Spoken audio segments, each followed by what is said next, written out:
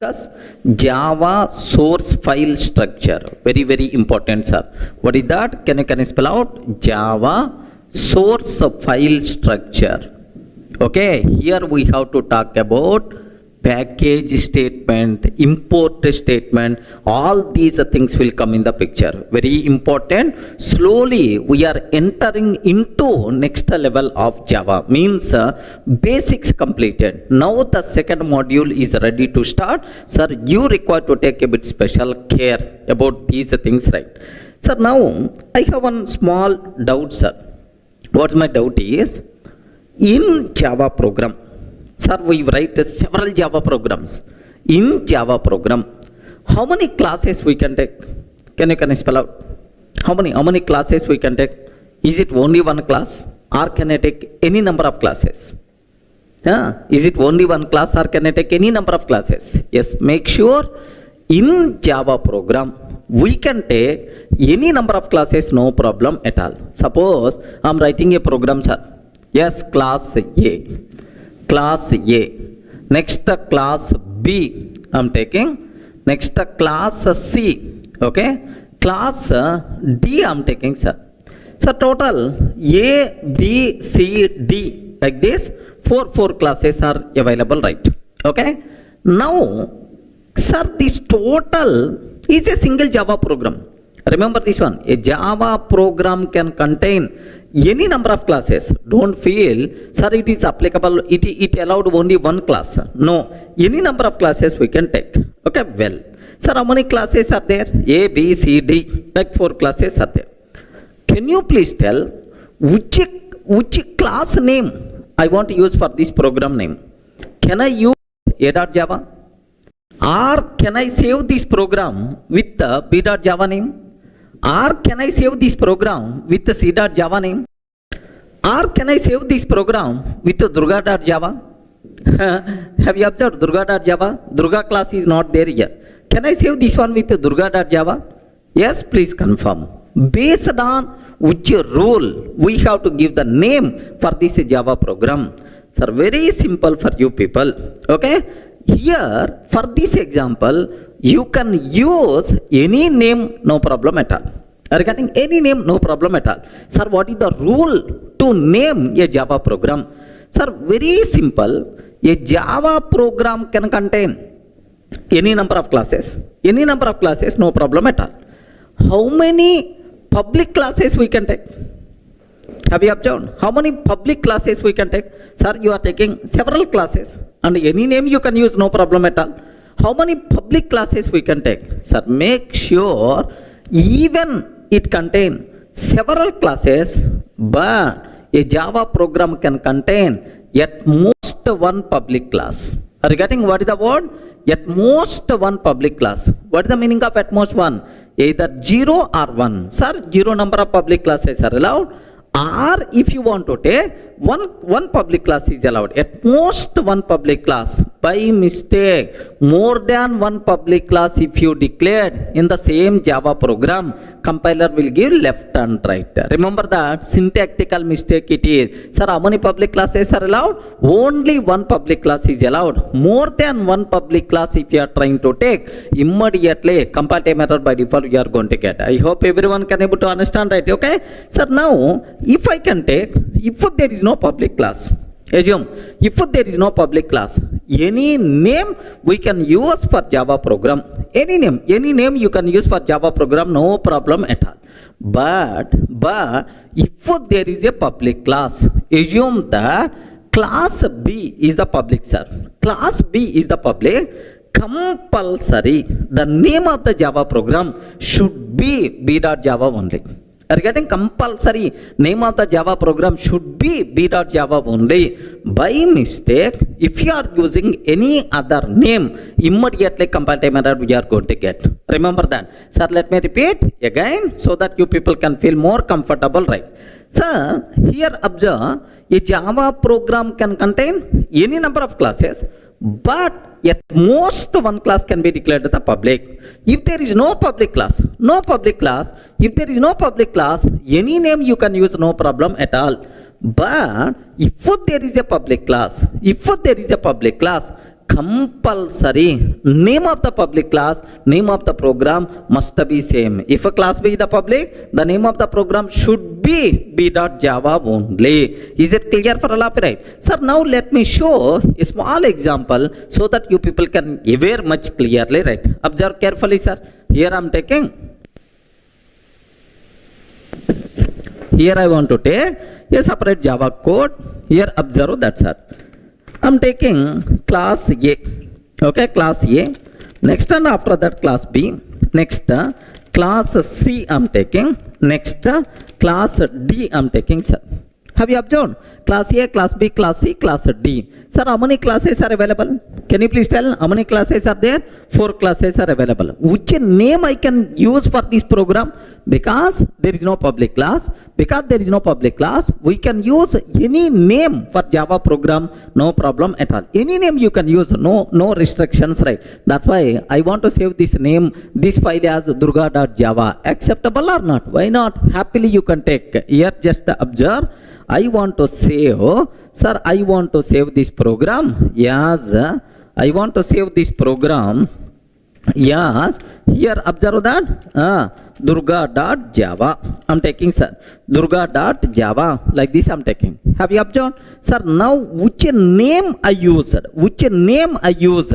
If you observed, at the bottom you can able to see durga.java. Are you getting? At the bottom you can able to see durga.java, right? Now let me compile this code, sir. Let me compile this code. Here D colon Durga classes. Here let me compile Java C. Java C. What is the name of the program? Durga.java. Perfectly it's going to work. No problem at all, sir. Yes, happily the code compiles fine. There is no syntactical mistake. That's why itself is acceptable, right? Suppose if I declare B as the public, I want to declare B class as the public. If I declare B as the public, what will happen, sir? Observe that. If I declare B as public, compulsory name of the program should be b.java only. By mistake, if you are using any other name, immediately error you are going to get. Have you observed, right? Class B is the public. Compulsory name should be b.java, but I used the name durga.java.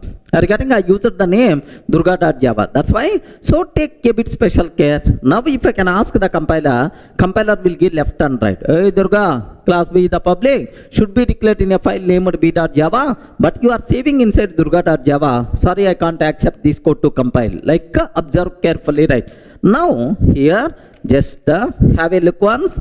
Now I am trying to compile Java C Durga.java. Immediately compatible error you are going to get. Have you observed? Class B is public, should be declared in a file named b.java. Class B is public, should be declared in a file named b.java. This is the compatible error you are going to get, sir. So to avoid this compatible error, I have to save this program as b.java. If I save this program as b.java, happily the code is going to compile. Have a look once. I'm trying to compile. I'm trying to save as b.java. I use which name, sir? b.java. Now I hope you can able to see. You can able to see what is the name I used? b.java. Are you getting? Now let me compile this code b.java. Let me compile this code b.java, Java C, b.java. Happily the code compiles fine. There is no problem at all. So the important conclusion is a Java program can contain any number of classes, but at most one class can be declared as public. So more than one public class is not allowed, because public means outside person can access. So that outside person, only one class should be exhibited. Remember this one. So a Java program can contain any number of classes, but at most one class can be declared as public. Remember, if there is a public class, the name of the public class, name of the program must be matched. If there is no public class, then we can use any name for Java program. No restrictions, right? Are you able to understand, right? Suppose if I can take two public classes, if I can take two public classes, immediately compiler will get left and right, because more than one public class in the same program not allowed. Correct, right? Sir, now B is already public. B is already public. C also I want to declare as the public, sir. Observe that. C also I want to declare as the public. Now, how many public classes are available? Please respond. How many public classes are there? Public class B, public class C. Okay. What is the name of the program we used? B.Java. B.Java. So, public class B, B.Java, no problem. But the problem is public class C. So, immediately error we are going to get about the C class. C is public, must be declared inside C.Java. But why you are taking inside B.Java? Like that compile time error we are going to get. Clear, right? Sir, let me compile. Let me compile. Here, have you observed? Have you observed? Immediately compile time error. Class C is public, should be declared in a file named C.Java. Class C is public, should be declared in a file named C.Java. This is the compile time error by default we are going to get. Everyone in the position to understand, right? So, a Java program can contain any number of classes. Any number of classes, but at most one class declared as the public. If there is a public class, name of the public class, name of the program must be matched. If there is no public class, you can use any name for Java program, no restrictions, right? Are you getting?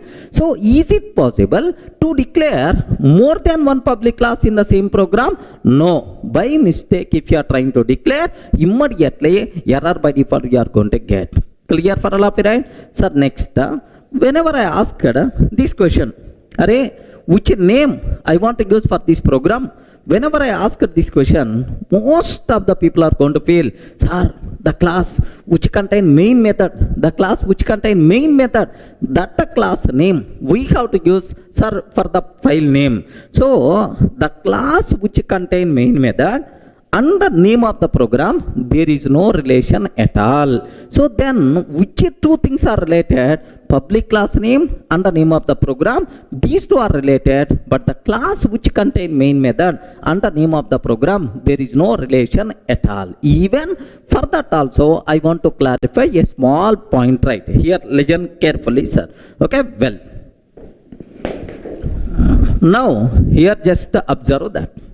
I want to take a small another program, just a matter of 5 minutes. Take very special care, sir. I have one program is there, class A. Are you getting? I have one program, class A. Public static void main method string array args. Now system.out.println A class main. This is which class, right? A class main method.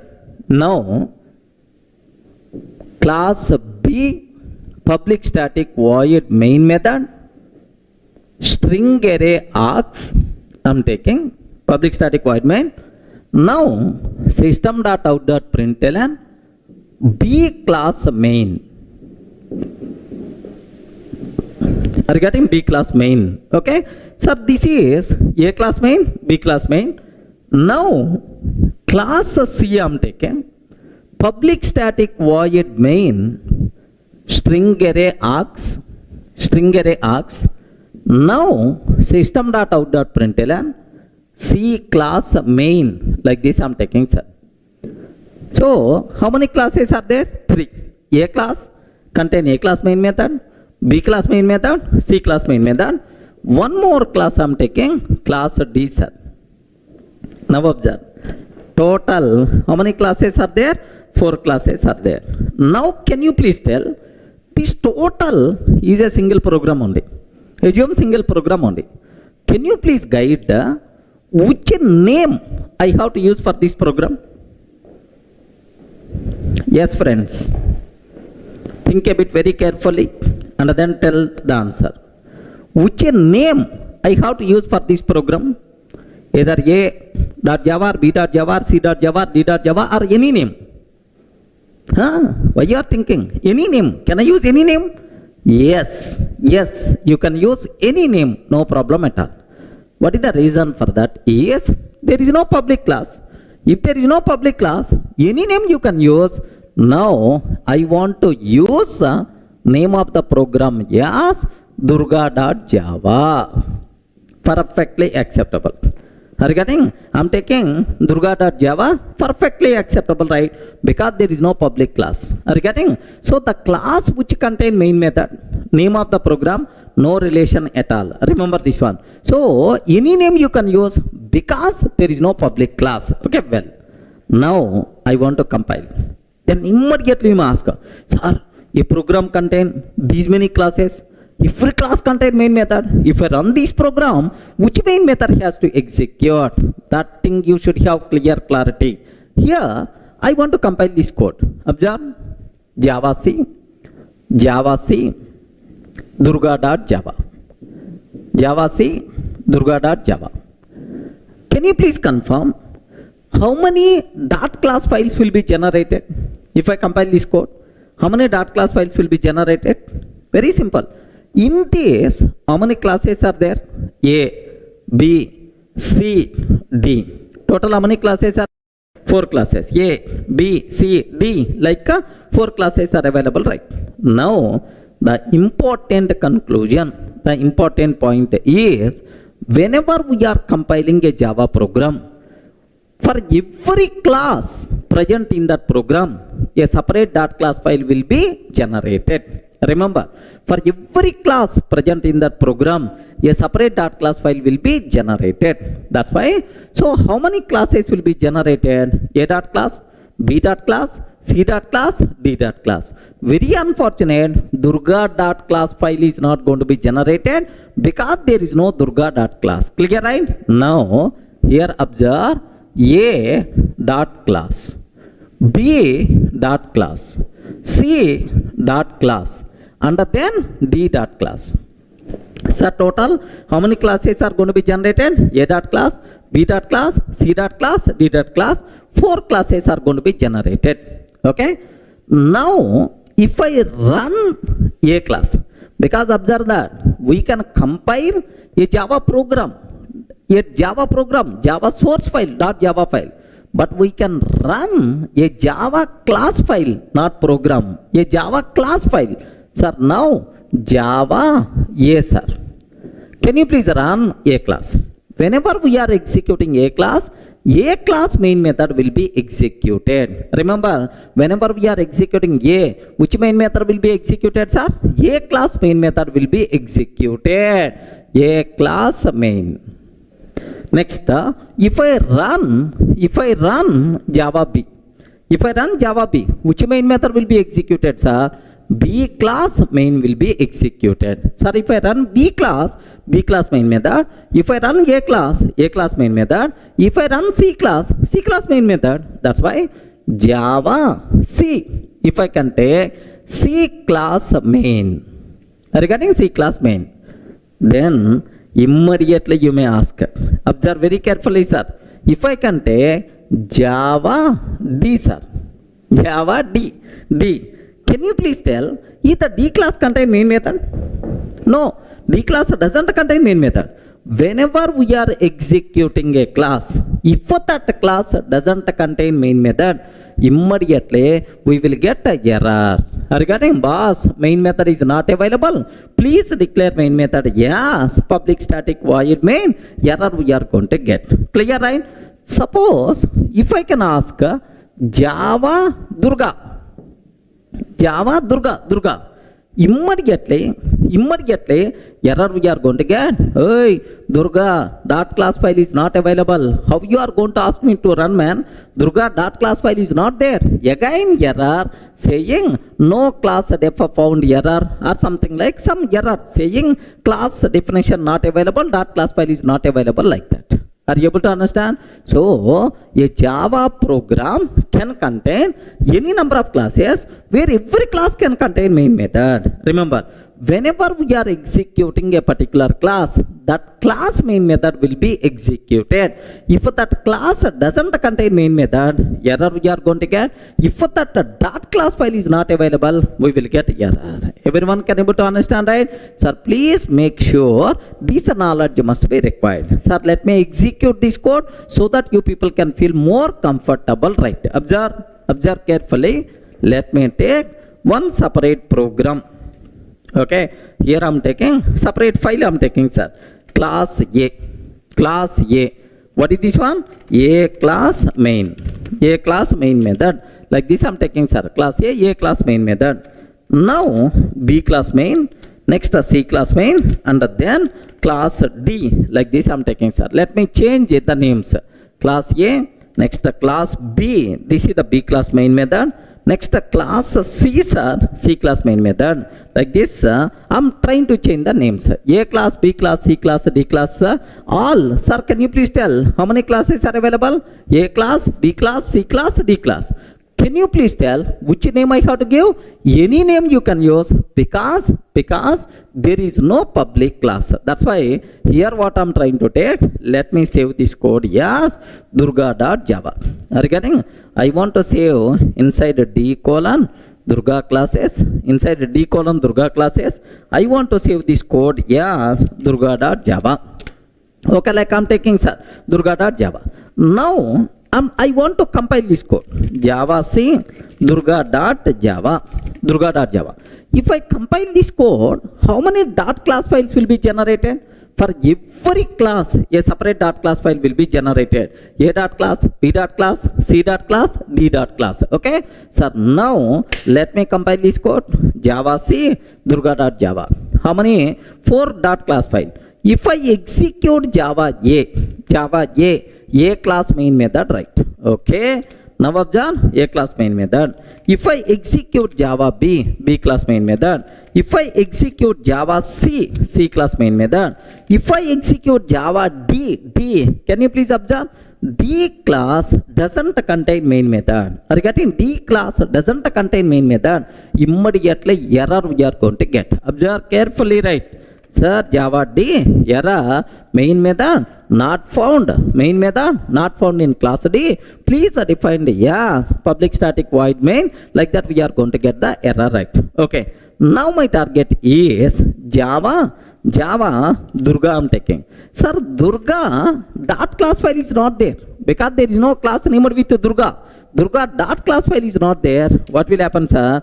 Error, could not find or load the main class of Durga. Are you getting? Here main method is not available, but here dot class file is not available. Like this it's going to tell. Okay? Please make sure you people should have clear clarity up to this. Sir, let me repeat, matter of 1 or 2 minutes. A Java program can contain any number of classes, but at most one class can be declared as public. If there is no public class, we can use any name for Java program. If there is a public class, compulsory name of the program and the name of the public class must be matched. Okay, next, sir, we can compile a Java program. Whenever we are compiling a Java program, for every class present in that program, a separate dot class file will be generated. Are you getting that? A separate dot class file will be generated. Suppose, sir, whenever we are executing a Java class, sir, we can compile a Java program .java file, but we can run a dot class file. Whenever we are executing any dot class file, the corresponding class main method will be executed. A class main, B class main, C class main, like that, right?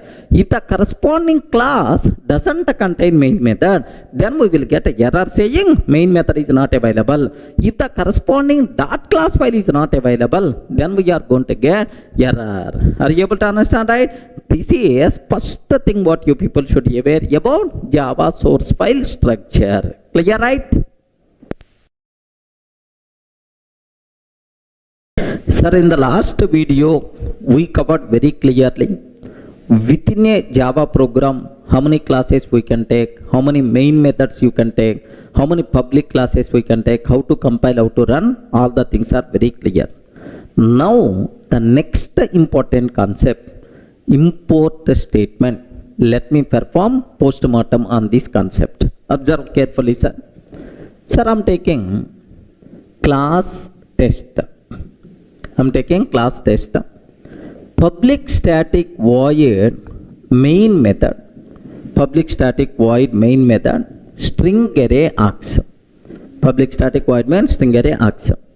Here, array list L is equal to new array list. Array list L is equal to new array list. Like this I'm taking, sir. Sir, if I'm trying to compile this code, if I'm trying to compile this code, sir, what I'm doing? I'm taking a class test. Within that main method, inside main method, I'm creating an object for array list class. Array list is a class which is present inside java.util package. Collections. Array list. I'm creating array list object. Now the point is, can you please confirm if I will compile this code, is it going to compile or not? Respond. If I'm trying to compile this code, if I'm trying to compile Java C tester.java, is the code will compile or not? Yes or no? Immediately, compiler will give left and right. Durga, you are using array list. You are using array list. Where this array list is available? Where this array list is available? Please let me know. Okay, then only I can compile. Are you getting? Then only I can compile. Please let me know. Array list L is equal to new array list. You are using array list. Where this array list is available? Please let me know. Then only I can compile. I can't recognize you are using array list where it's available. I don't know. I'm not finding. Like compiler is going to tell very clearly error, sir. Okay. Let me show up to this. Have a look once, sir. I'm taking a simple class test. Public static void main array list L is equal to new array list I'm taking, sir. Array list L is equal to new array list. Like this I'm taking. Now have a look once, sir. If I'm taking array list L is equal to new array list, let me compile this code. Java C tester.java. Java C tester.java. Immediately error. Cannot find symbol. Which is symbol? Array list. Are you getting? Durga, you are using some class named with array list. I'm unable to find this symbol class array list. Where it is available? Please let me know. Like that, compiler is going to tell that. Are you getting right? Now, how I can solve this problem? Yes, compiler is telling very frankly, Durga, I'm unable to identify array list class. Please let me know. Like, then two ways are available. What is the first way? Is, can you please confirm where is array list is available? Inside java.util package. If I use a fully qualified name instead of this line, instead of array list, java.util.array list. Java.util.array list L is equal to new java.util.array list.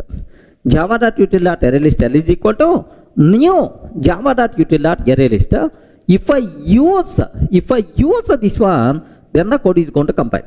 Now I'm conveyed to the compiler. Hey, I'm using array list from util package. Util package is available inside Java package. Like fully qualified name we are using, sir. Java.util.array list L is equal to like this. Now compiler is going to feel, oh, this person is using array list class from Java.util package. Like that, he is going to take happily the code is going to compile. Everyone can ever write? Sir, let me cross check here. Observe carefully. Here I'm taking, let's see this point well. Okay, instead of array list, java.util.array list is equal to new java.util.array list.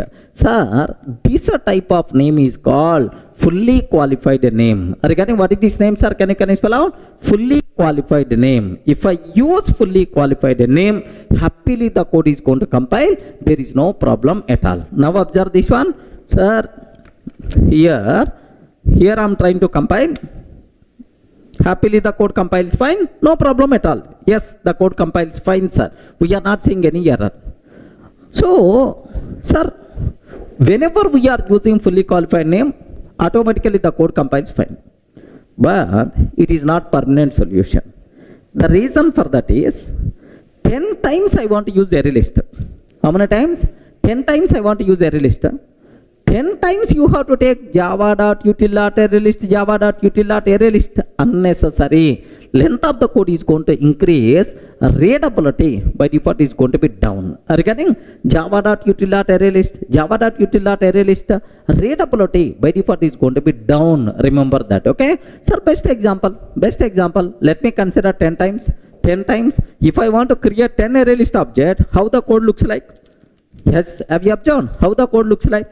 Java.util.array list, java.util.array list, something like it is the design kind of thing. Are you getting? Something like it the design kind of thing, which is never be recommended. Readability is going to be down, length of the code is going to be increases. Are you getting?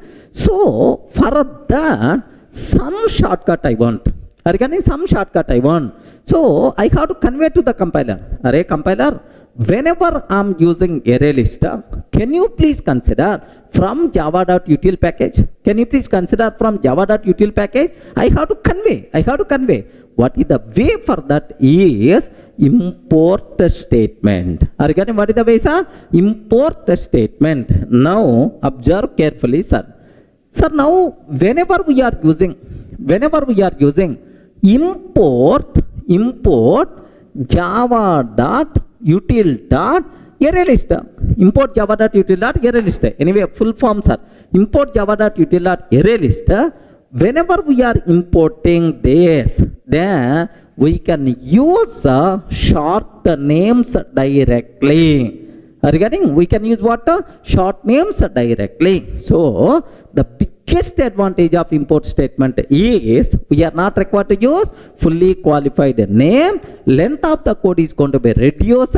Readability by default will be improved. Everyone can aware, sir. Length of the code will be reduced.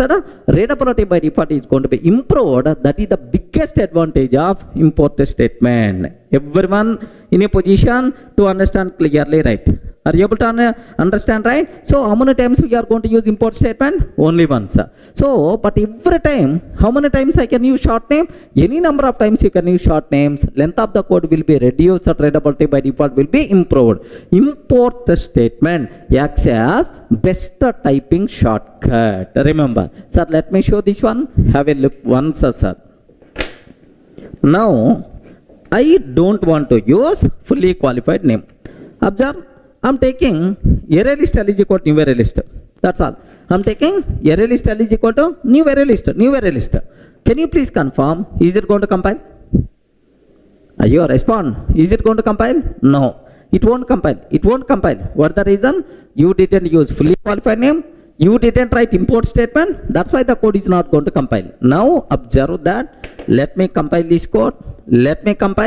Immediately error, cannot find symbol like this, right? Sir, we solved this problem by using fully qualified name. But now I don't want to use fully qualified name. Let me use import statement. Import java.util.array list. Import java.util.array list. Sir, whenever we are writing import statement, now you can use a short names directly. We are not required to use fully qualified name. Are you getting? Whenever we are using import statement, we can use a short names directly. We are not required to use fully qualified names. Clear for all of you, right? Okay, that's all. Sir, now observe very carefully about this one. Okay. Happily the code compiles fine. Yes, there is no problem at all. Happily the code runs up fine also. Itself is acceptable. Clear, right? So what is the need? What is the purpose of import statement? Clear?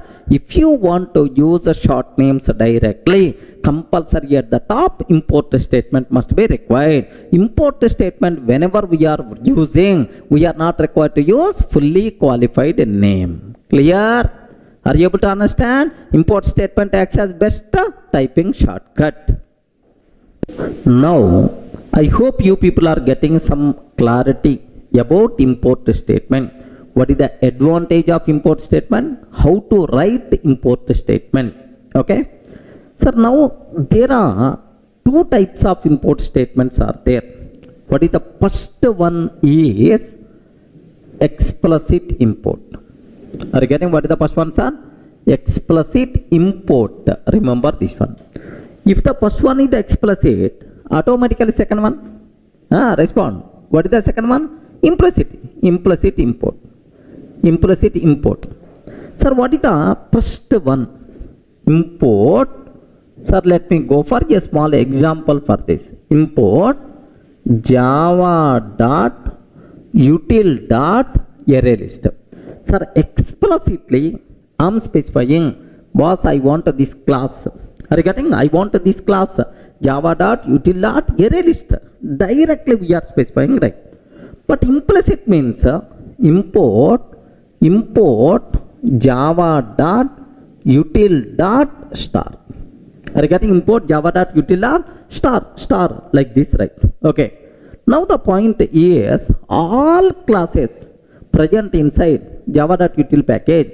Can you please make it available? Can you please make it available? Such type of import is called implicit import. Next, I want a particular A class only, array list class only. Such type of import is called explicit import. Are you getting? Now I have one bigger doubt, sir. Which import statement is recommended to use? Either explicit import or implicit import. Remember this one. Just for the sake of exam, for exam point of view, it's not required. For your day-to-day coding, compulsory you people should aware on good programming practice. Most of the people are going to feel, sir, if you are using one or two classes, better to go for explicit import. If you are using multiple classes, huge number of classes, better to go for implicit import. Some people are going to feel like this. No.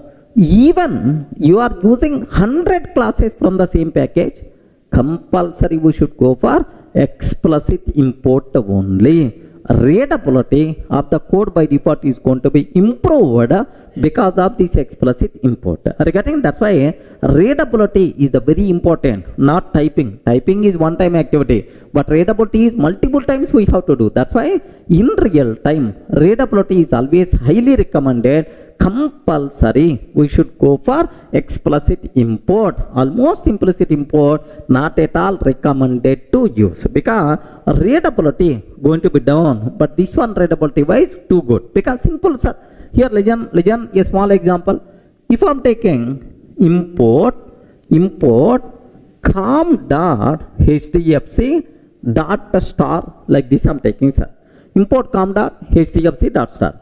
Is it implicit import or explicit import? Okay, implicit import. Next, import com dot ICICI bank dot star I am taking. Com dot ICICI bank dot star.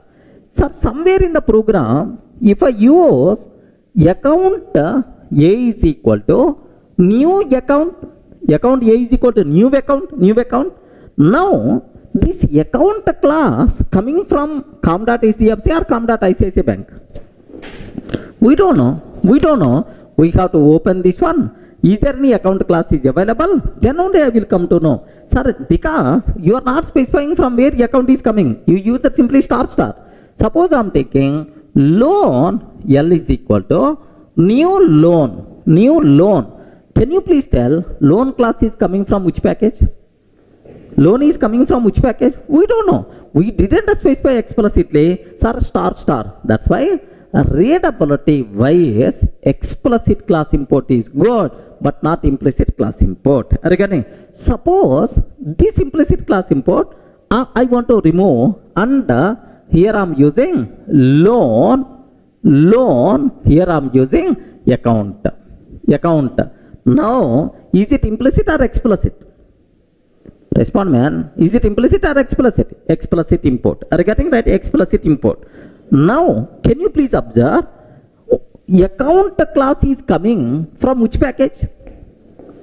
Account class is coming from which package? com.icici bank dot account. Oh, from com.icici bank account is coming. Next, loan class is coming from which package? com.hdfc. From that loan is coming. Readability is more if you are not using star. Are you getting? That's why in real time, compulsory we should go for explicit or implicit are highly recommended. We should go for explicit because it improves readability of the code. Sir, if you are working on IDEs like Eclipse, My Eclipse, like we have IntelliJ, like IDEs are available. In the IDEs, we are not required to write import statement. Automatically, sir, IDE itself is going to generate. Sir, in the world, every Java IDE is always going to generate explicit import only. If you want, you can cross check in the Eclipse. In the Eclipse, it's always going to generate explicit. No IDE is going to generate implicit class import because readability wise not good, implicit, highly recommended. We should go for what? Explicit class import. Is it clear for all of you, right? Sir, how many types of import statements are there? Two types, explicit class import, implicit class import. Which one is the recommended? Highly recommended. We should go for what? Explicit class import because it improves readability of the code. Clear? Sir, in the last video, we covered how many types of import statements are there. What is the need of import statement? Which import statement is recommended? Clear up to that. Now, for the exam's sake, there are two important conclusions are there. Let me talk about these things. Here, do you know, there are two packages we are not required to import. The classes and interfaces present inside two packages we are not required to import because these are things by default available in every program automatically. Sir, for these packages, we are not required to keep any import statement. What is the first one, sir? Java.lang package. Are you getting what is the first one? Java.lang package. Because Java.lang package classes are commonly required for every program. That's why. So we are not required to import classes present inside Java.lang package because by default these classes are available. Best examples are we are using string class. If I'm creating an object, string s is equal to new string of Durga, any import statement is required? No, import statement is not required. Import statement is not required. Remember that. So Java.lang. So all classes and the interfaces present inside Java.lang package, happily we can access without writing any import statement because by default these are available for every Java program. Sir, second one, default package. Default package. Which is the default package, right? Current working directory. Again, which is the default package, right? Current working directory. Remember this one. So, if any class present inside current working directory or in the current package, we are not required to import. Are you getting? If you want to use from outside package, compulsory import statement must be required. If we are using the classes present in the same directory or same package, import statement is not required. Sir, if you are using from outside package, import statement is required. Remember that. So, these two packages, import is not required. Are you able to understand, right? Let me show a small example for this. Here, observe, I am taking a class test. Have a look once, sir. I am taking class test. No import statement. No import statement. I am not taking any import statement, right? Now, string s is equal to new string of Durga. String s is equal to new string of Durga. Thread t is equal to new thread. Thread t is equal to new thread. Next, exception e is equal to new exception. Next, string buffer sb is equal to new string buffer. Like this I'm taking, sir. Have you observed? These many classes I'm using. One is string object I'm creating. Second one is thread object I'm creating. Exception object I'm creating. String buffer object I'm creating. But I didn't write any import statement. Are you able to understand? Sir, can you please tell either code is going to compile or not? Ray, respond, man. Either code is going to compile or not? Yes. Perfectly the code is going to compile. No problem at all. What is the reason? What is the reason for that is, yes, can you spell out what the reason? Because all these classes present inside java.lang package. Because the class is present inside java.lang package, we are not required to keep any import statement. Automatically available for every Java program. Clear, right? Have a look once, sir. Observe carefully. Here, have a look once. The code compiles fine. The code runs fine. No problem. Happily the code compiles and runs fine. So the class is present inside. The class is present inside java.lang package. We are not required to import because all classes and interfaces present inside java.lang package by default available for our program. One important conclusion. Second one, sir. Assume I took a test class. I am taking test class inside D:Durga classes folder. Do you know inside D:Durga classes I took a test class, test.java file, of course a test class, right? If any other class present inside same folder means current working directory. If any other class present inside same folder, to access this class, import statement is not required. I told, right? All classes present inside current working directory automatically by default available for our program. We are not required to import. Sir, let me test this condition also. Observe carefully. Here, I am taking another program. I want to take another program. Sir, here class student, like this I am taking, sir. Class student like this I am taking, and one method also, public static void m1 method I am taking, sir. Here student class static method like this, just student class static method like this I am taking, sir. Student class static method like I am taking. Sir, where have you observed, right? It is the class student. It is the class student. Student class contains static method m1. Where I want to save this program is where test.java is available in the same location, D:Durga classes. Let me save this code. Here. Let me save. Can you please observe my location, sir? Inside same location, D:Durga classes. Here I am taking student.java I am taking, sir. Inside D:Durga classes, student.java, I am taking like this. Now, sir, where test.java is available? In the same location only. Have you observed? Test.java is available in the same location only. Now, inside test.java, let me create student object. Student s is equal to new student. Next, yes dot m1 static method you can call by using object reference also, no problem at all, or otherwise class name like this, right? Now I have one bigger doubt. I am creating student object, I am calling student class m1. Can you please tell any import statement is required? Please respond. Any import statement is required? No, import statement is not required because student class is available in the same location where test class is available. That's why all classes present inside current working directory by default available to our program. We are not required to keep any import statement. Clear, right? Observe carefully. Here, what I am trying to take. Let me compile this code, sir. Happily the code compiles fine. Here, 1 minute. The problem here is, have you observed? It is not import. Variable s is already defined in. So s is already I used here, but I am using second time. Let me take s1. Now, happily the code compiles fine. No problem at all.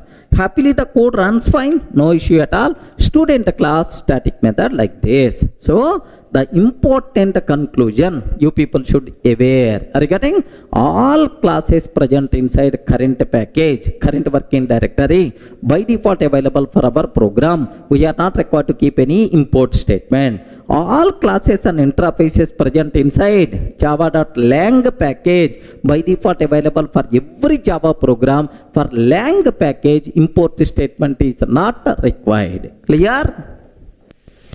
Sir, the next important conclusion related to import statement, a bit dangerous point, very important for the exam sake. Take special care. Sir, I have pattern class is available. This pattern class present inside java dot util dot regex package. Are you getting? What is the package? Java dot util dot regex. In that pattern class is available. Observe that. So regex is the sub package present inside util. Util is the sub package present inside Java. This regex came in the 1.4 version of Java, sir. Remember. Now my important conclusion is I want to use this pattern class in our program. But how to use that while discussing regular expressions you may learn, but currently not required. How to use? Just observe. I'm taking class test. Public static void main method, string array args. Public static void means string array args. Let me create pattern object. Pattern p is equal to pattern dot compile of ab. Pattern dot compile of ab. Like this I'm taking, sir. So what is the meaning of this line? Don't worry, it is not in our context. Just I'm creating pattern object. That's all you should aware. To use a pattern class in our program, I'm using pattern class in our program. Which import statement is required? Regarding to compile this code, which import statement is required? Option 1. Where this pattern is available? Please respond. Where this pattern is available? Java, util, regex. In that it is available, right? Now, here I am taking import java dot star. Import java dot star. Second option, import java dot util dot star. Import java dot util dot star. Third option, import java dot util dot regex dot star. Sir, like these are the three import statements are there. Obviously, which import statement we have to take to compile this program successfully? Very important point. Please make sure. Anyone, can you please guess? Yes, friends. Anyone, can you please guess? Remember that very important conclusion. You people should have clear clarity. What is the point is, whenever we are importing a package, sir, import java.star. Whenever we are importing a package, all classes and interfaces present in that package by default available, but not the sub package classes. Are you getting? All classes and interfaces present inside Java by default available, but not util, but not regex. Remember. So very important point related to import statement. Whenever we are importing a package, all classes and interfaces present in that package by default available, but not the sub package classes. Okay?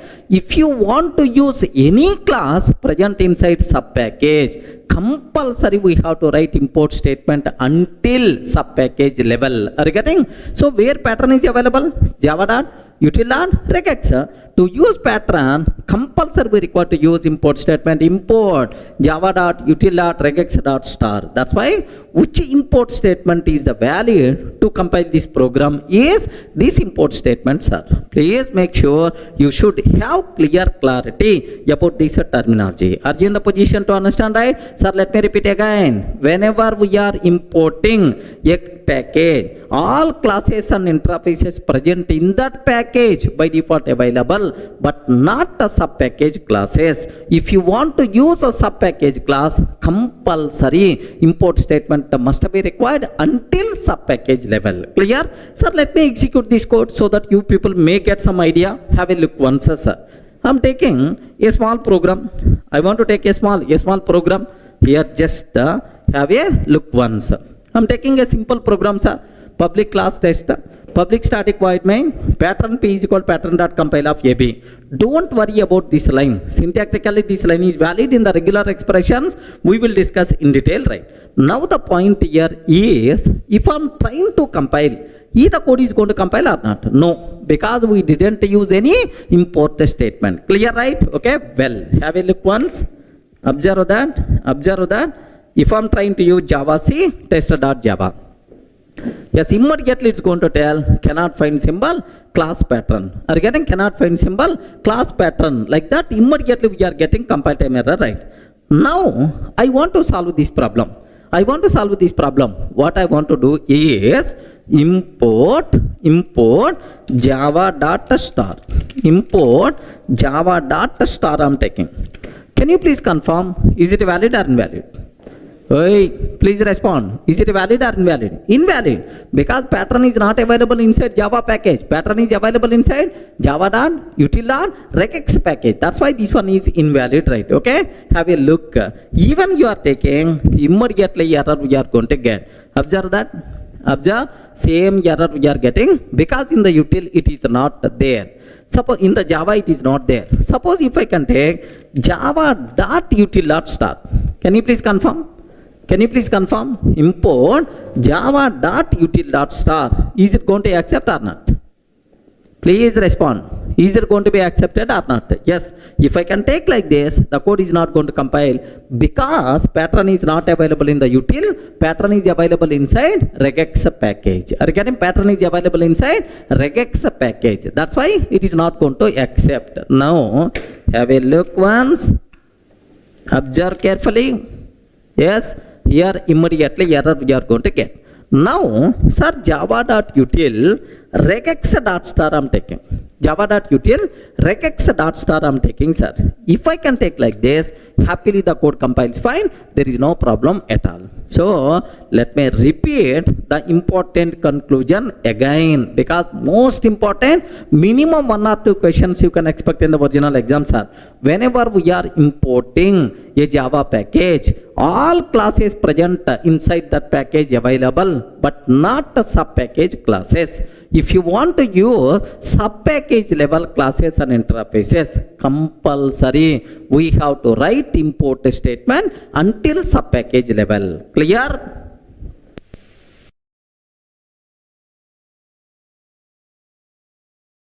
In the last videos we covered what is import, what is the purpose of import, what are various important points related to exam. But do you know, related to import, there is a big story is there, but I'm not covering all those things at the part of this course, because this course purely meant for exam specific. So for the exam, whatever points are required, just only those things I'm discussing. The people who are very much interested, just to go through the material. In the material I added all those things. Don't worry, sir.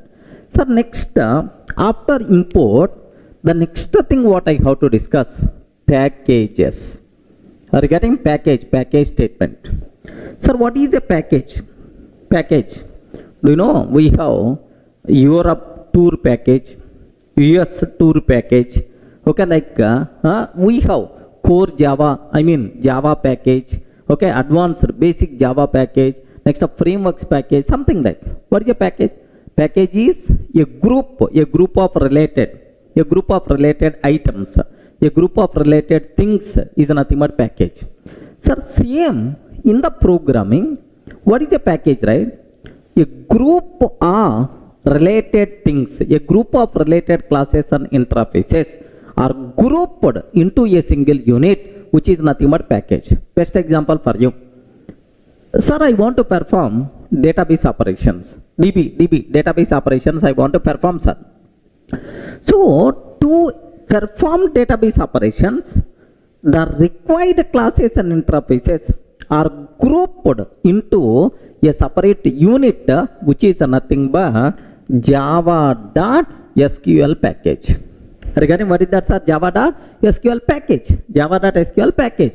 So package is an encapsulation mechanism to group related classes and interfaces into a single unit. Regarding it is an encapsulation mechanism to to group related classes and interfaces into a single unit. Java.sql package contain all classes and interfaces which are meant for database operations. Clear, right? Similarly, suppose, sir, I want to perform IO operations. Sir, I want to write some data to the file. I want to read some data from the file. IO, input, output operations I want to perform. If you want to perform IO operations, all required classes and interfaces are grouped into a separate package, which is nothing but java.io package. Are you getting java.io package? So, what is package? Package is a grouping mechanism, encapsulation mechanism to group related classes and interfaces into a single unit, which is nothing but package. Everyone in the position to understand what the package, right? Now, the next important terminology, what you people should aware, sir. Okay? Sir, how to write package statement? How to compile? How to run? Sir, before that, what are various advantages there because of package statement? There are multiple advantages are there, sir. Do you know? In Java, there are two date classes are available, sir. Two date classes are available in Java. One is inside the SQL package, inside the util package. Regarding inside SQL package, inside util package. Now, how many date classes are there inside Java? Two date classes. One is date present inside SQL, another date present inside util. Sir, how two date classes are present? Yes, what is the possibility? Because of package statement only. So, by using package, I can able to differentiate java.util.date, java.sql.date. I can able to differentiate. So, if a package statement is not there, then it is impossible to have two date classes. That's why the biggest advantage of package statement is naming conflicts we can able to resolve. Naming conflicts we can able to resolve, sir. Uniqueness, unique identification will be there for our components. Next, sir, related things we can group. Suppose best example, database relation. All the database operation required classes and interfaces present inside SQL. All classes and interfaces related to IO present inside IO package. Like, sir, it is a grouping related things into a single group. Modularity of the application is going to be improved, sir. Modularity of the application by default is going to be improved. Maintainability of the application will be improved. Are you getting? Maintainability of the application will be improved, sir. Even sometime we can get security also. We can get security also because of package statement. How, sir? Very simple. Suppose assume it is the pack 1. Assume it is the pack 1, sir. Pack 1. Now I have class test is there. Class test is there, sir. Sir, this class test is not public. Assume it's not public. If it is not public, outside person can't access. So default means within the package only. So this package acts as a wall so that outside person can't access our components. Are getting? Package itself is going to provide security also for our components. Everyone can aware? Sir, there are lot of advantages are there because of package statement. Sir, compulsory recommended to use packages in the real time.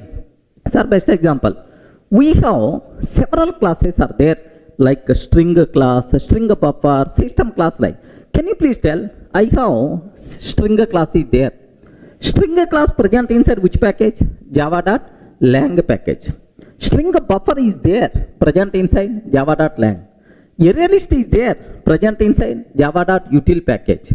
File reader is there present in Java.io package.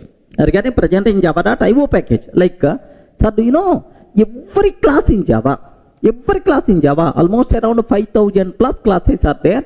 All those things part of some package, man. Okay, it is a mandatory. It's a part of some package. That's why while defining our classes also, highly recommended to make yata part of package. If you are not writing package statement, clear indication that this person is not coming from the real time, he is coming from, he is just a learner, like so the person who is seeing your code definitely is going to feel that. So in real time, every class, every interface should be part of some package. Remember, package statement is good programming practice, compulsory we require to use. Almost it is mandatory, but not really mandatory, but highly recommended to use package statement. Clear, right? So what is package? What are various advantages are there? Can you please tell what is the package? Arey, respond man. What is the package?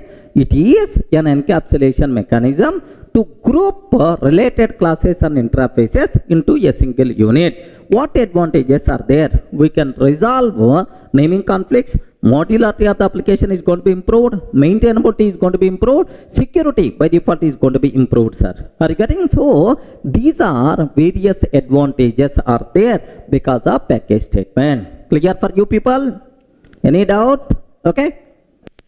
Sir, now I hope you people got what is package, what advantages, right? Now, how to write package statement, how to compile, how to run. Just observe carefully, sir. Here I am taking package. Sir, we can write package statement by using package keyword. Regarding package is a keyword in Java. Package, sir, com dot durgasoft dot OCJA. Like this I am taking. Com dot durgasoft dot OCJA. Sir, there is a universally accepted naming convention for the packages. There is universally accepted naming convention for the packages, right? Use client internet domain name in reverse. Regarding suppose I am working for ICICI Bank. What is their website? com.icicibank.com. Okay. While naming the package com.icicibank. Bank. Regarding this is universally accepted naming convention. Why internet domain name they are using? Because it is the unique in the nature. Regarding what is the purpose of package? For unique identification for our components, right? So, which is the unique in the universe? Internet domain name is the unique in the universe. Then, use the internet domain name to name the packages. Then, obviously, uniqueness by default we are going to get. That's why, so what is universally accepted naming convention for the packages is use the internet domain name in reverse. Okay, well, this is the reason. Now, I am taking public class test. Now, public static void main method string array args. Public static void main string array args. Here, system.out.println package demo. Like this I am taking, sir. System.out.println package demo. Like this I am taking. That's all. This is about, sir, how to write package statement in our program. Now, how to compile? Usually, if you want to compile, Java C test.java. But now package statement is there. How to compile this one, sir? Take very, very special care. If you want to compile, sir, Java C test.java. Okay. Is it going to compile or not? Array, respond. Is it going to compile or not? Because package statement I used. Now I am trying to compile Java C test.java. Is it going to compile or not? Okay. 100% pakka. The code is going to compile. Generated .class file will be placed in the current working directory. Are you getting? Test.class file will be generated. Where it will be placed, sir? Inside current working directory. Remember that. But now my requirement is, array, tester.class file should be part of this package. If you are going to place in the current working directory, meaningless. Regarding that's why, so should be part of com.durgasoft.ocja. I want. Then what we have to take? Java C -D. What is the meaning of -D, sir? Destination to place generated .class files. Boss, I am talking about destination to place generated .class files. dot hyphen d dot test dot java. Are you getting? Hyphen d dot test dot java. This dot means which one? Can you please confirm? Dot means which one? Current working directory. Are you getting? Current working directory. So what is the difference between this line and this line, sir? What is the difference is hyphen d dot text I am taking in the current working directory. Can you please observe what is our package statement? Have a look once. com.durgasoft.ocja. In the current working directory, com within that Durgasoft, within that Durgasoft, within that ocja, in that test.class file will be placed, sir. Are you getting? In that test.class file will be placed. Sir, now test.class file is the part of our package. Are you getting? com.durgasoft.ocja, in that test.class file is there. Remember that. So if I'm not using hyphen d dot option, where it will be placed, sir? Where it will be placed in the current working directory. Whenever we are using package statement, don't compile like this. Compulsory we require to compile hyphen d dot test dot java like this. Happily the code is going to compile. This is the way, sir. Now here I have one small doubt. What the doubt is? Dot means current working directory. Com Durgasoft ocja. If these folders are not already there, sir, com folder is not there, or com folder is there but Durgasoft is not there, or Durgasoft is there, ocja is not there. If these locations are not, folders are not already available, what will happen, sir? So this Java C command itself is going to create this folder structure. So whether the required package structure, package folders available or not, we are not required to check, because if these are not available, automatically this command itself is going to create that, no problem at all. Everyone can able to understand? Next, that is one point, sir. Second point, instead of dot, can I take any other location? Yes, why not? Ecolon you can take, ecolon you can take, any valid directory name you can take. Now instead of current working directory, inside E folder, E colon, com will be created, Durgasoft will be there, ocja will be created, in the tester.class file by default will be placed. So any valid destination you can able to specify, acceptable, no problem at all.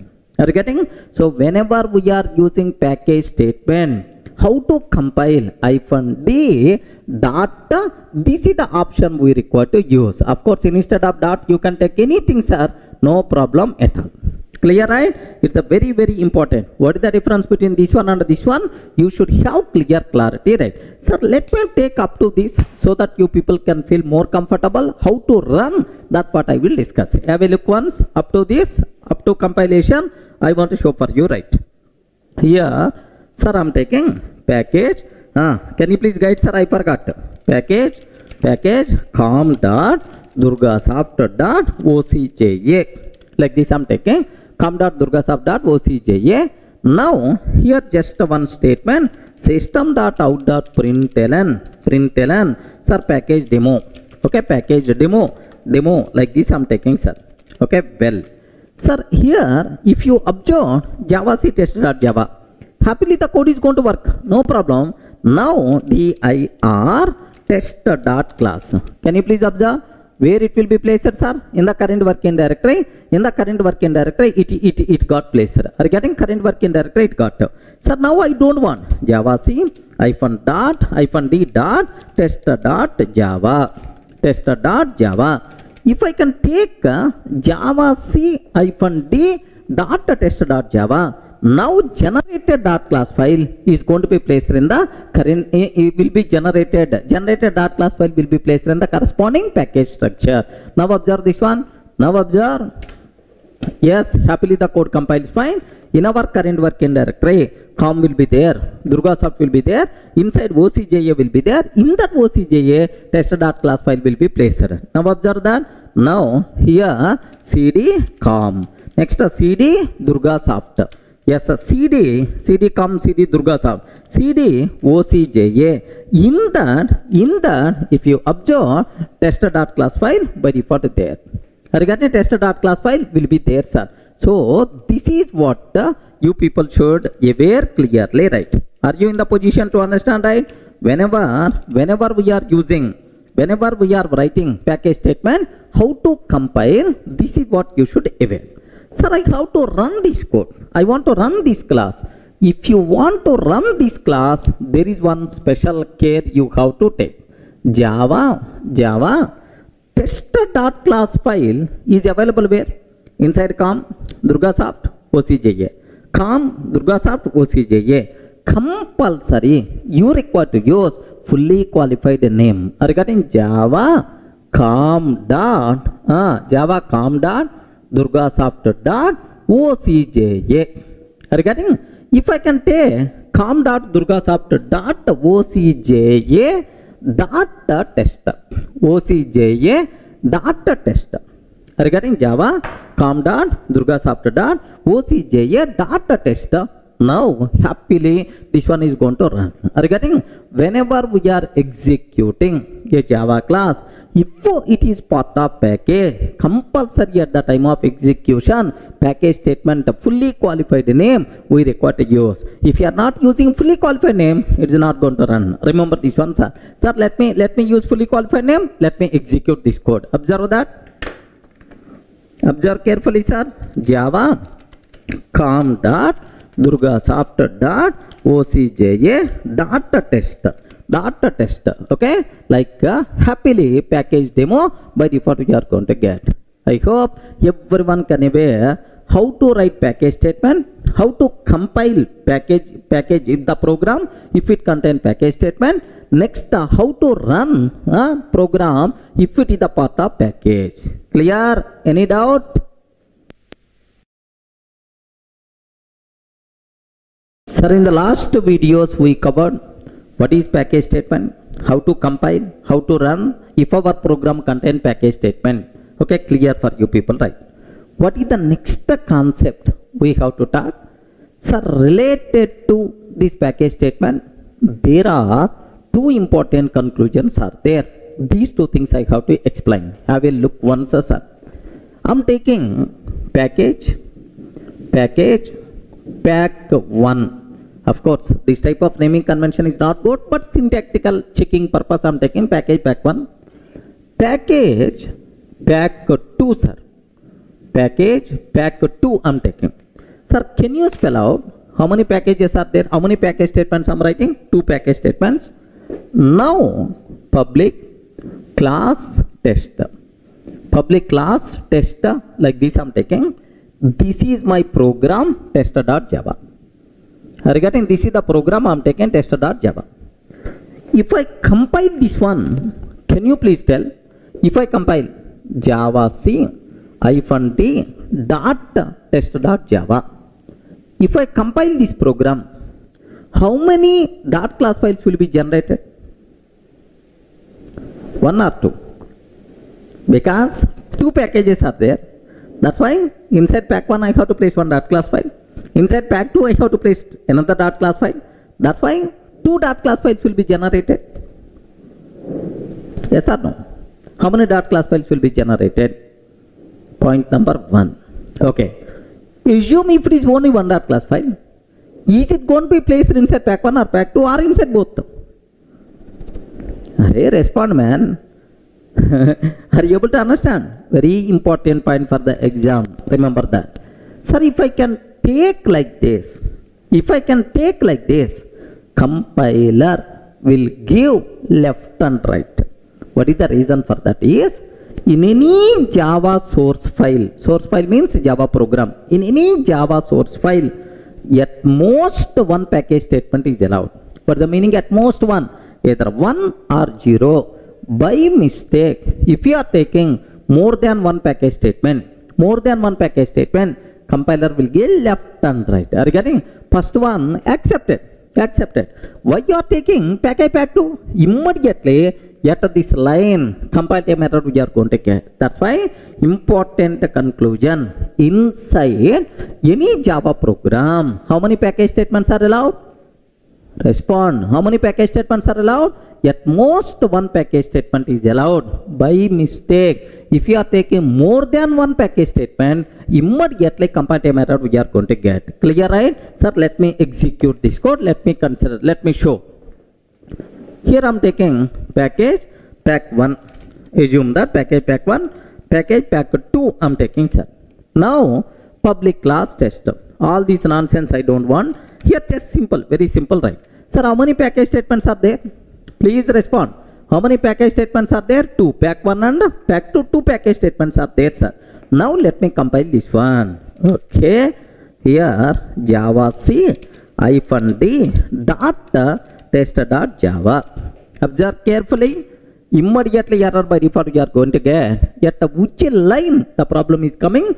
Package pack 2. Class interface are enum expected, but not this package statement. Are you getting? But not this package statement. Like this compatible error we are going to get. So the important conclusion what you people should aware, in any Java source file, at most one package statement is allowed. Clear for all of you, right?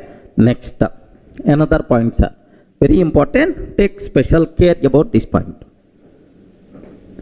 Here, this is the first conclusion. Second conclusion I am ready to talk. Very important. Listen. Sir, I am taking import java dot util dot star. Import java dot util dot star. Next, package pack 1. I am taking package pack 1 and public class test. Public class test. Like this I am taking, sir. Package pack 1 public class test. If I can take like this, can you please tell either code is going to compile or not? Respond. Very important for the exam sake this point. Please make sure. Is it going to compile or not? Okay? No chance at all. No chance at all. The reason for that is, in any Java program, the first non-comment statement should be package statement. Are you getting? But not import. So, already you took import. After import, package is not allowed. First package, after that you can take import statement. The first non-comment statement should be package statement. That is, if you want to take package, compulsory first package, after that import, after that classes, any number you can take. So order is very important. First what we have to take? Package. After that import, sir, by mistake, after import package, immediately error we are going to get. Very important for the exam sake. Remember that. This point especially. Sir, after package, after import, you should not take package statement. Package statement must be first statement. Comments anywhere you can take. Other than comment, package statement must be first statement in our program. Clear for all of you, right? Now let me execute this code, sir. Here I'm taking import java dot util dot array list. Import java dot util dot array list like this. So first import statement, after that package statement, and then I'm trying to take a class. Now invalid immediately error by default we are going to get. Have you observed, right? Same error we are getting. Sir, here package statement is not allowed. Instead of package, class or interface are enum expected. Like that, right? Clear, friends? So these two are very important statements related to the package statement. Clear for all of you? So what are the first points, sir? So how many package statements are allowed? Only one. At most one package statement. More than one package statement is not allowed. Next, the compulsory package statement should be first statement only. After that you have to take important classes, right? Now let me give the finishing touch for this point, sir. Observe carefully. First we have to take package statement. Sir, after package statement, we can take import statements, import statements, and then we can take either class or interface or enum declarations we can take. Okay, now this is, sir, first what? Package statement. Second one, import statement. Third one, either class or interface or enum. Okay, like you can able to take. Sir, please make sure this order is very, very important. Order is important. Order is important, remember. So first compulsory package, and then import, and then class or interface or enum. Next, how many package statements you can take? Hey, respond, man. How many package statements you can take? At most one, either one or zero. So how many? At most one. At most one. How many import statements you can take? How many import statements you can take? Any number. Any number. Any number acceptable. Either 0, 1 import, 2 import, 3 import, 10 import statements acceptable, right? Sir, how many class or interface or enum declarations are allowed? Any number, no problem at all. Any number. So restriction is applicable only for package statement. More than one package statement is not allowed. Second restriction, order is important. That's all. These are various important loopholes you people should be aware about the Java source file structure. If you feel comfortable, then some possible bits, some practice bits we are going to discuss. Clear up to this?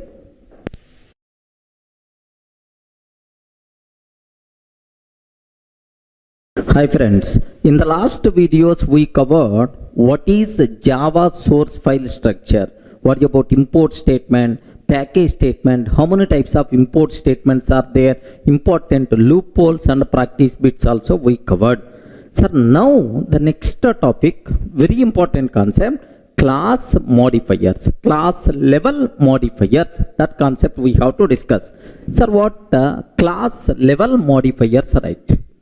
Very important concept, class level modifiers concept. Just observe that. Sir, whenever we are writing a class, sir, I am writing a class test. Now observe, I am writing a class test. Whenever we are writing a class test, we have to specify some information about our class to the JVM. Regarding, we have to specify some information about our class to the JVM, like whether this class can be accessible from anywhere or not. Regarding whether this class can be accessible from anywhere or not, whether child class creation possible or not, whether object creation possible or not, like we have to specify some information about our class to the JVM. How you can specify this information about our class is by using corresponding modifiers. Regarding modifiers describe the behavior of the class. Regarding modifiers describe what? The behavior of the class. Suppose this class accessible from anywhere or not. This class is accessible from anywhere or not. How you can specify, sir? By using public. Okay, remember, if the class is public, then you can sir, access this class from anywhere within the package, outside package, no restrictions at all. So how you can specify is by using public. Sir, if the class is not public, default means where you can able to access, where we can able to access only within the package. Regarding default means if it is not public, default means where we can access only within the package only. Remember, similarly, sir, whether for this class object creation is possible or not, for this class object creation is possible or not, how you can specify? By declaring abstract, sir. If the class is abstract, then object creation is not possible. If the class is not abstract, happily you are allowed to create object. So how the JVM can decide whether object creation is possible or not? Sir, simply based on abstract modifier. If the class is abstract, object creation is not possible. Instantiation, object creation is also known as what? Instantiation. Instantiation is not possible. If the class is not abstract, happily instantiation is possible. JVM will consider this behavior based on this abstract. Next, whether child class creation is possible or not? In the OOPS concept I will discuss in detail, don't worry.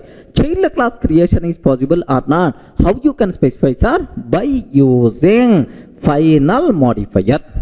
If the class is final, then child class creation not possible.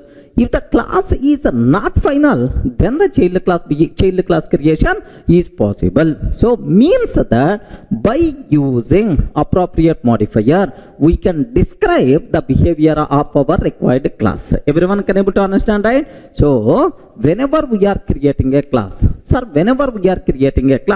we have to specify information about our class to the JVM. How you can specify this information about our class to the JVM, sir? By using corresponding modifiers. Clear for all, right? So JVM, based on these modifiers, JVM is going to use these modifiers while using this class, while accessing this class. Clear, right? Okay, that's all. Now the next point is which modifiers applicable for these top level classes. Are you getting? Can you spell out what are various allowed modifiers for the top level classes? Very important, man. Which modifiers are applicable for top level classes? Please make sure. Okay, but for our OCJA exam, we are not required to be aware all the modifiers. Just the basic idea about the minimum modifiers itself is enough. The people who require complete information just to go through the material, right? So which modifiers applicable for top level classes? Just aware. Happily we can declare top level class as public. Sir, we can declare top level class as default. Default means if we are not taking anything, it is the default. Public default. Sir, we can declare top level class as abstract. Next, we can declare top level class as final. We can declare top level class as strict FP. Remember, strict FP behavior, we are not required to worry. Sir, it's not required at all. Okay, sir, please make sure just a strict floating point. Okay, not in our exam scope, just aware. So the only applicable modifiers for top level classes are public, default, abstract, final, strict FP. Remember this one. So if it is inner class, sir, sometimes maybe we can take a class inside another class. A class inside another class, right? If it is inner class, the extra modifiers allowed are private is allowed, protected is allowed, private is allowed, protected is allowed, static is also allowed. Are you getting? So for top level classes, how many modifiers are applicable, sir? These 5 modifiers are applicable. But for inner classes, how many modifiers are applicable, sir? 8 modifiers applicable. Remember, these modifiers applicable only for inner classes but not for top level classes. Is it clear for all of you, right? But for the exam sake, especially one modifier which is going to play very, very important role. What is that modifier? Is abstract. Okay, here we have to perform post-mortem about abstract class, because compulsory at least 1 or 2 questions you can expect from this area. This area for the exam sake very, very important. Is it clear for all of you, right? Sir, which modifiers are applicable for top level classes? Respond. Which modifiers are applicable for top level classes? 5 modifiers are applicable. Public, default, abstract, final, strict FP. These 5 modifiers are applicable, right? Next, which modifiers are applicable for inner classes? Inner classes, these 5 plus 3 modifiers are applicable. But among these, for the exam sake, which one is the very, very important, sir? Abstract modifier is the very, very important concept. You people should aware complete behavior of abstract class, abstract method, like that, right? Sir, now anyway, let me explain very briefly about public, default, and then we will perform postmortem on abstract. Can you please tell, if a class is public, what is the meaning of that? Okay, respond. Public transport, public toilet. Are you getting? Public toilet, public transport. What it means? any person, public telephone, any person is allowed to use. Are you getting? Any person is allowed to access. Okay, like, so if the class is declared as the public, sir, I have package, pack1 is there. Assume that, sir. Package, pack1 is there. Now, I have public class A is there, sir. Public class A is there. Sir, if the class declared as public, we can access this class from anywhere, either within the package or outside package. Anywhere you can access, no restrictions at all. Now I am taking here, just observe, package, pack2, sir. Package, pack2. Now, sir, public class B. I am taking public class B. Public static void main method I am taking. Main method I am taking string array args. Now A is equal to new A I am taking, sir. A is equal to new A. Next, sir, if you want to access a class from outside package, import statement must be required. Import pack1 dot A. Now, can you please tell, is it valid or not? Perfectly valid. The reason is, class is what? Public. If a class declared the public, you can access that class from anywhere, no restrictions at all. Are you getting? Within the same package or outside package, anywhere you can access, no problem at all, right? Clear for all of you, right? Sir, if the class is not public, what will happen? That behavior we are going to discuss. Sir, now let me go for a small example. Let me execute this code. Observe carefully, sir. Here I am taking just a small, here I'm trying to take package pack1, public class A, sir. Public class A I'm taking. Sir, let me save this code. Let me save this code as a.java. Here D:(Durga classes. Inside D:(Durga classes, just I'm taking a.java. Sir, that's all. This is about my A class, which is the public, present inside pack1. Now let me take sir, class B, sir. Class B, sir, here it is the package pack2. Observe that package pack2, complete different package. Import pack1 dot A. Now I'm trying to create A is equal to new A, sir. Regarding A is equal to new A I'm taking, sir. And sir, this class B, let me save this code as, here just observe that. Let me take this code as b.java. Okay, b.java, like. Can you please confirm? Is it valid or not? Please respond. Is it valid or not? Yes, what is the problem? This A present inside pack1 is the public. Happily we are allowed to access from anywhere. No restrictions right now. Let me compile a.java and b.java. Here, let me go to D:(Durga classes Java C-D dot A.java. Are you getting? Java C-D dot A.java. Immediately compatible. Of course, happily the code compiles fine, sir. Sir, Java C-D dot B.java I'm taking. If I can take B.java, happily the code is going to compile, no problem at all. So, it's a very clear for you people. Sir, if the class declared the public, then you can access that class from anywhere within the same package or outside the package, no restrictions at all. Clear, right? Now, I have one small doubt, sir. My doubt is, if this class is not public,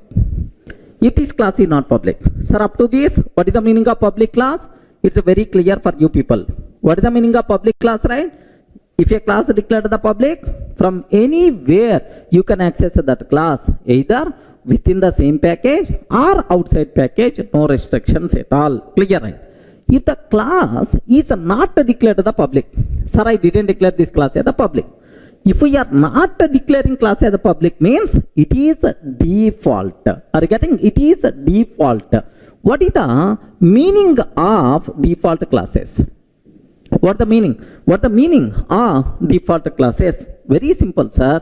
If a class declared as a default means that if we are not declaring public, okay, if a class declared the default, then we can access that class only within the current package. Outside of the package we can't access. Are you getting? Outside of the package we can't access. Within the same package you can access, no problem at all, but outside of the package, sorry, we can't access. Are you getting? Now I'm trying to access inside pack 2. Sir, which is the outside of pack 1? I'm trying to access inside pack 2, which is outside of pack 1. If I do like this, and if class A is the default, immediately compiler will give left and right. Hey, class A is the default, class A is not public, cannot be accessed from outside package. Default access means within the same package we have to access. Outside of the package, is it possible to access? No chance at all. Clear for all of it? Sir, where you can access only within the package. Outside of the package we can't access, right? Now let me cross check. Have a look once. Observe carefully, sir. Now here, have a look once. I'm removing public here. If I remove this class as the public, if I remove public, can you please tell what is the access modifier for this A? Please respond, friends. What is the access modifier for this A? The access modifier for this A is default. If we are not declaring any modifier, by default it is the default in Java. You know, right? It is the default. Default means only in the current package you can access. Outside not possible. Okay? Now let me consider here from B. It is the outside package. It is the outside package. So now what I want to take, Java C -d dot a dot Java. A.java. Happily it compiles fine, but whenever we are trying to compile B.java, immediately compile time error you are going to get. Have you observed, right? A is not public in pack 1. Not public in pack 1 cannot be accessed from outside package.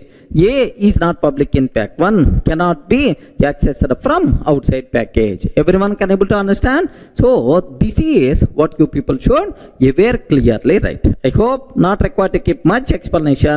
What is the default class? What is the public class? Public class means no restrictions, anywhere you can access. Default class means only within the current package only we can access. From outside package, sorry, you can't access. Clear, right? Now I have one small doubt, sir. Assume I'm taking here class test, public static void main method, string array args. Sir, now do you know this test class is also present inside pack 1 only. Now A is equal to new A, like this I'm taking. Can you please confirm, is it accessible or not? Respond, is it accessible or not? This test class present inside which package? Same package only. Within the happily you can access, but outside package you can't access. Correct, right? Now let me consider this code. Here observe carefully, sir. Here I'm taking class test I'm taking public static void main method string array args I'm taking public static void main string array args.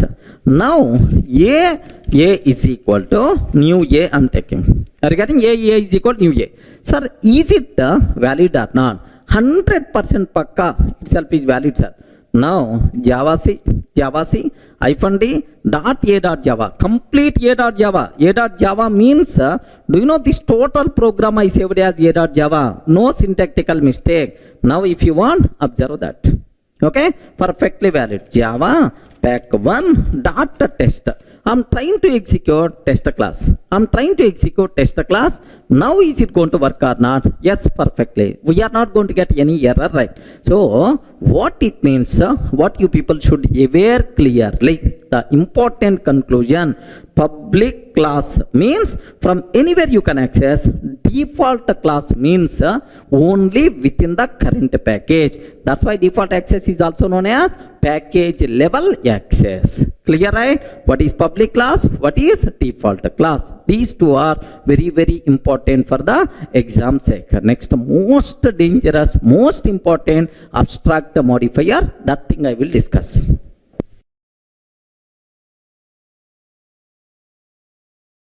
Sir, in the last video, we covered about class level modifiers, public and default. Now, the next modifier we have to discuss, the most valuable, very important for the exam. That's why please make sure you have to take special care about this one. What is that modifier? Is abstract modifier. Regarding what the modifiers are? Abstract modifier, you people should be aware, sir. So now the point is, what is the need of abstract modifier? What is the meaning of abstract where you can apply? Point number 1, very important, sir. Abstract modifier applicable for methods. Happily you can apply for the method, no problem, abstract method. Next, the abstract modifier you can apply for class. Abstract class, abstract method is applicable, abstract class is available, like abstract modifier applicable for variable, abstract variable. Have you ever heard about this? You respond. Have you ever heard about abstract variable? No such type of terminology. Remember, abstract modifier applicable only for methods and classes, but not for variables. First point is very clear. Next, what is abstract? General. Forget about programming. Regarding general in our day-to-day life, where we can use abstract. Abstract means not clear. Not clear. Array, his mind is abstract. He is not open-minded person. It is not completed, just only abstract. Abstract means not complete. Something partial implementation, such type of terminology is the abstract. Okay, just K which is not complete, just partially completed, which is nothing but abstract. Keep this point in your mind. Okay, anyway, now let me talk about what is abstract method, what is abstract class. These two things I will discuss. Very important for the exam. Please make sure, take special care. So first, what is abstract method? What is abstract method, sir? Sir, very simple. I have one vehicle class is there, sir. Public class vehicle. Public class vehicle class is there. Every vehicle contain number of wheels, 2-wheeler, 3-wheeler, 4-wheeler, like wheels are there. Public int get number of wheels. Public int get number of wheels. Assume, can you please tell how many wheels vehicle has? I have to return some number. Some number I have to return. How many wheels vehicle has? Can you spell out? Yes, friend. How many wheels vehicle has? Can you spell out? How many wheels vehicle has? We don't know. That depends on type of the vehicle. Sir, I have bike, 2-wheeler. I have car, 4-wheeler. I have bus, 6-wheeler. I have auto, 3-wheeler. Like, so if we don't know the type of the vehicle, then we can't tell how many wheels this vehicle has. Sir, even though we don't know about implementation, still we can declare a method. I don't know about implementation. I don't know how many wheels, which number I have to return. I don't know. Even though we don't know about implementation, because sometimes I may not aware implementation for the method. If you don't know about implementation, no problem. Happily we can declare a method with the abstract modifier. Remember this one, sir. You don't know about implementation. If we don't know about implementation, okay, if we don't know about implementation, keep semicolon and declare this method as abstract. Are you getting right? So, what is the meaning of abstract method?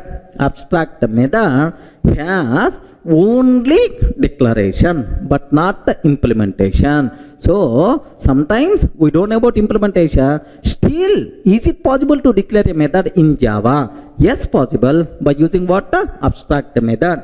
Abstract method has only declaration but not the implementation. That's why abstract method declaration ends with the semicolon but not the curly braces. Are you able to get very important question? Abstract method declaration should end with the curly braces, but should end with the semicolon but not the curly braces. Are you able to understand? One scenario, right? Sir, one more scenario I will explain. Suppose I have public class, fruit class is there, sir.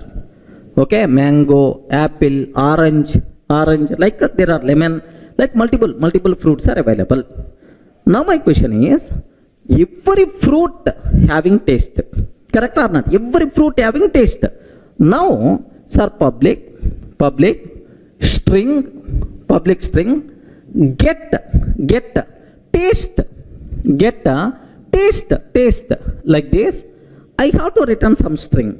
Are you getting? I require to return some string. Return. What is the taste of the fruit? Respond, man. What is the taste of the fruit? Sir, if it is the mango, very sweet. If it is lemon, a bit some other taste by default. So until if you don't know the type of the fruit, we can't tell what is the taste. If you can't tell what is the taste, then how you can declare that method? No problem at all.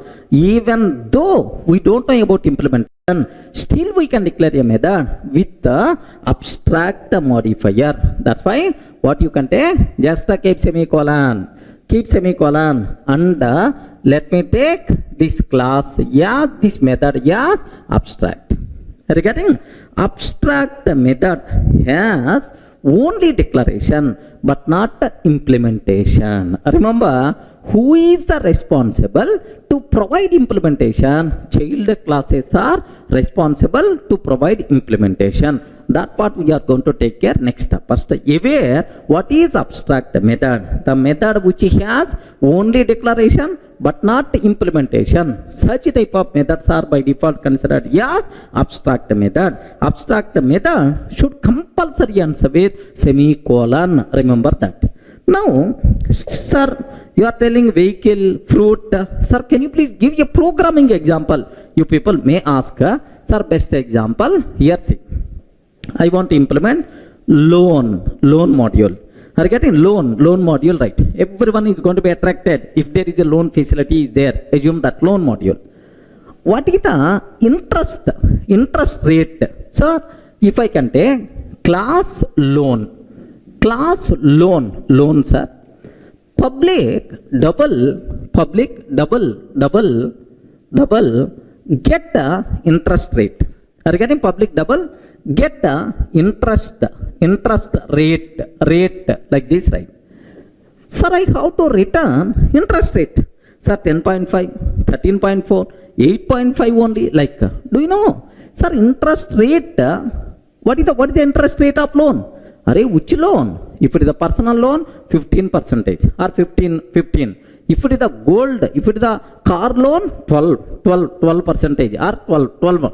If it is the house loan, 8.5. Something like the interest rate, you can't tell at the loan level. It is varied from loan type to loan type. Sir, we don't know about implementation. No problem. Happily, you can declare this method with the abstract. This method with the abstract and the compulsory, this method should answer with the semicolon. Everyone can able to understand, right? Now I hope you have some basic idea by seeing this vehicle, by seeing fruit, by seeing the loan. Everyone can aware, right? Sir, can you please tell what is abstract? Please respond. What is abstract? Abstract method? The method which has The method which has only declaration but not implementation. Who is the responsible to provide implementation, right? Child classes are responsible to provide implementation. But as of now, I don't know about implementation. Then such a type of method we have to declare with the abstract modifier. Everyone can able to understand, right? That's all. Now from this exam sake, what important question is there? Let me talk very important points, sir. Let me talk about this one. Here I am taking public abstract, void M1. I am taking, sir. Public abstract, void M1, okay, like this. Next, public void M1, like this I am taking. Public abstract void M1, like this I am taking. Public void M1, like this I am taking, sir. Very important for the syntax, for the exam sake. Now take a bit very special care. Can you please tell, is the first one valid or not? Among these four, which are valid, which are invalid? This knowledge must be required for the exam sake. Out of public, default, all these abstract, very special for the exam sake. Can you please tell which is valid? Can you please tell, is it valid or not? First one. If I can ask compiler, can you please compile my code? Compiler, can you please compile my code? Compiler will give left and right, because the reason is you are declaring this method as abstract, but you are providing implementation. Curly brace open and close means implementation. Abstract methods cannot have body. Abstract methods cannot have body. This is the compile method we are going to get. Point number 1. So this is invalid. Can you please tell if the second one is valid or not? Observe carefully, man. If the second one is valid or not? Public void M1. Public void M1. Array, you didn't provide implementation. You are keeping semicolon. If you didn't provide implementation, compulsory we have to declare this method as abstract.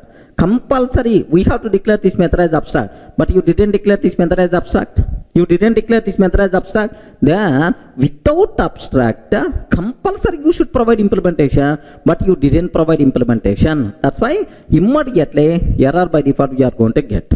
Remember that. Sir, next the third one. Sir, public abstract void M1 semicolon. Oh, meaningful. Public abstract void M1. Yes, sir, it's the meaningful because the reason for that is it is abstract method not having implementation. Ends with semicolon, right? Acceptable. Sir, public void M1 curly brace. It is not abstract. That's why having the body meaningful, no problem at all. Are you getting? So very important, this is syntactical thing you should aware. How to declare abstract method. Very important point. Clear for all of right? Sir, how you can declare as abstract method? Compulsory abstract method should end with semicolon but not curly braces. Clear, right? Now let me go for a small chota example to cover all these things so that you people can feel more comfortable, right? Sir, have a look once. I'm taking here, observe that carefully. Here I'm taking class test. Assume that class test. Sir, now public abstract void M1 curly brace open and close. Can you please confirm, is it valid or invalid? Oi, please respond. Is it valid or invalid? Class test public abstract void M1. Is it valid or invalid? Compiler will give left and right because the method is abstract, but you are providing the body. Curly brace open and close means body you are providing. That's why it is invalid. Now observe, if I can ask the compiler, can you please compile this code? Java C test.java. Are you getting Java C test.java? Here, what is the compile method we are going to get? Abstract methods cannot have a body. Are you getting? Abstract methods cannot have a body. Like this compile method we are going to get, sir. Clear for all of you, right? Suppose I'm taking semicolon. Okay, sir, is it valid or not? Very important point. Is it valid or not? What is the problem? Perfectly it's valid. A small point is missing. That I will explain in detail. If a class contain at least one abstract method, compulsory classes should be declared as abstract. Remember this one. Can you please repeat again? If a class contains at least one abstract method, compulsory we have to declare class as abstract. Otherwise it is syntactical mistake. Okay, anyway, this class contain at least one abstract method. That's why I'm taking the class also as abstract. What is the reason? I will explain soon. Don't worry, sir. I will explain. Sir, now either code is going to compile or not? Yes, perfectly itself is valid. Again, perfectly itself is valid, sir. Suppose I'm taking public void m1. Public void m1. Can you please tell, is it valid or invalid? Public void m1, is it valid or invalid? Invalid. Because you didn't declare the body, you didn't declare method as abstract. So if you don't want to provide body, compulsory you have to declare method as abstract. But you didn't do that. That's why error we are going to get. Have a look once, observe that carefully, sir. Here, what that comparative error? Please, sir, missing method body or declare abstract. Missing method body or declare abstract. Okay. Now I'm taking like this. Public void m1. Sir, I'm providing the body. Then happily the code is going to compile. Okay. That's all. So what is abstract method? How to declare abstract method? These two things must be very, very important. Okay. What is abstract method? Abstract method having only declaration but not implementation. Remember. So that's why abstract method declaration should compulsory ends with semicolon. Okay. But not curly braces. Who is the responsible to provide implementation? Child classes are responsible to provide implementation. Clear? Any doubt?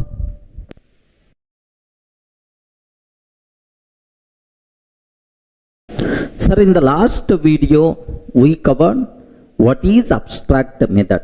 Now everyone having the clarity about abstract method. Now let me talk about abstract class. We are getting very, very important word, abstract class. Can you please tell what is abstract method?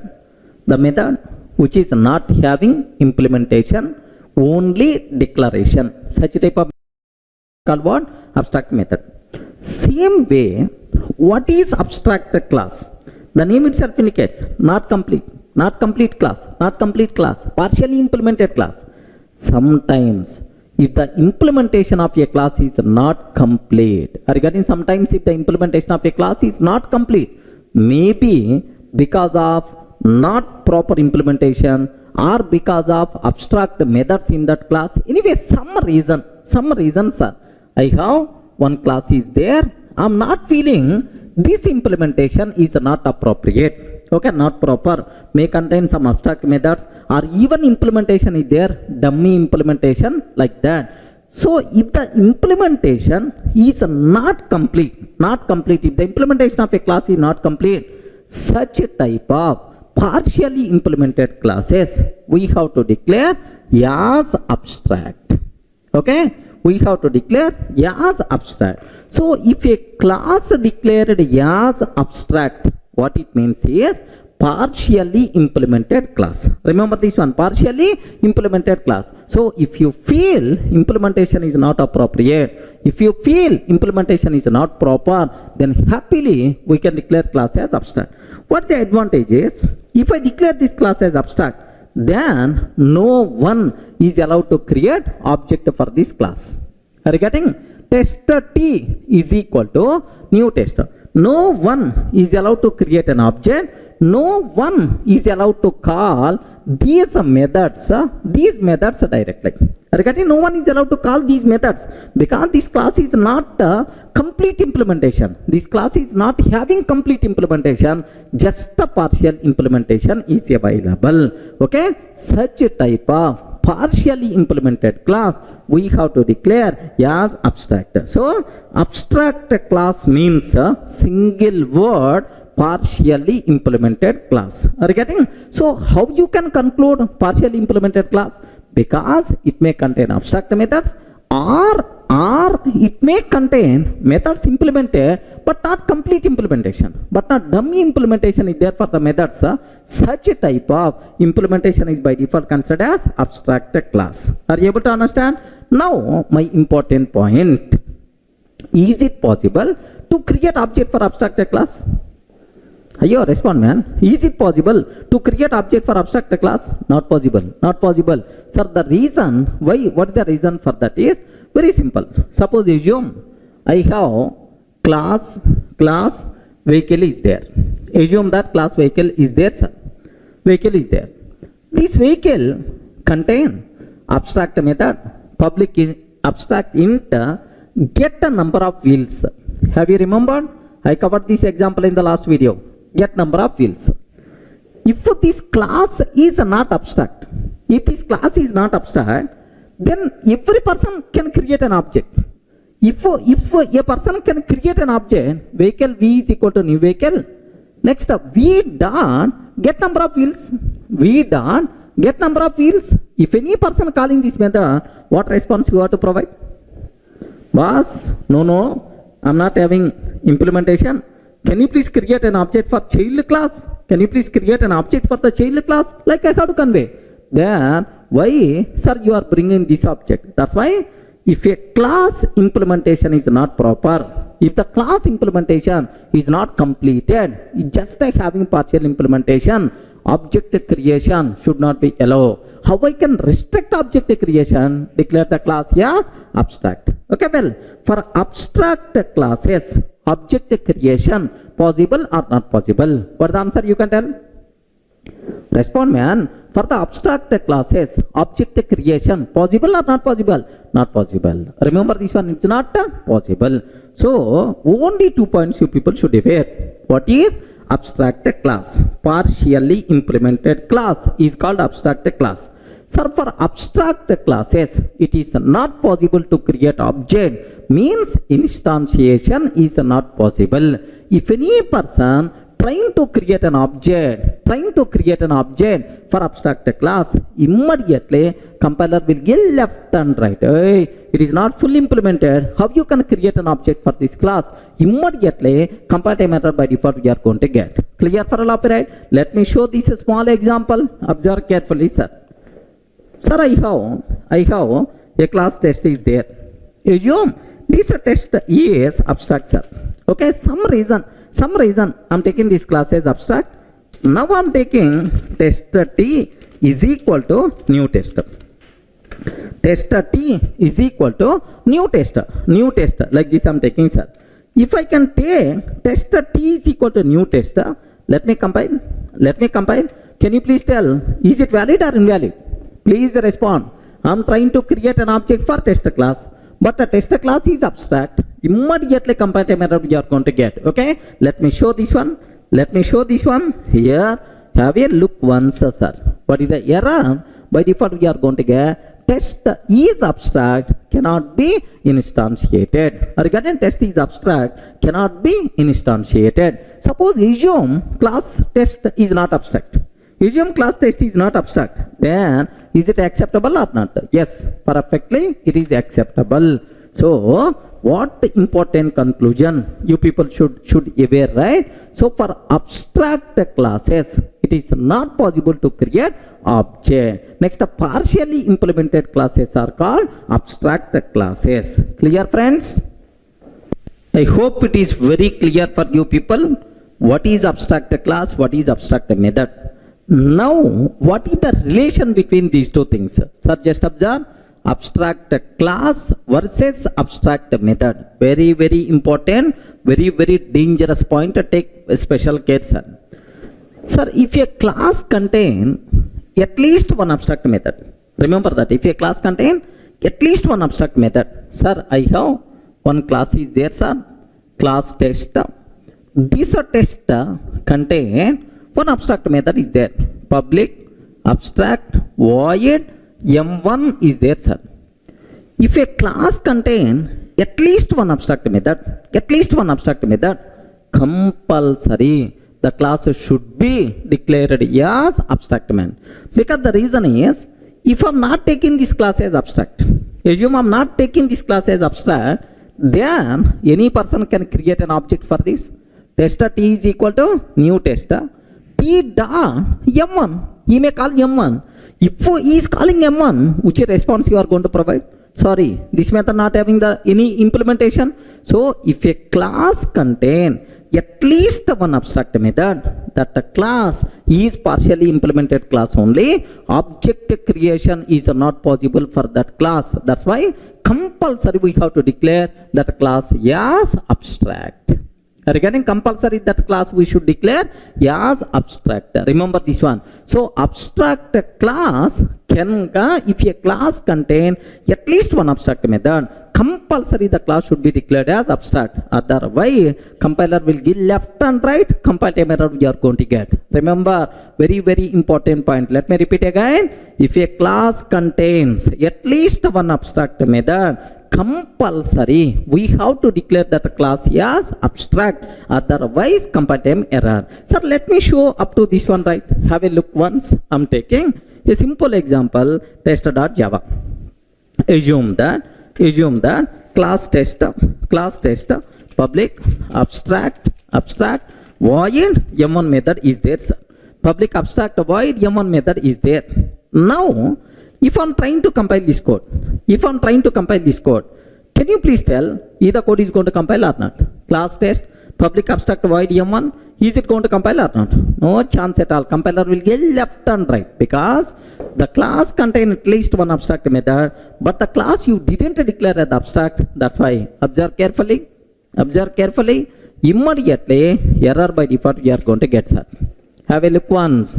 Test is not abstract and does not override abstract method m1 in test. Test is not abstract and does not override abstract method m1 in test. This is the compile time error we are going to get. But if I declare class as abstract, then happily the code compiles fine. There is no problem at all. So very, very important point, mantra about this abstract class and abstract method. If a class contains at least one abstract method, compulsory that the class should be declared as abstract. Clear, right? Otherwise, compile time error. Next, immediately you may ask, sir, I have one class is there. My class doesn't contain any abstract method. Regarding the class doesn't contain any abstract method. Abstract method is not there. Still, can I declare that class as abstract or not? Sir, observe. Abstract, I have one class. That class doesn't contain any abstract method. No abstract method at all. Still, can I declare that class as abstract or not? Means abstract class can contain 0 number of abstract methods. Possible or not? Yes, perfectly possible. Even though class doesn't contain any abstract method, still if you feel that implementation is not appropriate, implementation is not proper, happily you can declare class as abstract, no problem at all. Best example, sir, I'm taking class tester. Have a look once. Class tester. Do you know public void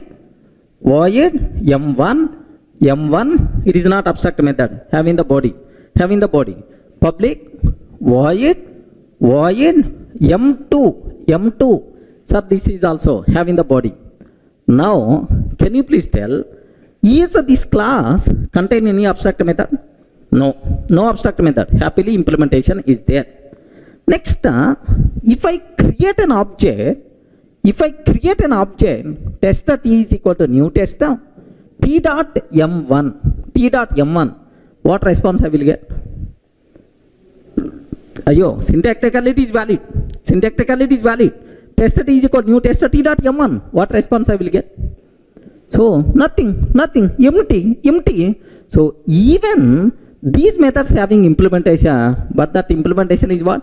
Dummy implementation, man. If the implementation is not complete, dummy implementation, what is the use of creating an object for that? That's why if you don't want if you don't want object creation for this class, even though this class doesn't contain any abstract method, still happily you can declare this class as abstract, no problem at all.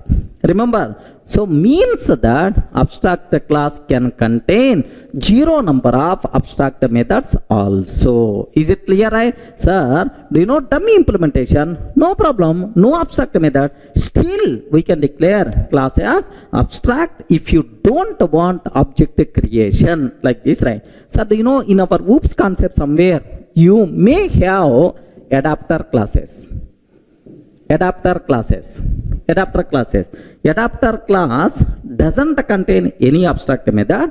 Every method having curly brace open and close implementation, but still there is no use of that implementation. That's why every adapter class highly recommended to declare as abstract. Remember this one, okay? Maybe in the next level we may get, or otherwise just open the Google what is adapter class, then you can able to get much clarity.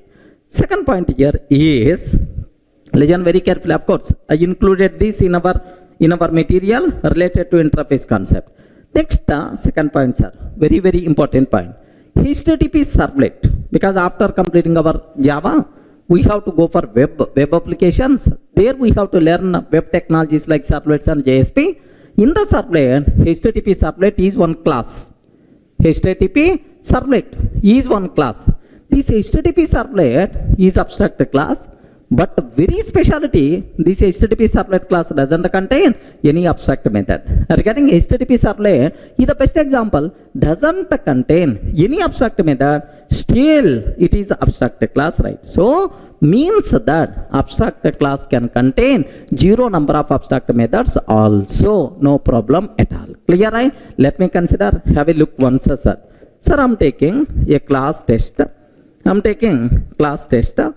Sir, public void m1 having the implementation m2, m3, m4, m2, m3, m4. Oh, 4 methods are there, but all the methods are empty implementation only. Curly brace open and close. What is the use?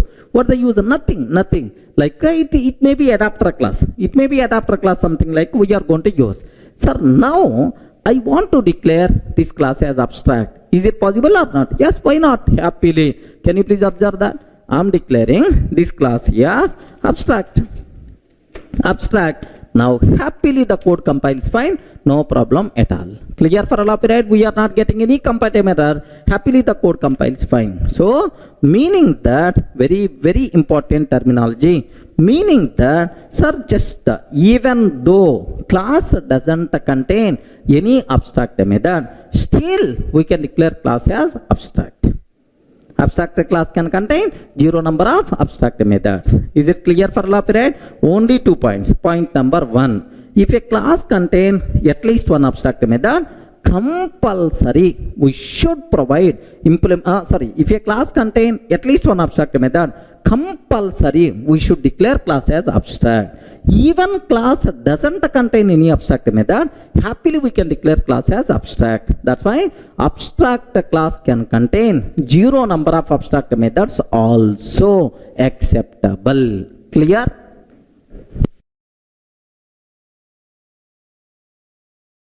Now the next point related to abstract class, listen very carefully, sir.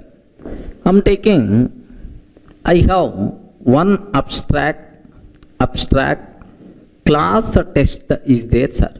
Abstract class test is there. Public abstract void m1 method. Public abstract void m2 method is there. Now listen very carefully. I have one abstract class is there. Sir, public abstract void m1, public abstract void m2. There are two abstract methods are there, sir.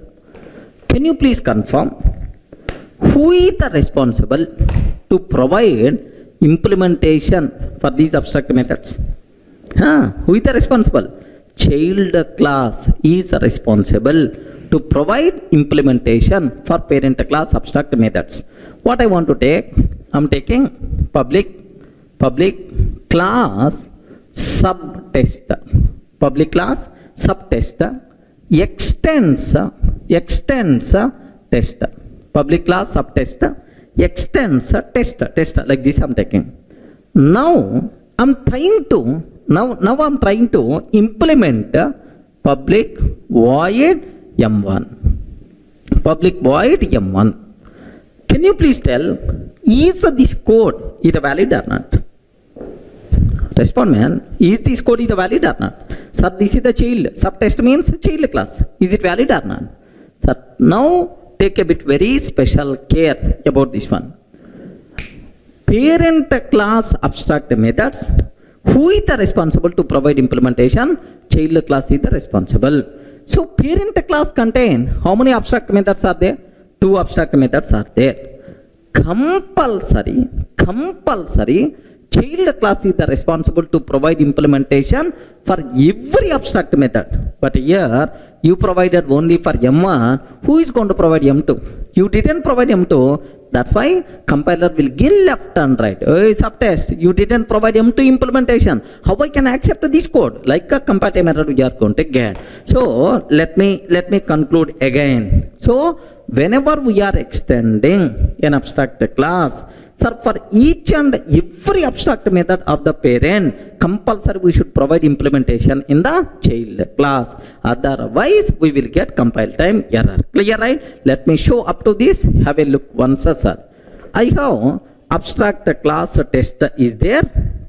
Next, here I am taking public abstract void m1 I am taking, sir. Public abstract void m1, public abstract void m2, like this I am taking. Perfectly itself is the valid, sir. Now just observe that class subtest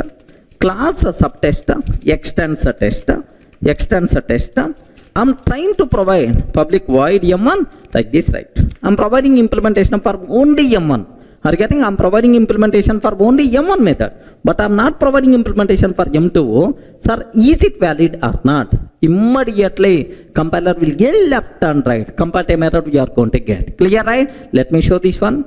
Let me show this here. Have a look once. Immediately compile time error we are going to get. Subtest is not abstract and does not override abstract method m2 in test. Sir, you didn't provide implementation for m2, so that's why how I can accept this code like this compile time error we are going to get. Then how I can solve this problem? Can you please confirm how I can solve this problem? We can solve this problem in 2 ways. First way, you can provide implementation for m2. Sorry, I don't know about implementation. No problem. Declare this class is abstract. Are you getting? Declare this class is abstract. If I declare child class as abstract, then we are not required to provide implementation for every abstract method. Then who is the responsible to provide implementation for this remaining method? Next level child class. Who is the responsible, sir? Next level child class is the responsible.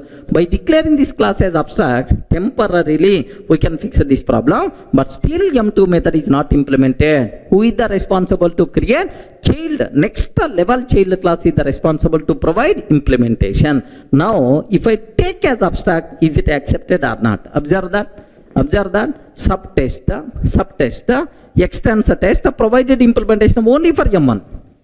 Only for m1. Now I am taking abstract. Abstract, right? Now have a look once. Happily the code compiles fine. Okay, well, temporarily the problem solved. But the problem in this case is you can't create object for test class. You can't create object for subtest class because both are abstract. Even you have m1 method. Sorry, you can't call. Then what I have to go for? I have to go for subtest. Are you getting? Next level child class. Subtest extends test. Okay. This person should compulsory provide implementation for M2 method. If he is not providing implementation, immediately compile method we are going to get, sir. What is that error? So compulsory you should provide implementation for M2 method, then it is valid. Okay, like so. Parent class abstract methods, who is the responsible to provide implementation, sir? Child class is the responsible to provide implementation. Everyone can able to understand? Yes, friends. Are you in the position to understand, right? What is abstract method? Who is the responsible to provide implementation? Like this, that's all. This is what you people should aware clearly. Okay, now I have just a matter of 2 minutes. I want to review the whole story with a small example, meaningful example, so that you will get much clarity. Let me take a vehicle class. Here I am taking, let me take vehicle class. Class vehicle. Are you getting class vehicle? Now, public abstract, int get number of wheels. Public abstract get number of wheels. Sir, because at a vehicle class level, we don't know about implementation. That's why this method I declared as abstract and ends with a semicolon. Next, if a class contain at least one abstract method, compulsory the class should be declared with the abstract. Okay, it is mandatory. Now I am taking class bus extends a vehicle. Class bus extends a vehicle. Now bus can tell how many wheels it has. Are you getting? Public int get number of wheels. Public int get number of wheels. Return, can you please tell how many wheels bus has?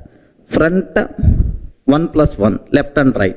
Back 2 wheels will be there. Left side 2 wheels, right side 2 wheels. Right, left back, right back, 2 plus 2.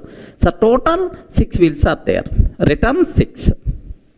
Valid perfectly, because once you know the bus, how many wheels bus has, we should be in a position to answer. Are you getting?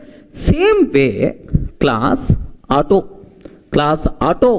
extends a vehicle. Class auto extends vehicle. Public int get number of wheels. Public int get number of wheels. Return 3 I am taking.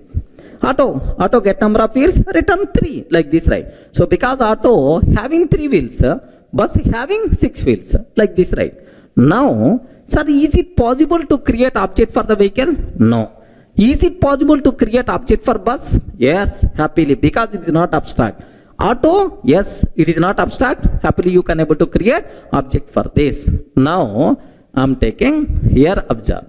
Class test, public static void main method string array args. Class test, public static void main string array args. Here bus b is equal to new bus. Bus b is equal to new bus. I am creating bus class object. System.out.println b dot get number of wheels. B dot get number of wheels. Bus b is equal to new bus. B dot get number of wheels. Similarly, auto a is equal to new auto. Auto a is equal to new auto. System.out.println a dot get number of wheels. Get number of wheels. Happily the code is going to run. In the case of bus, we are going to get 6. In the case of auto, we are going to get a 3. Clear for all of you, right? Now meaningful example, vehicle not having, sir, we don't know about number of wheels. Abstract method. Who is the responsible to resolve that abstraction? Child classes are responsible. Now happily, what is the output by default we are going to get, sir? Simple 6 followed by 3. Clear, right? Sir, let me execute this code so that you people can feel more comfortable. Observe that. Okay, now observe that. Sir, we have abstract class vehicle. Under this vehicle class contain one abstract method, get number of wheels. Because at vehicle level, we don't know how many wheels it has. Because if you know the type of the vehicle, then we can able to tell is it contain 2 or 3, something like. Okay. So public abstract int get number of wheels. If a class contain at least one abstract method, compulsory that a class should be declared as abstract. We did already, right? Now class bus extends vehicle. Sir, public int get number of wheels, return 6. Okay, well, class auto extends vehicle, public int get number of wheels, return 3. Okay, like. Now have a look once, sir. Now I'm creating an object for bus. Bus B is equal to new bus, B dot get number of wheels, auto A is equal to new auto, A dot get number of wheels. That's all. Let me run this code perfectly. It is the valid, sir. Okay, now observe that the code compiles fine. We never going to get any error. The code runs fine. What is the answer? Bus having 6 wheels and auto having 3 wheels. Like it's a clear for all of you, right? Okay, that's all. So this is about what is abstract method, abstract class, this type of discussion. Very important for the exam. Here, one small thing, just for your interest sake I'm telling, but not required for the exam. Anyway, don't worry. Just aware one small point. Sir, anyway, we are not providing implementation for this abstract method inside vehicle.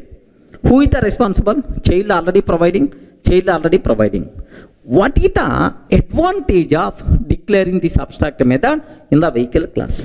Are you getting? If I remove this abstract method in the vehicle, still the code is going to run. Still the code is going to compile. No problem at all. Compile and run. Let me remove this one. Is it going to work or not? Yes, I am removing, sir. I removed. Yes, have you observed?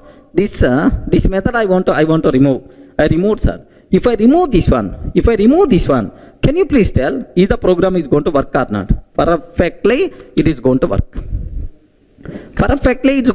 It's going to work. No problem. We are not going to face any problem, right?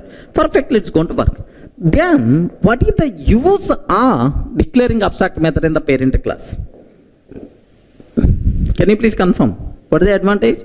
The simple advantage is very, very simple, sir. The simplest reason. The simple advantage is, if here take very, very special care about this terminology, right? The biggest advantage what we are, if I'm not taking this abstract method in the parent class,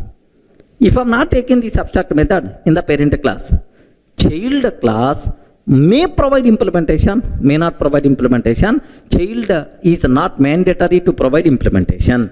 Child may provide, may not provide. But every child class of vehicle should compulsory provide implementation for get number of wheels. If you have such a type of programming requirement is there, then declare this class as this method as abstract. Are you getting?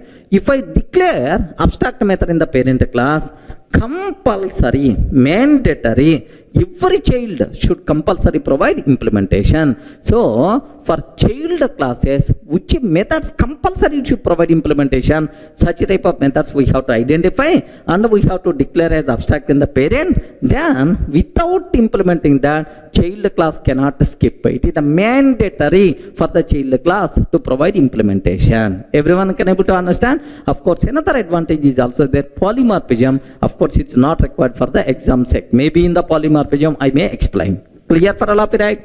Up to this, any doubt? Okay? That's all, friends.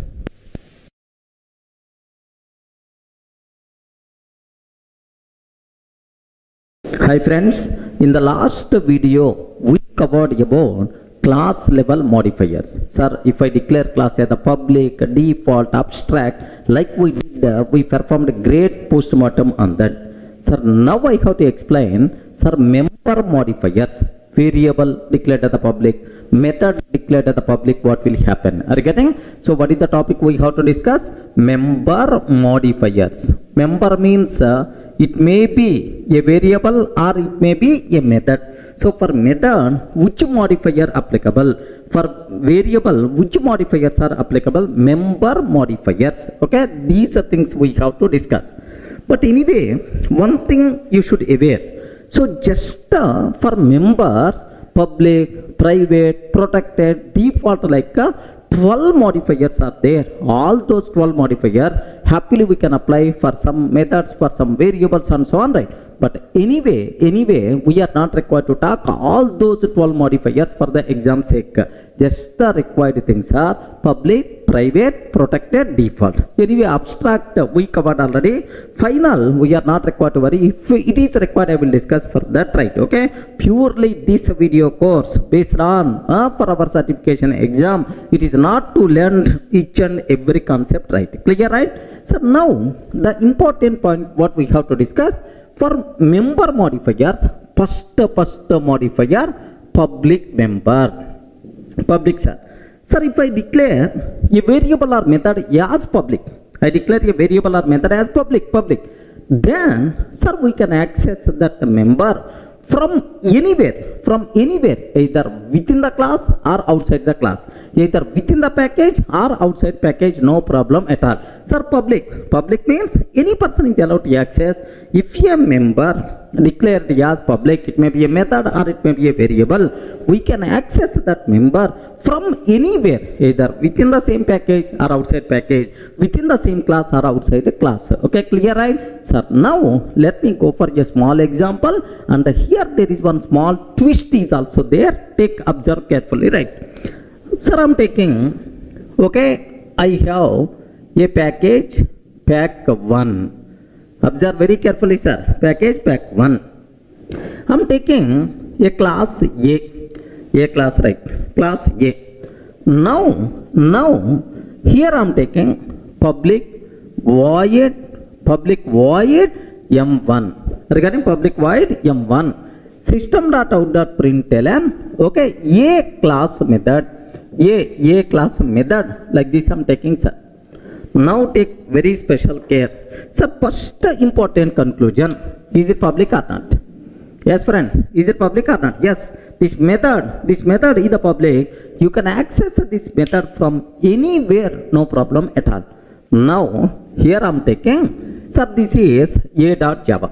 Regarding this total file, I saved as a.java. Now I am taking b.java. Here observe, package, pack 2. Package, pack 2, sir. It is a different package, package, pack 2. Now, here I am taking, sir, public class B, sir, public static void main method, string array args. Okay, here my target is A is equal to new A dot M1 method. So I'm creating an object for this, and then I'm calling a.m1. Sir, first, if you want to access any class from outside package, compulsory we require to use either fully qualified name or import statement. Let me write the import statement. Import pack1.a. That's all. Sir, first I will compile this code. I will compile this code. Java C -d .a.java. Happily the code is going to compile. No problem at all. The code will compile, sir. But if I compile this code, can you please tell, is it going to compile or not? Array, very important. Is it going to compile or not? Yes, compiler will give left and right. The reason for that is, array, it is the public method. You can call, but corresponding class is not public. Regarding corresponding class is not public. Sir, if the class is not public, so you can't access that member from outside the package. Regarding from outside the package, because even though member is the public, but class is not public, that's why you can't access. Immediately compiler will give left and right. Remember, so if a member declared as a public, you can access that member from anywhere, either within the package, outside package, no problem at all. But make sure the corresponding class also visible. If the class is not visible, the member is the public, there is no use. Are you getting right? So class should be public, method should be public, then only we are allowed to access. Sir, let me show this one, sir. Have a look once. Sir, here I am taking, sir, A class. I am taking A class, right? Same, whatever I explained on the board. Sir, package pack 1, class A. Class is not public, but method is the public. Are you getting? Method is the public. Now, let me go for, sir, B.Java.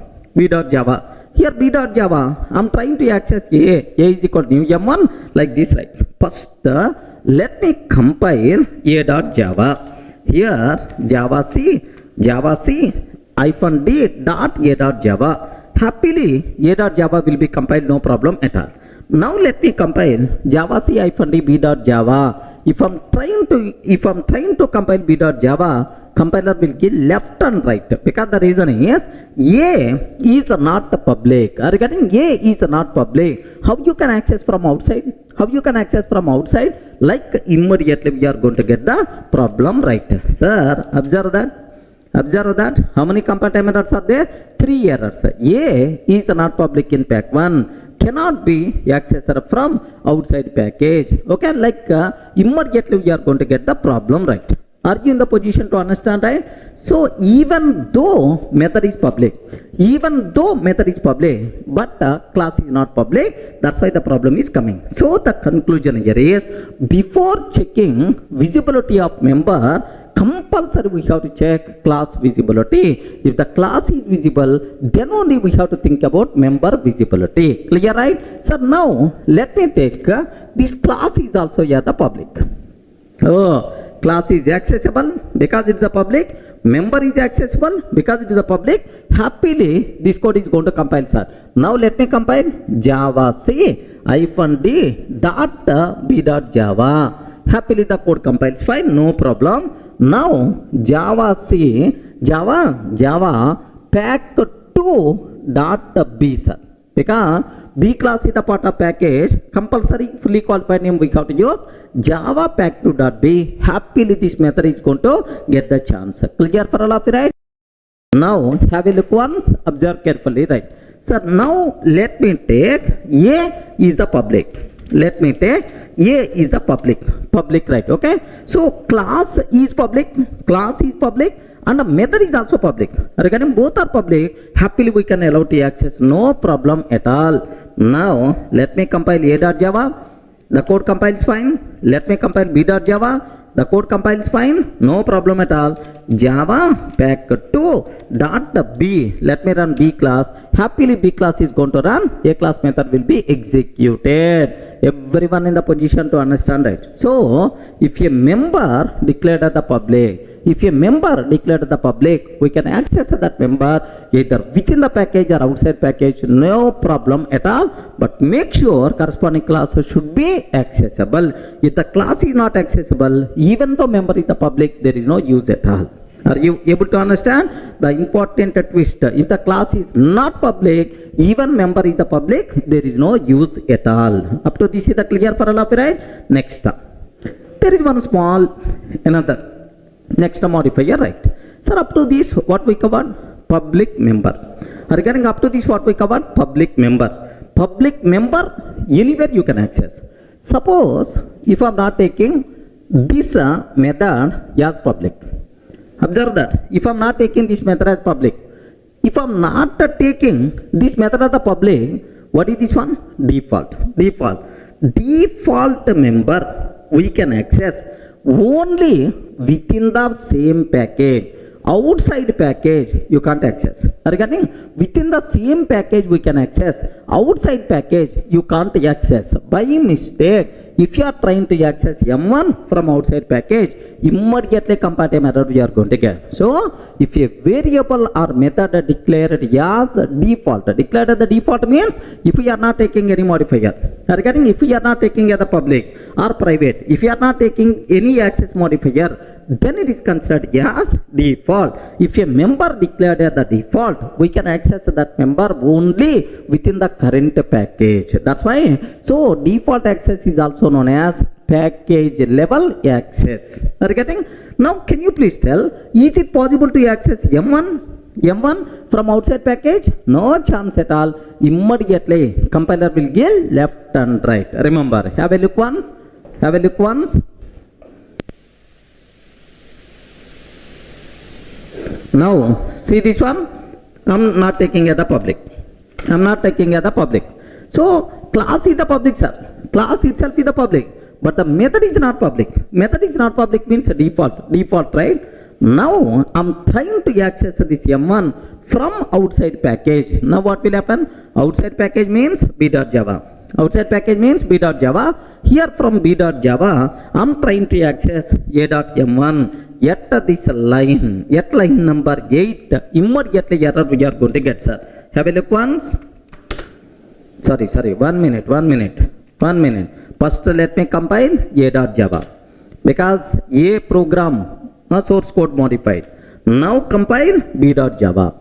Let me compile b.java. Have you observed, right? A.m1. M1 is not public in A. M1 is not public in A. Cannot be accessed from outside package. Everyone can able to understand? So, if a member declared as a default, we can access that member only within the current package.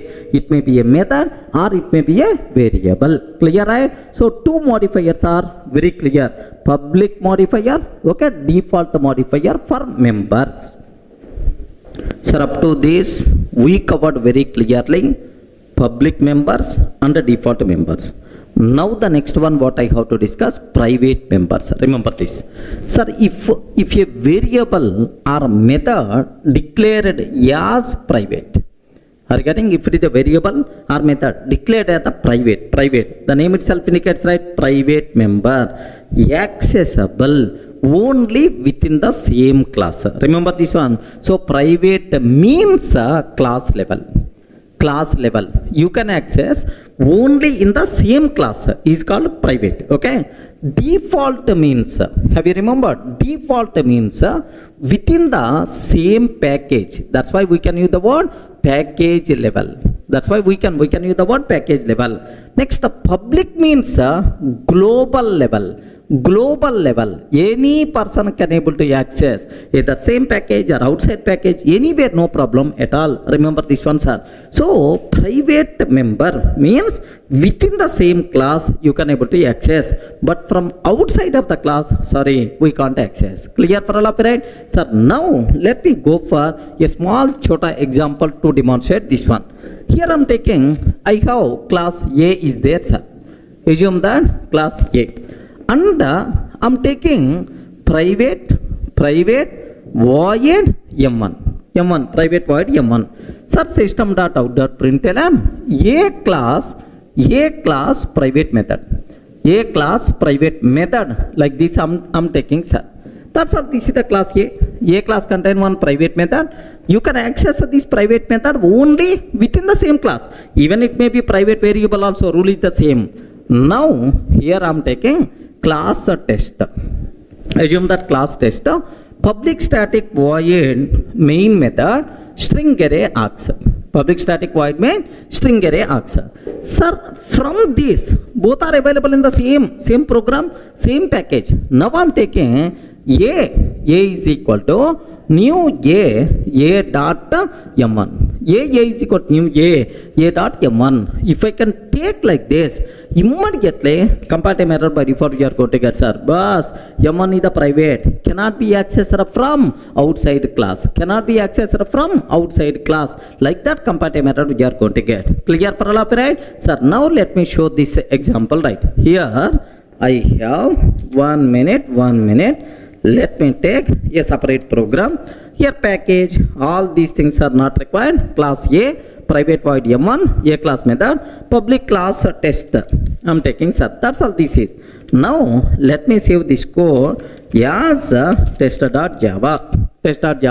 Sir, class A, private void M1, A class method, sir, public class test, like this, right? Now, sir, Java C test.java. Can you please confirm, is it valid or invalid? Please respond. Is it valid or invalid? Invalid. Immediately compiler will give left and right. What is the reason? Private method outside of the class of you can access. Okay, like we are going to get error right now. Have a look once. Have you observed? M1 has a private access in A. M1 has a private access in A. Like this comparative method we are going to get, sir. So these are various important things you should aware about private. Is it clear for all of you, right? Sir, now take a bit very special case, sir. Private means within the same class. Now one small conclusion I have to tell. I have data members are there, sir. Data members are there. Data members means variables, right? Every class having data members and methods also, variables, right? Highly recommended modifier for variable is private, sir.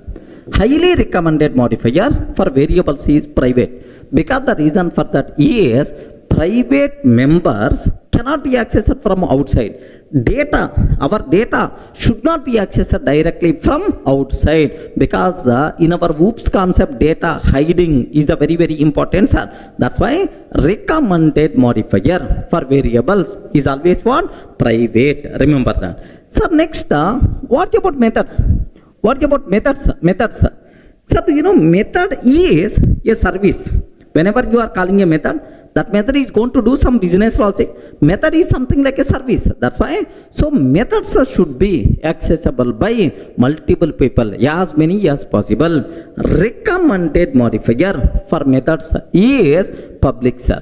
Observe carefully, sir. Recommended modifier for variable is private. Recommended modifier for method is public. Very important points you should aware. So what is public member?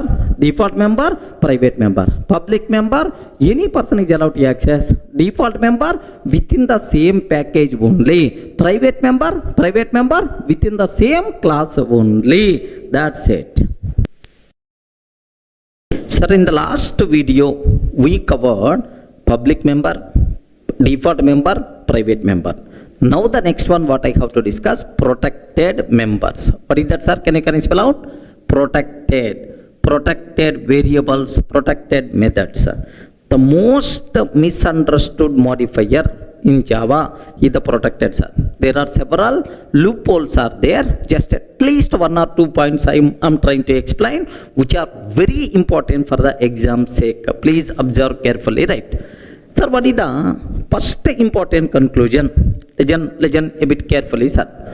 If a variable or method declared as protected, if a variable or method declared as protected, where you can access within the current package, anywhere you can access, no problem at all.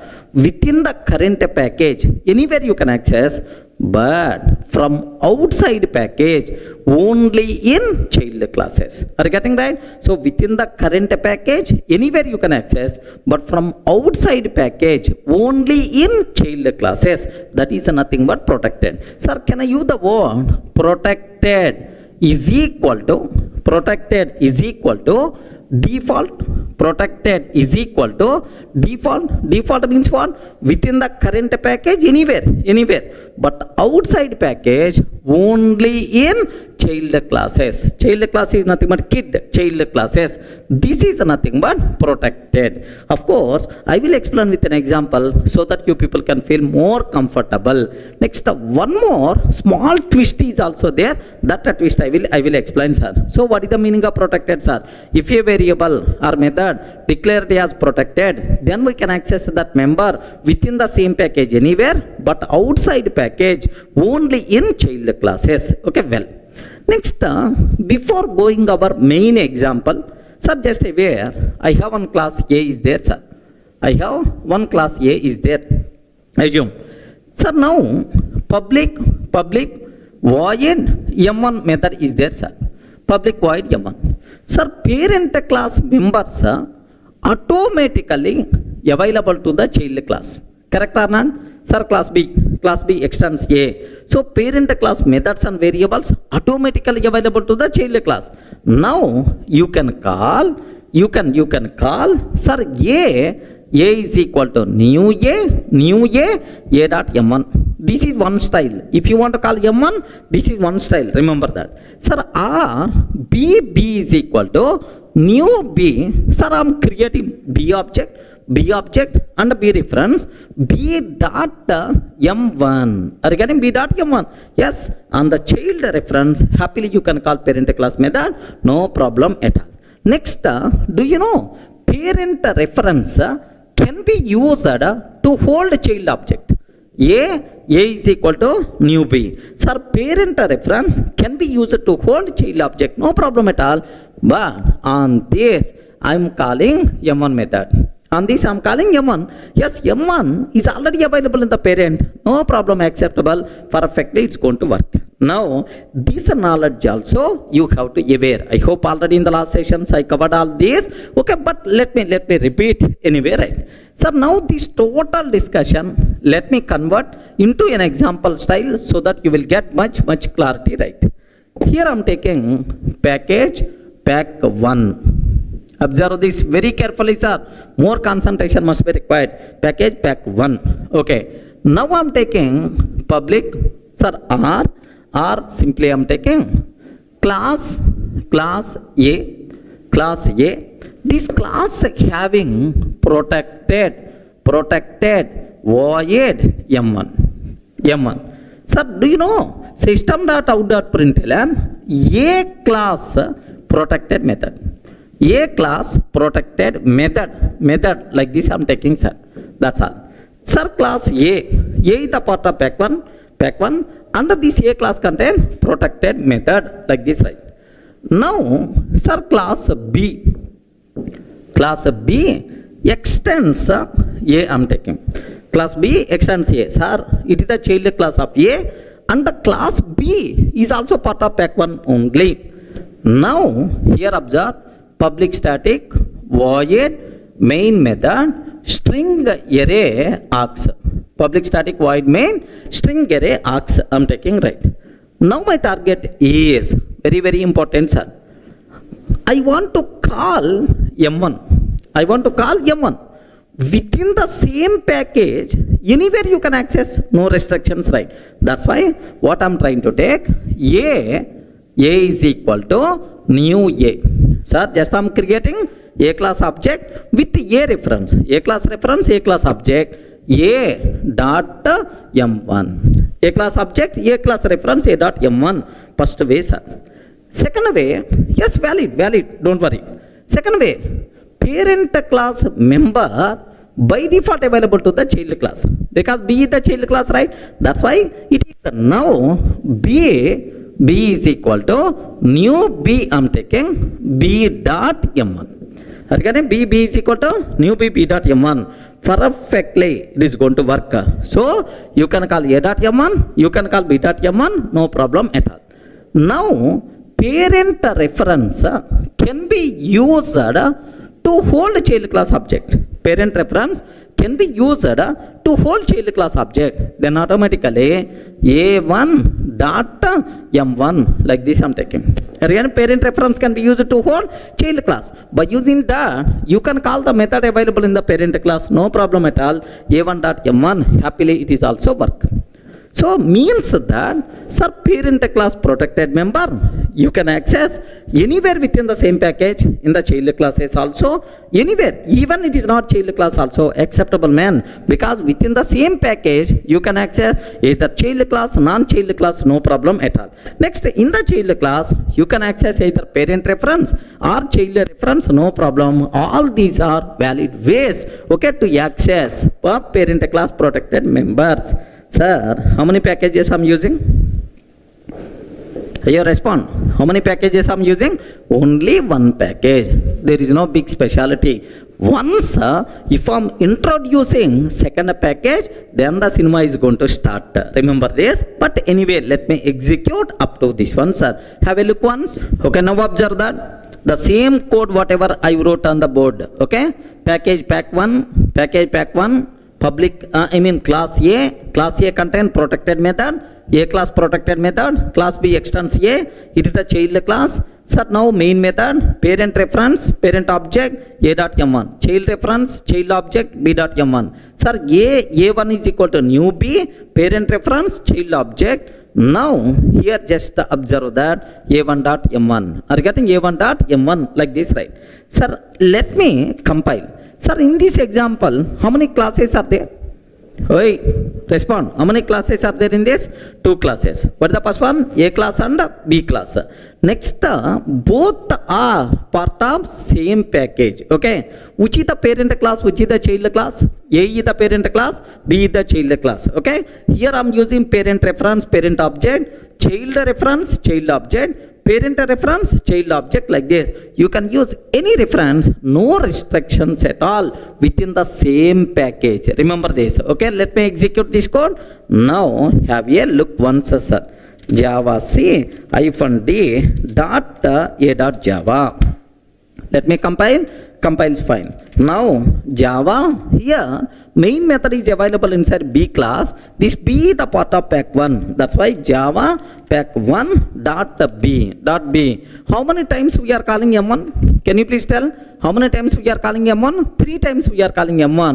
That's why 3 times we have to get that print statement. A class protected method. Yeah, A class protected method. Like this we are going to get, sir. Sir, everyone in the position to understand parent class, protected members within the same package, you can access anywhere, either by using parent reference or by using child reference, no problem at all. Sir, what the specialty is there? Okay, if this B class present inside outside package, assume that this B class present inside, child class present inside outside package, then the cinema is going to start. Take very, very special care, sir. Sir, I want to remove this B class.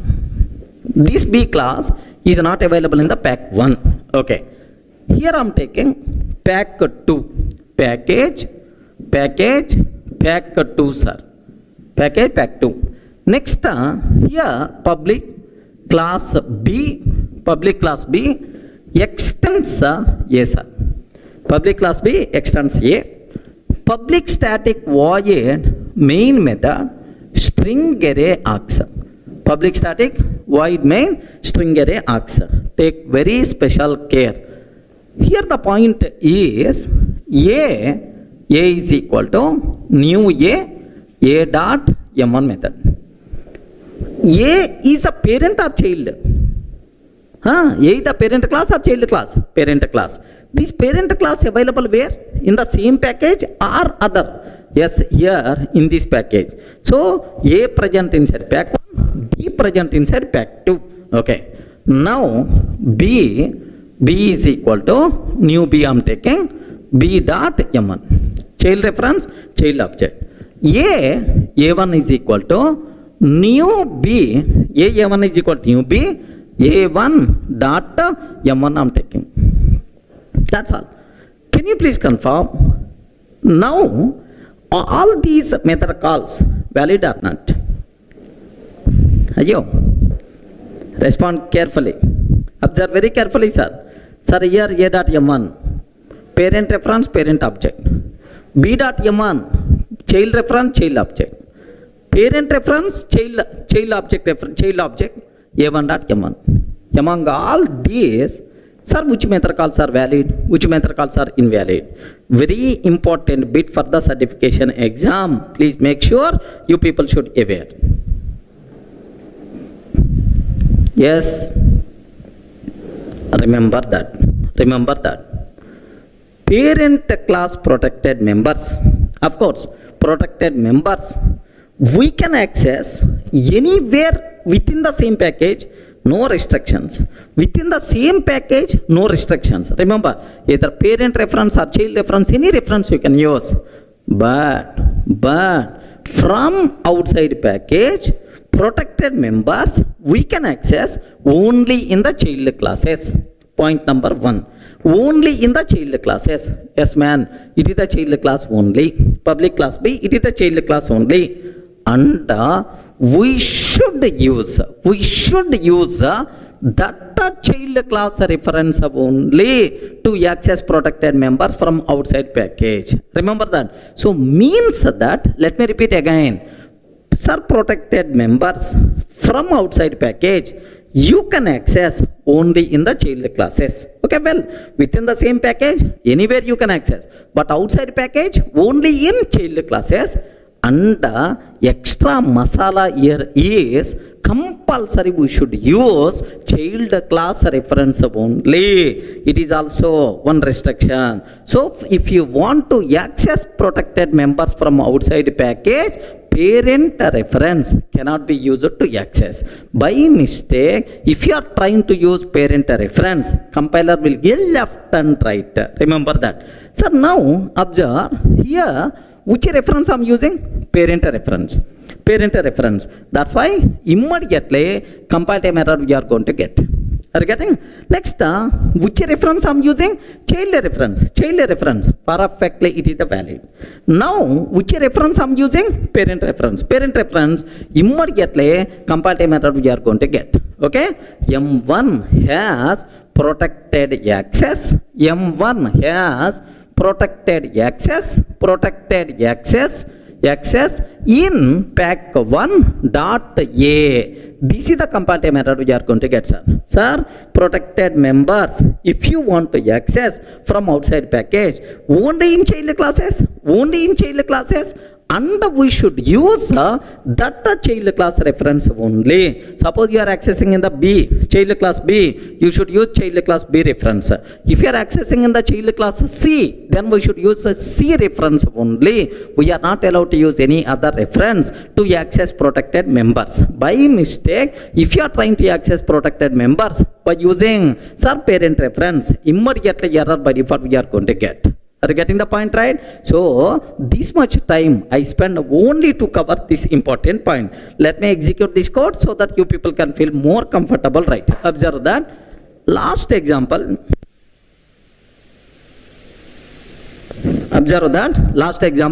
Let me remove B class from here. Are you getting? Package pack1 class A. Class A is available inside pack1, and let me take class A the public. Otherwise you can't call this M1 method outside. Okay, class is the public. Now let me take b dot java. Okay, let me take this is b dot java. Here what I'm trying to take here is just have a look once, sir. Public class B. Okay, extends A, main method A, like this. So total how many files are available? This is a.java, pack1 a.java.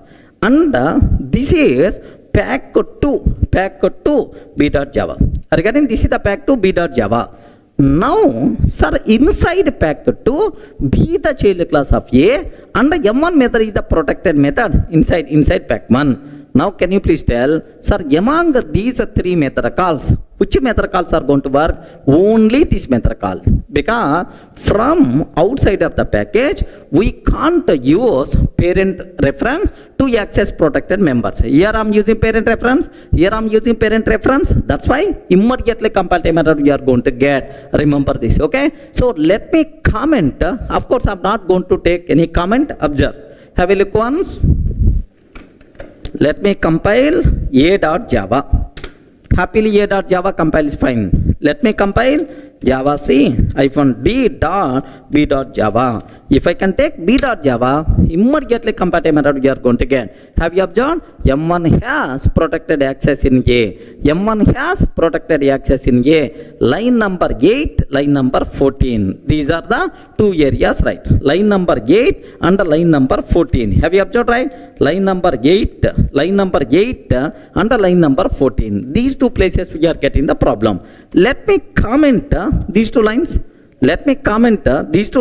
Then happily the code compiles fine, because we are not calling, right? Yes, the code compiles fine. Java pack2.b I can take, then a class protected method, like this, right? So please make sure you people should aware very clearly, right? parent class protected members, if you want to access from outside package, compulsory we should use child reference only.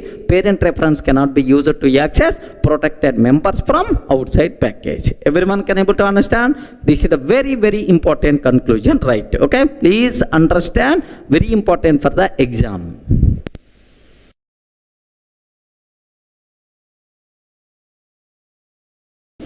So in the last videos we covered member modifiers like public, private, protected, default. Just let me summarize all these modifiers, right? Sir, observe that visibility. Are you getting visibility? Sir, if it is the public, protected, default, private, four modifiers are available within the same class. Sir, I mean the same class. Within the same class, public member. Yes, happily you are allowed to access. Public members are visible in the same class. Within the same class, protected members available, default members are visible, private members also visible. So if you want to access any variable or method within the same class, no restrictions, all modifier data is by default available. Next, from child class of same package. Oh, you are in the same package only. You are in the same package, but from child class. From child class, sir, public, no restrictions. No restrictions. Next, protected within the same package. Anywhere you can access, no problem at all. Protected, whether it is a child or non-child, no problem. Next, default members also inside same package you can access. Okay, what about private? Sir, private from outside of the class you can't access. Have you observed, right? What it is telling? From child class of same package. From child class of same package, not in the same class. So from outside of the class means from child class of same package. Private not visible. Next, from non-child class of same package. Boss, you are in the same package only, but it is not child class. So, public, anywhere accessible. Protected within the same package, whether it is a child or non-child, no restriction, happily you can. But outside package, only in child classes. That's why, so within the same package, even it is a non-child, no problem, acceptable. Default also acceptable. Okay, from outside of the class you can't, that's why private not possible. Next, from child class of outside package. Sir, not in the same package, outside package, but it is the child class. From child class of outside package. What about public? What about public? Yes, anywhere, no restrictions, right? Sir, what about protected? Remember that. From outside package in child class. From child class of outside package, protected member acceptable. But one restriction I told, we can access protected members in child class from outside package, but compulsory we should use child reference only. Okay, so we should use child reference outside to access protected members from outside of the class. Next, default, outside of the package, default members you can't protect, private is nothing but not possible, right? Next, from non-child class of outside package. From non-child class of outside package, public, anyway acceptable, no problem. But protected, non-child class from outside package, not possible, right? Everyone can able to understand? Sir, just summary of public, protected, default, private must be compulsory. You should aware 1 or 2 questions you can expect for the exam from this area. Remember, right? Sir, now can you please tell from this diagram what is the most accessible modifier? Any person is allowed to access. Can you please tell? This diagram itself is going to tell public, no restrictions, anywhere you can access. The most accessible modifier is the public, sir. What is the most restricted modifier? Is the private, only within the same class.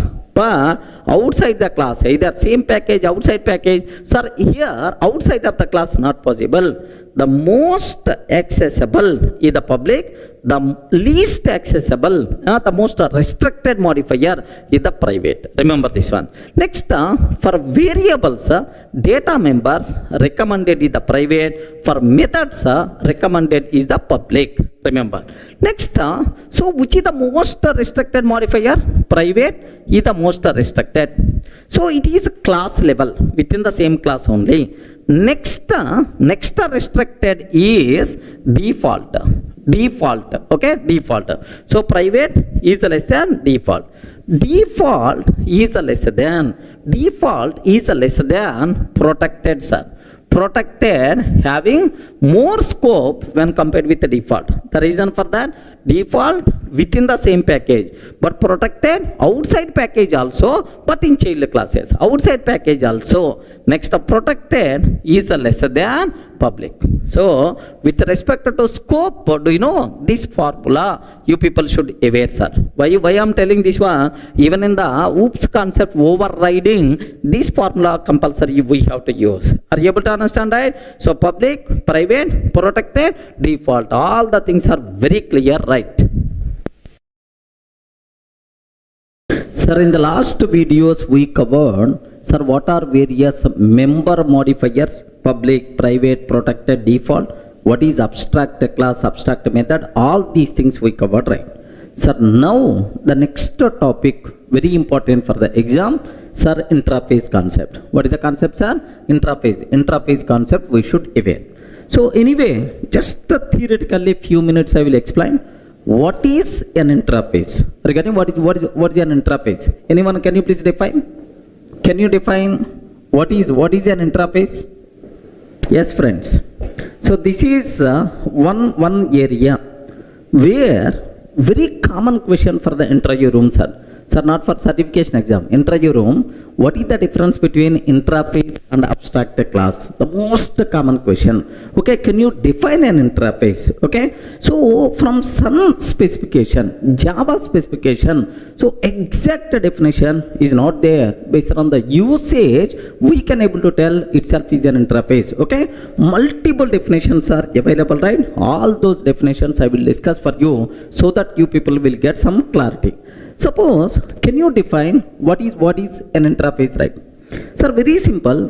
Interface itself is considered as any service requirement specification. Are you getting? Any service requirement specification. Service requirement specification. So, short word we can use the word. Yes. Now, sir, whether it is the WebLogic or Resin or otherwise Jetty, are getting or otherwise Jetty, all these people developed, implemented based on the same specification. That's why I can use the word sir, servlet API acts as requirement, service requirement specification to develop web server. Suppose tomorrow I want to develop Durga web server.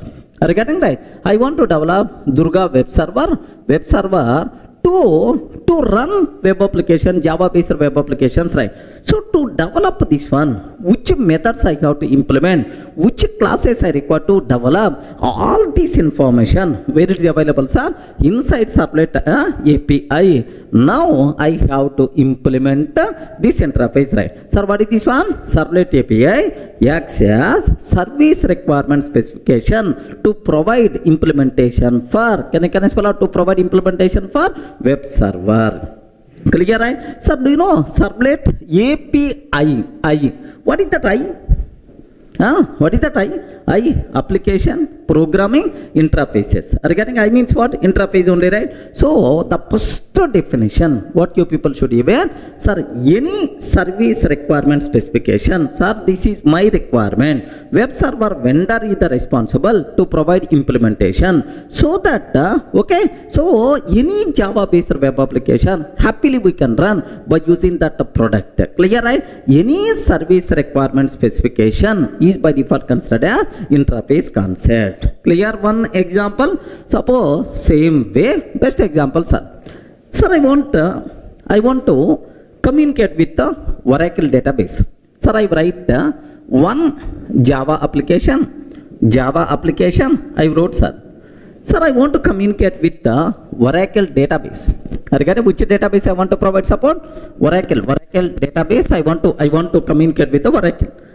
Now, so some API must be required. Some software component is required to communicate with the Vararg database. Who is that person? He is driver software. Regarding who is the person, sir? Driver. So Vararg database driver is required to communicate with the Vararg database. Similarly, sir, MySQL database is there, sir. Okay, MySQL database is there. Observe that. For MySQL database, Java application wants to communicate compulsory. Here some software component is required, driver must be required. Sir, now Vararg driver, MySQL driver, tomorrow if I am going for, sir, Postgres, regarding Postgres SQL, regarding Postgres. So if I am going for if I want to develop these driver softwares, sir, where the requirement specification is available, the requirement specification is defined by some people. That requirement specification is nothing but JDBC API. Can you please tell what is this one, sir? JDBC API. This requirement specification implemented by Vararg driver, implemented by MySQL driver, implemented by, sir, Postgres driver. By using this driver, happily can communicate. Java application can communicate with the corresponding database. So tomorrow I want to introduce my own database, Durga DB. Are you getting? Durga DB. So if a Java application wants to communicate with the Durga DB, driver must be required. I want to develop database driver. To develop database driver, where the requirement specification, which methods I have to implement, which classes I have to implement, where that information is available inside JDBC API. That's why JDBC API acts as requirement specification, okay, to develop driver software. Everyone can able to understand, right? So this JDBC API or the servlet API by default considered as interfaces. So the first definition of an interface is very clear for you people, right? What is that? Any service requirement specification is by default considered as an interface. Clear, right? Sir, the first definition of an interface is very clear. Any service requirement specification is by default considered as an interface, right? Now, the second definition, sir, take a bit very special care. Okay. Suppose a client came, Durga, my requirement is, so I want a college automation system. Can you please develop like this, right? Sir, now what is going to tell is, sir, this is my required college automation system. Observe that, college automation system. Sir, I want Durga, this is the college automation system I want. Now, sir, here, these are the services I want. Sir, get attendance. Assume that M1. Sir, I want this service. I want this service. I want this service. I want this service like this line. Sir, now, client came up with, sir, this is my requirement. Regarding this is my requirement, right? So now, this requirement specification itself is nothing but an interface. Regarding this requirement specification itself is an interface. Now, from the client point of view, interface defines the set of services what he is expecting. Boss, these are the services my expecting, what client is expecting, right? So now, someone is responsible to provide implementation. Assume that he the second person, okay, service provider, okay, service provider is the responsible to provide implementation, right? Assume. So client, sir, is telling this is my requirement. From client point of view, interface defines the set of services what he is expecting. So now some service provider came, boss, I'm ready to provide implementation. So for this requirement, right? Okay, like from service provider point of view, an interface defines the set of services what is offering. Okay, so this person is going to tell, yes, these services we are going to offer. Now this interface acts as contract between client and a service provider. Okay, boss, if I have agreement, then automatically saying these are the services what I'm expecting, these are the services what I'm providing. Any contract between client and service provider itself is considered as an interface. Clear for all of right? So it's a specification, requirement specification, or the set of methods what I'm expecting,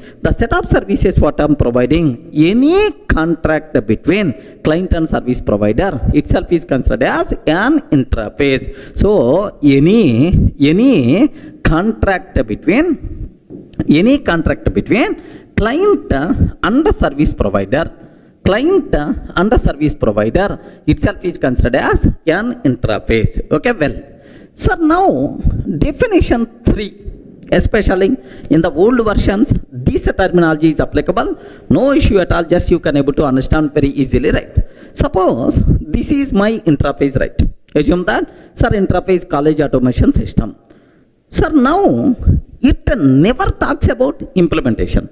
Regarding interface, never talks about implementation, right? Saying, boss, these are the services, what I'm expecting. Sir, it's a requirement specification. Never talks about implementation. Every method present inside interface, by default, public and abstract. Whether we are declaring or not. That's why, have you observed abstract method? Every method by default, okay, whether we are declaring or not, by default abstract, public and abstract. Are you getting? That's why. So interface is also considered as 100% pure abstract class. 100% pure abstract class. Okay, please make sure this is also another popular definition was there. But there is one small problem is there. From 1.8 version onwards, inside interface, default methods are allowed, static methods are allowed. From 1.9 version onwards, yes, inside interface, private methods also allowed. That's why this definition generally we can ignore. Remember that. So this because default methods are also allowed, static methods are allowed, private methods are allowed from 1.8, 1.9 versions onwards. That's why. So just we can ignore this definition, sir. So what is an interface? Interface is nothing but any service requirement specification. Okay, remember. Next, sir, do you know, or any contract between client and service provider itself is considered as interface. Interface having some requirement, someone is responsible to provide implementation for that requirement. That the person who is going to provide implementation is by default considered as service provider. Clear for all of you, right? Then immediately we ask, sir, we are very much interested about default methods and the static methods also.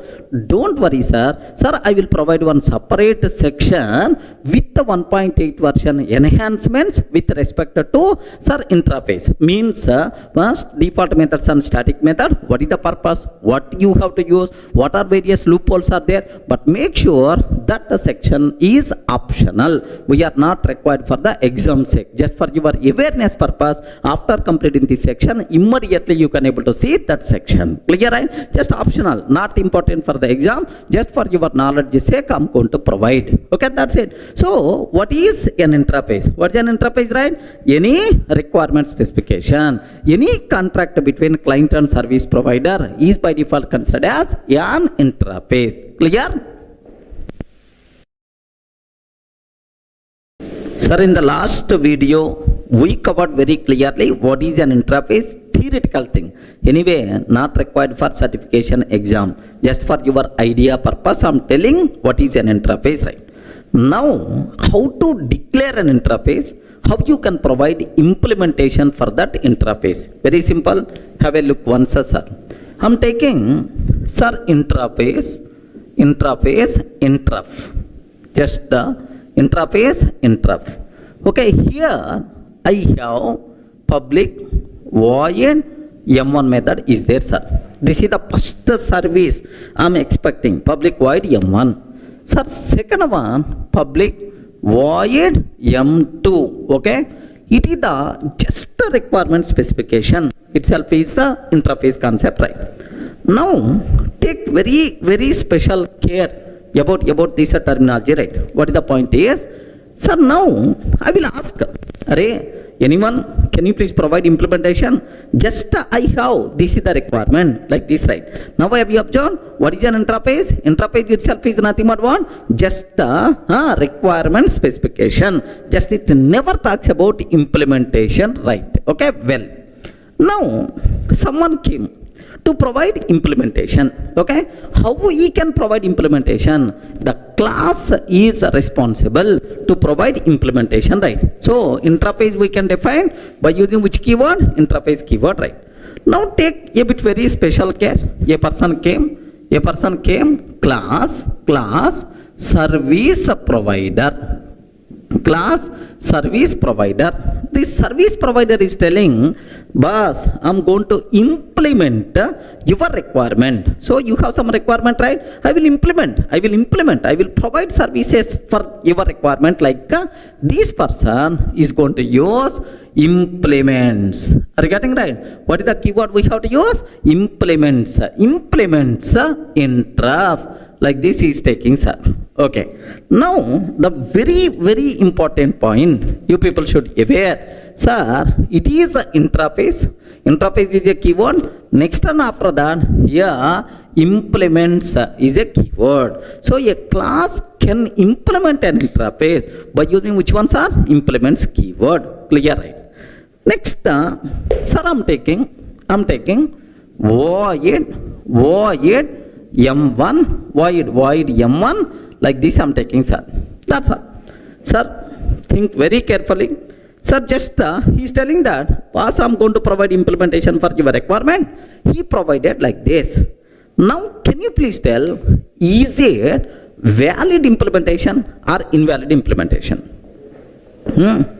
Remember, so for our certification, there are, sir, only 2 or 3 possible bits are there, but both bits are based on this point only. That's why I take very special care about this one, sir. Can you please confirm? Class service provider implements interrupt. Okay, void m1, implement interrupt void m1 like this. Can you please confirm, is it valid implementation of this interface or not? Respond. Very important for the exam. Don't be silent. Yes, friends.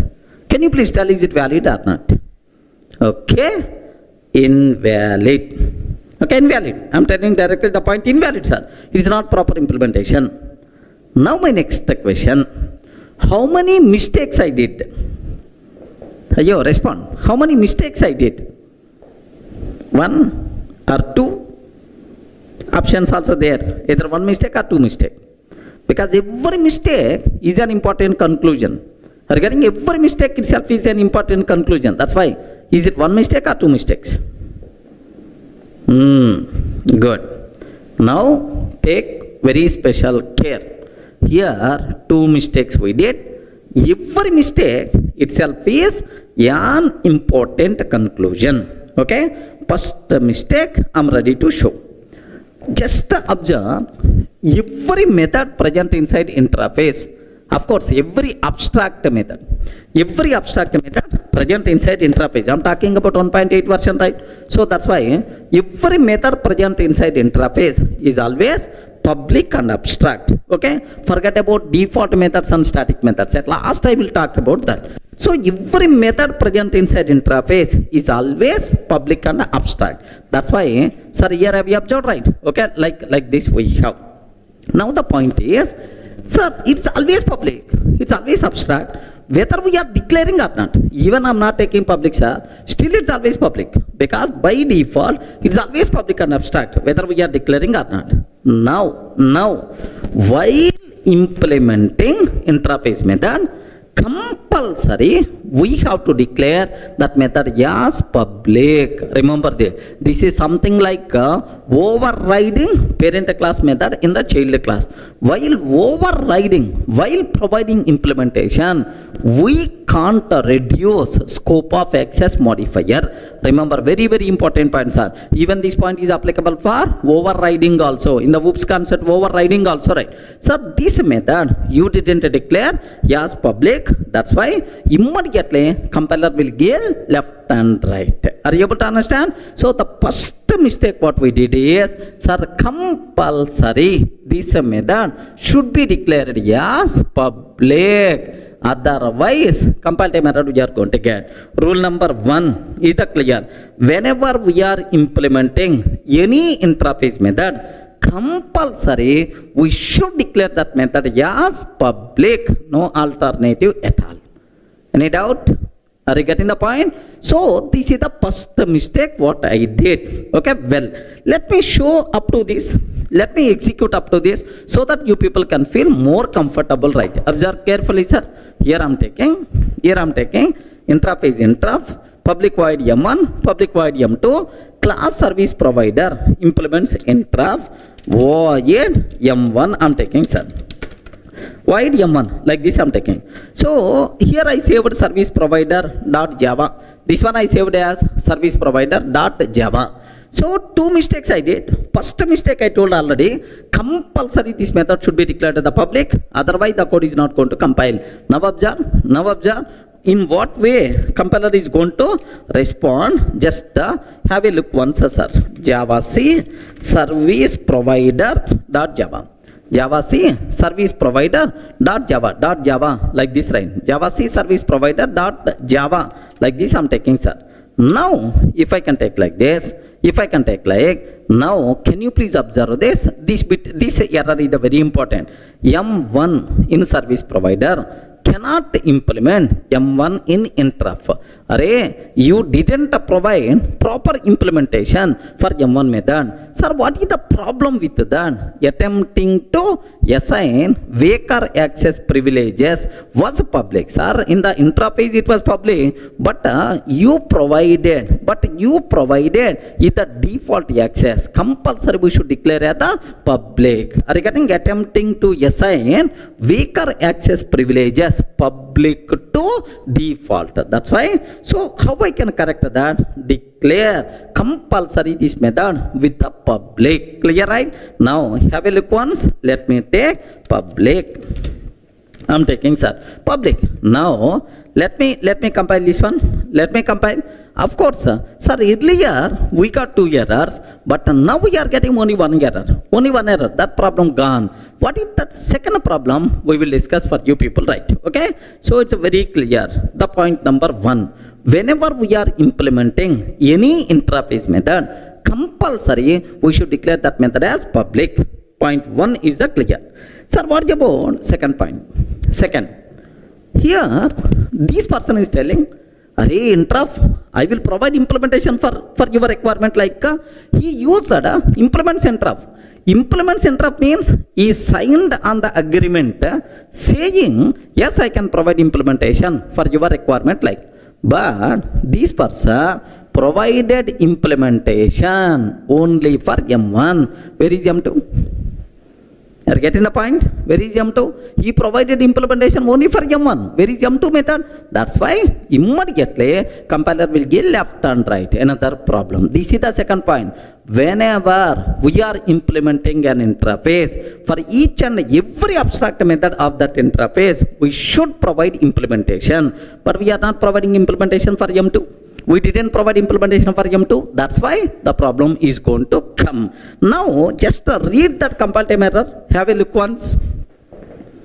If I compile, now observe that. What is that compile time error we are getting?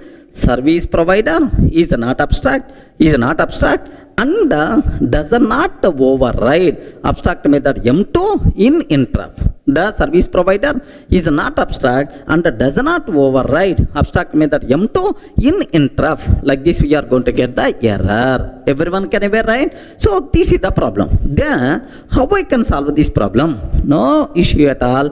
Happily you can solve this problem two ways. one way one, very important for the exam, this especially these points.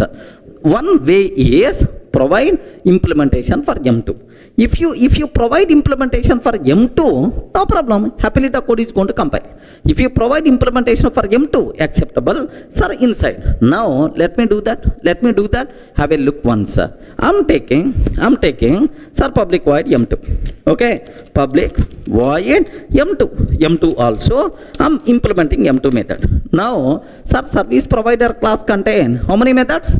How many methods? For both the methods implementation is available, no mistake, happily the code is going to compile. Now have a look once. Yes, I'm not seeing any problem at all, happily the code compiles fine. I'm not seeing any problem, itself is acceptable. Okay, well, now take very special care. Sir, assume I don't want to provide implementation for M2.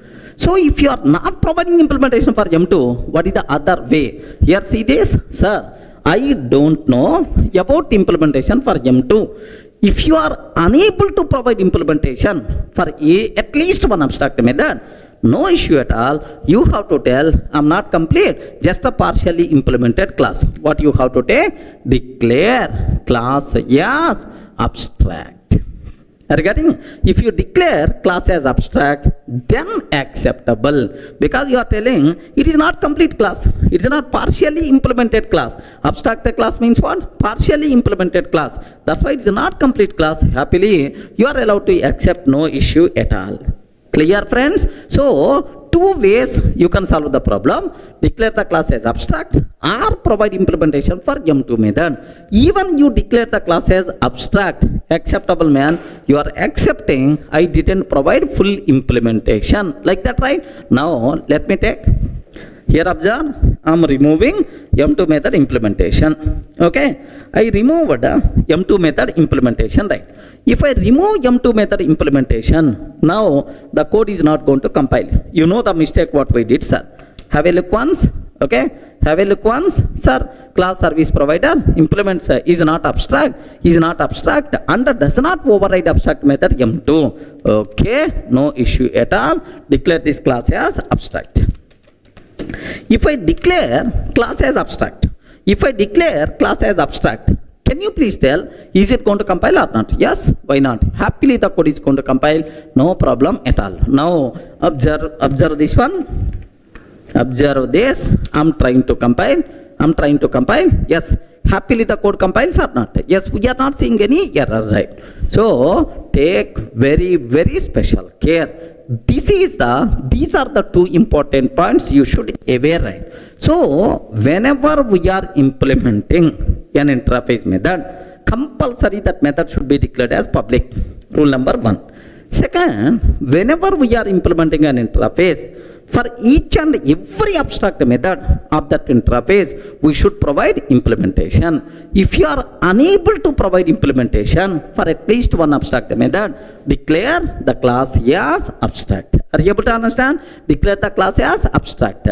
Then who is the responsible to provide implementation for next remaining abstract method, right? Child class is the responsible. Okay, if I'm taking any child class, okay, class sub service provider, class sub service provider extends class sub service provider extends service provider.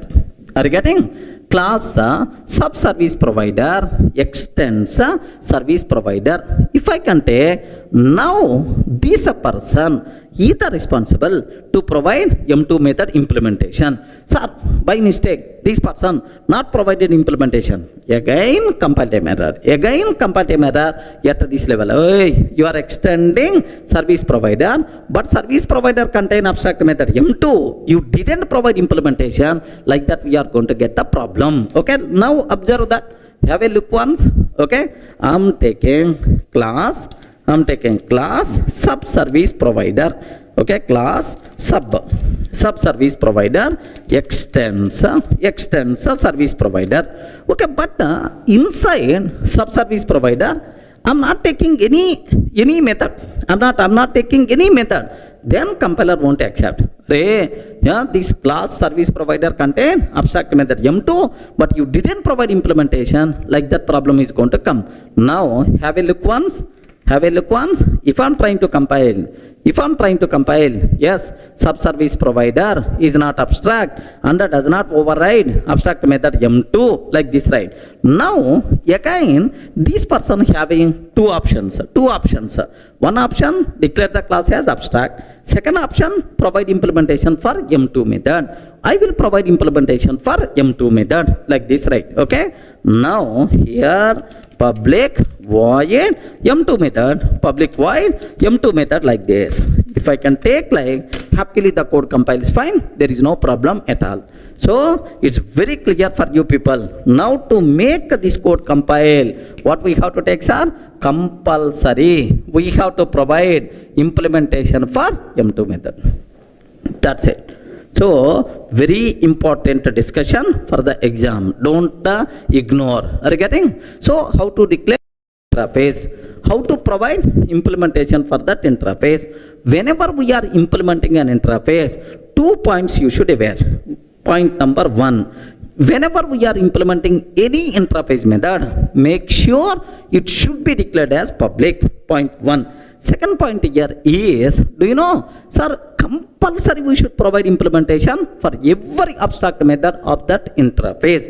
If you are unable to provide implementation for at least one method, compulsory we have to declare class as abstract. Otherwise, the code won't compile. Clear, right? For our OCJA exam, this is more enough. Regarding this knowledge is more enough, right? So, but anyway, if you are very much interested for learning purpose, just download our material. There I provided where we have to use extends, where we have to use implements. Next, what about interface methods? What about interface variable?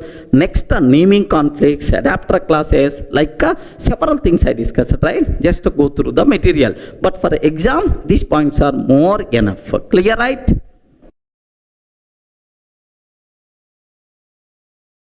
Hi friends, in the last videos we covered declarations and access modifiers. What is Java source file structure, import statement, package statement, class level modifiers, member modifiers, interfaces. Beautiful concepts, are even almost around some possible bits also I discussed for the exam. Sir, now the next important concept, very important for the interview room, even for our certification exam, what that concept is? OOPS concept, right? Are you getting? Sir, OOPS, object oriented programming. OOPS features we require to discuss. Beautiful concept, very hard for core Java is this concept. That's why take a bit more special care. But unfortunately, sir, I may not discuss each and everything which is present inside OOPS, because all the things for our certification is not required. Up to certification, sir, for certification level, whatever things are required, up to that I will discuss. Sir, the people who are very much interested to know each and everything, download our material, just go through that. Sir, the first I have to discuss, sir, data hiding. Are you getting? What is the first topic we have to discuss? Data hiding. Data hiding, right? Sir, can you please tell what is data hiding? The first OOP feature, sir, data hiding. The name itself indicates, have you observed, right? Hiding of data. Hiding of data.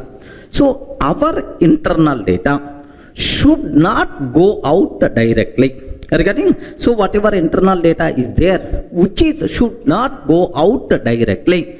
That means outside person should not access our internal data directly. We have to hide our data. Okay, like, sir, can you give an example so that we may get much clarity? Best example, sir.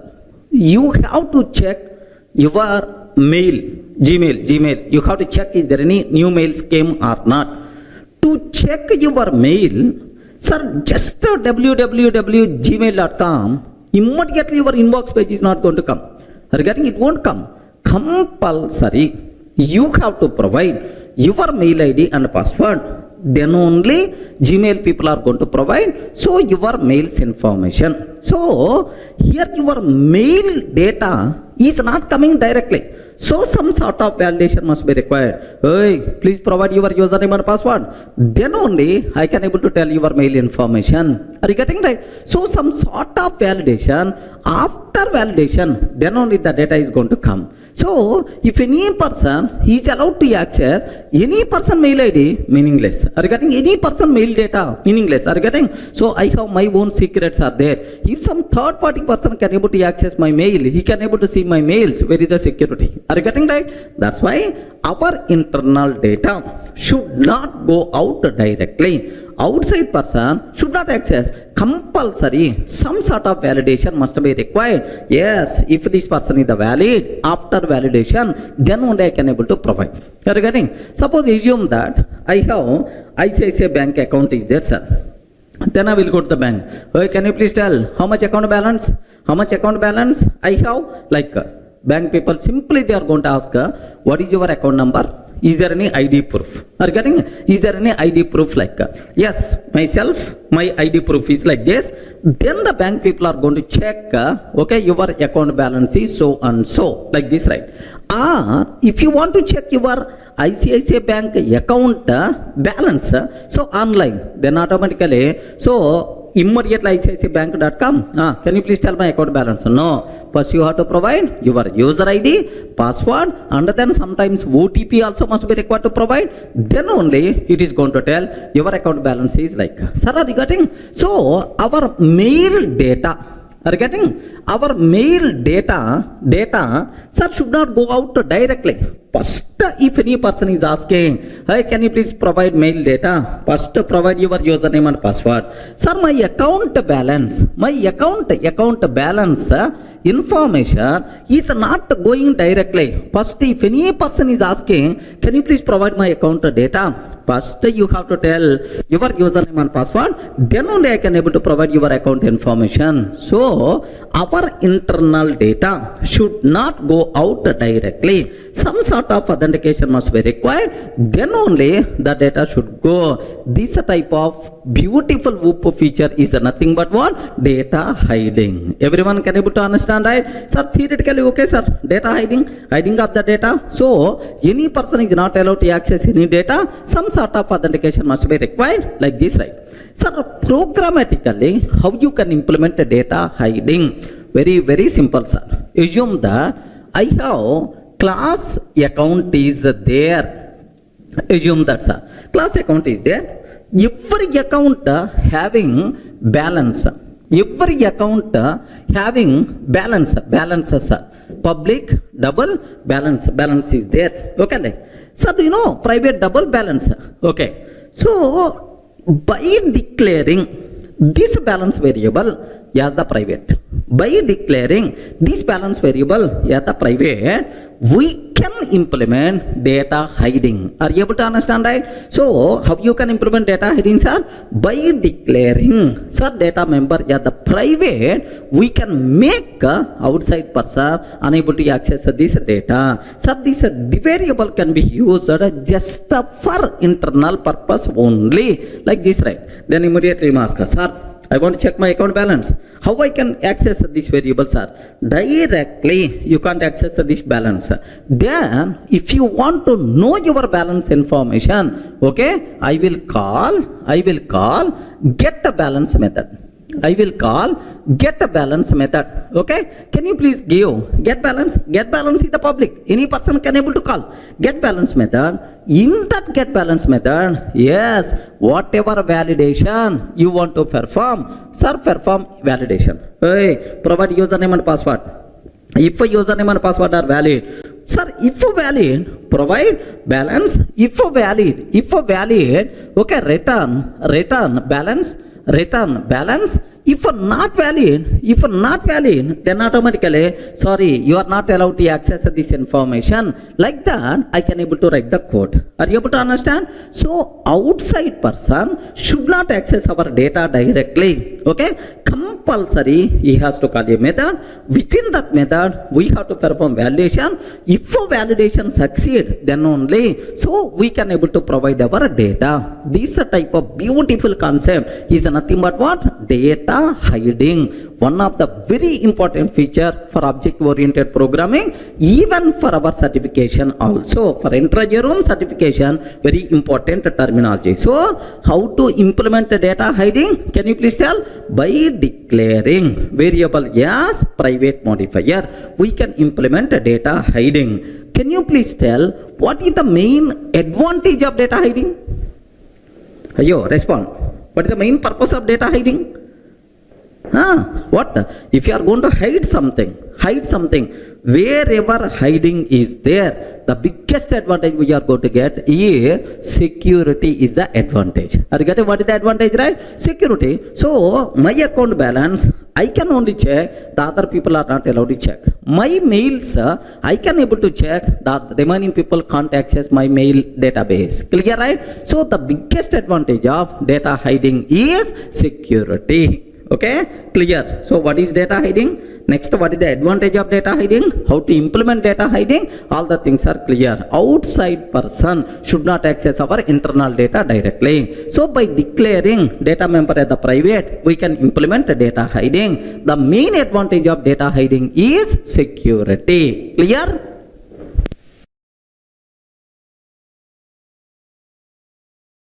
Sir, in the last video, we covered the first feature, data hiding.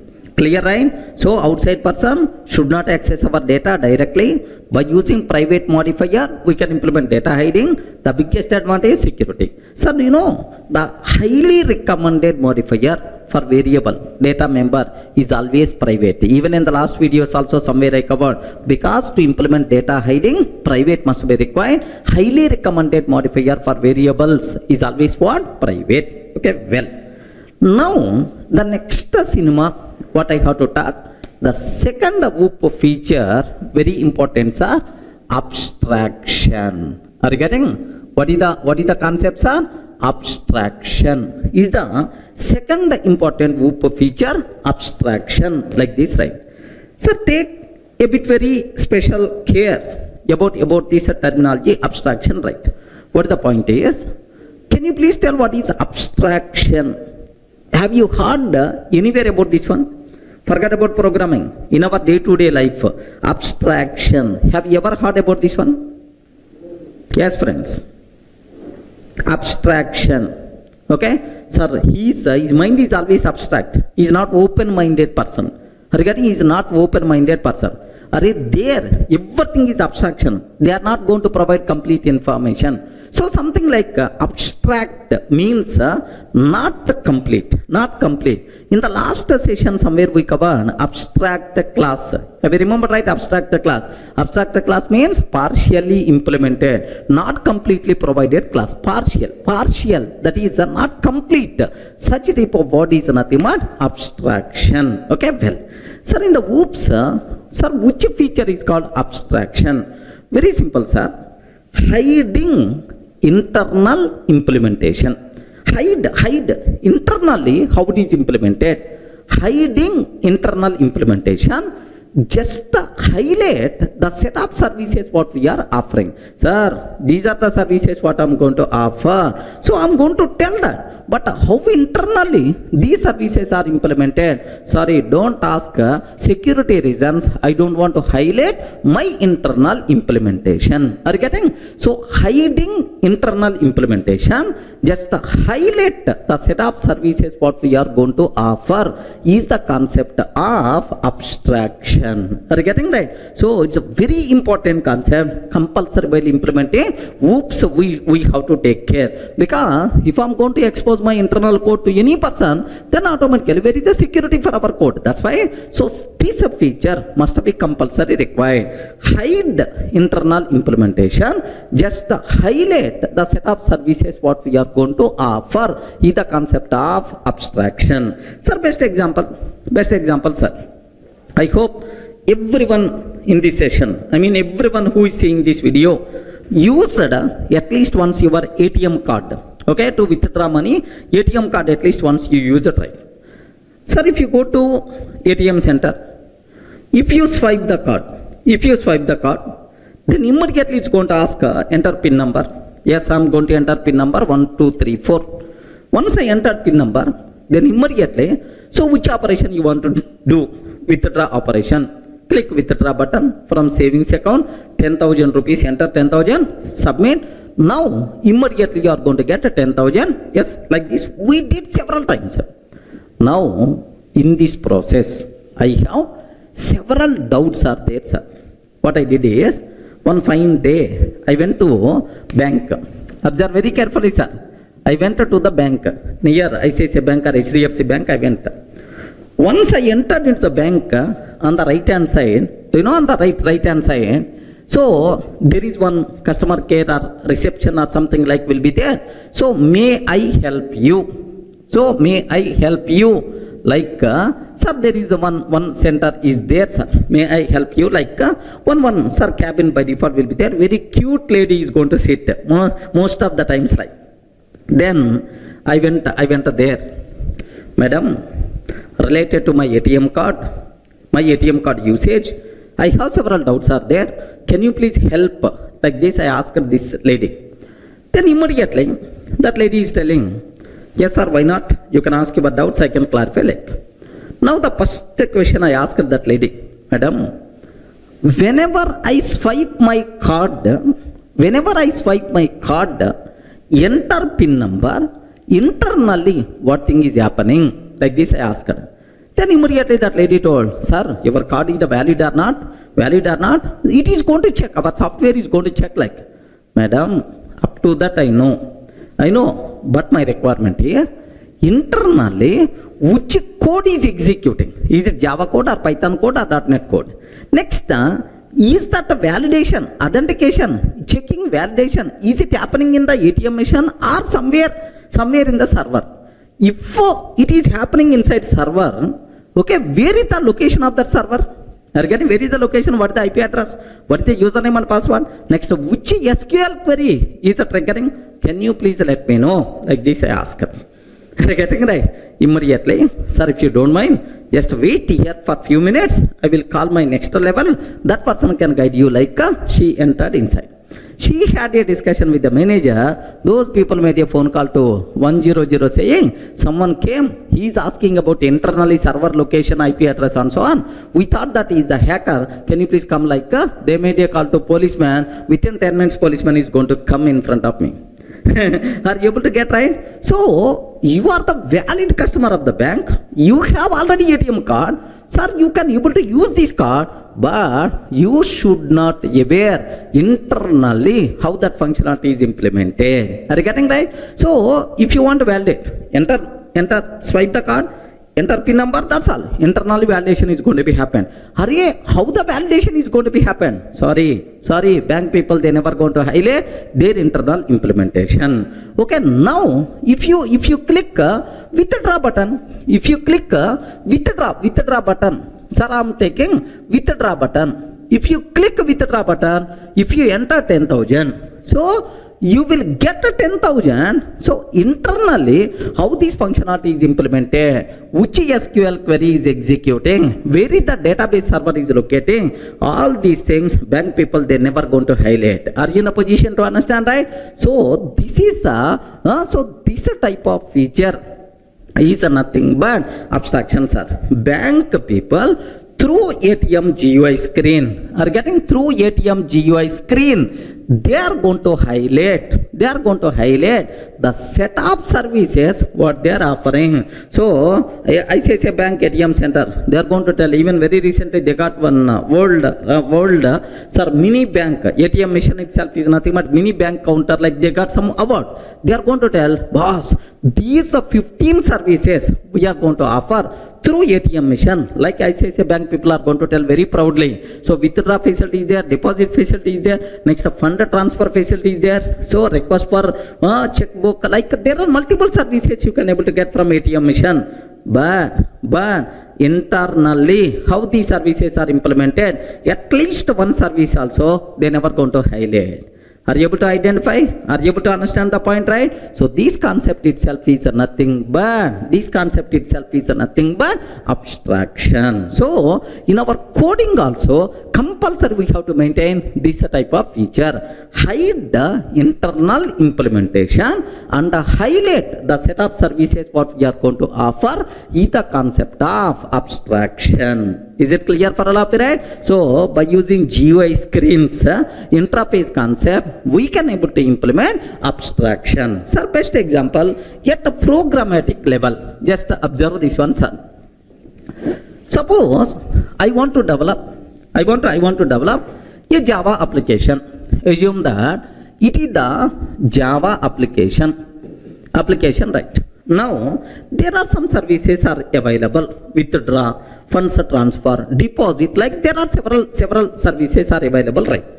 Now, sir, a UI based application, .NET application wants to communicate with this. .NET application wants to communicate with our Java application. So, if you want to call withdraw, just you have to call from your code M1. Okay, in the middle I will expose all my services through some interface. Sir, M1, M2, M3, M4, something like it is an interface. Regarding itself is interface. .NET person has to call M1 method. Internally, whenever this person is calling M1, internally which method is going to execute? Maybe some withdraw method is going to execute. The required result we are going to offer to this .NET person. We never going to highlight internally this application how it is implemented. Are you able to understand, right? So because of this abstraction, because of this interface concept, two different applications also can communicate with each other. Yes, can communicate with each other without highlighting our internal implementation. Everyone can able to understand. So abstraction is how much important in our day-to-day coding in real time. Please make sure you should aware. So if the interview person is asking what is abstraction, can you please tell what the answer you can able to tell? Yes, friends, what answer you can able to tell?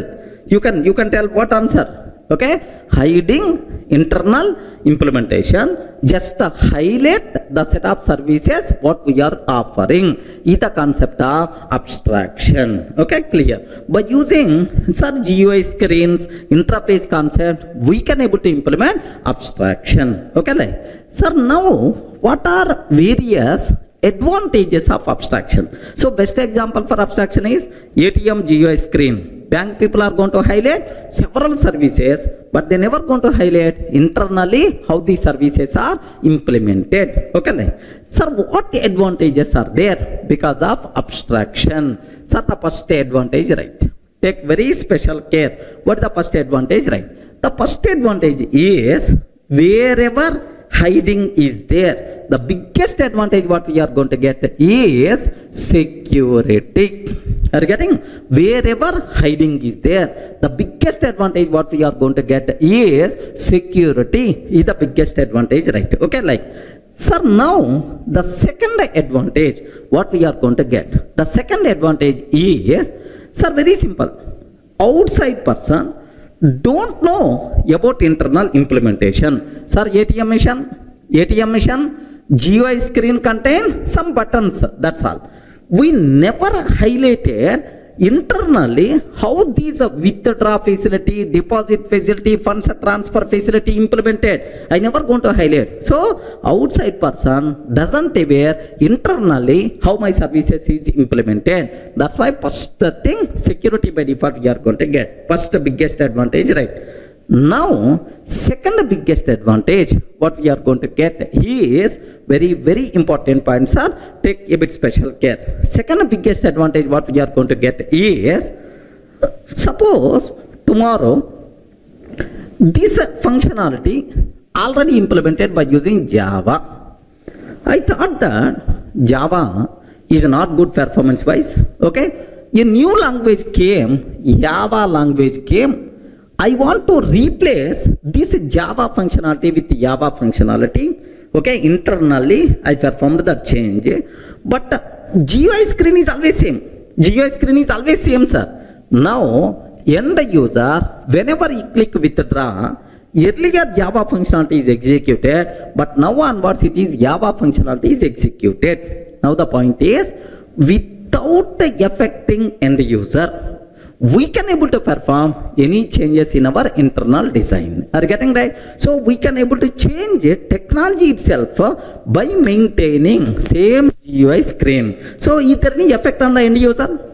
No effect, because end user what he is seeing is always the same, but internally how that functionality is implemented, yes, we can able to perform any changes. That's why if you are following abstraction, if you are implementing abstraction, the biggest advantage is, yes, enhancement will become very, very easy. Are you getting? Enhancement will become very, very easy without affecting end user. Happily we can able to perform any type of changes in that. Clear for you? Are you in a position to understand, right? That's all. This is the second important point. Now the third point. Take very, very special care, sir. This is the second. Next, if abstraction is there, if you are not going to highlight your internal implementation to the outside person, okay, maintainability of the application is going to be improved. Maintainability of the application is going to be improved. Modularity of the application is going to be improved, sir. Okay, so compulsory while developing the code, while developing the programming, we should aware abstraction. So security is the one advantage, enhancement is the another advantage, maintainability of the application, modularity of the application is going to be improved. That's all. Getting the basic idea, what is abstraction, what advantages are there, how you can implement abstraction by using interfaces concept, GUI screens like by using interface GUI screens, by using API, we can able to implement abstraction. Okay, so can you please tell what is the definition of abstraction? If any person is asking, just in one line you have to tell, array hide internal implementation, just highlight the set of services is the concept of abstraction. What is the biggest advantage of abstraction? Security is the biggest advantage of abstraction. That's all, friends. Sir, in the last videos, we covered about data hiding and abstraction. What is data hiding? Outside person should not access our data directly. By declaring private variable, by declaring variable as a private, we can implement data hiding. What is abstraction? Okay, hiding internal implementation, just highlight the set of services what we are offering. Is the concept of what? Abstraction.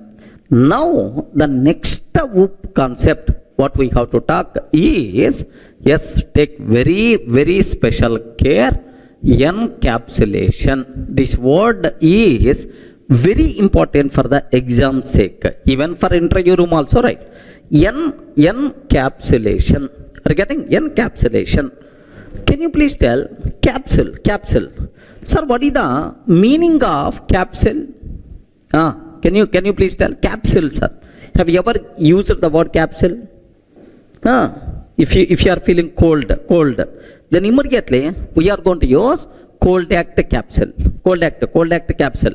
Sir, how the cold act capsule looks like?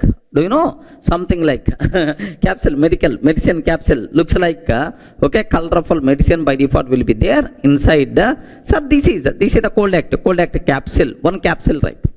Do you know whatever medicine required to cure cold act, that medicine is going to be encapsulated. Regarding is going to be grouped into this capsule.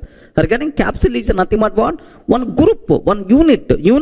Okay, so all the required things grouped into one capsule is nothing but this is the medicine capsule, right? Same way, sir, what is capsule yet programming? What is encapsulation yet programming? Very simple, sir. Assume that suppose student is there. Student is there. For every student, some data members are there and some behavior methods are there. something like student name, roll number, marks or data members. Next, get marks, update marks, read, write.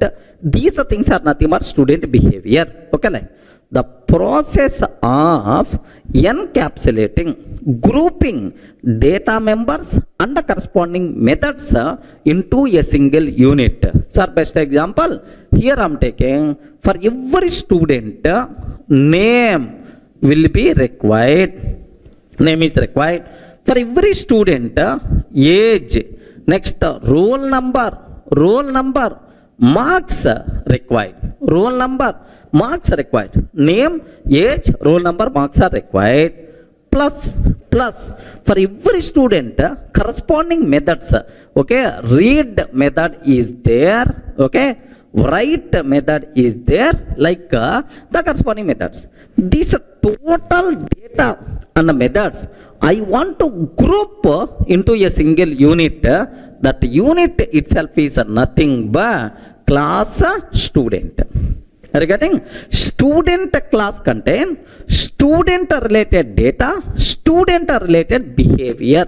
The process of grouping, combining data members and corresponding methods or behavior into a single unit, which is nothing but encapsulation. Are you able to understand, right? Capsule grouping mechanism itself is like this, right? Sir, every Java class is an example of encapsulation. So from our childhood onwards, in the books, if you open any book, then it's going to tell what is the meaning of encapsulation.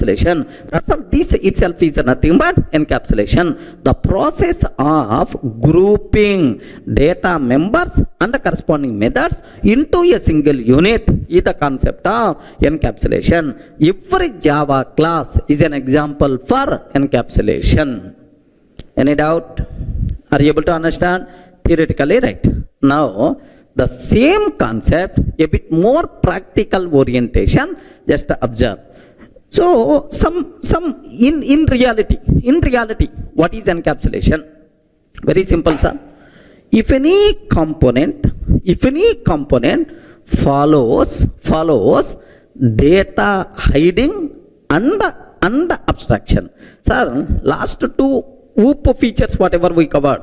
One is data hiding I covered. Second one is what? Abstraction we covered. If any component follows data hiding and abstraction, that component is said to be encapsulated component. Are you getting? If any component follows data hiding and abstraction, that component is said to be encapsulated component. Sir, now observe that I can use the word encapsulation. Encapsulation is equal to data hiding. Encapsulation is equal to data hiding plus abstraction. Data hiding plus abstraction is itself is encapsulation, right? Data hiding plus abstraction itself is what? Encapsulation. So if any component follows data hiding and abstraction, which is nothing but encapsulation. Theoretical, okay, sir. Can you please explain a small chota program to demonstrate this encapsulation, right? Now, let me take a small example. I'm taking class account, sir. Observe very carefully. Class account. For every account, private double balance field is there. Private double balance field is there, sir. Now, this balance variable cannot be accessed directly by outside person because the reason is private. Remember this one, because the reason is private. Outside person can't access this data directly. That's why it is the private. Okay, data hiding. Next, how the outside person can able to access? Compulsory we have to provide getter and the setter methods for this variable. Okay. Now I'm taking get balance. Public double get a balance. Public double get a balance. Get balance. Now validate. sir, perform required validations. Because, so whether this person is the correct person or not, ask his username and password and so on, yes, valid. If this person is valid, return balance. If this person is the valid, return balance like this, right? Now, sir, I want to update my balance. I want to deposit. I want to update my balance. Something like public void. Okay. Sir, I want to perform withdraw operation. I want to perform withdraw operation. Assume that, sir. Or, sir, I want to change my balance. Set balance, double balance like this, right? Okay. Boss, can you please withdraw so and so amount? Or can you please deposit so and so amount like? So here also you can perform the required validations. Okay. If it is the deposit, sir, this dot balance is equal to balance. This dot balance is equal to, sir, this dot balance is equal to, sir, balance, this dot balance plus amount, whatever amount we are going to provide. Sir, assume that amount. So, current balance plus amount, like this we are going to take. That's all. A simple example. I have balance variable is there. This balance variable declared the private. Outside person should not access our data directly. Next, how the outside person can able to access? Sir, by using getter method and setter method. The advantage of providing access through getter and setter methods is sir, we can perform the required validations. Are you getting? Outside person is always going to call either get balance or set balance. So through that, after validation, then only he can able to get the required data or he can able to perform required operations, right? So now I can use the word, it is the best example for encapsulation. Are you getting example for encapsulation? Now I have bigger doubt is there. If you are telling it is the encapsulated component, compulsory it should follow data hiding and abstraction. Compulsory it should follow data hiding and abstraction. Sir, where is the data hiding? Yes, where is the data hiding? Declare this variable as the private data hiding. Okay, well, perfect. But where is abstraction? Yes, friends. Where is abstraction? How you can conclude? Yes, this is the abstraction is there in this example. Remember that. Okay. So I never going to highlight this get balance, set balance functionality to outside person directly. What I will do? I will provide one GUI screen to the end user. GUI screen, maybe JSP based or otherwise some AWT Sphinx based somewhere, okay, some GUI screen. In that balance inquiry, there is one button is there, sir, balance inquiry button. There is another button is there, okay, deposit, something like. Whenever end user click balance inquiry, now get the balance method will be executed. Whenever end user click balance inquiry, then get balance method will be executed. Whenever end user click deposit, then set balance method will be executed. Are you getting? Whenever end user click deposit, set balance method will be executed. But end user don't know internally which code is executing, which methods are executing. End user can able to say only these two buttons. Internally, is it Java code, .NET code, Python code also? You don't know anything. You don't know anything about that. Just he is going to click, that's all. The required functionality in the background is going to execute. We never going to highlight our internal implementation to the end user. Are you able to get right? That's why I can use the word, it is sir, what we call abstraction. So data hiding and abstraction, which is nothing but encapsulation. Everyone can able to understand? Sir, two definitions I provided, right? Sir, what is the definition? One. What is the definition? One. Grouping data members and the corresponding methods into a single unit is the concept of encapsulation, theoretical thing.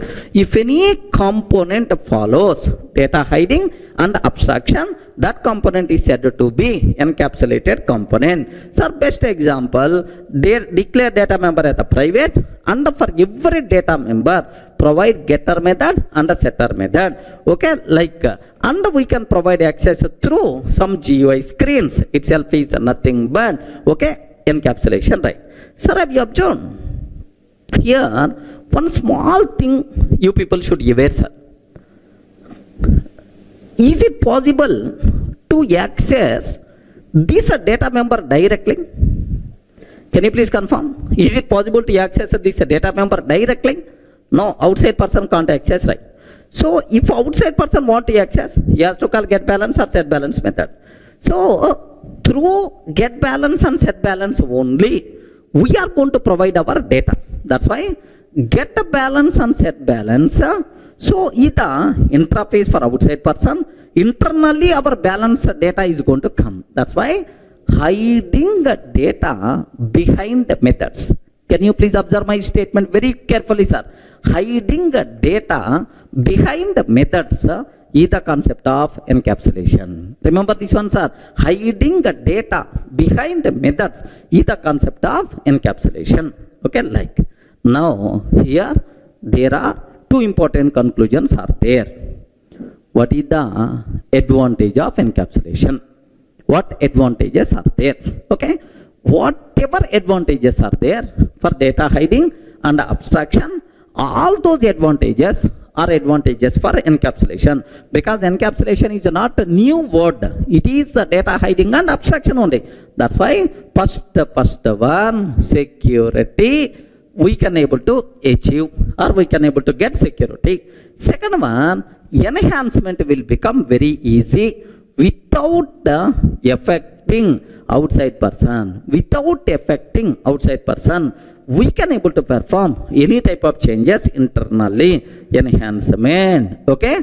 Third one, sir. Third one, the biggest thing what we are going to get, maintainability of the application, modularity of the application will be improved. Are you getting? Maintainability will be improved, modularity of the application will be improved, sir.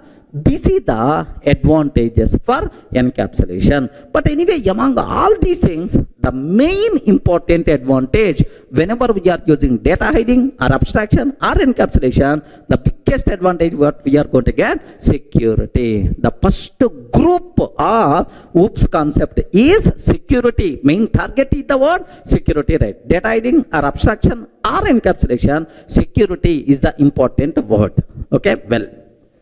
Now, there is one more small point is there.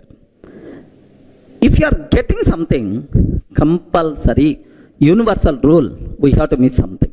Are you getting? If you want to get something, you should miss something. Sir, what we are going to get because of encapsulation? What we are getting because of encapsulation? Security we are getting. But what we are going to miss because of encapsulation? Yes, we have to compromise. We have to compromise. We have to sacrifice something. Then only we are going to get, sir, the security. What is that? Is so for every data member, compulsory we require to provide getter method, setter method. Every time validations must be required. Validations must be required. Then only I can able to perform required operation. It increases length of the code. Validation, everywhere validation, validation, validation. It increases length of the code, slows down execution. Are you getting? So I want to get balance. So best example, if you want to know your account balance, you are the valid customer. You are valid customer of the bank. but still you can't get directly your account balance. You have to provide your username, password, then only you are going to get. So validation must be required or not? Yes. If you want something, you should miss something. Here you are going to get security, but it is going to time consuming process. Performance is going to be down. Remember that. So that's why, so everywhere, don't try to implement security, don't try to use encapsulation. If a security constraint is there, then only we require to use encapsulation. Sir, best example, I want to perform fund transfer to my friend account 10,000 rupees. Assume that, sir, 10,000 rupees funds transfer I want to perform. In the ICICI Bank, to perform funds transfer of 10,000 rupees, how many activities you have to do? You have to provide your username, password. Next, and after that, OTP you are going to get. Next, in your card backside grid, you have to enter some numbers. You require to enter some number. After doing all these things, after 3 minutes or 4 minutes, you can able to perform, you can able to complete transaction of 10,000 rupees for your friend. Getting? So the problem, time consuming, performance is down, but advantage, right person only can able to perform funds transfer. Security by default you are going to get. Clear? Any doubt about this one? So 3 words you should aware. What is encapsulation?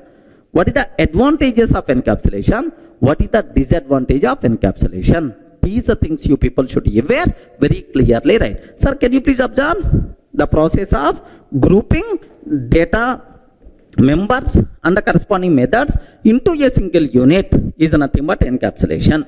Next, what we call, if any component follows data hiding and abstraction is the concept of encapsulation. Hiding the data behind the methods is the concept of encapsulation. Advantages, security, enhancement will become easy, maintainability, modularity will be improved. The bigger problems with this is, sir, performance is going to be down because it is the time consuming. Length of the code is always going to increase because validation logic has to execute. That's all, sir. Clear for all of you, right? Very important this encapsulation word for the exam sake, even for interview room also. A bit theoretical, but compulsory you should aware.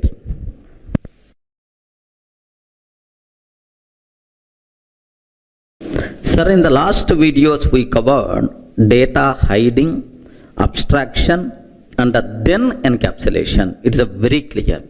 Now, the next thing what I have to discuss, sir, tightly encapsulated class. What is the word? Can you spell out? Tightly encapsulated class. Tightly encapsulated class. Okay. Sir, when we say that a class is said to be tightly encapsulated, are you getting? Sir, usually every Java class is by default considered as encapsulated class only. When we say that it is a tightly encapsulated, if and only if every variable present inside that class is private. Regarding every variable present inside that class is private. Such type of class is said to be tightly encapsulated. Whether the class contain getter methods, setter methods or not, whether these getter methods, setter methods are declared public or not, these things are not required to worry. Only one point we should aware. Every variable present inside that class is private. Such type of class is said to be tightly encapsulated. 100% data hiding is there, sir. Yes, obviously it is a tightly encapsulated class. Sir, best example, here if I consider public class account. Public class account class is there. Now I am taking private double balance variable is there. Now the point is, if I can take public double get a balance, public double get a balance, like this I am taking. Return balance, right? Public double get balance, return balance, like this I am taking. Can you please confirm, is it a tightly encapsulated class or not? You respond. Is it tightly encapsulated class or not? Yes. Because how many variables are there? Only one variable. That variable is the private or not? Yes, ma'am. It says the private. We never going to worry about this variable, this data member having getter method, setter method or not. Whether these methods are declared as the public or private, we are not required to worry. So, every data member declared as private, such type of class is said to be encapsulated class. Clear for all of you, right? Such type of class is said to be tightly encapsulated class. Okay, well. So now, from the exam, of course, in our OCJA 8 version, this concept is not that much important, but in the old version certification, OCJP 1. SCJP 1.4 version, especially in the syllabus, they specified explicitly what is the tightly encapsulated class. Identify tightly encapsulated class, like that. That's why just aware. But anyway, for our current certification, this concept is not that much important, just aware, sir. I have one example is there. Now observe, class A, sir. Class A. A class contain private, int x is equal to 10, sir. Class A class contain private int x is equal to 10. Class B extends A. Class B extends A. Int y is equal to 20. Class B extends A, int y is equal to 20.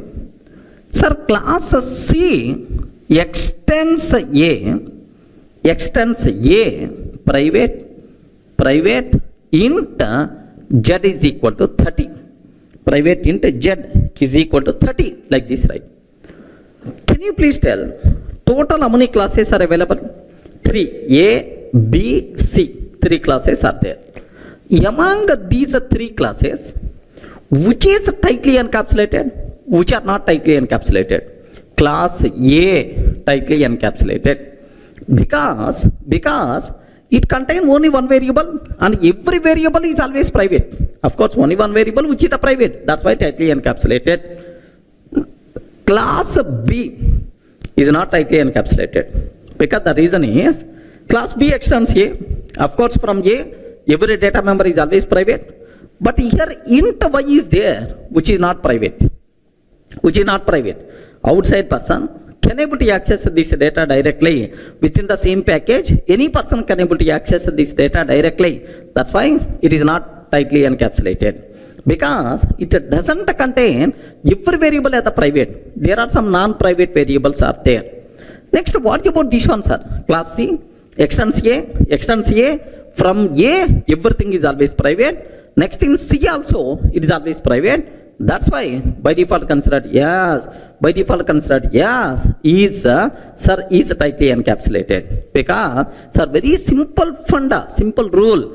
Every variable present inside that class is the private, then automatically tightly encapsulated. So A and C are tightly encapsulated, but B is not tightly encapsulated. Okay, well, sir.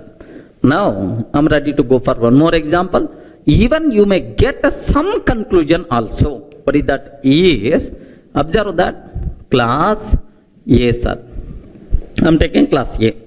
Inside class A, okay, just I'm taking int x is equal to 10. Observe very carefully, sir. Int x is equal to 10, non-private data.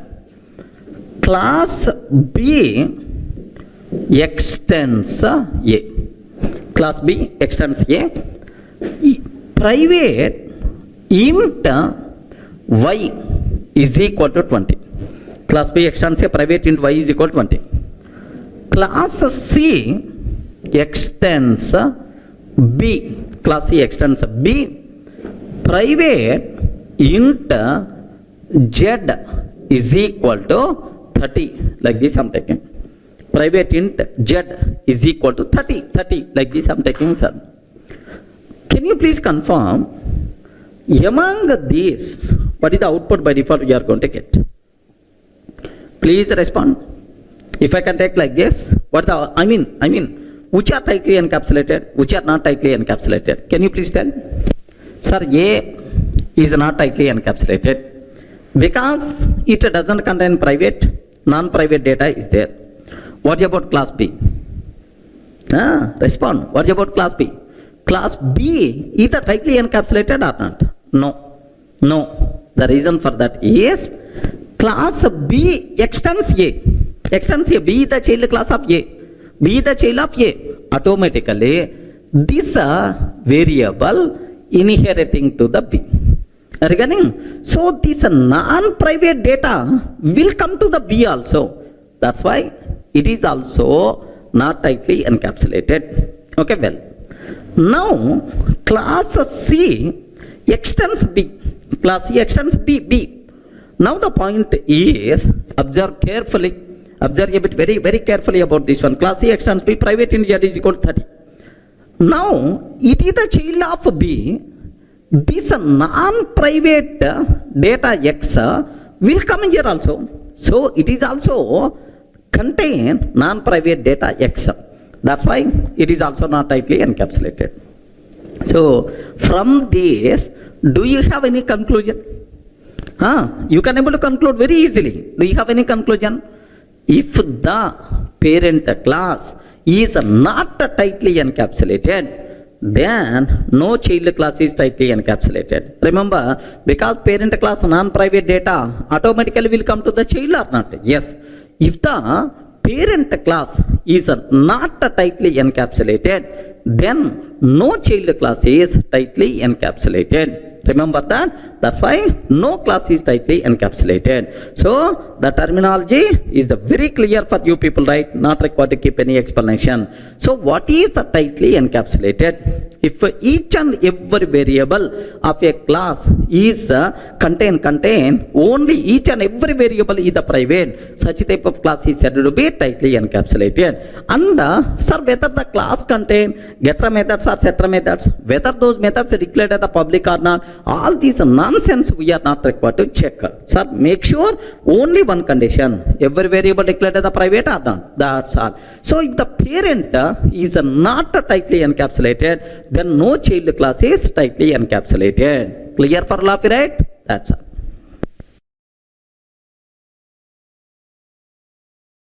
Sir, in the last videos we covered very clearly what is abstraction, what is data hiding, encapsulation, tightly encapsulated class. These concepts always talks about one very important word, security. Clear, right? Sir, now the next thing what I have to talk, the most valuable important concept, inheritance. Remember this one. The most valuable important concept, inheritance, right? So the first point what you people should be aware, inheritance is also known as is a relationship. Regarding inheritance is also known as is a relationship. Okay. Next, the main advantage of inheritance is, the biggest advantage of inheritance is code reusability. Regarding what is the biggest advantage of inheritance, right? Code reusability. Of course, I will explain with examples all these things, don't worry. Next, how to implement inheritance by using extends keyword, we can implement inheritance concept. Are you getting right? So, inheritance, the thumb rules, only 3 points, just I'm telling. What are the first ones are?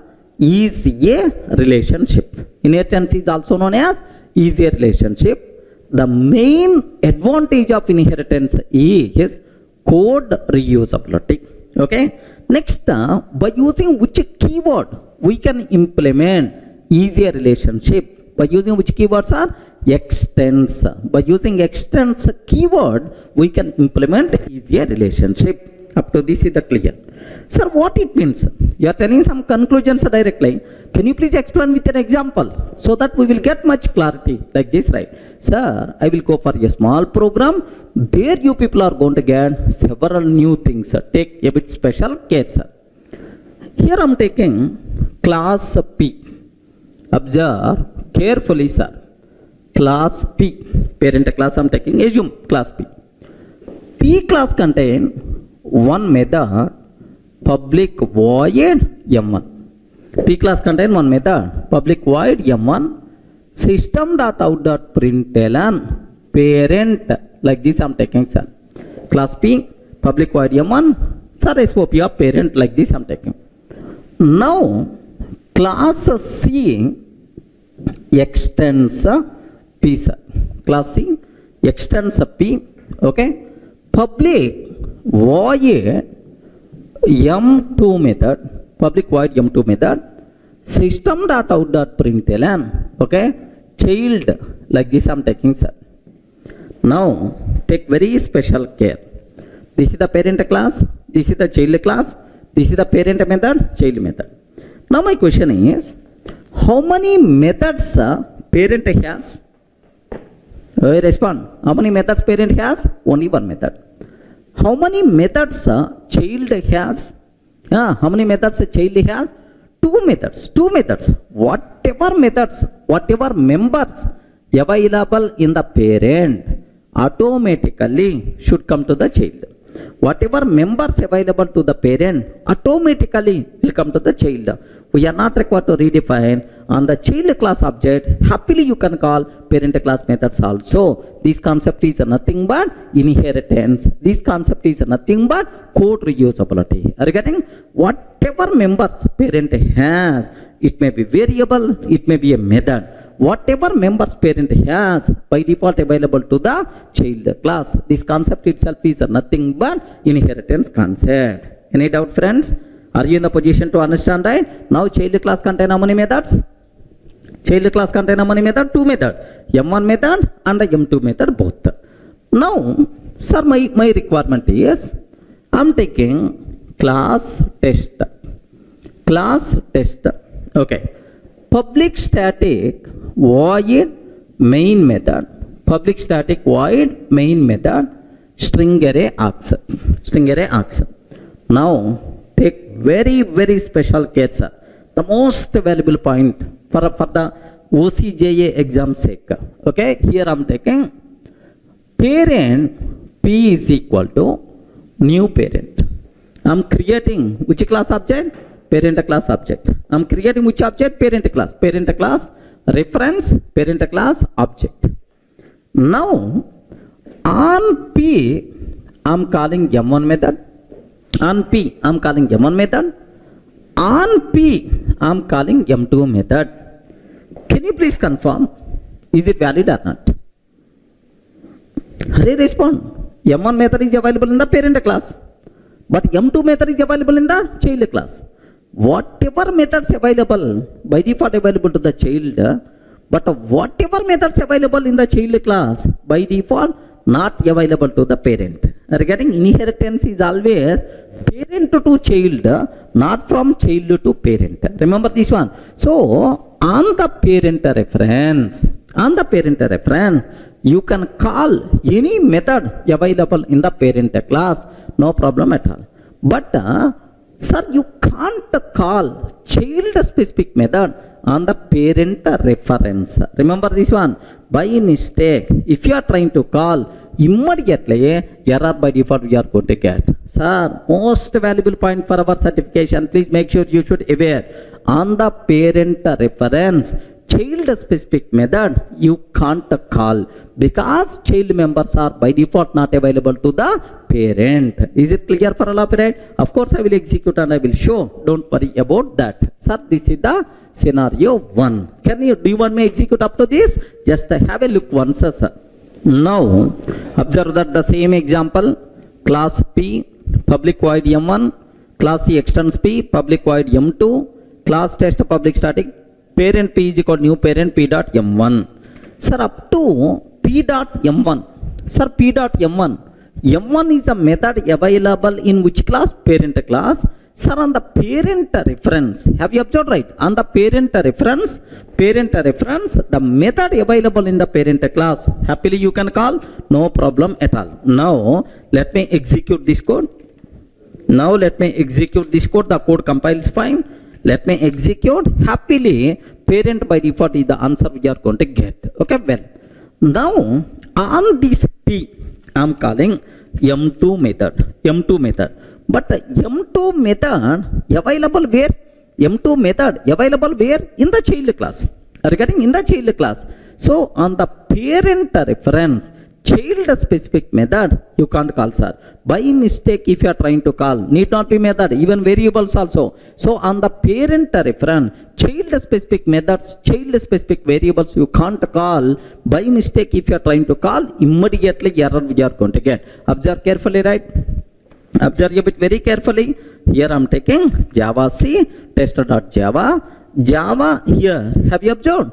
Cannot find the symbol. Sir, M2. Sir, M2 method is not available for a type P. Are you getting? For a type P, M2 method is not available. Like that comparative method we are going to get. Sir, any doubt? Are you in the position to understand, right? So the first important conclusion on the parent reference, child specific methods, child specific variables we can't call. Clear, right? Now the second case I am ready to explain. Suppose I am taking child C is equal to new child. I am taking child C is equal to new child C dot M1. C dot M1. Sir, on the child class reference, can I call parent class method? No problem. What is the problem? Parent class method by default available to the child. That's why acceptable. On C, I am calling M2. On C, I am calling M2. Sir, now, sir, these are two things perfectly valid. So, on the child class reference, you can call methods available both in parent and child classes. Parent class methods by default available to the child, and the child methods are available anyway to the child. That's why on the child reference, you can call both the methods available in the parent class and in the child class. Clear, right? Now, have a look once, sir. I'm taking, sir, just let me remove this code. Now child C is equal to new child. I'm taking C dot M1 method. C dot M1, C dot M2, like this, right? Okay. Happily, do you know the code compiles fine, no problem at all. The code runs fine. Yes, parent and child by default we are going to get. Are you getting right? So on the child class reference, we can call the methods available in the parent class and the child class, no problem. Next, case 3, sir. Assume that very important. Do you know parent reference can be used to hold child class object? Polymorphism concept, there I will explain in detail. Parent reference can be used to hold child class object. Sir, parent P is equal to new child. Parent P is equal to new child. New child, like this I am taking, sir. Now, P dot M1, P dot M2, like this I am taking. Can you please tell which reference I am using? Parent reference. Which child class, which object I am taking? Child class object. Hurry, parent reference, child object. No problem. Parent reference can be used to hold child class object. Okay, well. Now P dot M1, P dot M2. What is the answer? Valid or not? Valid or not? Parent reference, parent class method, no problem at all. Parent reference, child specific method. Even though object is the child class object, compiler never going to worry about runtime object. Boss, you are calling M2 and P is what type? P type. For the P type, M2 method is not available. Immediately, error we are going to get, sir. So, very important point. Parent reference can be used to hold child class object, but by using that reference, we can't call child specific methods. By mistake, if you are trying to call child specific method, immediately error by default you are going to get. Everyone can able to understand, right? So then what is the advantage? Polymorphism advantage is there. Next while talking polymorphism, I will explain, sir. Now have a look once, sir. Here I am taking, sir, just a parent reference, but a child object. Parent reference, but child class object. P dot M1, P dot M2. Sir, P dot M1, up to that, acceptable. Have you observed?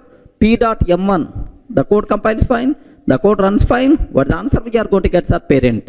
But P dot M2, immediately comparative method we are going to get, sir. Have you observed, right? Immediately error we are going to get. M2 is not available for the P type. So, parent reference can be used to hold child class object, but by using that reference we can't call child specific methods. We can call only the methods available in parent class. Clear, right? Okay, well, so now last case, case 1, case 2, case 3, last one, sir, case 4. Very simple.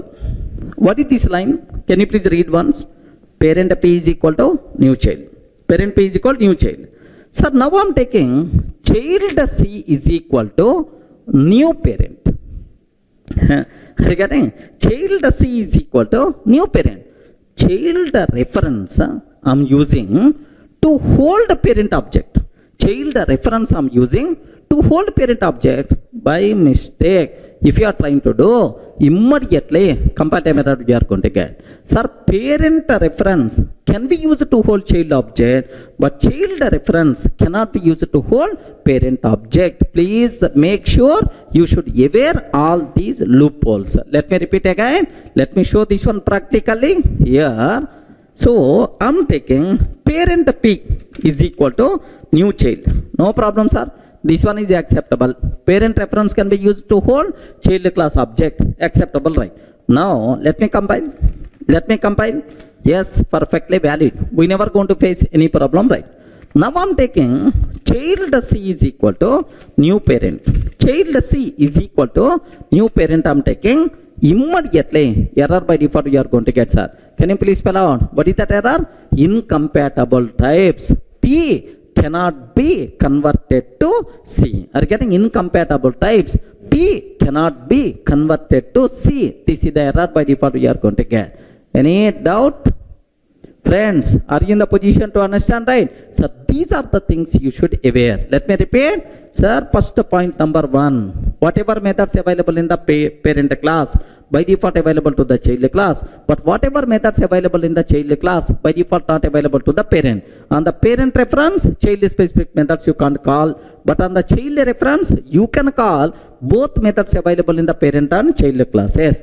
Parent reference can be used to hold child object, but by using that reference, only the methods available in the parent class you can call. Child specific methods we can't call. Are you getting? Next, the parent reference can be used to hold child object, but child reference cannot be used to hold parent object. That's it, sir. This is just the important points about the inheritance, what you should aware. Sir, in the last videos we covered what is inheritance, what are various rules are there related to inheritance, and even we covered one practice bit also. Sir, now I will explain in reality what is the advantage of inheritance concept. Sir, in reality where we can use what the real advantage, I will explain with a small case study. Without inheritance, with inheritance, then you people can able to see very clearly the power of inheritance, right? Now have a look once, sir. Sir, without inheritance, I don't know about the inheritance concept. Sir, without inheritance, sir, here I want to develop a loan module. Are you getting? A loan module I want to develop. In the loan, how many types of loans are possible? Housing loan, personal loan, vehicle loan. Like I want to develop one loan module. There I require to handle 3 types of loans: housing loan, vehicle loan, and then personal loan. Now observe that I'm taking here class housing loan. I'm taking, sir. Assume that home loan or housing loan. Assume. Sir, now this housing loan related 300 methods are there. Housing loan related 300 methods are there, sir. Okay, well. Similarly, class, okay, personal loan I'm taking. Class, personal loan. Related to personal loan also, another 300 methods are there. I wrote all those things in this. Now, there is a class vehicle loan, vehicle car loan or bike loan, vehicle loan is there. Sir, this vehicle loan also required 300 methods are there, sir. Can you please tell how many types of loans I'm handling? 3 types of loans, sir. One is housing loan, personal loan, and then what? Vehicle loan. How many methods I implemented? Total how many methods I implemented, sir? 900 methods I implemented. Are you getting? Total how many methods I implemented? 900 methods I implemented. Assume that 90 hours development time I spend to develop this loan module. Assume just what we call tentative values, need not be exact values, right? So that's all. This is the module, whatever I implemented, right? I called one expert person. Array, I wrote loan module. Sir, I wrote loan module. Can you please have a look once like this? I showed this code to that expert person. Immediately, first question that person asked, Durga, do you know inheritance concept? Hargatin, do you know inheritance concept? Sir, I don't know about that. That's why this much code you wrote. That's why this much time you took. Okay. So this is, if you are going to use inheritance concept, this lengthy code you are not required to write. This huge time you are not required to spend to develop the code. Like this that person told. Sir, can you please guide me? How to use inheritance concept for this requirement? Like this I asked, sir. Same scenario with the inheritance. Same scenario I have to go for with the inheritance concept. Now very simple, sir. With the inheritance concept, the same scenario I want to explain. Then he asked, Durga, here 300 methods you wrote, here also 300 methods, here also 300 methods. Total how many methods you wrote? 900. Now my question is, sir, anyway all these are same loan only, loan type only. Maybe vehicle loan, housing loan, personal loan types may be different, but at the end, all these classes talks about loan only. Do you have any common methods here or here and here? Then he asked. Then I told, sir, 250 methods are common. 250 methods are common. Array, if several classes contain same methods, why you wrote here those 250 again unnecessary? Do you know, sir, code duplication, redundancy, length of the code is going to increase like he told. Then to resolve that inheritance concept, sir, which common code is there? Separate those common methods into a separate class. So write a class named with the loan. Are you getting? Write a class named with the loan. How many common methods are there, sir? 250 common methods are there. Are you getting? How many common methods are there, sir? 250 common methods are there. Okay, now do you know, sir, these 250 common methods by default going to come for every child, no problem at all. Now, sir, class home loan extends loan. Sir, whenever we are taking extends loan, are you getting? Whenever we are taking extends loan, automatically all these 250 methods by default are going to come, sir. We are not required to rewrite. Automatically these are coming. Now the remaining 50 H loan specific methods you have to write. Are you getting? 50 H loan specific methods we have to write here.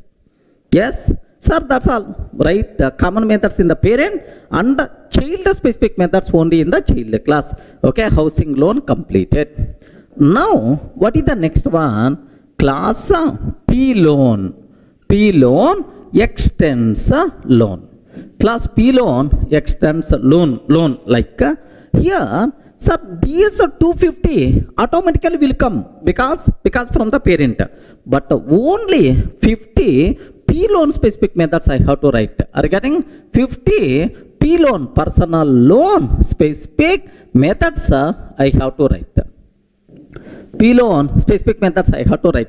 Observe very carefully, sir. Okay, like similarly, what is the next one, sir? Class, okay, sir, H loan, P loan. But the last one, sir, vehicle loan extends loan. Are getting vehicle loan extends a loan. Now we have to take care about 50 we loan specific methods. 50 we loan specific methods like this. Now terminology is very clear for you people, right? Not required to keep much explanation about this one. Can you please tell the most common methods? Okay, I wrote inside parent class. So this is called parent class. Regarding it is called parent class. And whenever we are extending this class, automatically these methods by default available to the child. We are not required to rewrite. Next, only child specific methods we have to write. Now, can you please tell how many methods total we wrote? 250 plus 50 plus 50 plus 50 is nothing but total how many methods, right? Just 400 methods only we wrote. Assume just 40 hours of development time is required. Are you getting? But earlier, without inheritance concept, how much time I spent? How much time I spent? How many methods I wrote without inheritance? 900 methods I wrote. 90 hours time I spent. But now with inheritance, only 400 methods and 40 hours a time. That is the power of inheritance concept. Code reusability, concise code, less code, automatically we can able to reduce development time also. Is it clear for all of you, right? So beautiful case study to understand without inheritance, with inheritance, observe that, right? Sir, I have one small doubt. In the parent class, which methods we have to write? In the parent class, which methods we have to write? The most common methods, which are common for all child classes, such type of common methods we have to write inside parent class. Next, in the child class, which methods I have to write? Child specific methods, the methods which are applicable only for that particular child. Only for that particular child, those methods we have to write inside child class. Clear, right? So, what is the advantage of inheritance concept? Code reusability, we can reduce development time, like there are multiple advantages are there. Clear up to this?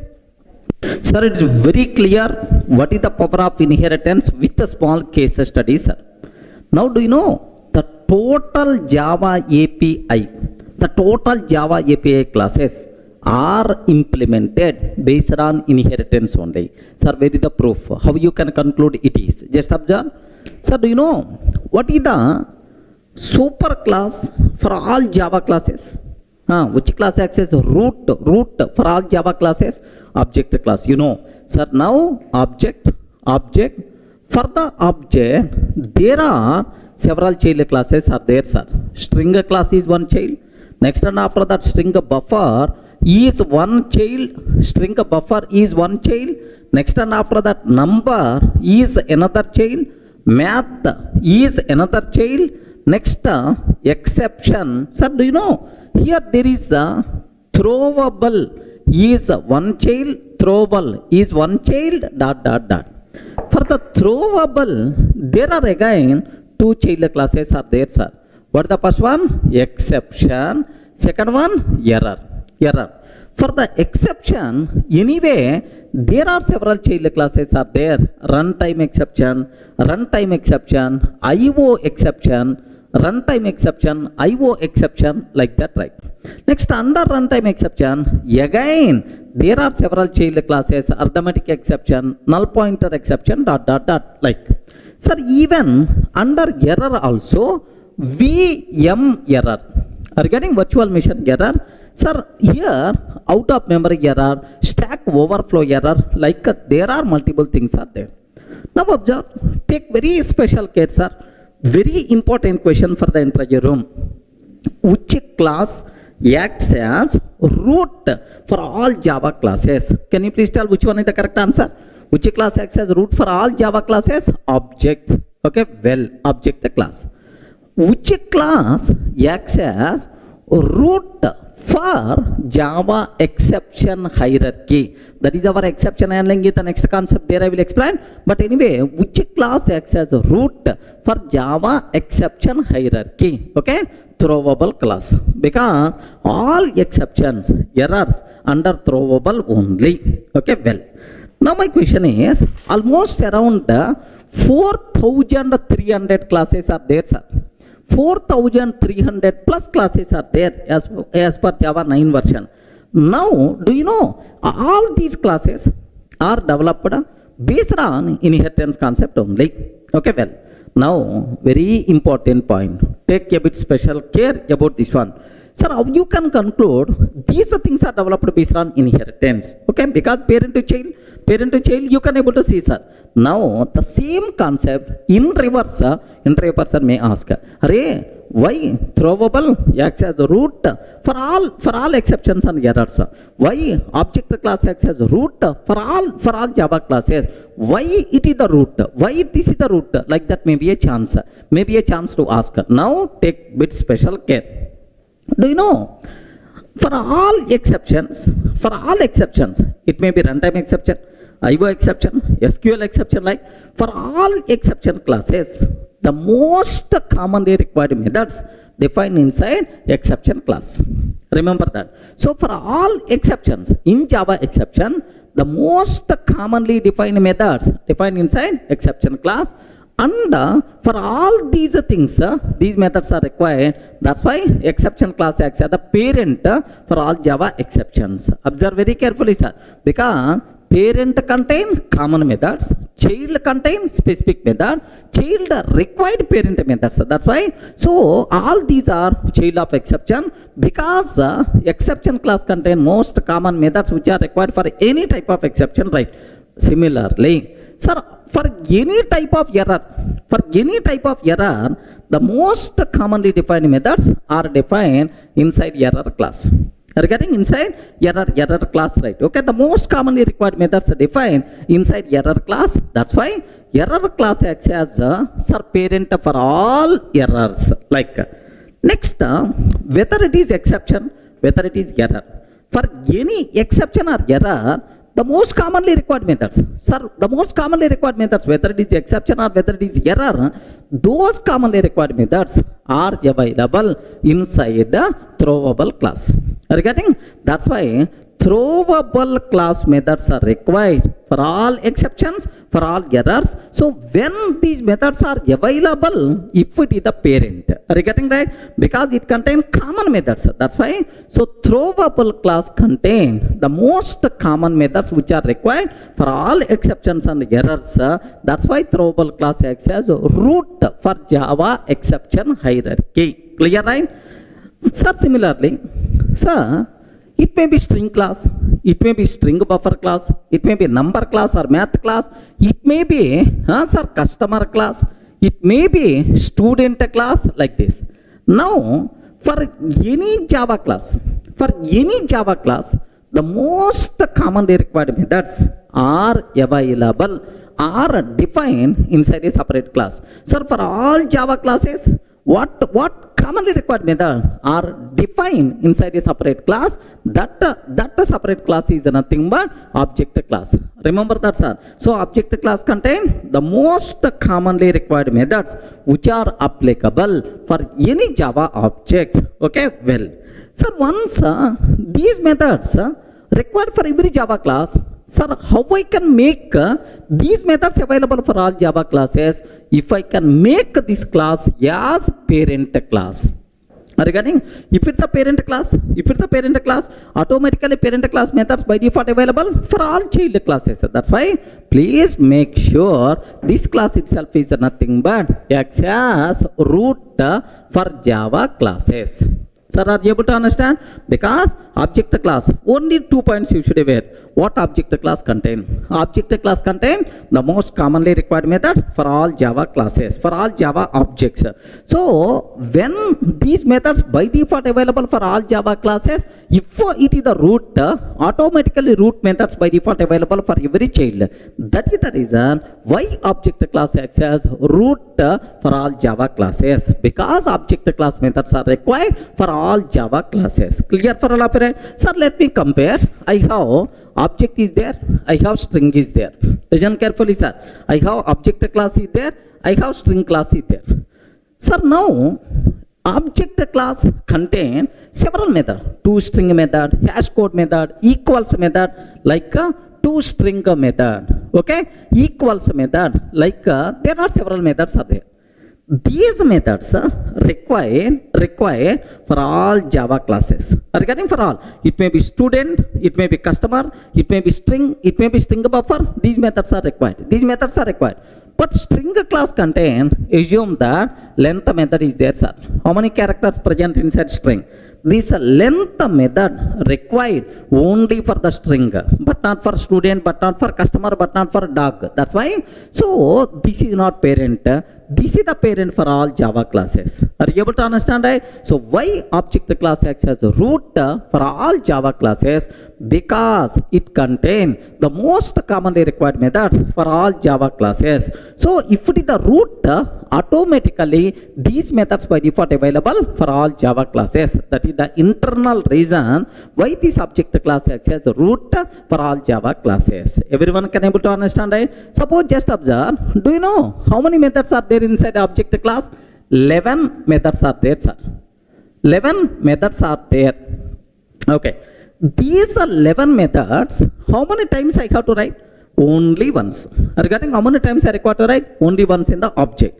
Automatically, for all Java classes, we are not required to rewrite, by default available. How many Java classes are there?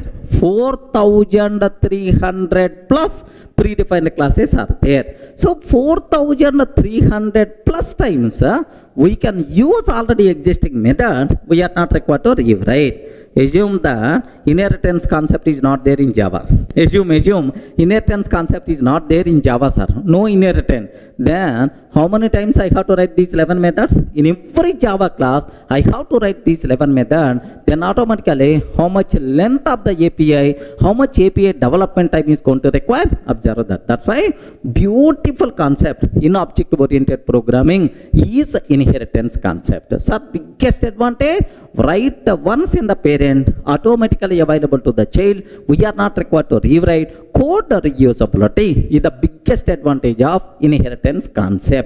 Clear, right? The next thing what I have to explain, sir, what are various types of inheritances are possible? Are you getting? What are various types of inheritance? In Java, which type of inheritances are supported? Okay, just sometimes you may heard multiple inheritance is not supported, hybrid inheritance is not supported. Somewhere you may heard. First, what are various types of inheritances are possible, right? So the first simplest type of inheritance is single inheritance. Are you getting right? What is this one, sir? Single inheritance. What is the meaning of this one? What is the meaning of single inheritance, right? Suppose I have class A is there, sir. Okay, class A. I want to extend, sir, this class A with the class B. Observe that carefully, sir. Class A, sir, extended by class B. So, one child class, one parent class. How many parent classes are there? Only one parent, one child class. If a single class extend single parent class, if a single child class extend single parent class, this type of inheritance is called single inheritance. Are you getting? Single child, single parent. This type of inheritance is called single inheritance. So happily, almost all programming languages, almost all object-oriented programming languages provided support for this. Don't worry about that. Even your Java also. If you want to code for this, yes, class B extends A. Are you getting right? Already class A is there. How you can write, sir? Class B extends A. Then automatically B is the child class of A. This is the corresponding code, right? Okay. I hope everyone can able to understand what is single inheritance. Single child class, single parent class. This type of inheritance is called single inheritance. Java provides support for this type of inheritance. Don't worry about that. Next, second one, sir. A bit dangerous, man. A bit dangerous. More concentration must be required. After completing these types of inheritance, there we will discuss separately this concept. But anyway, just a very basic idea purpose. Second type of inheritance is multiple inheritance. Are you getting right? What is the second one, sir? Multiple inheritance. Sir, which are multiple? Which are multiple? Parents are multiple or childs are multiple, sir? Parent classes are multiple. Such type of inheritance is called multiple inheritance. Sir, diagrammatic way. Assume that class A is there, class B, sir. Class A and class B is there. Now, I have class C is there, sir. Have you observed? Class C is there. Now, C is a child class of A. C is child class of B. Sir, this is the child class. How many child classes are there? Only one. The process of extending more than one parent class at a time. At a time, more than one parent class at a time. Such type of inheritance is by default considered as multiple inheritance. Is it clear for all of you, right? Sir, unfortunately, Java won't provide support for multiple inheritance. Okay? Why Java won't provide support? That thing I'm going to discuss. But in interfaces, it is possible. But as separately, we are going to discuss at code level. Just aware what is the meaning of multiple inheritance. Sir, a single class extend multiple parent classes at a time. This type of inheritance is called multiple inheritance. Any doubt? Are you in a position to understand? Sir, single, only single parent. Sir, multiple parents. Next, multi-level inheritance. What is the third one, sir? Multi-level inheritance. Observe that very carefully, sir. What is the meaning of multi-level? Multiple levels. Okay. Here, class A, class B, class C. Are you getting class A, class B, class C? Observe. Class C is the child class of B is the child class of A. Whatever methods available inside A automatically available to B, because we are not required to redefine. Class B, whatever methods available inside A class, B class, by default available to the C class. This type of inheritance is nothing but multi-level inheritance. Best example, coding level, right? Sorry, I have class A is there. Are you getting? Class B extends A. Class B extends A. I'm taking, sir. Class C extends, class C extends B. Okay, like this. So, all properties present inside class A by default available to class B. All properties present inside class A and B by default available to the class C. This type of inheritance is nothing but multi-level inheritance. Perfectly, this type of inheritance is valid, applicable in Java, no problem at all. Clear for all of you? Sir, best example, if you consider Amitabh Bachchan. Are you getting right? If you consider Amitabh Bachchan, right? Big B, everyone can wear in India, sir. Amitabh Bachchan. So, Amitabh Bachchan, next level, Abhishek Bachchan. Next level, Abhishek Bachchan, right? Sir, next level, assume that some Chota Bachchan. Assume that some Chota Bachchan like this, right? So, whatever fame Amitabh has, by default available to the Abhishek. Are you getting right? Abhishek, by default available to the Abhishek. Sir, Abhishek, we are not required to redefine anywhere. Okay? This person is the son of Amitabh. Next, tomorrow, sir, if this Chota Bachchan is going to come, then the properties of Amitabh, the properties of Abhishek, by default available to this person, right? So, child is the most luckiest person, because parent properties, parent assets, parent, whatever property parent has, by default automatically available to the child class. Is it clear for all of you? This type of inheritance is nothing but what? Multi-level inheritance. So first one I covered single inheritance. Second one we discussed multiple inheritance. Third one we discussed multi-level inheritance. Sir, single and multi-level supported in Java, but multiple inheritance is not supported in Java, sir. By mistake, if I can take class C extends A comma B. If I can take class C extends A comma B, compiler will give left and right. Remember, compiler will give left and right. Comparative method we are going to get. Why this problem? That part we are going to discuss in the next video somewhere in detail. Clear? Sir, up to this we covered three types of inheritances: single, multi-level and multiple. These are three inheritances, right? Now the fourth one we have hierarchical inheritance. Are you getting? What is that, sir? Hierarchical inheritance. What it means? What it means? It is a counterpart of multiple inheritance. In the case of multiple inheritance, how many parent classes are there?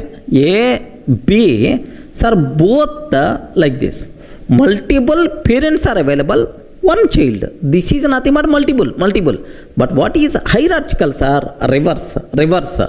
A single class, from a single class, we are going to extend multiple child classes. Class B, class C, and then class D.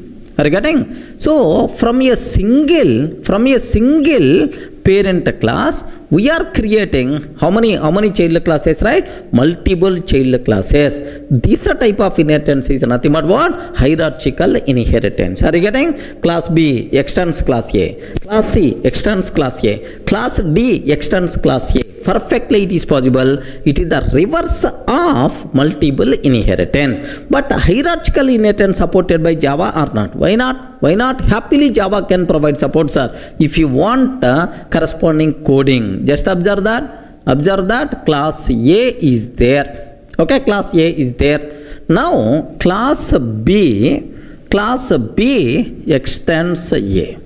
Are you getting? Class B extends A. Similarly, class C extends A. Are you getting? Class C extends A. Next, class D extends A. Class D extends A. Sir, all these classes are extending same class. This type of inheritance is nothing but hierarchical inheritance. It is something like single inheritance only. A group of single inheritances is by default considered as hierarchical inheritance. Everyone can able to understand? Next one, sir. What is the next cinema? The fifth type of inheritance, right? Very important, hybrid inheritance. Are you getting? What is the fifth one, sir? Hybrid inheritance. Can you spell out what the meaning of hybrid? Hybrids are mixed. Group is by default considered as hybrid. If we are using multiple types of inheritances simultaneously, sir, I'm using hierarchical inheritance, multiple inheritance, like a group of inheritances. If you are using simultaneously, such type of thing is by default considered as hybrid inheritance. Best example, sir, what is the hybrid inheritance? Observe a bit very carefully. A, sir, A, B, next C I'm taking, A, B, C, next D I'm taking, next E I'm taking, sir, just F I'm taking. Observe this is the hierarchy, sir. This one itself is the hierarchy. Assume that, sir, this is an example for, it is itself is an example for my hybrid inheritance, right? How you can conclude it is the hybrid inheritance? Sir, here single inheritance is there. Next year, multi-level inheritance is there. Are you getting? This one itself is the single, sir. This one itself is multi-level inheritance. Next, from the same child, from the same parent, two child classes we are defining. This one is by default considered hierarchical inheritance.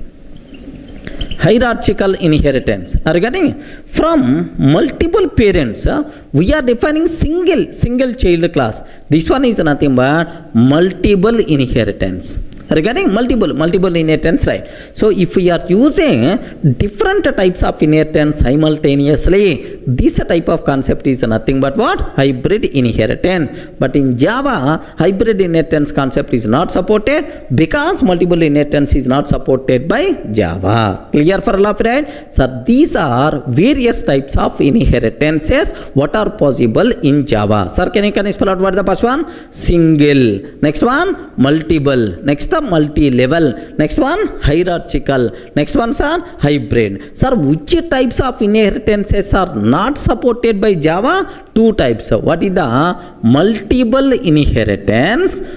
Second one, sir, hybrid inheritance. These are two things are not supported by Java in classes, but in interfaces possible, no problem. We will discuss in detail. Up to this is the clear types of inheritances in Java.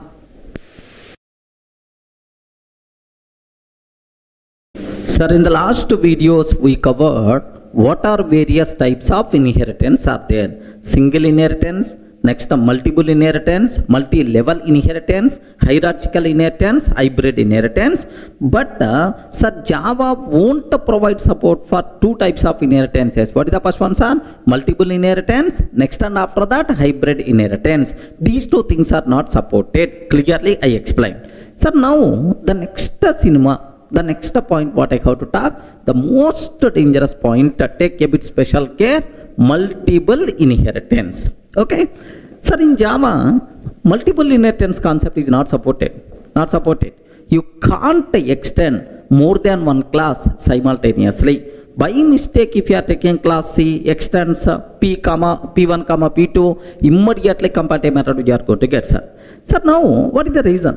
Why? What is the internal reason for that? Very simple, sir. Assume this is the parent 1. Sir, this is the parent 2, like this. Now I am taking C, sir. Now see, if C extends P1 and P2, sir, I am taking class C extends P1 and P2. If I can take like this, immediately compatible error we will get. Compiler will give left and right. Are getting compatible error we will get. Sir, now what is the reason? Why Java won't provide support for multiple inheritance? What is the reason for that? Very simple, sir. Suppose assume this parent class contain M1 method. M1 method is there, sir. M1 method is there. This P2 also contain M1 method is there, sir. M1 method is there. Sir, whatever parent has by default available to the child through inheritance concept. Now, from this P1, one M1 is coming. From this P2, one M1 is coming. Sir, on C object, if any person calling M1 method, on C, if any person calling M1, which M1 method has to execute? Either from parent 1 M1 or from parent 2 M2. So, there is no way to resolve this one. Regarding, there may be a chance of ambiguity problem, which M1 has to execute. My compiler or my JVM is always in the trouble. That's why, sorry man, because of this ambiguity problem, yes, it's not possible to extend more than one class simultaneously. Sir, why Java won't provide support for multiple inheritance? Sir, this is the reason. Okay, so this parent and both parent, more than one parent, both parent classes contain same method, then on the child, if I am calling that method, which M1 method has to come, there is no way to resolve. That's why Java won't provide support for multiple inheritance. Sir, do you know this problem? Some people may use diamond access problem. Regarding diamond access problem, some people may use the word. Have you observed, right? Something like diamond style. Diamond access problem. Or some people may use the word ambiguity problem. Are you getting ambiguity problem, right?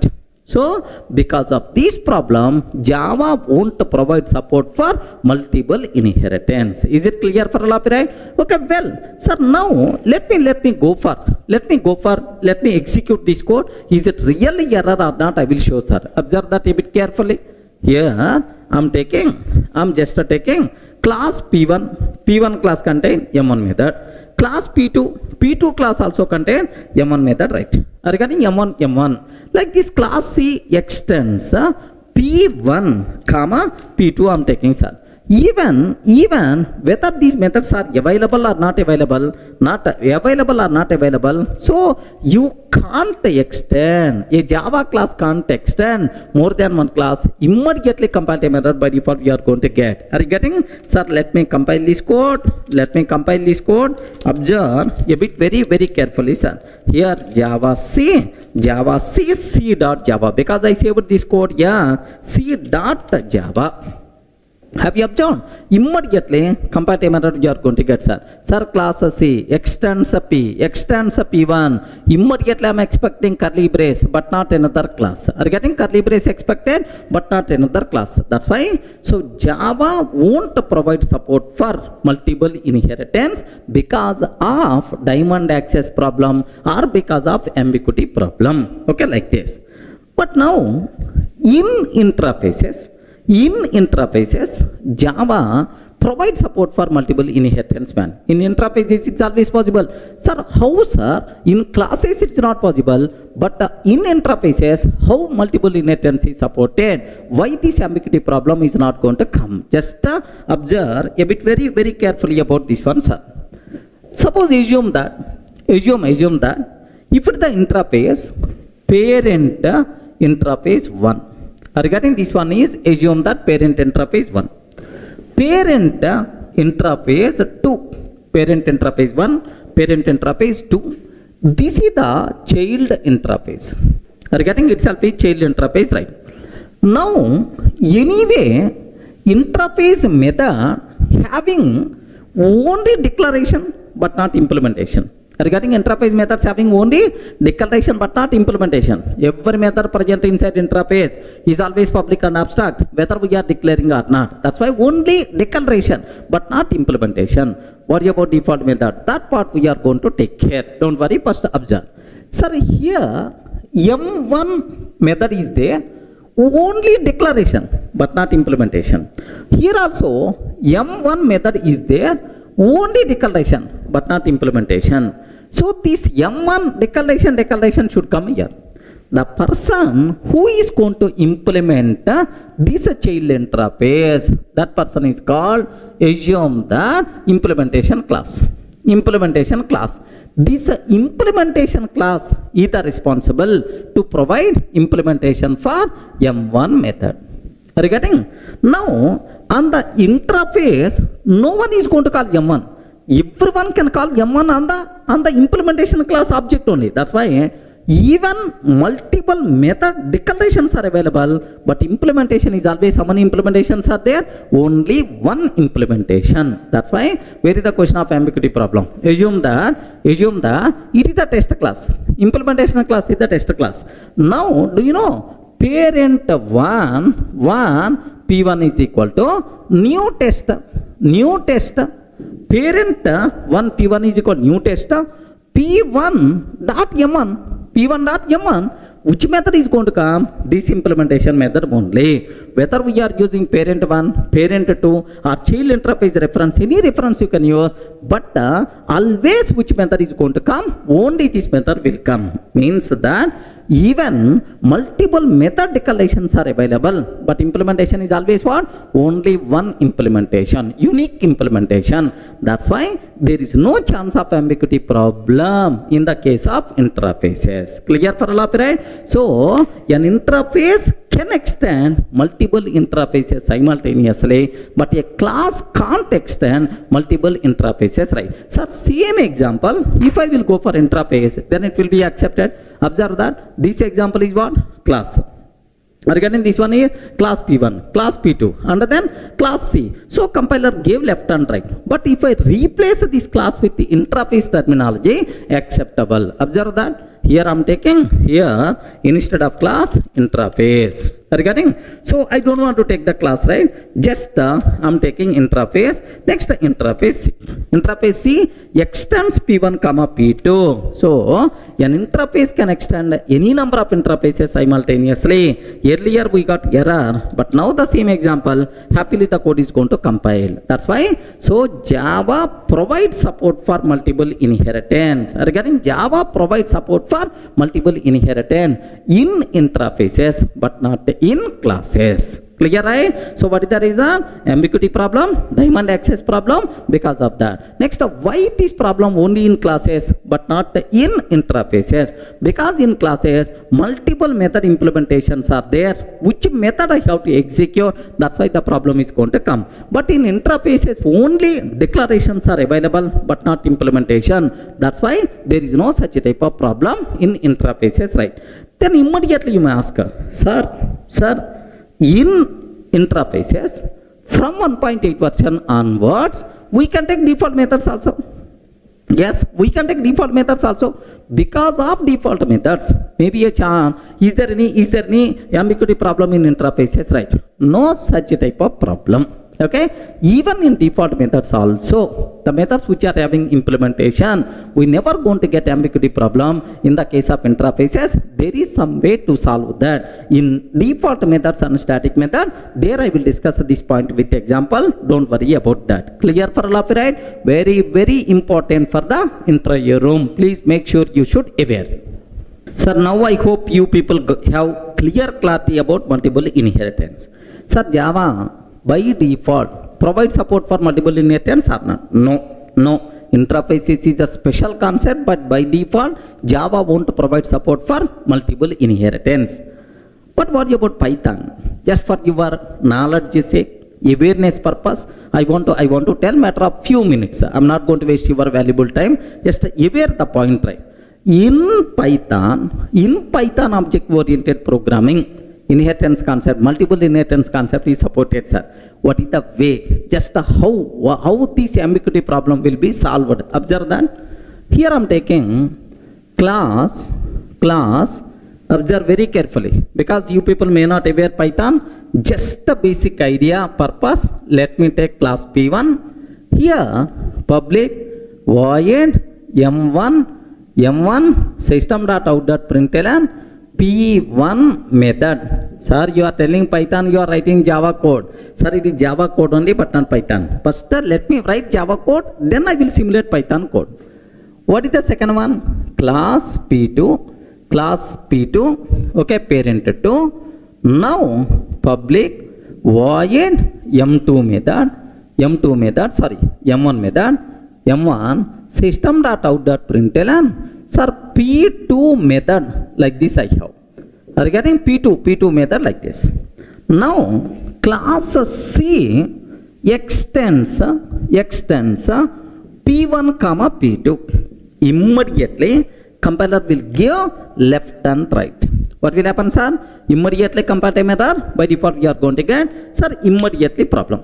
But now, if you consider same scenario with respect to Python. So, how to write a class P with M1 method? What is the Python style? Observe that. Here I am taking class P1. There, curly braces, such type of terminology not there. Okay? Class P1 like this. Next, sir, method I want to write. Here, how you wrote public void M1. But there, we have to write def m1 of self. Def m1 of self. Self I am taking. Def m1 of self. Don't worry about self. What is self and so on? Self is current object reference variable. Just like this in Java, here self we are going to use. Now, here just print P1 method. Okay, that's all. So why I am telling, sir, this one first. Now this is equivalent Python code is, this is the class P. Are you getting? P class contain M1 method, right? Similarly, class P2 def m1 method, same M1 method, of course, of self. of self print of P2 method like this I'm taking, sir. Yes, second class also completed. Here semicolon story is also not required. Class P2 M1 method like P1 contain M1, P2 also contain M1. Now I'm ready to create child class. Child class. Sir, how you can create child class in Java? Class C extends P1 comma P2. Regarding class C extends P1 comma P2. Class C, which is the child of P1 comma P2. Oh, within bracket you have to take parent classes. Sir, what is the first parent I'm taking? P1. What is the second parent I'm taking? P2. Okay, well, I don't want to take any code in the child class. Empty, sir. Just like a curly brace open and close, empty. Sir, that's all. 3 classes completed. P1, P2, and then C. Sir, here P1 is the first parent, P2, next and after that C, like this we have. Okay, now my target is, observe very, very carefully about this one. Now my target is, let me create C class object. How to create C class objects? C is like this. That's a new keyword. Such a type of thing is not there in Python. C, that's all. C, that's it. C object got created. If I call C dot M1, which M1 method has to come? Can you please tell? One M1 method is coming from P1, another M1 method is coming from P2. Which M1 method is going to come? In Java, there is no way to solve this problem. That's why Java won't provide support for multiple inheritance. But in Python, this problem will be solved in very beautiful way. In what way the problem will be solved is very simple, sir. While declaring parent classes, in which order we took, sir? First P1 and then P2. Are you getting? First P1 and then P2. While resolving methods, first priority will goes to P1. If P1 doesn't contain that method, then only P2. Are you getting right? So in parent classes, in which order we declared, based on that, the corresponding method will come. So P1 already contained, then it never going to search for P2. Directly P1 method will come. P1 method means, sir, P1. This is the answer. By default, we are going to get. Everyone can aware? Suppose if I interchange the order, something like class C, P2 comma P1. P2 comma P1. First, which class we took? Which parent class we took? P2. Then, which method will come, sir? Sir, P2 method is going to getting the chance. Because, so in which order parent classes are declared, based on that, the corresponding method is going to execute. Is it clear? So in Python, how beautiful multiple inheritance problem solved, but in Java, there is no way to solve this problem, man. So maybe in the Java 15th version, Java 16th version, Java people may tell, Java will provide support for multiple inheritance because based on the order of parents declaration, sometimes maybe in the future versions you can expect, but as of now, Java won't provide support for multiple inheritance with respect to classes. Clear, right? Sir, do you want me to execute this code? Python code. Do you want me to execute this code? Yes, I'm expert in Python also. Don't worry. Sir, let me write the code. Here just very, very simple, sir. Very, very simple I'm taking. This is, sir, class P1. Class P1. DEF M1 method I'm taking. Self, sir, now print P1 method. Like this I'm taking, sir, print of P1 method. That's all. This is the first class, right? Sir, like this, right? Sir, similarly, like this I'm taking class P2, sir. Class P2, sir, here also M1, P2 method like this. Now, I have to take class C, which is the child of P1, comma P2. And this child class not having any job. Okay. I want to create child class object C. This is called in Python, this is the object creation. Remember this one. This is called object creation, right? Now, I'm calling M1. Are you getting? C dot M1 method. I'm calling C dot M1 method. And I saved this code as test dot py. Python code we are going to write, sir, with the py, like this, right? Test dot py, like. Now I want to run this code. Here compilation, such type of thing is not there. Directly you can run py test.py. py test.py. Have you observed, right? P1 method is coming. P1 method is coming as the output. The method from P1 class is coming, sir. So because first you declared P1, that's why. If I change the order, P2 comma P1, P2 comma P1, can you please guide there? If I change the order P2 comma P1, can you please confirm which method will get the chance first? I respond. Which method will get the chance first? P2 method. P2 method. If P2 doesn't contain, then only P1 method will get the chance. But which method will get the chance? P2 method will get. Now have a look once, sir. Observe that. Now P2 method is going to come. So Python support multiple inheritance or not? Yes, happily Python can provide support, but Java can't provide support for multiple inheritance. So very important question for the interview room. Please take a bit very special care. Clear for all of you, right?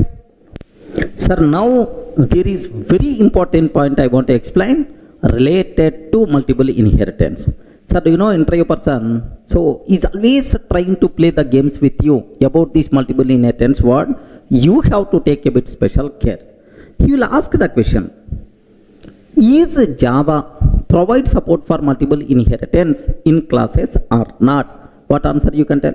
No chance at all. Java won't provide support for multiple inheritance with respect to classes. But in interfaces it is acceptable, but in classes not possible. Okay, like.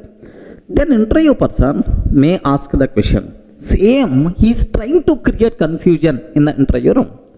Do you know, every class in Java is the child class of? Every class in Java is the child class of object class. Either directly or indirectly, it is the child class of object class. Correct, right? Now, interview person, what is going to ask is, sir, I have one class is there. Here one class is there. Class A extends B, sir. Class A extends B.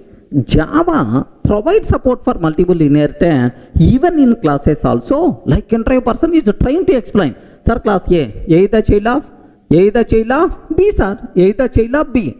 Just now you told every class in Java is the child of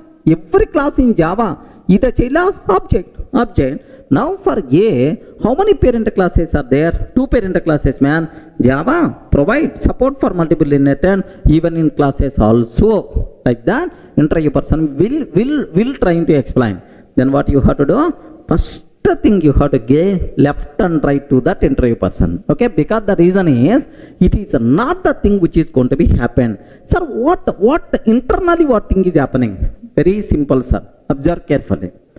If I am writing a class A, yes, sir. If our class does not extend any other class, I am not extending any other class. If our class won't extend any other class, then only our class is the direct child class of object class. Regarding if our class won't extend any other class, then only it is the direct child class of object class. Clear for all of you, right? So suppose if our class extends any other class.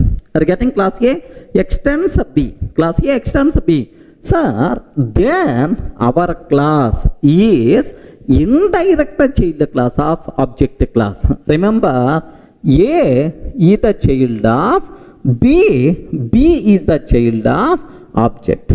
Regarding B is the child of object. So, whenever we are extending another class, then our class is not a direct child class of object, our class is indirect child class of object. So, in this scenario, multiple inheritance is not. What is this type of inheritance? Not A is child of B is the child of object. This is called multi-level inheritance. Are you getting? What is these ones are? Multi-level inheritance. Enter a person, so by showing this one, observe that. Enter a person by showing this one. Boss, multiple inheritance is possible even in classes also. Like he's going to explain, give left and right. It is not the thing which is going to be happen, and it is the thing which is going to be happen, which is called what? Multi-level inheritance. Clear for all of you, right? Sir, up to this, we covered what are various types of inheritance, and a special discussion happened on multiple inheritance. There is one more type of inheritance is there, sir. What is that? Is cyclic inheritance. What is that concept, sir? Cyclic inheritance. Such type of concept not supported in Java. But anyway, what is the meaning? Why it is not required? Observe that. Here I am taking class A. Class A extends A, sir. Are you getting? Class A extends A. One scenario. Class A extends class A extends B. Class A extends B. Class B extends A. Class A extends B. Class B extends A. Sir, first observe, A extends A. A is child class of A. A extends B, B extends A. So, A, B, A is the child of B, B is the child of A. Now take very special care about this terminology, right?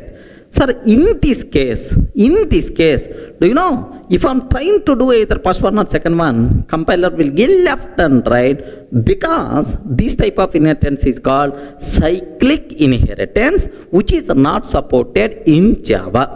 Okay? Not only in Java, sir. Everywhere cyclic inheritance is not supported because it is really not required. Really not required. Why it is not required? Observe that. Observe that. If I can take class C extends P, sir. Class C extends P. What is the meaning of that? Sir, for the P, I am creating child class. Whatever members are there in the P, I want, sir. I don't want to rewrite again. All members of P, can you please make it available to C? For that purpose, for the code reusability purpose, I am creating object. I am creating child class, right? Now observe, in this case, observe, class A extends A. Sir, all members of A, I want to A class. All members of A, I want to A class. All members of A are already available in the A class. Why you are writing? Why you are writing like this? Immediately compile time error we are going to get. The members of A already available inside A. Why you are taking this one? Unnecessary, sir, extra code. That's why compiler won't accept. Now here observe, class A extends B. Sir, all members of B are required to A. All members of B required to A. Next, class B extends A. All members of A required to the B. A required B members, B required A members. If A required B members, B required A member, why you are taking two classes? Better to take a single class. Are you getting? Better to take one single class only, because A required B, B required A. We are not required to take two classes. So all the members only single class is enough. Clear for all of you, right? So that's why cyclic inheritance is not really required. This type of inheritance is called cyclic, which is not really required. That's why Java won't provide support for cyclic inheritance. Not only Java, even Python also won't provide support for that. Now have a look once, sir. Observe carefully.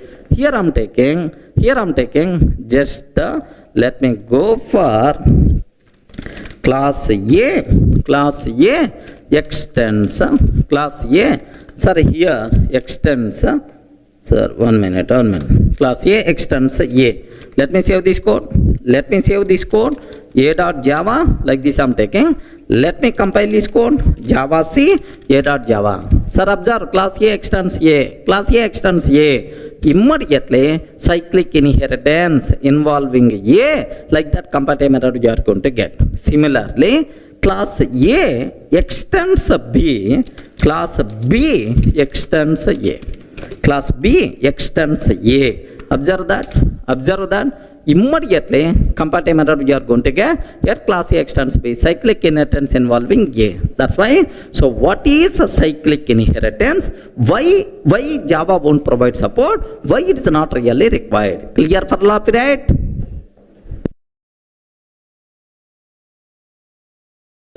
Sir, in the last videos, we covered about inheritance, next encapsulation. These two modules we covered very clearly, right?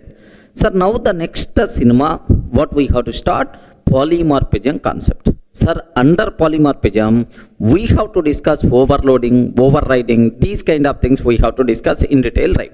But before talking about overloading and overriding, one very important concept we have to discuss, because that concept I'm always keep on using in overloading and overriding. What is that concept is? Method signature. Are you getting? Sir, you people should have clear clarity about method signature. Method signature. What is the signature of a method? Okay, like, can you please tell, if I'm taking a Java method, public void m1 method I'm taking, int I, or let me take int return type instead of void return type, int return type I'm taking, public int m1 of int I float f. Okay, this is about my method. Can you please tell what is the signature of this method? Yes, friends, which is called method signature. What is the signature of this method? Very important, because in overloading, method signatures must be different. In overriding, method signatures must be same. Like several times we are going to use the word method signature. That's why you people should have clear clarity. What is the method signature? Can you please tell, sir, for this method, which is called method signature? Yes, friends. Okay, please make sure method signature consists of method name. Sir, what is the method name? M1. Method name. What is the method name? M1. Next, followed by argument types. Are you getting? Sir, int, comma, float. Okay, that's all. This is called method signature. Method signature contains method name followed by argument types. Remember this one, sir. So here just only types. Here int I am not considering, because it's a variable. It can be any variable name, can be anything, but type int. Second ones are float. Even this order is also important. First we took what? Int. Next we took what? Float. That's why method signature contains method name followed by argument types. Clear for all of right? Sir, who is going to use method signature? Next, what about return type? Return types are int return type is there. Please make sure in other languages like C++, return type is part of method signature, but not in Java, sir. In Java, return type is not part of method signature. Remember, method signature contain only method name followed by argument types. Okay, well, clear for all of right, which is called method signature. Okay, well. Now, who is going to use method signature? Sir, very simple. Compiler will use this method signature while resolving method calls. Are you getting who is going to use, right? Compiler will use method signature while resolving method calls. Sir, what it means? I will explain a small chota example, then you people can get much clarity here. Just observe that. I'm taking a simple class test. Assume that class test I'm taking, sir. Now here public void m1, like this I have public void m1 of int I, sir. Public void m1 of int I. Sir, public void m1. Okay, m2. Let me take m2 of string s. M2 of string s, like this I have. Now just sir, this is about how many methods are there inside test class? 2 methods are there, sir. Now sir, just I'm creating an object test t is equal to new test. I want to call these two methods, right? So do you know, whenever we are making a call t dot m1 of 10, t dot m2 of Durga, something like I'm just calling these methods, right? Sir, whenever we are performing method calls, compiler should check whether these methods are available inside test class or not. You are getting how the compiler will check, sir? So while compiler is always going to use method signature. Remember this one, sir. Now for this class, for every class, compiler will maintain one table which is called method table. Remember this one. For every class, compiler will maintain one table. What is that table, sir? Method table. For that class, it's going to maintain method table for test class, right? Sir, how many methods are there? Two methods. What is the signature of first method? M1 of int. M1 of int. What is the signature of second method? M2 of string. Regarding M2 of string, sir, method signature contains only method name followed by argument types.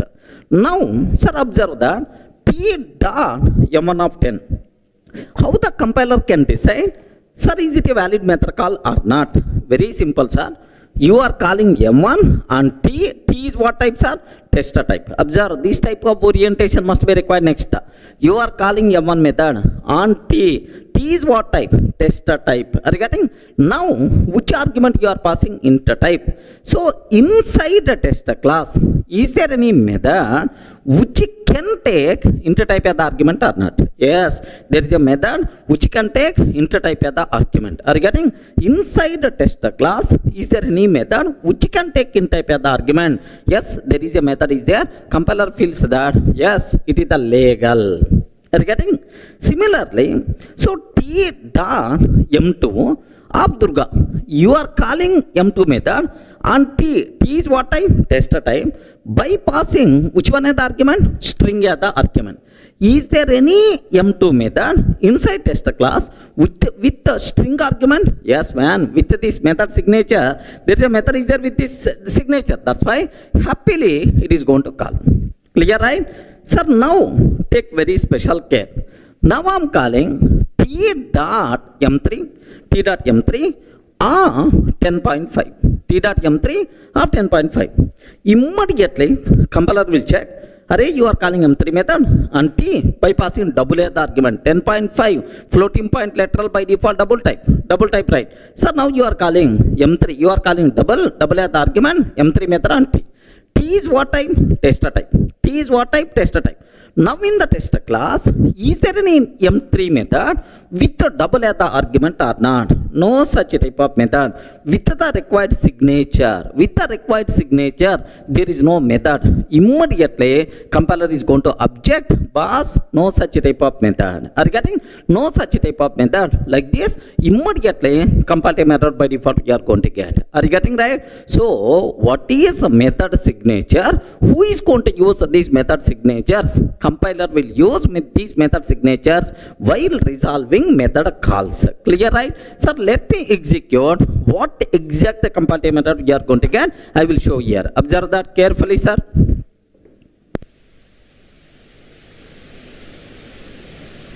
Here observe that, sir. Here forget about all this stuff. I don't want to worry. Sir, here inside class test, I'm taking one method, public void m1 method of int I as the argument. This is the first method, sir. Public void m2 method which can take string as the argument. String yes. Like this I'm taking, sir. Sir, that's all. This is about m1 and m2, two methods are there. Now, sir, I'm trying to take test t is equal to new test. Test t is equal to new test. T dot m1 of 10. Can you please tell, is it valid or not? Yes, friends. Is it valid or not? Yes, because you are calling m1 and t. T is what type? Test type. Sir, m1 with the int as the argument. Is there any method with the signature or not? Yes. That's why perfectly itself is valid. Clear for all period, okay? Sir, let me execute this code. Here, observe that. Let me compile Java C test.java. Perfectly valid. Perfectly valid. We are not facing any problem at all, right? Similarly, T dot M2 method bypassing Durga as the argument. Are you getting? T dot M2 method bypassing Durga as the argument. Yes, this one is also perfectly valid, sir. No problem at all, because with the required method signatures already, sir, methods are available. That's why no problem at all. But now observe carefully, sir. T dot M3 method bypassing 10.5 as the argument. Are you getting? Immediately comparative method by default you are going to get. Can you please observe what is that comparative method, sir? What is that comparative method? Cannot find the symbol. Which is symbol, sir? Method M3 of double. Have you observed, right? What is this, M3 of double? But there is no such type of method. There is no such type of method with this signature. Have you observed, right? Method name followed by argument types. With this signature, my compiler unable to find any method. That's why immediately comparative method we are going to get. Clear for all of you, right? Sir, now observe very carefully about this one. What is method signature and who is going to use method signature? Method signature contains method name followed by argument types. Who is going to use method signature? Compiler will use method signature while resolving method calls. Clear, friends? Up to this? Sir, there is one very important point is there related to method signature. What is that point is? Just observe that carefully, sir. Sir, I'm taking class test. I'm taking class test. Public void M1. Public void M1 of int I. Like this, I have one method is there, sir. Next, public int M1. Public int M1 of int j is there, and here return type is a int. That's why it is expecting some int value. We are getting return 10. It is expecting some int value, right? That's all. This is the method what we have. Now my question is, take very special care about this terminology, right? Can you please tell, if I'm taking, let me create an object. Assume that I'm creating an object. Test T is equal to new test. Test T is equal to new test. T dot M1 by passing 10 as the argument. Sir, I'm calling M1 method by passing 10 as the argument. Can you please confirm which method is going to get in the chance? Friends, please respond. Which method is going to get in the chance? Either first method or second method. Are you getting? Either first method or second method. Sir, if you are taking like this, immediately comparative method we are going to get. If we are taking like this, immediately comparative method we are going to get. What is the reason for that? The reason is, do you know, within the same class, two methods with the same signature is not allowed. Sir, because whenever you are calling like this, which method has to respond? Because this method matched. Even this method also matched. Are you getting this method? What is the signature of this method? What is the signature of this method? M1 of int, sir. What is the signature of this method? M1 of int. M1 of int. That's all. Now, two methods with the same signature. Two methods with the same signature itself is there. Are you getting? Two methods with the same signature itself is nothing but not at all acceptable. Because if any person is calling M1 by passing int value, which M1 method has to respond? It is always a problem. That's why. So within the class, two methods with the same signature is not allowed, sir. Whether we are calling or not calling, immediately comparative method we are going to get saying M1 of int is already defined in test class. Pass is already defined. Why you are redefining again another method with the same signature? Like that comparative method we are going to get. Clear for lab, right? So the important conclusion here is within a class, two methods with the same signature not allowed. By mistake, if you are trying to take comparative method, we will get even though return types are different. Are you getting? One is void, but the second one is int.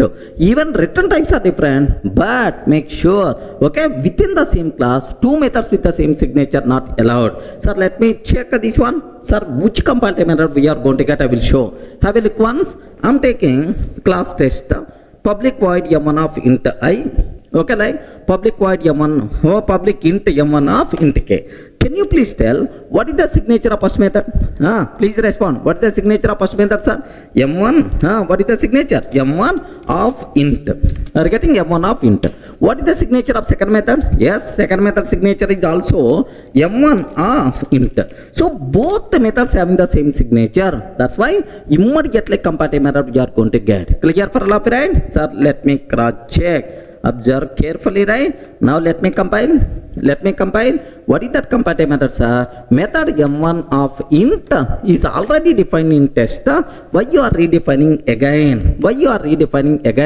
What is this m1 of int, sir? This is called method signature. Are you getting? With this signature, already a method you define. Why you are redefining again? This is the comparative method by default we are going to get. I hope everyone can able to understand, right? So these are the important loopholes you people should aware. What is method signature? Next, who is going to use method signature? Next, within the same class, if two methods having the same signature, what will happen? Immediately comparative method we are going to get. Clear for you? Okay, that's all. Hi friends, in the last video we covered what is method signature, who is going to use method signature, and important point related to method signature. Okay, well, sir, now the next concept, major concept, very important for the interview room, very important for day-to-day coding, overloading. What is the concept, sir? What is the concept? Overloading we require to discuss in detail, right? Can you please observe, when we say that two methods are said to be overloaded. Sir, these two methods are called overloaded. When we say these two methods are said to be overloaded, sir, very simple. Have you observed, right? Here I have m1 method is there. M1 method is there. Sir, what is the argument? Is argument type? Argument is m1 of int. I have another method is there. What is the argument type? Long. Can you please observe these two things? Sir, method names are same. But argument types are different. Method names are same, but argument types are different. So, when we say that two methods are said to be overloaded if and only if both the methods having same name but different argument types. Okay, remember this one. Same name but different argument types. Okay, what about return type? What about modifier? What about throws keyword? All that nonsense we are not required to worry. Of course, in detail we will discuss. So just at very top level you people should be aware when we say that two methods are said to be overloaded if both methods having same name but different argument types. Okay, well, so now do you know in C language is a method of overloading concept is available or not available? Not available, because C language is not object oriented. That's why in C language overloading concept is not available. Okay, like that's why two methods with the same name under different argument types. So no such type of option. Are you getting? If you consider ABS method is there, sir. This ABS method is always applicable, sir, for int type. In C language there is one method is there named with ABS. ABS method is there. It is always applicable for int type. Sir, I want to find for long value, absolute value. For long type I want. So if the argument are changing, if the argument is changing, compulsory method name must be changed. Regarding because two methods with the same name, different argument types is not allowed in C language. Not allowed in C because overloading concept is not there. If there is a change in the argument type, compulsory we should go for new method. That's why what is the for long type, sir, which is the absolute method we require to use? LABS. Regarding similarly, if the argument is float type, if the argument is float type, the method name is FABS. Are you getting? So how many ABS methods are there? For ABS default for int type, for long data type LABS, for float data type FABS, like that. Multiple ABS methods are available because two methods with the same name but different argument types are not allowed. Then how many method names we have to remember? Yes, obviously for every type separate method name we have to remember. Complexity by default is going to be increased. Programming complexity is going to be increased, right? Remember.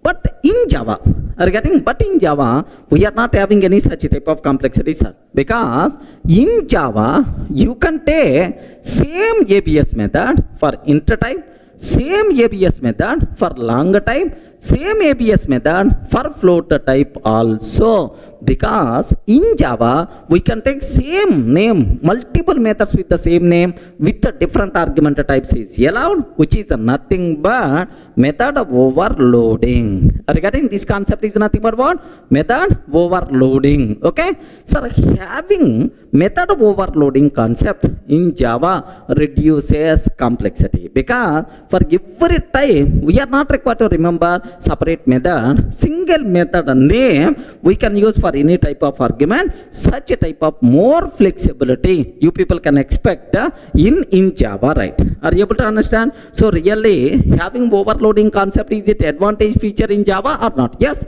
but in C language, do you know, if there is a change in the argument type, compulsory we should go for new method. Unnecessary complexity of programming is going to be increases. Clear? Now up to this, you people should aware only 2 points, right? When we say that two methods are said to be overloaded, both methods having same name but different argument types is called overloaded methods. Next, what is the biggest advantage of overloading? More flexibility to the programmer. We can use the same method name, even argument types are different, no problem at all. Complexity of programming is going to be reduced. Clear, right? Sir, I hope it's very clear for you what is when we say that two methods are said to be overloaded.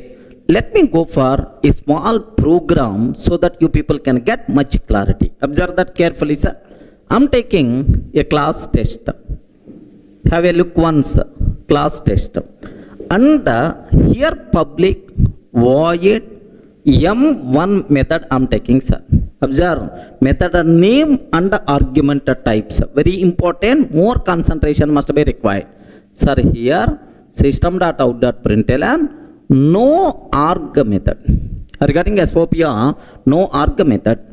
Similarly, public void M1 of int I. Public void M1 of int I. System.out.println int arg method. Are you getting? Int arg method, right? Sir, now public void M1 method, public void M1 method of double D, sir. Double D system.out.println double arg method. Are you getting? Double arg method like this, right? Can you please confirm how many methods are available? Sir, M1 without any argument. M1 with the int type as the argument. M1 with the double type as the argument. Are you getting? Total how many methods are there?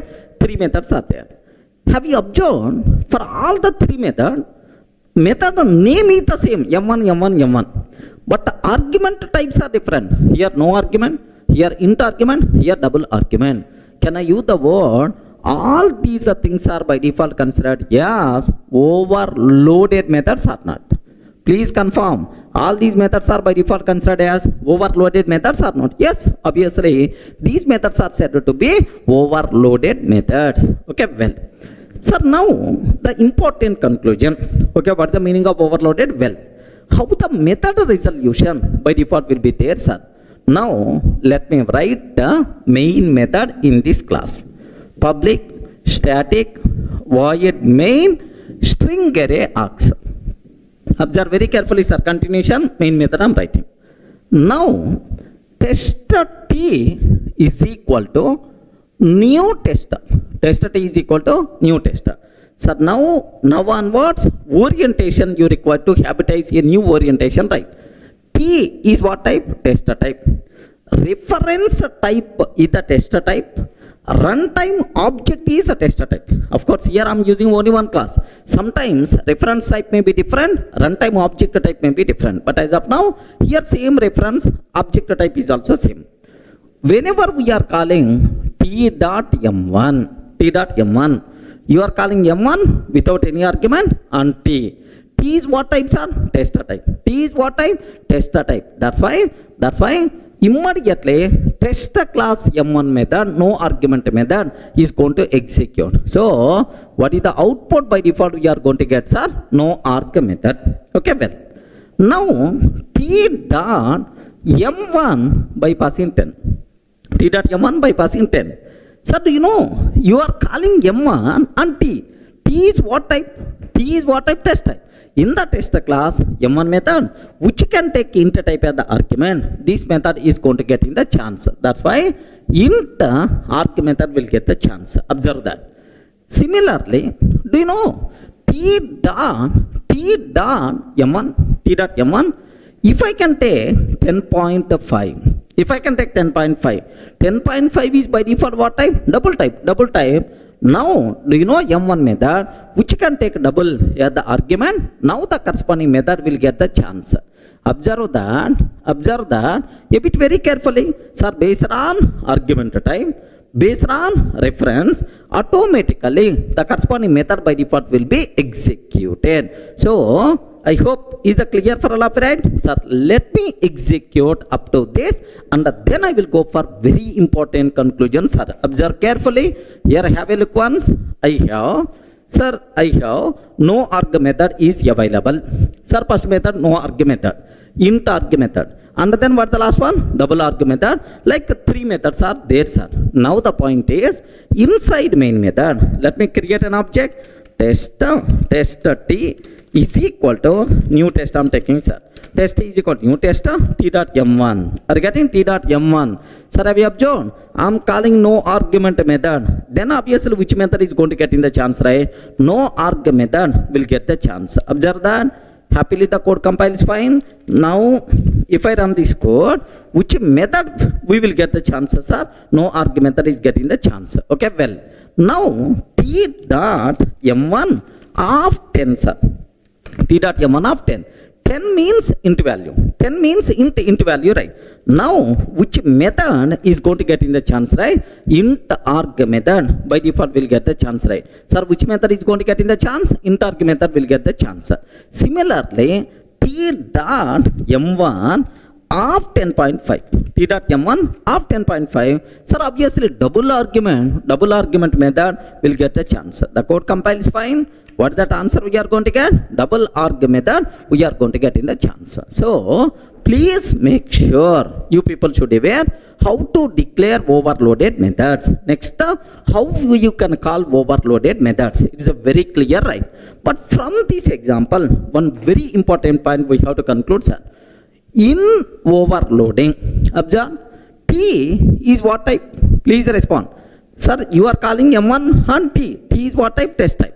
Runtime object is what type? Runtime object is what type? Test type. In overloading, method resolution means which method has to execute. That process is called method resolution, sir. In overloading, method resolution always takes care by compiler. Regarding who is the responsible, sir? In overloading, method resolution is always takes care by compiler based on reference type. Remember this one. But anyway, here reference type, runtime object type is the same. That's why you may not get much clarity from this example. But while next examples going on, somewhere definitely you people are going to get much clarity about this one, sir. But please make sure you people should aware, sir, in overloading, method resolution always takes care by compiler based on reference type, but not based on runtime object. Sir, it's always going to take care by compiler based on reference type. That's why overloading is also known as compile time polymorphism. Regarding what is this one, sir? Overloading is also known as compile time polymorphism. Compile time polymorphism or static polymorphism. Static polymorphism or early binding. Early binding. These are various other words for overloading. Regarding in overloading, method resolution is always takes care by compiler based on reference type. Regarding compiler based on reference type. That's why, so overloading is also known as compile time polymorphism or static polymorphism or early binding. Remember this one. Here, runtime object is the dummy and JVM is not responsible for method resolution. Compiler is responsible. But from this example, you are not going to get much clarity. But while examples going on, you people can get much clarity up to this. Are you able to get right? About this point I will explain in detail in the next coming example. Somewhere you will get much clarity, believe me, sir. That's all. Sir, in the last video we covered very clearly about what is overloading. Next, in overloading, who is the responsible to perform method resolution? Can you spell out? Who is the responsible to perform method resolution? Compiler is responsible to perform method resolution based on reference type. Hence, overloading is also known as compile time polymorphism or static polymorphism or early binding. Clear, right? Sir, now there are multiple cases are there related to overloading. Let me talk one by one, right? Sir, the first case, observe carefully, sir. Here I have class test, public void m1 of int I, int arg method, public void m1 of float f and float arg method. Regarding this is the int arg method, this is the float arg method. Now, can I use the word these two methods are overloaded or not? Can you please spell out? These two methods are overloaded methods or not? Yes, obviously these are overloaded methods, right? Now, main method, public static void main, tester t is equal to new tester, t dot, observe very carefully, sir, t dot m1 by passing 10 as the argument. 10 means which type? Int type. By default, every integral literal is of what type? Int type. That's why int arg method will get the chance. Okay? Well, int arg method will get the chance. T dot m1 of 10.5 f. 10.5 f. F means float type. Float type. Float type means float arg method will get the chance. Are you getting? Float arg method will get the chance. We know up to this, already we covered in the last example, same. Sir, let me execute up to this. Now the next I will explain. First up to this, let me execute, sir. Here, sir, the same public void m1, int arg method, public void m1 of float f, float arg method, t dot m1 of 10. Then obviously, which method we are going to get, sir? Int arg method will get the chance. Observe that. Observe that int arg method, right? Now t dot m1 of 10.5 f. T dot m1 of 10.5 f. Are you getting which method will get the chance, sir? Now observe that float arg method will get the chance. Clear for all of you, right? Sir, that's it. Now the next point you people should be aware, sir. Sir, it is the very, very important. Observe carefully. If I can take t dot m1 of A, sir. Array, A is what type? A within single quote. A is what type? Char type. Char type. Can you please tell t dot m1 of A char type? Which method will get the chance now? Ayyo, which method will get the chance now? Can you please confirm? Which method is going to get in the chance? Either int method will get the chance, or float method will get the chance, or we will get compile time error saying no such type of method because your int is there, float is there, but you are passing char as the argument. Can you please confirm? Very, very important concept. That is our first case. Which method is going to get in the chance? Okay? Very simple. Very simple. In overloading.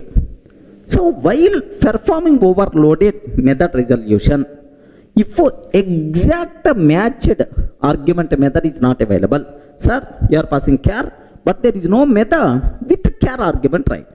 Compiler immediately won't raise compile time error. Regarding compiler won't raise immediately error, sir. What the compiler will do? First the compiler will promote this char type to next type. Regarding first compiler will promote this char type to next type. You know, automatic promotion somewhere. What is the promotion automatic chart? Automatic promotion chart, byte. Byte can be promoted to short. Short can be promoted to int. Int can be promoted to long. Long can be promoted to float. Float can be promoted to double. In our basics, somewhere we covered in the first unit, sir. Char can be promoted to int. Sir, please make sure you have to inject this chart in your mind. So, in overloading, if exact matched method is not available, compiler won't raise compile time error immediately. First compiler promotes this argument to next level. Sir, char can be promoted to int type. Okay.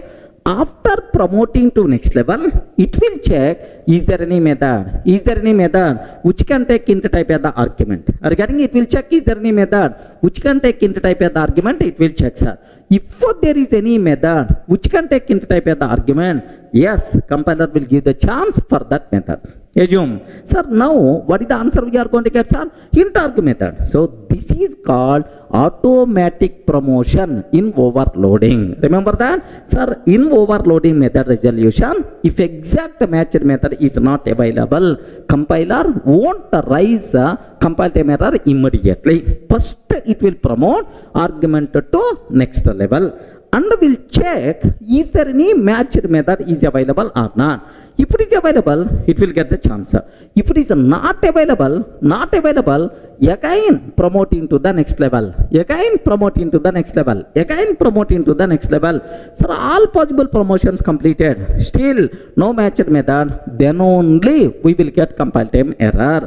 This is called automatic promotion in overloading. Are you able to understand that case 1? What is the meaning of automatic promotion in overloading? Like, sir, according to our scenario, for the char, which method will get the chance now?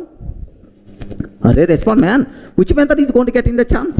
Yes, sir, char, no exact match. Char can be promoted to int type. That's why int arg method will get the chance. Are you getting? Int arg method, right? Now, have a look once. Same method I am taking, sir. Same method, t dot m1 of a, sir. Are you getting? T dot m1 of a. Sir, exact matched method is not there. So, char can be promoted to int type. Char can be promoted to int type, sir. Now, int argument method is already available. That's why int arg method will get the chance. Now, observe last output, sir. Now, have a look once. We are not going to get any compile time error. Happily the code runs fine. But if that output, sir, int arg method is going to get in the chance. Sir, this type of concept is called automatic promotion in overloading. Clear? Now, my next target, sir. T dot m1 of 10L I am taking. Are you getting? 10L. What is 10L? Respond. What is the 10L? 10L is nothing but what? Long type. Long. Is there any method which can take a long argument? No. We have only two methods. One is int, second one is the float. That's why, according to our chart, long can be promoted to float. Are you getting? Long can be promoted to float. Sir, after promoting, do you have any method with a float argument or not? Yes, that's why obviously which method is going to get in the chance, right? Float arg method will get the chance. Clear, right? Okay, if I can pass a long value as a long argument method is not available, then obviously which method is going to get in the chance? Float arg method by default will get the chance. Clear, right? Now let me cross check. Have a look once. Now t dot m1 of 10L, either small l or capital L, no problem at all. T dot m1 of 10L. Sir, long type exact match method is not available. Long can be promoted to float. That's why float argument method will get the chance, right? Okay. Well, last output, can you please observe that? What is the last output we are going to get, sir? Float arg method. Very clear. Now, I have next doubt, sir. What is my next point is, if I can take t dot m1 of 10.5. Sir, very important. T dot m1 of 10.5. Can you please confirm 10.5 by default what type? Respond. 10.5 by default what type? Double type. Sir, now the argument what you are passing double. Is there any method with a double type? No method with a double type. Okay, well. Now, is it possible to promote a double to the next level? Sorry, not possible, because double is the topmost. Next level promotion is not there. So, promotion not possible. Exact matched method not available. Immediately, compiler will give left and right. Array, where is the method? Like in this case only, we are going to get compile time error. Are you getting right? First, compiler will do a good thing for you. It will try to promote and check is there any matched method. Sir, all possible promotions completed, still matched method is not available, or promotion is not possible, then only you are going to get compile time error. Is it clear, right? Let me cross check this case. T dot, can you please tell? T dot m1 10.5. 10.5. Can you please tell? 10.5 is what type, sir? Double type. Is there any method with the double argument? No method. Is it possible to promote to the double type? No. Double to next level? No promotion. Then immediately compiler will give left and right, method resolution fails. Are you getting? Now observe that no suitable method found for m1 of double. Are you getting right? No suitable method found for m1 of double. First it will try m1 of int is not applicable. Okay, m1 of int is not applicable. Next it will try m1 of float is not applicable. Sir, it checked both, but still not applicable. That's why we are going to get compile time error. Are you able to understand? This concept is called automatic promotion in overloading. Very important concepts are even next level constructors concept. There also it is applicable. So in overloading method resolution, if exact matched method not available, we won't get compile time error. First this argument will be promoted to next level. Okay, sir, after promoting either matched method is available or not available. Next level promotion again. Sir, like all possible promotions completed, still matched method not available, then only we are going to get compile time error. This concept is called, what is this concept? Respond, man. What is this concept? Automatic promotion in overloading. Clear, right? Sir, in the last case we covered automatic promotion in overloading. Now the next possible question, even the next case, let me talk. Here class test public void m1 of objective SOP of object version. Next public void m1 of string s SOP of string version. Public static void main like this, right?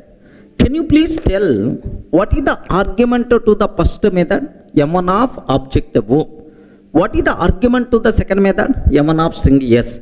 Both methods same name but different argument types. So can I use the word overloaded methods or not? Yes. These two methods are said to be overloaded. Okay, well. Now main method tester t is equal to new tester.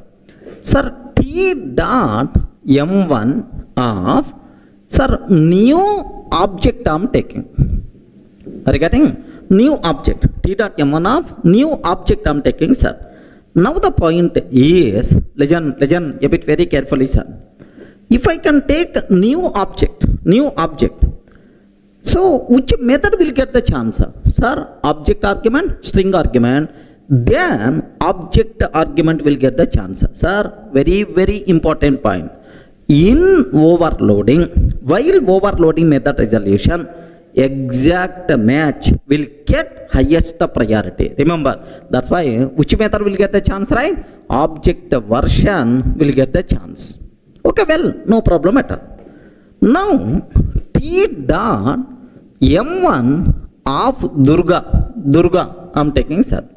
If I can take Durga, t dot m1 of Durga is what type? String type. Then obviously, object version, string version, exact match will get highest priority.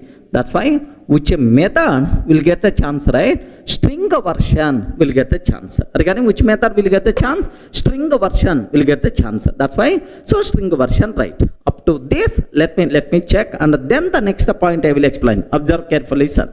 Here I'm taking two methods, right? Here I'm taking two methods. First method, m1 of object version, m1 of string, yes. Okay. T dot m1 of new object. I'm creating an object and I'm passing that object as the argument. I'm creating an object, I'm passing that object as the argument, right? Now which one is always going to get in the chances? Sir, exact match will get the highest priority. That's why object version will get the chance. Now have a look once. The code compiles fine. What is the output we are going to get, sir? Object version like this, right? Now, sir, t dot m1 of Durga I'm taking. T dot m1 of Durga like this I'm taking, sir. Now which one is going to get in the chance? Yes, obviously string version will get the chance. Regarding which version will get the chance? String version will get the chance, right? Sir, up to this it's a very clear for you. Now the cinema is going to start. Observe carefully, right? If I can take t dot m1 of null like this, right? Null value I'm passing null value. Can you please confirm which one we will get the chance? First one object, second one string. Null is a valid value for any type of object reference. Null is the valid for object reference, even null is the valid for string reference also. Can you please tell who is going to get in the chance now? Getting? Both methods got matched. Because null you can provide in the place of object, in the place of string. Which method will get the chance? Very easy. You can able to guess. Which class is the parent class, which class is the child class? Observe that. The parent class is object, child class is string, sir. Object and then string is the child class, object is the parent class. Can you please tell, in overloading, parent and child both came, which one is going to get the chance? Very simple, sir. Very simple. Suppose here in the government office, collector is there, attender is there. Collector is there, attender is there. Suppose I have a small work is there, saying, Array, I will go to collector office. I want my required signs. Observe that signatures are required from the collector. Then obviously I should meet the collector. Okay, suppose at what time collector is available or otherwise. So I want some general information. If attender can help, then I can complete that work only with attender. I'm not required to go for collector level. Or getting collector is the superior person, man. Okay, directly for small problems also. So we should not go to the superior. First we will check with the child level. If the child level is not going to work, then only we should require to go for parent level. You know the rule. Obviously, you can able to guess which one is going to get in the chance. Can you please respond? Who is going to get in the chance round? Null reference. Null applicable for string, null applicable for object. So in parent and child arguments are there, always child will get the chance. If a child class can't, if child not matched, then only parent level we will go. Are you getting right? Sir, now T dot M1 of null, which one is always going to get in the chance, right? String version will get the chance. So in overloading, parent argument, child argument, which argument will get highest priority, sir? Child argument will get highest priority when compared with the parent argument. Okay, now let me check T dot M1 of null value. T dot M1 of null value. It is matched for both. Both observe have here which one is going to get in the chance, right? Yes, the output by default we are going to get last one, string version, right? Remember that string version will get the chance. Suppose assume child method is not available. Child method is not there, sir. Child method is not there. Then obviously parent is going to get in the chance. If child method is not there, automatically who is going to get in the chance? Parent will get the chance. Let me show this one. Sir, here I'm trying to remove child method. Next remaining method calls also. Only one method call T.M1 of null. Are you getting? Child method is not there. That's why who is going to get in the chance, right? Obviously parent is always going to get in the chance. Are you getting? But the answer we are going to get simple object version. Sir, this is case 2 of overloading. From this what we learned, sir? In overloading, exact match will always get highest priority. Next, if a parent and a child both methods got matched, both argument methods got matched, always priority will goes to child. If the child argument not matched, then only parent argument is going to take care. Child class argument will get more priority than parent class argument. Clear? Sir, now the next case related to overloading. Observe carefully, sir. Class test. Public void M1 of string S. First method, string argument method, string S. Public void M1 of string buffer SP. Are you getting what is this one, sir? String buffer. Now, public static void main string array args. Tester T is equal to new tester. I'm taking, sir, here can I use the word these two methods are overloaded methods or not? Yes, obviously, because both methods having the same name and both methods having different argument types. That's why overloaded. Don't keep any doubt at all. These methods are overloaded. Okay. Tester T is equal to new tester T dot M1 of Durga I'm taking, sir. Durga by default what type? String type. That's why what is the answer we are going to get, sir? String version we will get the chance. String version we will get. Now, sir, T dot M1 of new string buffer. Sir, I'm creating a string buffer object with the argument Durga. No problem. Sir, do you know it is which argument I'm passing? String buffer object. So in overloading, sir, in overloading, exact match is always going to get highest priority. Here string version, string buffer. That's why string buffer version will get the chance. Regarding which version is going to get in the chance? String buffer version will get the chance. Now T dot M1 and I'm trying to pass null value. Are you getting? Null value. Okay, I'm trying to pass. Sir, up to this, let me show. Sir, except null argument, let me show exact match will get the chance or not. Observe carefully, sir. Here we have the first method is string version. Second method is string buffer version. There are two methods are available, right? Now T dot M1 of Durga I'm trying to take. T dot M1 of Durga I'm trying to take. Now observe that. Sir, which one is always going to get in the chance? Because string you are passing. That's why string version will get the chance. Similarly, T dot M1 of new string buffer of Durga I'm taking, sir. New string buffer of Durga like this I'm taking.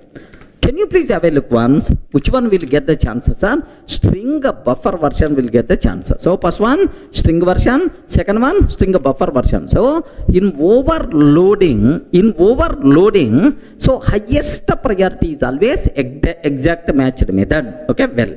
Now, what about next, sir? T dot m1 of null. Can you please confirm? Who is going to get in the chance now? T dot m1 of null. Null is valid value for string. Null is valid value for string buffer. Who is going to get in the chance? In the last example, object and the string, parent and child is there. Child is always going to get highest priority. But here, string and string buffer, there is no relation between these two things. Object is the parent, one child class is the string, another child class is string buffer. Are you getting? Another child class is string buffer. There is no relation between these two things, right? So one is parent, the other one is the child. No, both are independent. Then, which is always going to get in the chance? Either string or string buffer. Respond. Remember, by mistake, if the compiler gives the chance to the string version, then string buffer will give left and right to the compiler. Hey compiler, when compared with the string, what is less with me? Okay, why you are giving the chance to string? That's so compiler can't give the chance to the string, can't give the chance to the string buffer, then compiler with a big question mark face. If the compiler facing any problem, immediately it's going to rise, yes, compile time error, sir. So, reference to M1 is ambiguous. Both the methods got matched. You want which method? I'm not in a position to resolve, that's why I can't compile. Like it is the compile time error we are going to get, sir. Observe carefully. Here, I'm taking T dot M1 of null. T dot M1 of null I'm taking, sir. So if I can take T dot M1 of null, sir, for this null, sir, string argument method matched. Next and after that string buffer argument method also matched. Both methods matched, sir. And there is no relationship between parent and child. Something like parent and child relation is not there. That's why immediately compare method we are going to get. Reference to M1 is ambiguous. Both the methods got matched. Are you getting reference to M1 is ambiguous? Both methods got matched. That's why please make sure. Okay, if exact match, will get the chance. Parent and child will get the chance. Multiple methods matched, but there is no relation at all between the argument. Then what will happen is compile time error we are going to get. Clear for all of you, right?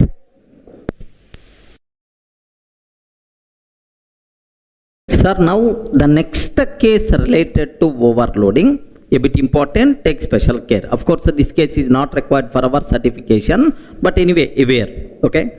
Here, see this one. Public void M1 of int I. Are you getting public void M1 of int I? This is general method. Are you getting this one is what? General method, right?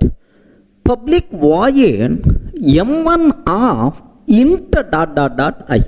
What is this method? Vararg method, sir. A new concept which came in which version? 1.5 version. Are you getting in which version? 1.5. Sir, very simple, sir. If I'm taking a method of int I, like this, I have one method is there. How you can call this method? You can call this method by passing, sir, only one argument. Are you getting? We can call this method by passing only one int value. Okay, well. Suppose if I can take like dot I, sir, M1 of int dot I. Do you know? We can call this method by passing any number of int values including 0 number. Are you getting? Suppose you can call without any argument. You can call one int value. You can call two int values. You can call this method by passing 1 lakh int values also, no problem at all. So this type of thing is nothing but what? Vararg method. This is the new concept which came in the 1.5 version. Okay, that's all. This basic idea is enough. Now come back here. Can I use the word? Both the methods are different or not? Same name, but different argument types. Sir, that's why can I use the word overloaded or not? Yes. M1 of int dot, both are overloaded methods. Sir, now first one general method, Vararg method, right? Now test T is equal to new test I'm taking. Test T is equal to new test I'm taking. T dot M1 without any argument. Sir, observe very carefully, sir. T dot M1 without any argument. Can you please confirm which method will get the chance? Which method will get the chance? T dot M1 without any argument. Can you please confirm? Either first method will get the chance? No. The reason for that is, here have you observed, it is always expecting one into value. Is the second method will get the chance? Yes, man. Because it can expect any number of int values including 0 number also. You are not passing anything. That's why which method will get the chances? Vararg method. Are you getting? Which method will get the chance? Vararg method, because first method is not getting the chance. Similarly, T dot M1 of 10, 20. T dot M1 of 10, 20. Sir, 10, 20, which method? First method? No. Because first method can take one int value, but you are passing two int values. Second method? Yes, because second method can take any number of int values. So that's why, sir, here in this case, Vararg method only will get the chance. Up to this, any doubt? Because first one not matched. If the first one not matched, sir, the second one matched. That's why matched method will get the chance. Now observe that carefully, sir. Here I'm taking, observe a bit carefully, sir. This is the general method. Public void M1 of int I, general method. This is public void M1 of int dot I, Vararg method, right? Now, T dot M1 without any argument, T dot M1 of 10, 20. Sir, do you know, in both cases, sir, first method not matched, only second method matched. That's why in both cases, only second method will get the chance. Observe carefully. We are not going to get any error. Happily, the code compiles fine. What is the answer we will get, sir? In both cases, Vararg method, like we are getting the chance. Now, observe very carefully, sir. A bit dangerous. Now, I am taking T dot M1 of 10. T dot M1 of 10. Can you please confirm which method will get the chance? One int value. For one int value, general method matched, Vararg method also matched. Are you getting? One int value, general method matched, Vararg method also matched. Can you please tell who is going to get in the chance? Yes, please make sure. Suppose assume there are two members are there, sir. General method, immediately it's going to tell, observe carefully the scenario. General method matched, even Vararg method also matched. Sir, both the general method and the Vararg method meet at some common place to fight, because both methods got chance, they have to fight. So almost 1 hour they are going to fight. At last, who is going to win the race? Can you please tell who is going to win the race? General method will get the chance. Because the reason for that is, general method concept came from 1.0 version, but Vararg method concept came in the middle, new concept, right? Whenever old concept and new concept fighting is there, always, old concept is always going to win the race in Java. Remember this, general method concept from 1.0 version of Java it is there. But this bloody Vararg method concept came in which version? 1.5 version.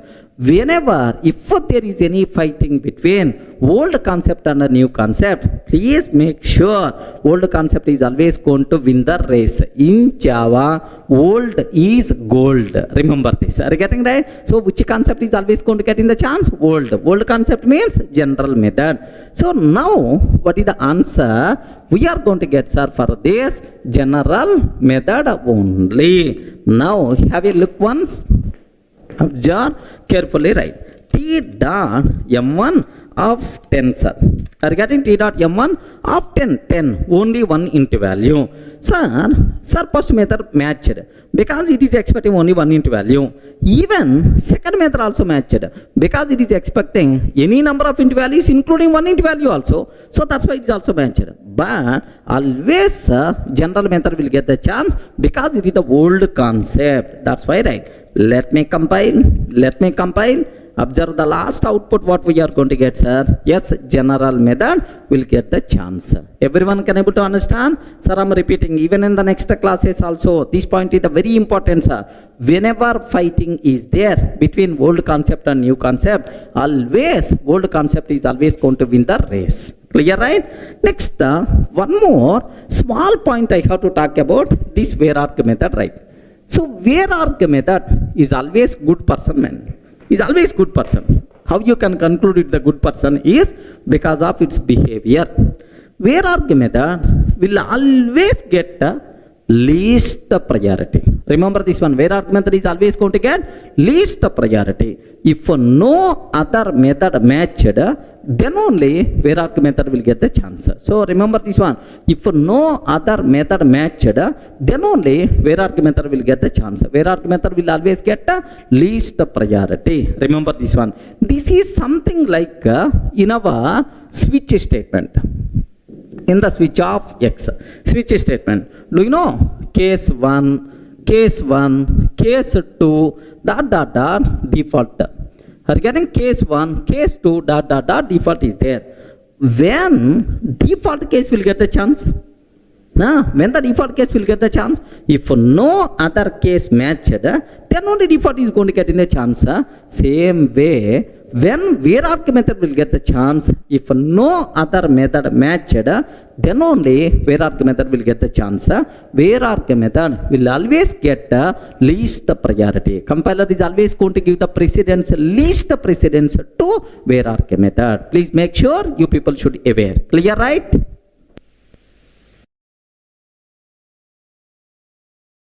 Sir, now the next case related to overloading. Observe a bit carefully, sir. Here class test public void m1 of int I comma float f. Sir, how many arguments are there? 2 arguments. What is the first argument? Int. Second argument float. Public void m1 float f comma int I. Sir, float argument, int argument. Now I have one small doubt. Can you please tell these two methods are overloaded or not? Yes, friends, overloaded or not? Yes, because both the methods should have same name but different argument types, at least order. Here, first method signature int comma float, m1 of int comma float. Second method signature m1 of float comma int. Observe the difference, right? m1 of float comma int. That's why at least there is a change in argument order. That's why both are overloaded methods. Okay, well, now test t is equal to new test. Now I'm trying to take t dot m1 of 10 comma 10.5 f. Can you please tell which method will get the chance? Respond, man. Which method will get the chance? Int and float. So in overloading, exact match is always going to get highest priority. That's why int float. So which one will get the chances, sir? Int float version will get the chance. Are you getting? Int float version will get the chance. Similarly, t dot m1 10.5 f comma 10. 10.5 f comma 10. Do you know float value, int value? Float value, int value. So highest priority, exact match, float, int. That's why which method will get the chance? Float int version will get the chance. Okay, well, because you are passing one float value, one int value, float int. Here you are passing one int value, one float, int float, like this, right? Let me execute up to this one. Have a look once. Here I am taking So same thing only. First method int float version. Second method float int version we have. Test t is equal to new test t dot m1 10 comma 10.5 f. Okay, well 10 comma 10.5 f. Have you observed? The code compiles fine. The code compiles fine. Int float version we are getting because you are passing int value, float value like.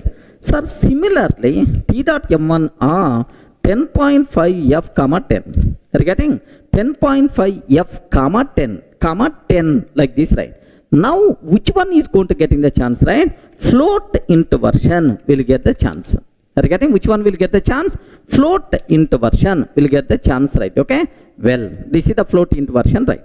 Sir, up to this okay, because exact match always going to get high priority, right?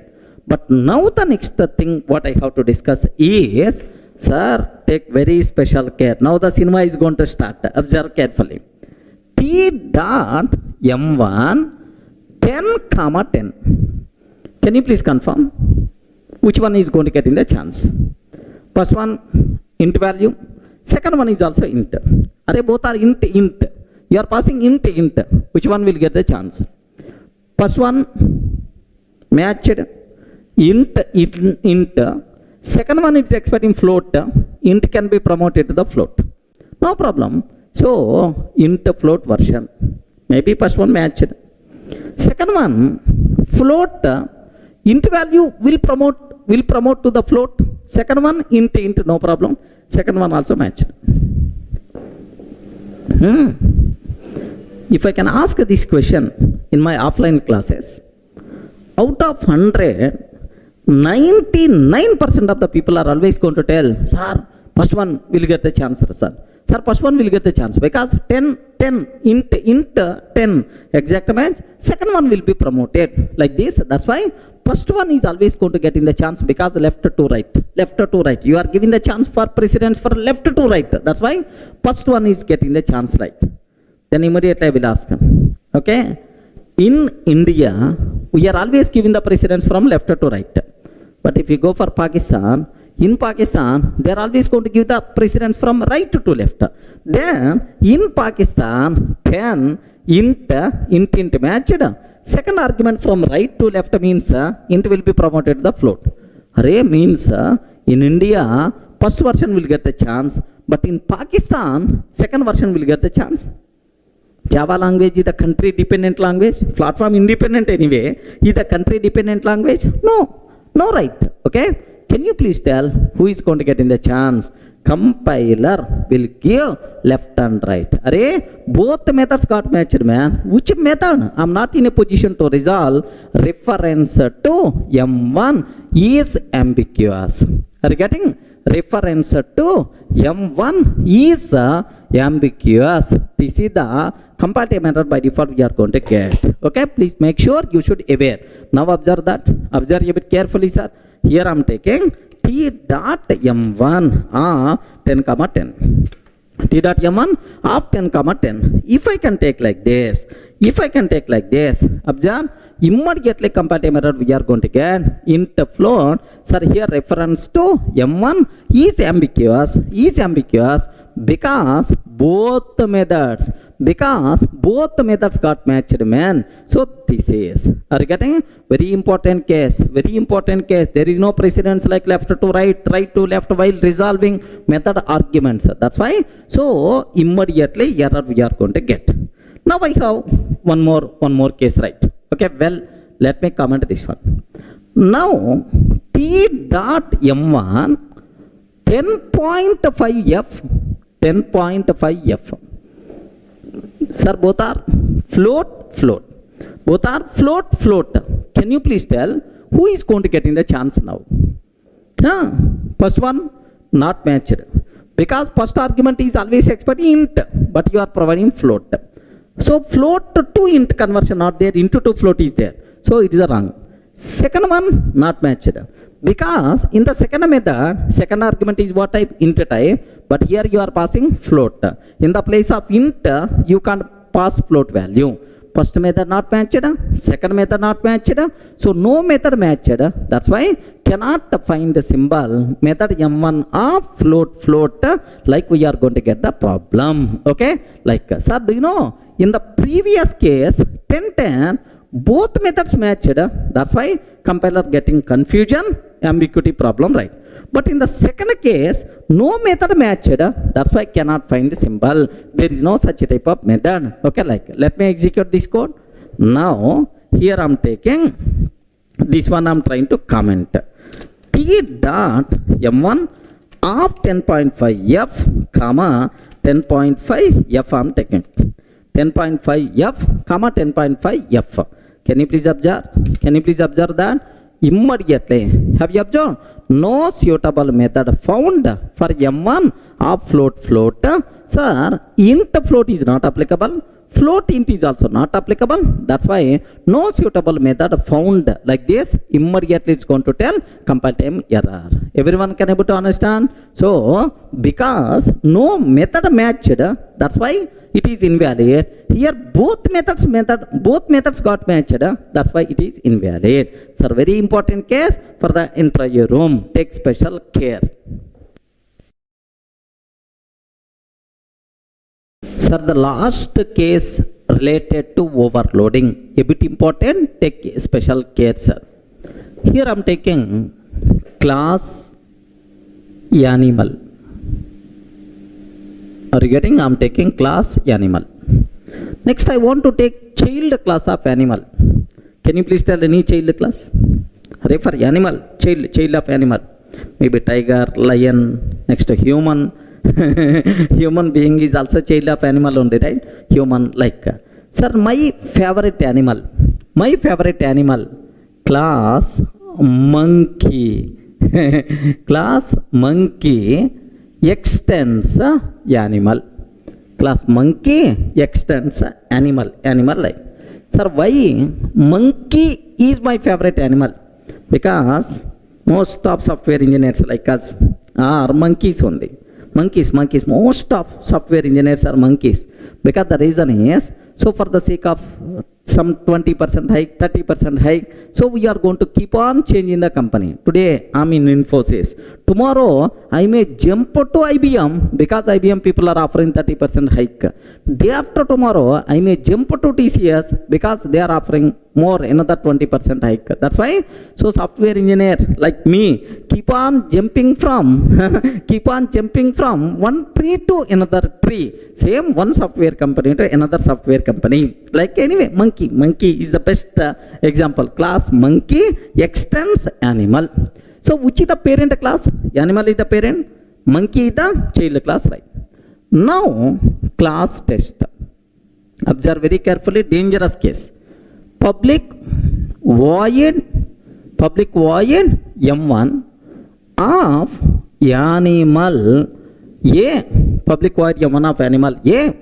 System.out.println animal version. Observe carefully, sir. Animal version. Sir, what is the argument for m1? Animal version. Public void m1, another method, monkey version. Are you getting? Monkey m system.out.println monkey version we have. Monkey version like this, right? Of course, sir, animal and monkey, my own classes. Can I use the word these two methods are overloaded or not? Yes, because both methods having the same name, but different argument types. Okay, well, now I'm ready to go for main method, sir. Public static void main method string array args. Okay, string array args. Now the point is test t is equal to new tester, because if you want to call either this m1 method or this m1 method, both are instance method, test class object must be required. Now observe first one. Animal A is equal to new animal. Animal A is equal to new animal. Sir, I'm creating animal object, reference type animal, run runtime object is also animal object only. T dot M1, I'm passing A. This is the first one. Second, can you please observe? Monkey M is equal to new monkey. Monkey M is equal to new monkey. T dot M1 of M. T dot M1 of M. M like this. Next, the third one. Animal A1 is equal to new monkey. Animal A1 is equal to new monkey. T dot M1 of A1. Wow, wonderful case, sir. More concentration must be required. Sir, parent reference can be used to hold child object, no problem at all. Here, child reference, child object. Okay, well. Can you please confirm which one will get the chance in the first case? Observe carefully. Animal reference, animal object, T dot M1 of A, exact match will get highest priority. Sir, A, animal version. Don't keep any doubt at all. Animal version. I will execute. Don't worry, sir. Next, monkey M is equal to new monkey. T dot M1 of M is, sir, monkey exact match is there. That's why, sir, monkey version. Monkey version like this, right? Dangerous thing, third one only. Animal A1 is equal to new monkey. Parent reference can be used to hold child object. T dot M1 of A1. Can you please tell animal version or monkey version? Very, very important. Animal version or monkey version, because both methods are there. There is one method which can take animal type. There is one method which can take monkey type. Who is going to get in the chance? That's what. At the beginning of overloading, I covered one point. How many people remembered? I don't know. I covered one important point, sir. In overloading, method resolution always takes care by compiler based on reference type. Runtime object never going to play any role. Remember, here, which reference A1 is what type? Animal. So this is it. Never going to worry about runtime object. So that's why which version will get the chances, sir? Animal version only. Remember this. Sir, which version will get? Animal version. Sir, practical proof in overloading. Always, method resolution is always based on reference type, but not based on runtime object. Any doubt, friends? Are you in the position to understand? Let me execute this code. Observe that carefully. Here I am taking, sir, same. Observe code, class animal, sir. Next, class monkey extends animal. Next, there is one method. First method, animal version. Second method, monkey version is there. Now I am taking animal A is equal to new monkey. Animal A is equal, Animal A is equal to new animal. Like this I am taking, sir. Now T dot M1 of A, sir. T dot M1 of A. Sir, animal reference, animal object. Then obviously animal version is the output we are going to get. The code compiles fine. What is the answer, sir? Animal version. Okay, well. Now, sir, here next case I am taking monkey M is equal to new monkey. Monkey M is equal to new monkey. T dot M1 of M, sir. T dot M1 of M like this I am taking, sir. Now, can you please confirm what is the answer by default you are going to get, sir? Have you observed? Monkey version. Clear for you people, right? Sir, third case, very important, sir. Animal A1 is equal to new monkey.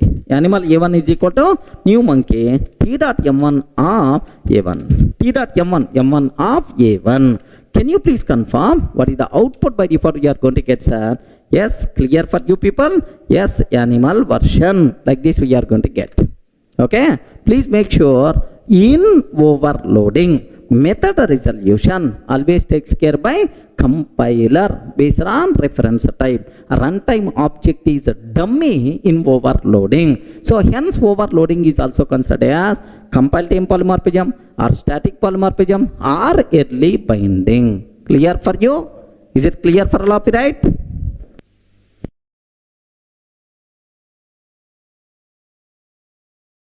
In the last videos, we covered overloading concept very clearly, right?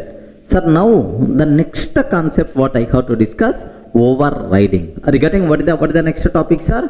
Overriding, the most valuable concept. You people should require to take special care. Here just observe, I have class P. Now listen very carefully, sir. Sir, whatever methods parent has by default available to the child class or not? Can you please tell? Yes. Through which property? Inheritance property. Whatever methods parent has by default available to child class, the child class directly can use without rewriting. Okay, like sometimes child class may not satisfied with the parent method implementation. If the child class not satisfied with parent method implementation, then the child is allowed to redefine that method based on its requirement. Regarding such type of concept is called overriding. Sir, let me go for a small example, then you people can feel more comfortable, right? Observe that class P, sir. Do you know every parent want to provide huge property to the kid. So if you can ask your father, at this age also why you are working this much hard, then your father is always going to tell, Arey, for the sake of you only. Okay, you have to be enjoy. That's why I'm working like anything. Like every parent in the world is always going to, sir, do the work to provide huge property to the kid. Assume that. So now class P public void property. Public void property, like there is one method is there, sir. So the property in which form they are going to provide, system.out.println, maybe in the form of cash, or maybe in the form of gold, or maybe in the form of land. Assume that maybe in this form. Okay, parent contain property method. Every parent in the world is very much eager to provide marriage for the kid. Assume. So now parent want to arrange marriage for the kid. Assume that public void marry system.out.println. Okay, parent arranged marriage with some appalamma. Okay, assume that or Subbalakshmi. Like sir, parent arranged marriage with Appalamma or Subbalakshmi, something like I took, sir. Now Telugu names, these names are my local language Telugu names. Okay, some what we call a bit the people who are coming from very rural village, such type of names are these. Okay, assume. So now class C extends P, sir. Do you know whatever methods parent has by default available to the child? Property is coming, and after that marriage is also coming, sir. So now this child very much satisfied with property implementation. Sir, I want property as it is. I want property as it is. But I'm not satisfied with this marriage implementation. I don't want Appalamma or I don't want Subbalakshmi. Sorry, I'm not satisfied with that. If the child class not satisfied with parent method implementation, then the child is allowed to redefine that method based on its requirement. Regarding now, sir, this process is called what? Overriding. Now, this child class want to provide implementation for which methods are marry method. Are you getting? Public void Mary method, system dot out dot println, system dot out dot println. Observe that he is not satisfied with this. That's why he is defining his own child may have some option in their mind. Okay, something like Katrina Kaif or Sunny Leone or something like okay, he can able to take this one. Are you getting? So whatever methods parent has by default available to the child through inheritance. If the child class not satisfied with the parent method implementation, that particular method child class is allowed to redefine. This concept is nothing but overriding. Everyone can able to understand, right? Sir, this concept itself is nothing but overriding concept. Okay, well, sir, it is overriding like this, right? Next, the parent class method, which is overridden. Sir, this method is overridden. Regarding the parent class method, which is overridden, this method is called overridden method. Regarding this method is called overridden method. Parent class method, which is overridden, is called overridden method. Child class method, which is overriding, is called overriding method. Observe a bit very carefully about this terminology, right? Okay, please make sure, observe carefully, right? Okay, sir, now the point here, take a bit very special care about this one. So whatever method parent has by default available to child through inheritance, if the child class not satisfied with parent method implementation, then the child is allowed to redefine, which is nothing but overriding. The parent class method, which is overridden, is called overridden method. The child class method, which is overriding, is called overriding method. That's all. This is what is overriding. Are you able to understand? So, if the child not satisfied with the parent method implementation, then the child is allowed to redefine, which is nothing but what? Overriding concept. Okay, now, sir, observe carefully how the method resolution will be there. Very important. Sir, I'm taking class test. I'm taking class test like this, right? Sir, now public static void main method string array args. Public static void main method string array args. Okay. Now here legend this one. Sir, I hope everyone can able to understand what the meaning of overriding, right? Sir, now my target is, sir, parent P is equal to new parent. Can you please tell reference is what type? Parent type. And the new parent P dot marry method I'm taking. What I'm taking, sir? Can you please spell out? P dot marry method I'm taking. Sir, which reference I'm using? Parent reference, parent object, P dot marry. Sir, there is no ambiguity. Always parent method will get the chance. Sir, which method will get the chance? Parent method will get the chance, sir. Parent method, because you never talk about child reference or child object, everything is the parent method will get the chance. So C is equal to new C. I'm creating child class object. C dot marry method I'm taking, sir. C dot marry method. Sir, child reference, child object, child already contain marry method. That's why child method will get the chance. Child method will get the chance. Sir, there is no speciality up to this. Now, the next point you people should aware.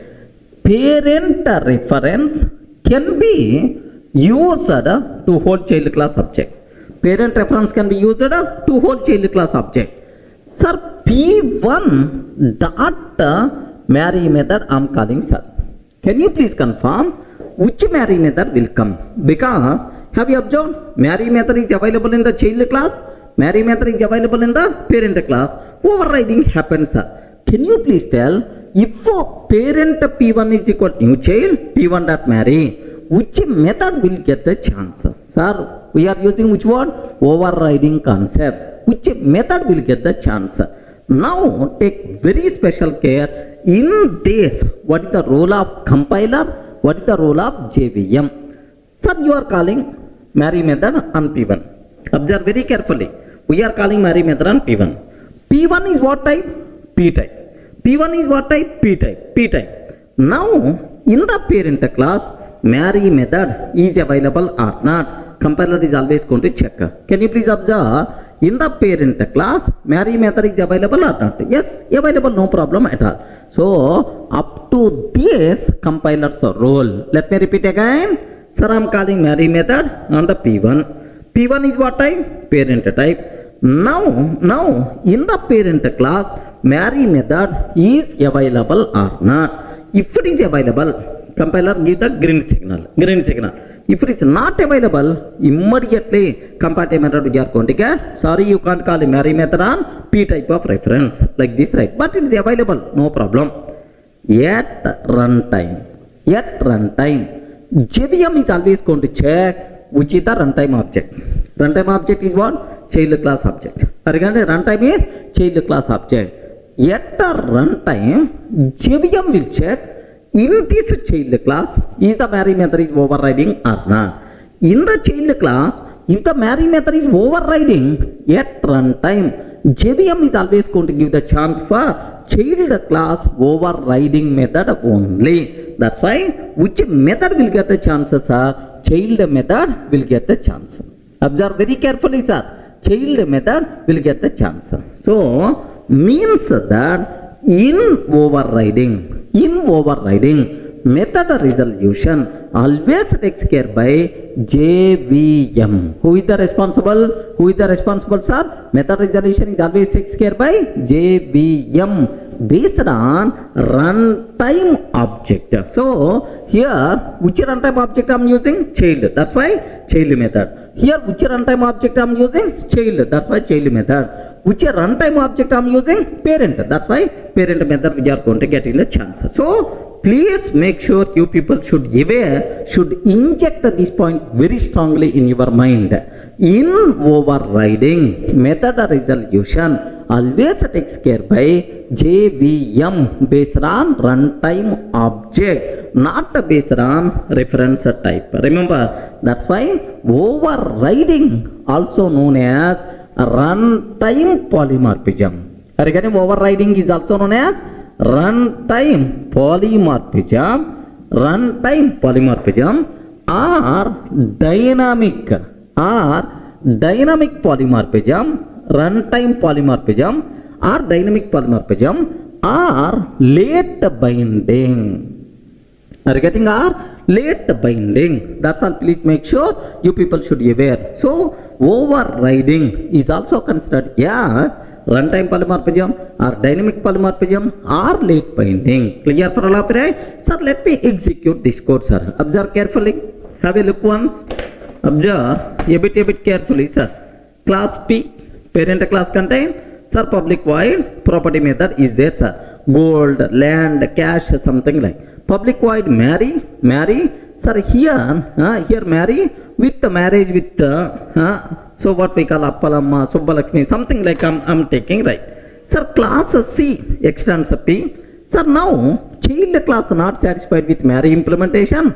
That's why child is trying to override this method. So this concept itself is nothing but overriding. Please make sure you people should aware very clearly, right? Okay, overriding. Now inside test class, sir, P is equal to new P, sir. P is equal to new P dot Mary. Sir, here runtime object is always parent object. Obviously, parent method will get the chance. Parent method, Mary method means Appalakshmi, Appalamma, Subbalakshmi, something like this. It is there, sir. Okay. Here, parent method, like I'm making some small change. This method is child method. Like this I'm taking, sir. Now observe this. So, which method will get the chance? Parent method will get the chance. Now, have a look once. The code compiles fine. Sir, what is the output? By default we are going to get parent method. We are getting the chance. Are you getting that? Which method? Parent method will get the chance. Sir, now child C is equal to new child I'm taking. Child C is equal to new child C dot Mary I'm taking, sir. Are you getting? Now child reference, child object. So runtime object is always what type? Runtime object is always what type? Child object. That's why obviously child class method will get the chance. Remember, now let me execute second output. Can you please observe that? Child method we are getting. We are getting child method Katerna. Like that we are getting, sir. Sir, last one, very dangerous point. Parent P1 is equal to new child. Regarding parent P1 is equal to new child, P1 dot marry. Regarding parent P1 is equal to new child, P1 dot marry. Sir, this line is the very important. Take special care, sir. Sir, we are calling marry method on P1. P1 is what type? Parent type. Compiler is always going to check in the parent class marry method is there or not. In the parent class, if marry method is not there, compile method, right? But anyway, parent class contain marry method, happily code compiles fine. Yet runtime, JVM is always going to check in the child class, is this method is overridden or not. In the child class, if this method is overridden, at runtime, based on runtime object, child class method is always going to get in the chance. Remember, in this case, which method will get the chance? Parent class contain marry, but child class also contain marry. Based on runtime object, child class method is always going to get in the chance, right? Now observe that. Let me execute this code, sir. What is the output? By default, we are going to get. Happily the code compiles fine, but the last answers are child method like this, right? Any doubt? Any doubt? Are you in the position to understand, right? In overriding, method resolution is always based on runtime object. Sir, who is the responsible to take care? JVM. Overriding method resolution is always takes care by JVM based on runtime object. Hence, overriding is also known as runtime polymorphism or dynamic polymorphism or late binding. Clear for all of you, right? Any doubt, friends? Sir, in the last videos we covered what is overloading, what are various important rules, what is overriding, basic idea about overriding, next method resolution in overriding, everything we covered, right? Sir, now overriding is not an easy process. Remember this one, there are several rules associated with overriding. But if it's the overloading, very simple process, right? In overloading, we have to check only method names, argument types. Method names must be same, argument types must be different. Remember, that is the rule of overloading.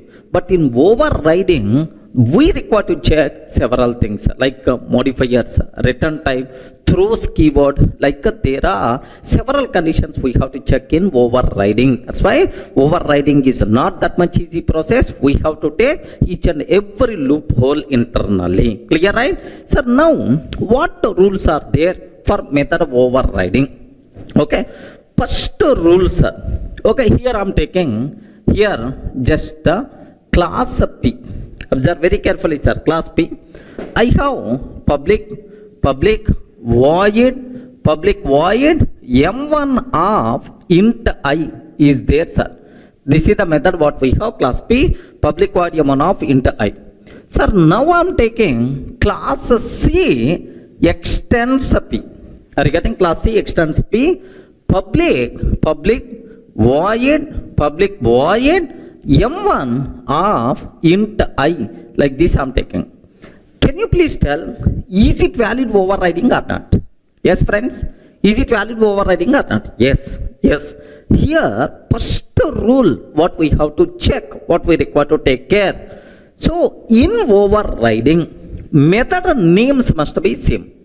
Method names must be same, and argument types must be same. Are you getting? Including order also. Method name must be same, argument types must be same. Are you getting? So that is method name followed by argument type is nothing but what? Method signature. Correct or not? Method signature. So in overriding, method signatures must be same. Method signatures must be matched. So method names and argument types are same means method signatures must be matched. This is the rule number 1. Remember, right? Sir, what is the second rule? The second rule is, what about return type? Are you getting what about return type? Return type. Can you please confirm return types must be same or may be different? Yes, friends. Return types must be compulsory same in overriding or can be different? Can you please confirm? Yes, friends. So return types must be same in overriding, but this rule is applicable until 1.4 version. Are you getting? But this rule is applicable until 1.4 version. From 1.5 version onwards, covariant return types also allowed. Are you getting? From 1.5 version onwards, covariant return types also allowed. Then immediately you may ask, sir, what is the meaning of covariant return type? Very simple, sir. Just let me go for a small example, then you people can able to understand very easily, right? Here I have class P, parent class is there. Assume parent class method return type is object, sir. Assume that the return type of parent class is object, public object M1. So it is expecting some return value, return null, acceptable, syntactically valid, because it has to return some object, return null, acceptable, right? Now I want to override this method in the child class. Class C extends P I'm taking. Now I want to override, sir. Here public object M1, sir, return null, like this I'm taking, sir. Sir, here have you observed the return type here object and here object, no problem at all. If the same return types are there, no issue at all, right? But from 1.5 version onwards, we have more flexibility. Covariant return types also allowed. What is the meaning of covariant return type? Means the child method return type need not be same as parent method return type. It's a child types also allowed. Can you please tell for object what is the child? String or string buffer or anything. So it's a child types also allowed. So means that need not be object. Happily you can take string also. Happily you can take string buffer also. Integer also, like any child class of this object is allowed, no problem at all. Such type of return types are called covariant return types, right? But please make sure this concept is applicable only from which version? 1.5 version onwards. Okay, so child class method return type need not be same as parent method return type. It's a child types also allowed. This is nothing but what? Covariant return type concept. Now I have one small doubt, sir. Can you please tell, if I compile this code,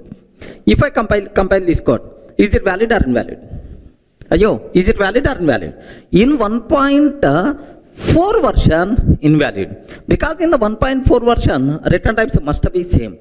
But in 1.5 version, from 1.5 version onwards, perfectly it is allowed. Because from 1.5 version onwards, covariant return types also allowed. Everyone can able to understand, right? Observe very carefully about this type of terminology, right? Okay, let me go for this one, sir. Observe carefully. Let me execute this code. Have a look once, sir.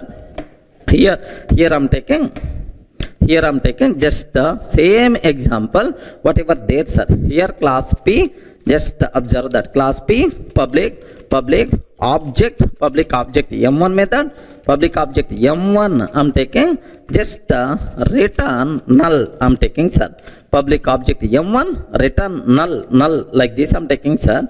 Here same class C extends P. Are you getting? Class C extends P, public object M1. Sir, whether you are using 1.4 version, 1.5 version, in all versions, this one is perfectly valid, because I'm maintaining same return type. That's why perfectly valid, sir. Now let me compile this code. Here just observe. Let me go to my working directory, right? Yes, here just observe that Java C p.java, perfectly valid. We never going to face any problem, sir. Now instead of object, here I'm taking string, sir. Here I'm taking string. Can you please confirm in 1.8 version, because I'm using which version of compiler, sir? Java C version. Observe that. Which version of compiler I'm using? 1.8 version, sir. Okay. In 1.8 version, is it allowed or not? Yes, perfectly allowed. No problem at all. Now, let me compile this code. Let me compile this code. Yes, it is valid, sir. Now I'm asking Java C source 1.4 p.java. Boss, can you please compile this code? According to 1.4 version, according to 1.4 version, we can compile a Java program according to a particular version by using source option. Remember this one. So can you please compile this p.java according to 1.4 version? Now I'm asking, in 1.4 version, can you please tell, is it valid or invalid? Is it valid or invalid? Invalid, because in 1.4 version, return types must be same. So covariant return types concept applicable from which version? 1.5 version. That's why this one is invalid. Compiler is ready to give left and right. Observe that carefully, sir. Here, have a look once. Have a look once. Sir, here one error.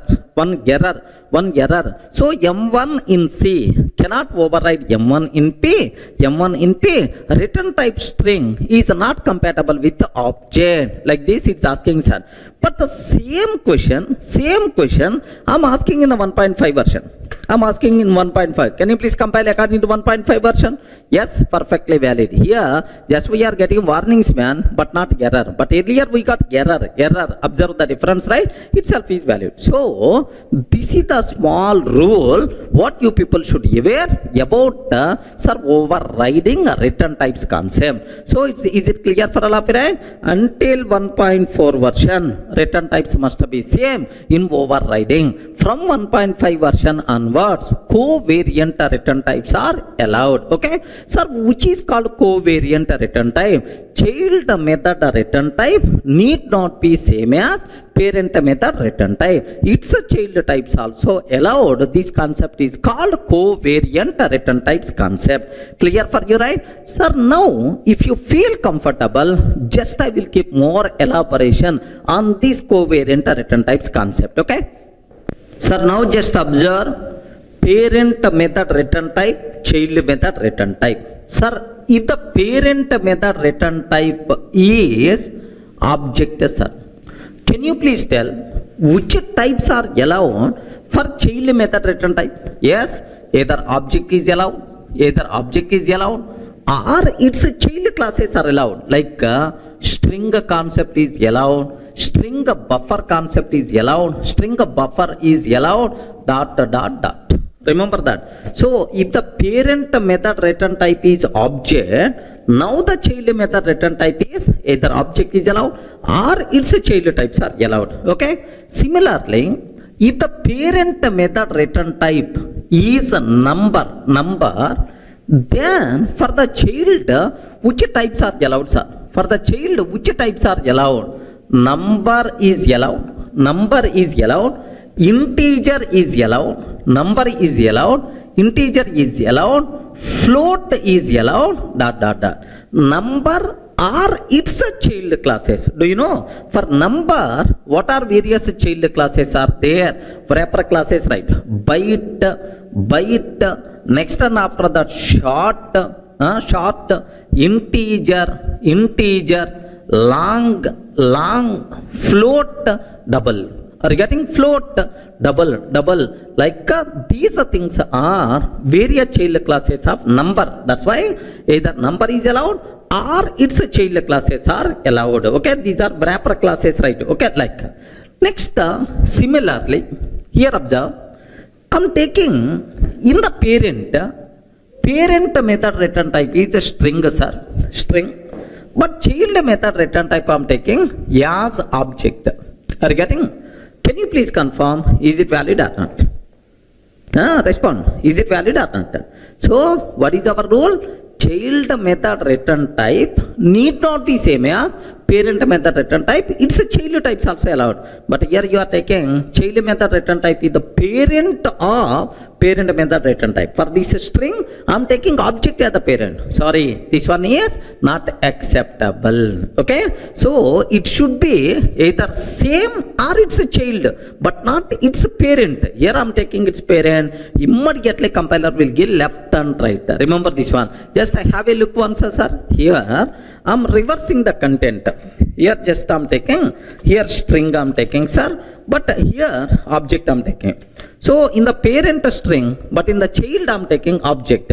So child method return type I'm taking parent of parent method return type, which is not covariant return type. That's why immediately compile method we are going to get. Observe that, sir. Here I'm trying to compile according to our original version 1.8 version only.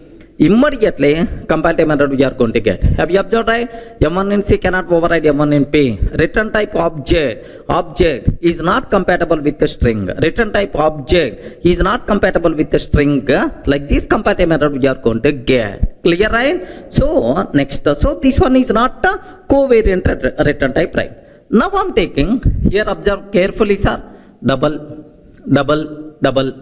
I'm taking int, sir, double int. Can you please confirm, is it valid or not? Double int, is it valid or not? Okay, please make sure. If you are trying to take like this, compiler will give left and right, because covariant return type concept applicable only for object types but not for primitives. Regarding it's applicable only for object types but not for primitives. That's why this one is invalid. Compile method we are going to get. In the case of primitive, whatever return type of the parent, compulsory child method return type must be same if a primitive return type. But in the case of object types, covariant return types are allowed. Is it clear, right? Sir, let me cross check here. Observe that carefully, sir. Here I'm taking double, sir, double. If I'm taking double, so okay, sir, return some double value. Here I'm taking int, sir, return some int value, like this, right? Now have a look once. Immediately error we are going to get. M1 in C cannot override M1. Return type int is not compatible with the double. So covariant return type concept not applicable for primitives. It is applicable only for object types. Clear for all of you, right? This is the story about return type of overriding. Okay, well. Sir, the part of overriding rules, in the last video we covered 2 points. So method names must be same, arguments must be same, which is nothing but method signatures must be matched. Next, what about return types? Sir, until 1.4 version return types must be same, but from 1.5 version onwards, covariant return types are allowed. Up to that, clear. Sir, now what is the next thing? What about private? What about final? Modifiers are related rules I have to discuss. Sir, here observe a bit carefully, sir. I'm taking class P, sir. Class P. Now, sir, private void M1. Are you getting private void M1 like this? I'm taking, sir. Sir, it is a private method. Can you please tell, is the private method, is it visible to the child classes? Can you please confirm? Is the private method, is it visible to the child classes? No, not visible, because private means within the class only. Once this private method not visible to the child classes, then where is the question of overriding? Sir, if it is visible and the child is not satisfied with, implementation, then the child is allowed to override. But first parent class private method not visible to the child, then where is the chance of overriding? Are you in the position to understand it? That's why overriding concept not applicable for private methods. Sir, for the private methods, because these are not visible to the child, overriding is not applicable for private methods concept, right? Now my question is, sir, I want to take same private method in the child class. Is it valid or not? Is it valid or not? I'm trying to override. Is it valid or not? You respond, man. Is it valid or invalid? Remember this one. If I'm trying to override like this, 100% pakka it is valid, but it is not overriding because it is the private method of parent class, it is the private method of child class. There is no relationship between this method and this method. Both are independent. It's a personal, internal methods, right? Okay, like then immediately you may ask the question, sir, if it is the case, parent P is equal to new child I'm taking P dot M1. Then which method will come, sir? Can you please tell? Which method is going to come? Parent P is equal to new child P dot M1. Which method will come? If you are calling like this, compiler will give left and right because private methods outside of the class, how you can call? Are you getting? Outside of the class, you can't call this private method, immediately comparative method we are going to get. So the rule is very clear. Remember, private methods not visible to the child classes. Hence, overriding concept is not applicable for private methods. But based on our requirement, we can define the same private method in the child class also. It is valid, but it is not overriding. Clear, right? It's clear about private modifier, right? So next, there is one more dangerous modifier is there. Related to overriding, final. Are you getting what is that modifier, sir? Final modifier, right?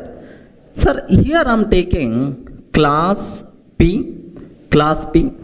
Parent class method, I declared as final. Public, final, void, M1. Public, final, void, M1. Okay, like. Sir, now class C extends P. Class C extends P I'm taking. Can you please confirm? Here just I'm taking final. Final, sir. Public, final, void, M1, curly brace open and close. Sir, if the parent class method declared as final, bas, it is the final implementation. No one is allowed to override. Are you getting? If the parent class method declared the final, overriding concept not possible for that final method. Okay? By mistake, if I'm trying to perform overriding, public void M1. By mistake, if I'm trying to override, immediately comparative error we are going to get. M1 in C cannot override M1 in P because overridden method is final. Remember this one, overridden method is final. That's why it is not possible. So final, is it, can you please tell, overriding concept, is it applicable for final methods or not? Not possible. If you are trying to perform overriding, what will happen? Immediately comparative error by default we are going to get. Clear for all of you, right? Sir, now just observe that, sir. Here, have a look once, sir. Parent class method is the final void M1. I am taking, sir. Class C extends P, sir, public void M1 like this. So parent class method is the final. Parent class method is the final, but child class method is not final, sir. Child class method is not final. Of course, here final method overriding not possible, sir. Observe that. What is the comparative error we are getting? M1 in C cannot override M1 in P. What is the reason for that? Overridden method is final. So if the parent class method declared as final, then overriding concept is not applicable. Sir, suppose if I can take child class method is also final. Child class method is also final. If I can take child class method is also final, can you please tell what will happen? If I take child class method is also final, what will happen? In this case, sir, still comparative error. Once it is the final, yes, whether you are taking final or non-final, immediately comparative error you are going to get because final methods we can't override. Clear for all of you, right? Let me summarize modifier related things, sir, regarding this overriding, sir. Observe carefully. Sir, if the parent class method is a final, I want to override child class method as either non-final or final. Are you getting? Either non-final or final. immediately compile time error we are going to get. Because overriding concept not applicable for final methods, because parent already declared this implementation is the final, no one is allowed to change. That's why, right? So now I have one small doubt. If the parent class method is a non-final, sir, it's not final, sir. It's not final. Now I want to override as final. Is it possible or not? Yes. Non-final to final, perfectly acceptable. But next level child, you can't override. Are you getting? Up to this, okay, well. Next level child, you can't override, right? Okay? Non-final to final, acceptable. But final to either non-final or final is not acceptable. Observe carefully, right? Here, observe. Sir, public, final, void, public. Here, non-final. Parent class method is the non-final, but child class method is the final. Observe that non-final to final. Parent class method is the non-final, but child class method is final, sir. Non-final to final. Is it acceptable or not? Yes, why not? Observe carefully. Here, have a look once, sir. Perfectly itself is valid, no problem at all. So non-final to final acceptable, remember, but final to non-final not acceptable. Okay, like, sir, similarly, if the parent class method is abstract, abstract means not having implementation, then I want to override that in the child class. Compulsory we should override to provide implementation. So abstract to non-abstract acceptable. You are getting? Abstract to non-abstract acceptable, no problem at all. Sir, if the parent class method is non-abstract, sir, implementation is there. What I want to take is, sir, I want to override this method as abstract. Is it possible or not? If the parent method is abstract, happily you should override to provide implementation as non-abstract, acceptable, right? But if the parent class method is non-abstract, but I want to take the method as abstract, so child class method as abstract, possible or not? 100% pakka possible. Sir, if the child class feels that I don't want parent method implementation, my next level child is the responsible to provide new implementation for this method, then non-abstract to abstract, it is always possible. Now let me show this one. Observe carefully, sir. Sir, parent class method is not abstract. Now, sir, child class method, it is taking public abstract void m1. Public abstract void m1 I'm taking, sir. Can you please consider, is it valid or not? Perfectly, because anyway, if the class contain at least one abstract method, now let me take this one as abstract, sir. Okay, well, parent class method non-abstract, but child class method is abstract. No problem, because of this abstract, okay, next level child compulsory should provide implementation for this method. So it is hiding this implementation, it is restricting this implementation should not available to the next level child classes. That's why, so non-abstract to abstract overriding is always possible. Observe carefully, sir. Here I'm taking, let me compile. Yes, perfectly valid. Then who is the responsible to provide implementation for this? Next level child, sir. Class sub C, class sub C extends, class sub C extends C. Now this person is the responsible for public void m1. Again, new implementation, right? Sir, are you getting new implementation? This person is the responsible to provide. Now observe that perfectly itself is valid, no problem at all. So terminology is very clear. So abstract to non-abstract, non-abstract to abstract. Yes, overriding is always applicable. Okay, like, sir, what about remaining modifiers? Do you know remaining modifiers are synchronized, native, strict FP, but for our OCJA exam, these things are not required. But still, just aware, if the parent method is synchronized, if the parent method is synchronized to non-synchronized.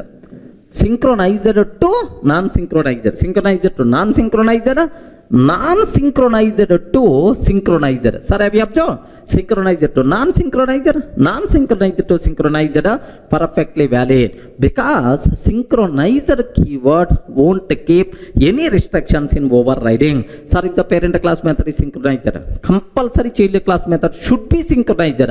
No such type of rule. If you want, you can take, otherwise you can ignore, no problem, right? Same rule applicable for native methods also. Native, non-native. Sir, it is no restrictions. Either native to non-native, non-native to native, perfectly acceptable. Similarly, strict FP to non-strict FP, non-strict FP to strict FP, acceptable, right? But anyway, sir, what about these native synchronized strict FP? For our certification, not required. That's why I'm not keeping that much clear explanation. Don't worry about that. The people who are very much interested, just go through the Google. You people can able to understand clearly, right? That's all. Sir, now if you observe all the rules, among all these things, only one restriction. Only one restriction. What is that restriction? Can you please cross check once? Among all these things, just only one restriction. What is that restriction? What is that restriction? Only one. Final method we can't override. Sir, what about abstract? What about non-final, synchronized, native, strict FP? All the things are perfectly acceptable, no problem at all. Only one restriction. Sir, we can't override final method. If you are trying to override final method, immediately comparative method we will get. But still, in our list, one modifier is missing. Have you remembered, have you observed, right? Static modifier is missing, sir. Static modifier, okay, there's a big story is there. That part soon we will discuss in detail. Just accept a static, all the remaining things are clear, right?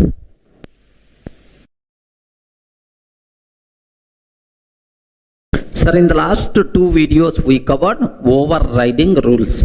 Have you remembered, right? Method names must be same, argument types must be same, method signatures must be same.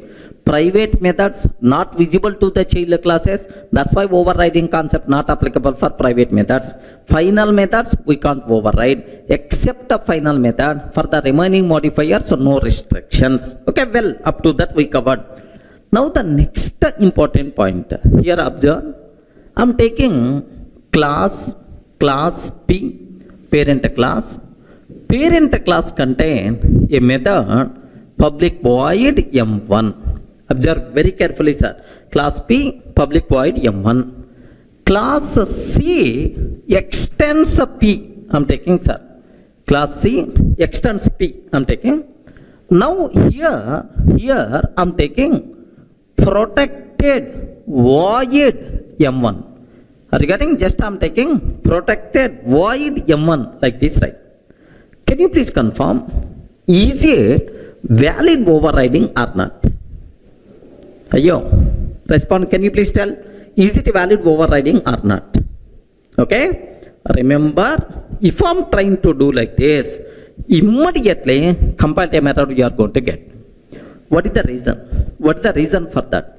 Related to these access modifiers, do you have any rule for overriding? Very important for the exam sake. That's why you people should be aware clearly, right? Sir, while overriding, we can't reduce scope of access modifier. Means, sir, public to protected means we are reducing the scope. Sir, while performing overriding, we can't reduce scope of access modifier, but if you want, you can increase the scope, no problem at all. Regarding, but we can't reduce the scope by mistake. If you are trying to reduce the scope, immediately error we are going to get. Are you getting the point, right? So we can't reduce the scope, but we can increase the scope, no problem at all. Sir, let me show up to this. Is it really comparative error or not? Observe carefully, sir. Have a look once. Sir, parent class method is the public, but child class method I'm taking as protected, sir. Protected void M1. Immediately error by default you will get. Observe that M1 in C cannot override M1 in P. attempting to assign weaker access privileges was public. Attempting to assign weaker access privileges was a public. This is the comparative error we are going to get, sir. So because we are reducing scope of access modifier, that's why, sir. Have you remembered somewhere in our fundamentals we covered which is having more access? Public is having, sir. Public is having, which is having least access? Private is a lesser than, default is a lesser than, protected is a lesser than public. Somewhere we cover these points, sir.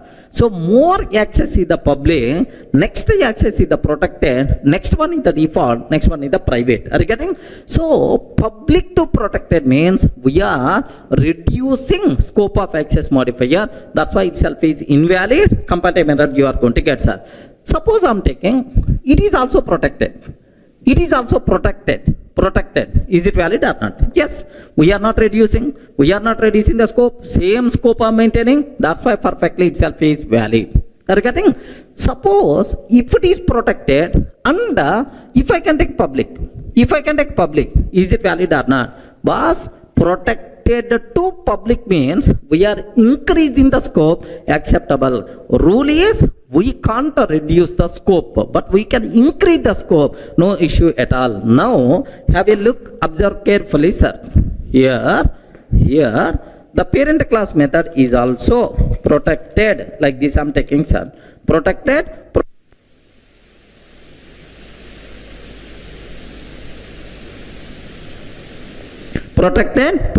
like this, right? Now observe, happily the code compiles fine, no problem at all. Regarding protected, acceptable, right? Suppose assume parent class method is protected but child class method is the public, sir. Regarding parent class method is the protected but child class method is the public. Sir, we are increasing the scope. That's why 100% pakka it is acceptable. Now have a look once. Perfectly itself is valid. There is no doubt at all. So the rule while performing overriding, the rule is, sir, we can't reduce scope of access modifier, but we can increase the scope. Next, you should aware this one, which is having more scope, which is having least scope. Like this diagram also compulsory you have to keep in your mind. Clear, right? Now observe, sir, which is having least scope? Private is having least scope. Next, when compared with the private, next default, next protected, next public. You know, somewhere while covering access modifiers, I covered these points, sir. Which is having highest scope, public. Which is having least scope is the private modifier, right? Okay, well. Now the point here is, if the parent class method is public, what about child method? Can you please tell? What is the child method? Sir, while overriding, we can't reduce scope of access modifier.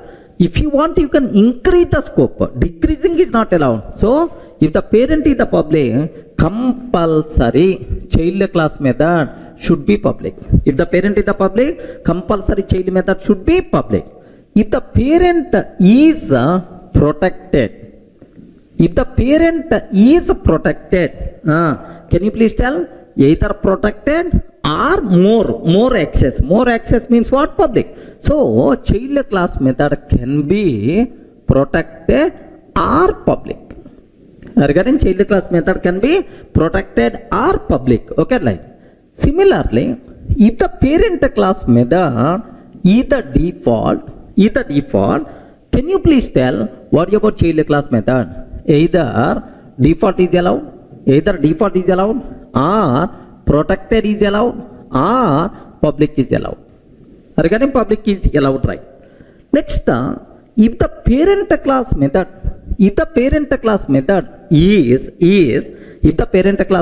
is private, sir. Private, what about child class modifiers? Sir, parent class method is the private. What about child method modifier? Sir, no restrictions, because overriding concept for private method overriding concept for private methods not applicable. Have you remembered, right? For private method not applicable. Remember this one. We covered already in the last video clearly about these points, sir. Okay. Anyway, now observe. If the parent class method is the public, compulsory child class method should be public. If the parent class method is the protected, child class method should be either protected or public. If the parent class method is the default, child method can be either default or protected or public. No restrictions, right? Sir, private anyway, not going to participate in overriding. We are not required to have any rules. So, only one rule you have to be aware about these modifiers. While overriding, we can't reduce the scope of access modifier, but we can increase the scope, no problem at all. Clear, right?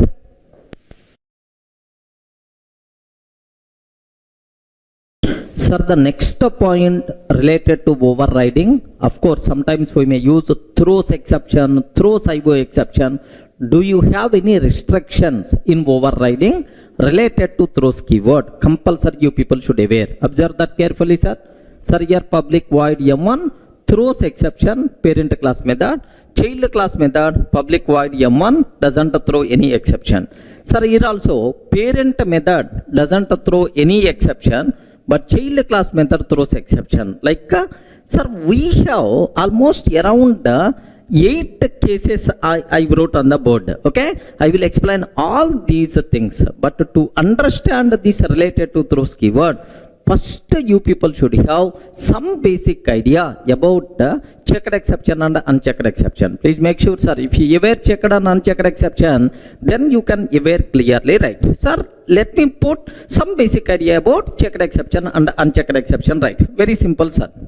Do you know in exception handling, I will explain in detail, don't worry, but here my target is, sir, which are checked exceptions, which are unchecked exceptions, just aware that knowledge is enough to answer this type of questions for the exam. Sir, do you know, you have which class access root for Java exception hierarchy?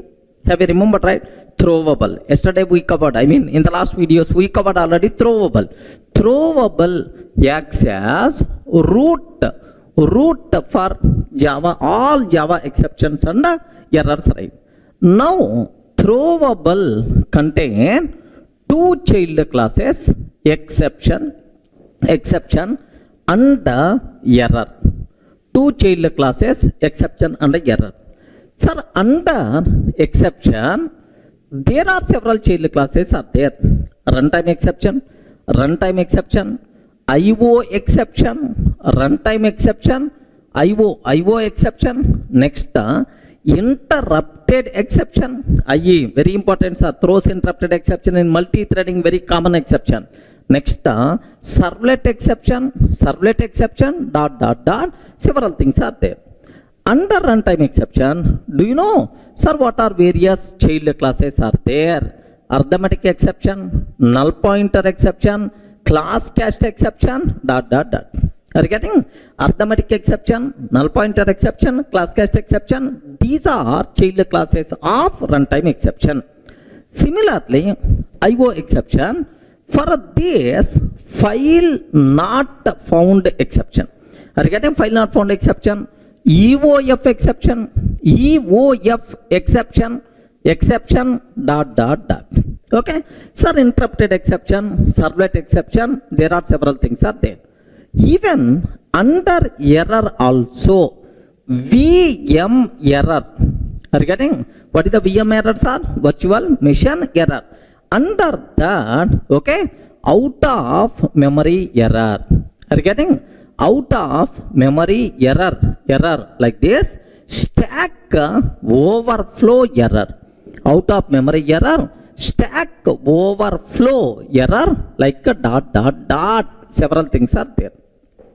Sir, please make sure in this, which are checked exceptions, which are unchecked exceptions. Compulsory you people should have clarity, right?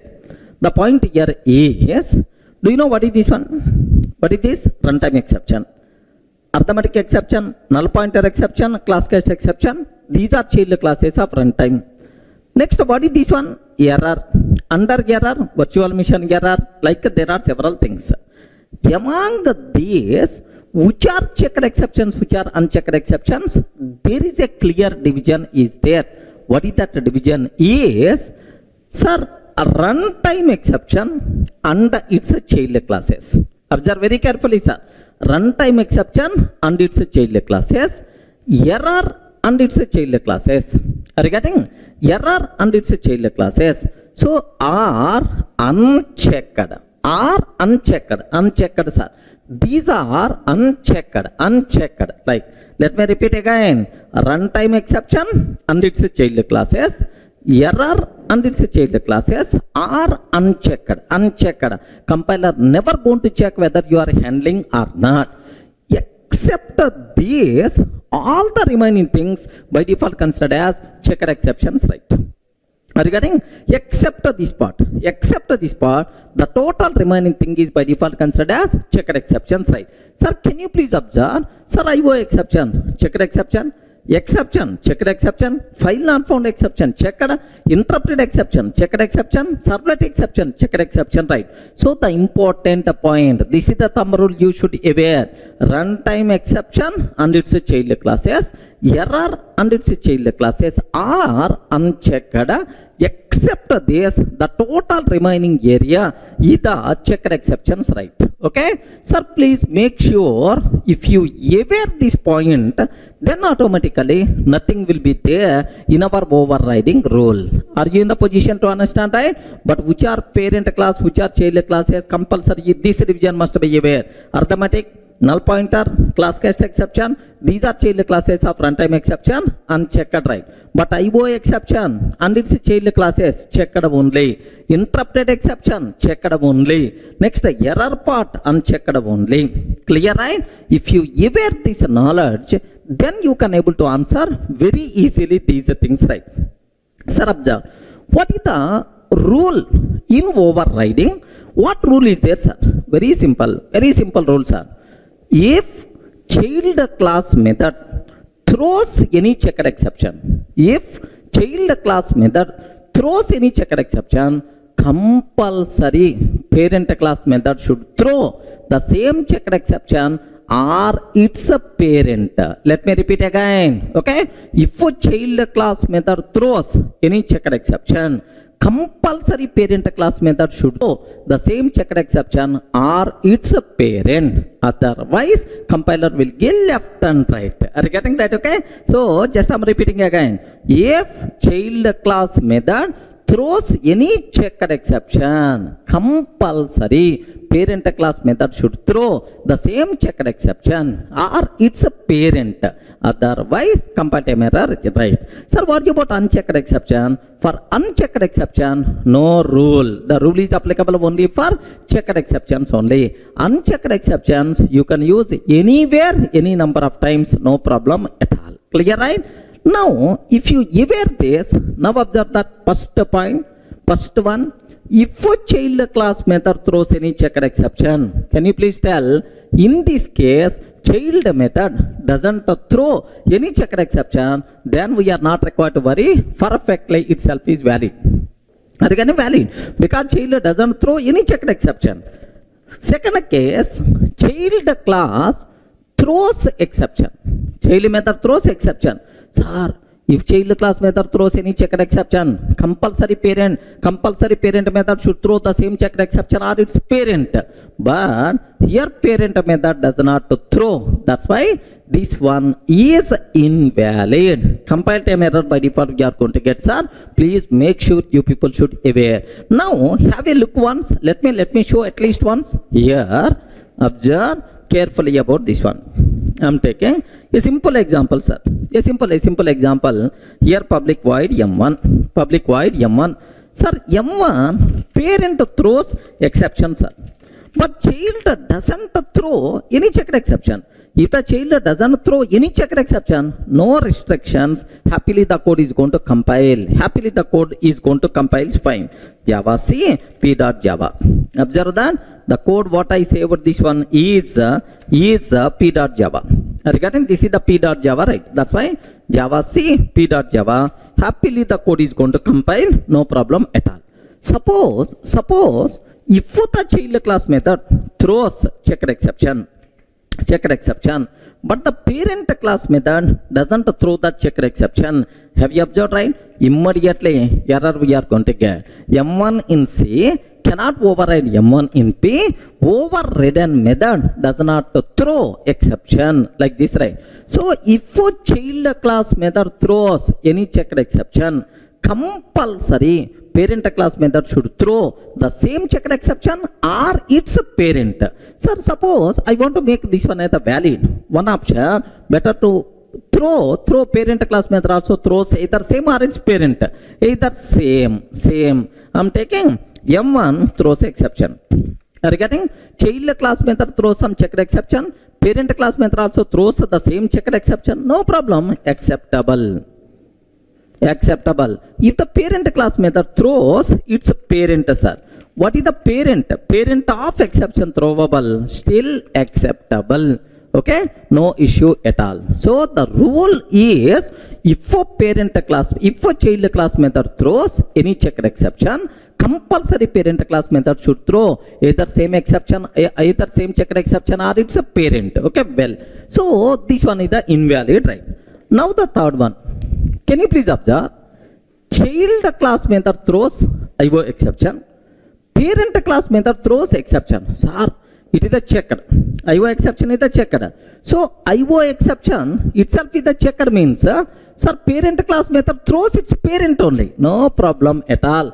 Acceptable. Okay. Fourth one, sir. Child class method throws exception. If a child class method throws any checked exception, compulsory parent class method should throw either same exception or its parent. Sorry, it is not parent, it is not same. That's why it is invalid.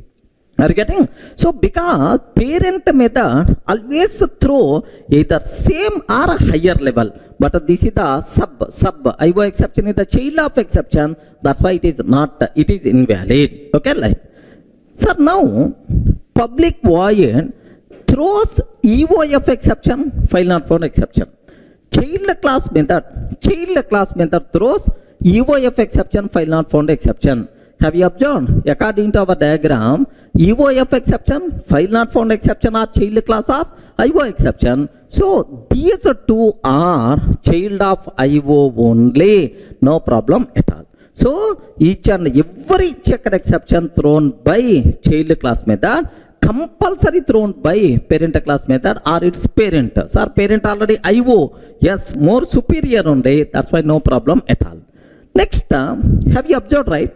Sir, public void M1 throws EOF exception. EOF exception.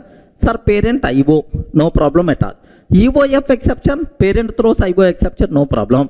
But interrupted exception, child class method throws interrupted exception which is not thrown by parent class method. That's why immediately compile time error we are going to get, sir. This one itself is invalid because interrupted exception which is the checked exception thrown by only child class but not by the parent class. That's why itself is invalid, right? If you want, let me show this one. Have a look once.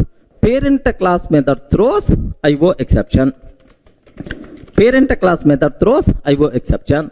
But child class method throws EOF exception, comma, interrupted exception,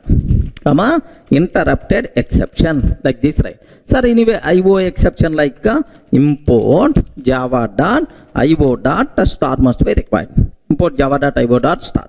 Now observe that the problem here is EOF exception, the corresponding parent already thrown. But interrupted exception, where is the corresponding parent? That's why the problem is coming. Are you getting? Now, let me compile this code. Let me compile. Immediately error. M1 in C cannot override M1 in P. Overridden method does not throw interrupted exception. Suppose, if this interrupted exception thrown by parent, sir. If this interrupted exception is thrown by parent, then perfectly valid, no problem at all. Are you getting? Sir, or for both the common parent is interrupted. Sir, exception. If the parent class method throws exception, now also it is valid. Are you getting right? Sir, observe various possibilities, right? So that's why this one is invalid, it's a very clear. Sir, what about next, the seventh one? Public void M1 throws IO exception. Public void M1 throws IO exception. Public void M1 throws EOF exception, null pointer exception. Sir, observe, EOF exception, it's a parent IO exception, already parent method thrown. But what about null pointer exception? Have you remembered? Null pointer exception is the checked or unchecked? Unchecked. That's why you can take anywhere, no restrictions, right? Valid. Okay. Now, sir, this one. Child class method throws arithmetic exception, null pointer exception. Sir, both are unchecked exception. Child class method doesn't throw any checked exception. That's why perfectly this one is valid. Restrictions are applicable only for checked exception but not for unchecked exception. Child class method throws any number of unchecked exceptions perfectly itself is acceptable, but only restriction applicable for checked exceptions, right? Clear for all of you, right? All these things clearly available in our material. Don't worry, just go through that so that you people can feel more comfortable. If any case, if you are feeling, sir, doubt, just try to execute, automatically you can get much clarity, right? But you should aware, what is the rule? Can you please spell out? What is the rule, sir? If child class method throws any checked exception, compulsory parent class method should throw same checked exception or its parent. That is the rule what you people should aware. But what about unchecked exceptions? No restrictions. Clear, right?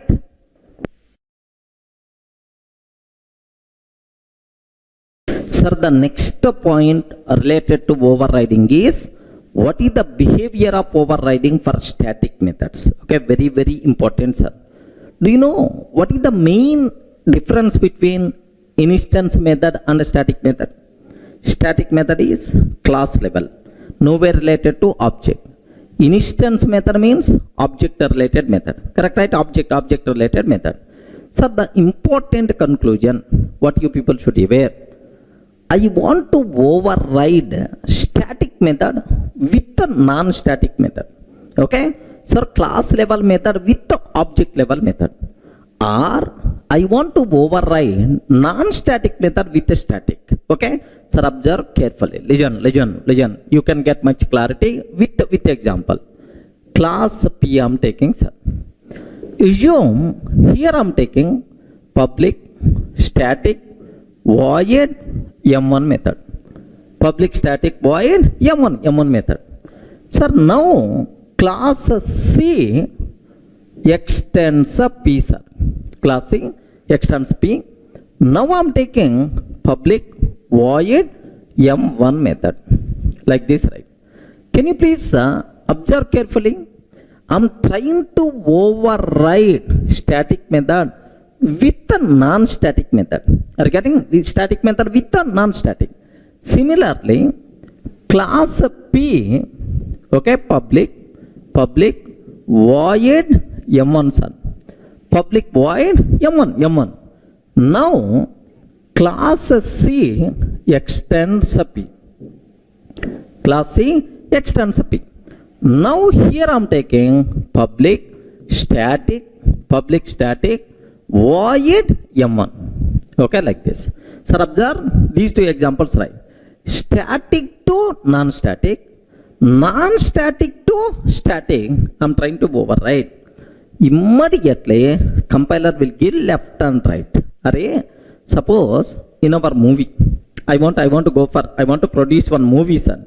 I booked a hero, heroine, all the people accepted. Movie is ready to start, shooting is ready to start. Suddenly, heroine is telling, sorry, I can't act in this movie. Okay, I'm dropping out from this movie like she told. If the heroine is dropping, now I have to search for another heroine. Are you getting? Not for another hero.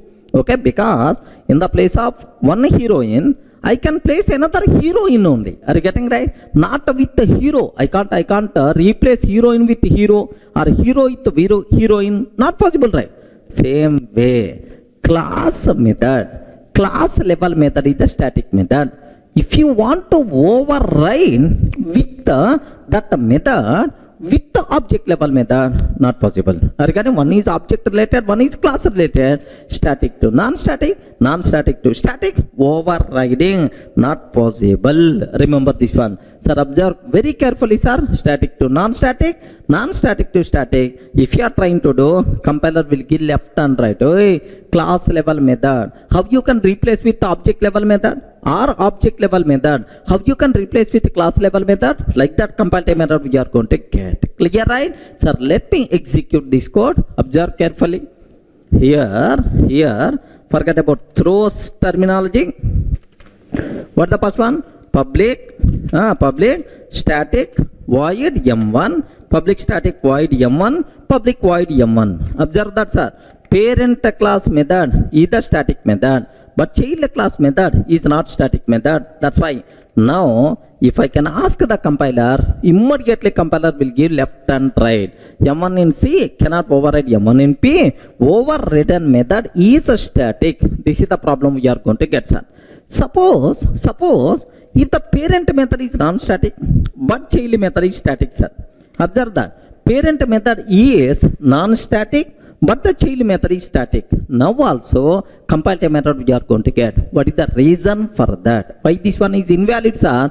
Non-static to static, overriding, not possible. Object level method, how you can override with the class level method? That's why compile method we are going to get. Now let me cross check here. Overriding method is static. M1 in C cannot override M1 in P. Overriding method is static. This is the compile method we are going to get. So the important conclusion you people should aware, right? So non-static method with the static method with the non-static, overriding not possible.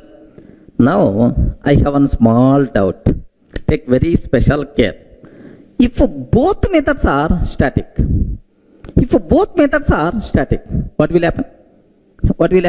If parent class method is the static, child class method is also static, sir.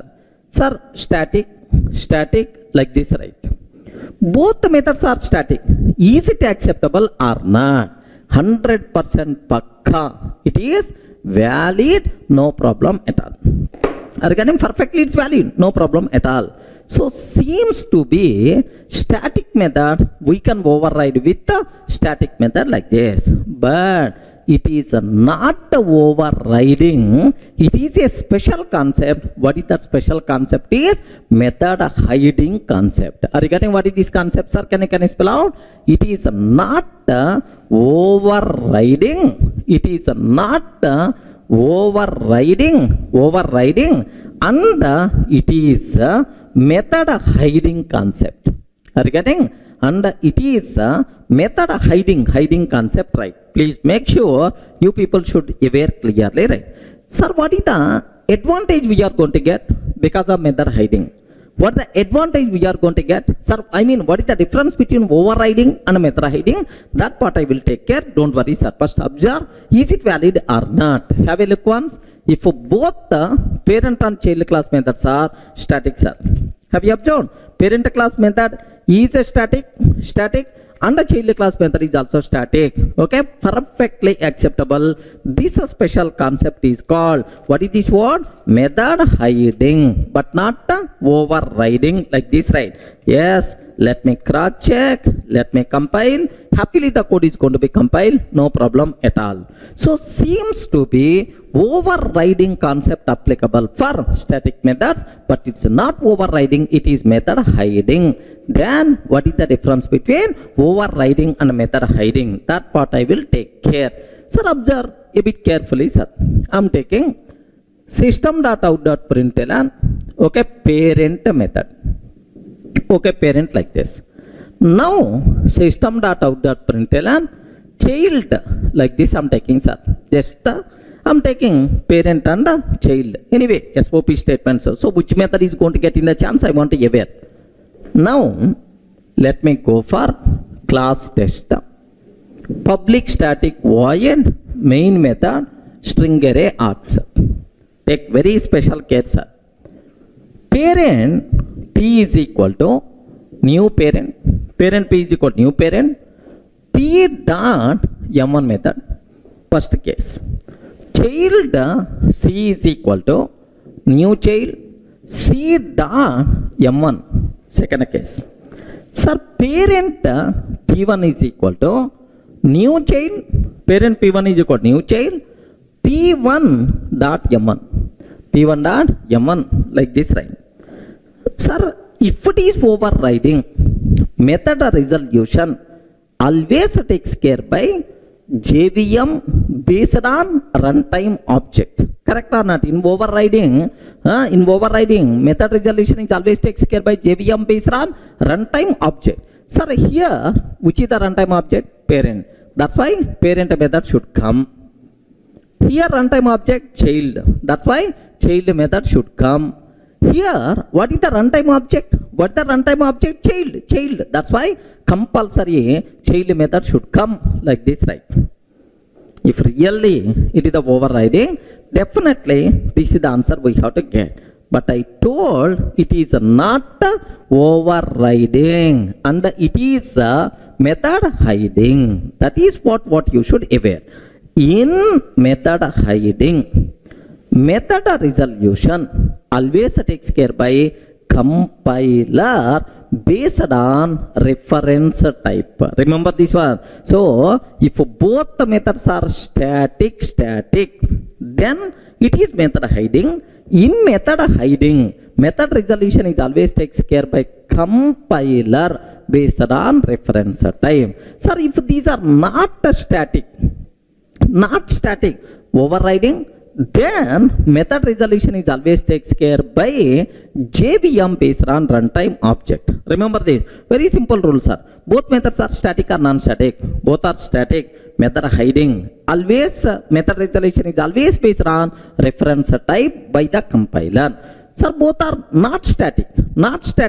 Then overriding. Method resolution is always based on runtime object by the JVM. Sir, now both are static, sir. If both are static, what is the output you will get based on the reference? Parent, child, and here parent. That's why the answer by default we are going to get parent, sir. If it is method hiding, if it is the overriding, then the answer will become parent, child, and then child. Observe the difference. I will explain. I will execute this code. Observe that.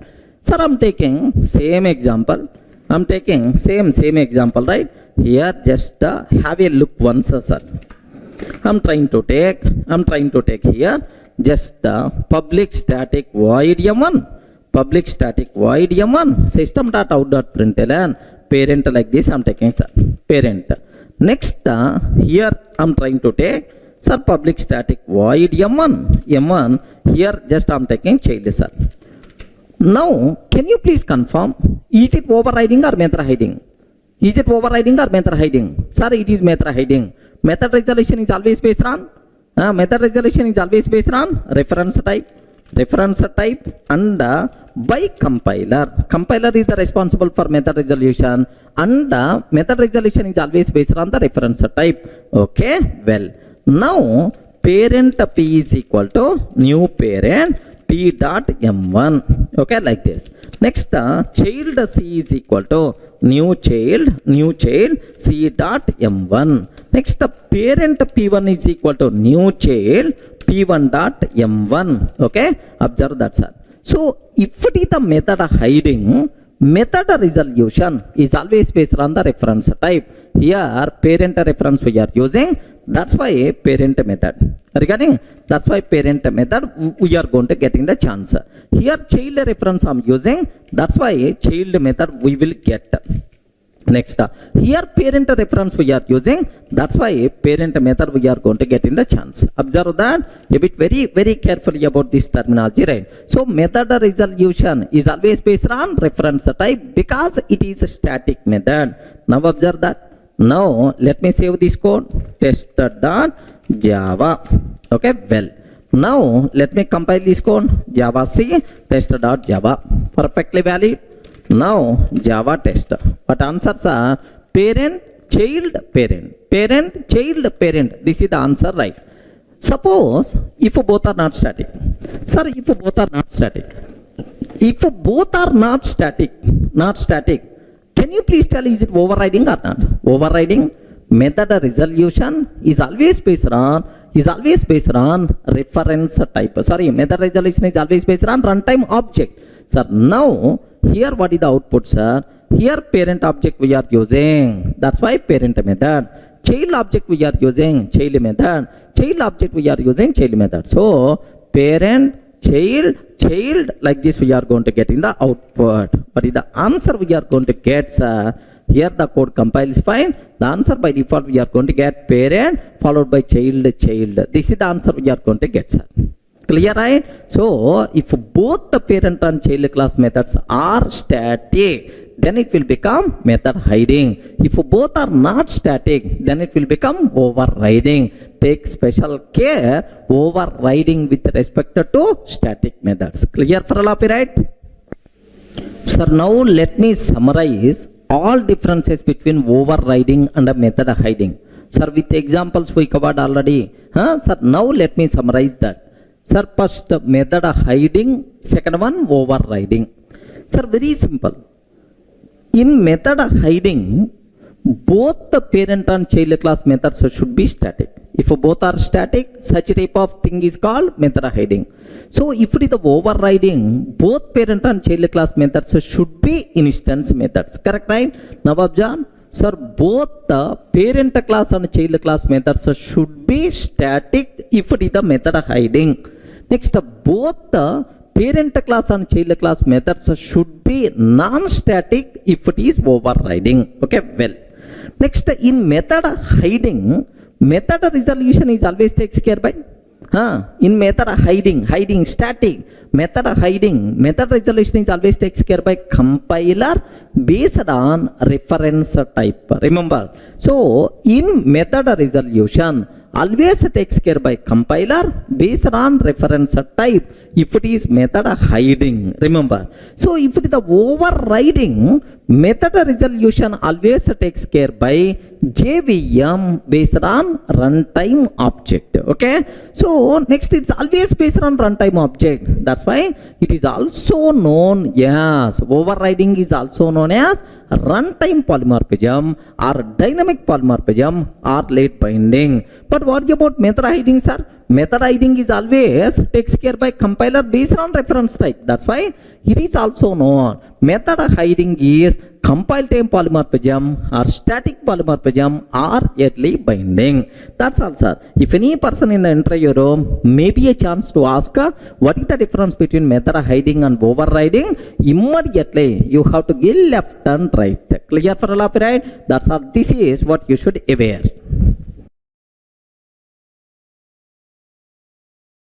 Sir, in the last videos we covered what is overriding, what are various rules related to overriding. Now the next rule, overriding with respect to Vararg methods. Are you getting what is the topic name? Overriding with respect to Vararg methods. Vararg methods, right? So now just take a bit very special care. A bit seems to be very easy, but you require to understand very clearly, right? Just observe that. Have a look once, sir. Class P I'm taking. Regarding class P I'm taking. Sir, here public void m1 of int dot I. Regarding public void m1 of int dot I. Here system.out.println parent. Okay, like, sir, in the last sessions we covered what is this. It is method.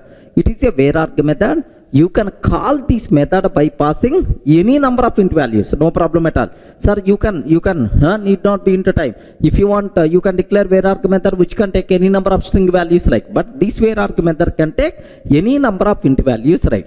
Now I'm taking class C extends class C extends P, class C extends P. Here public void M1, public void M1. Here just take a bit very special care, sir. Int I, like this I'm taking, system dot out dot println child, like this, right?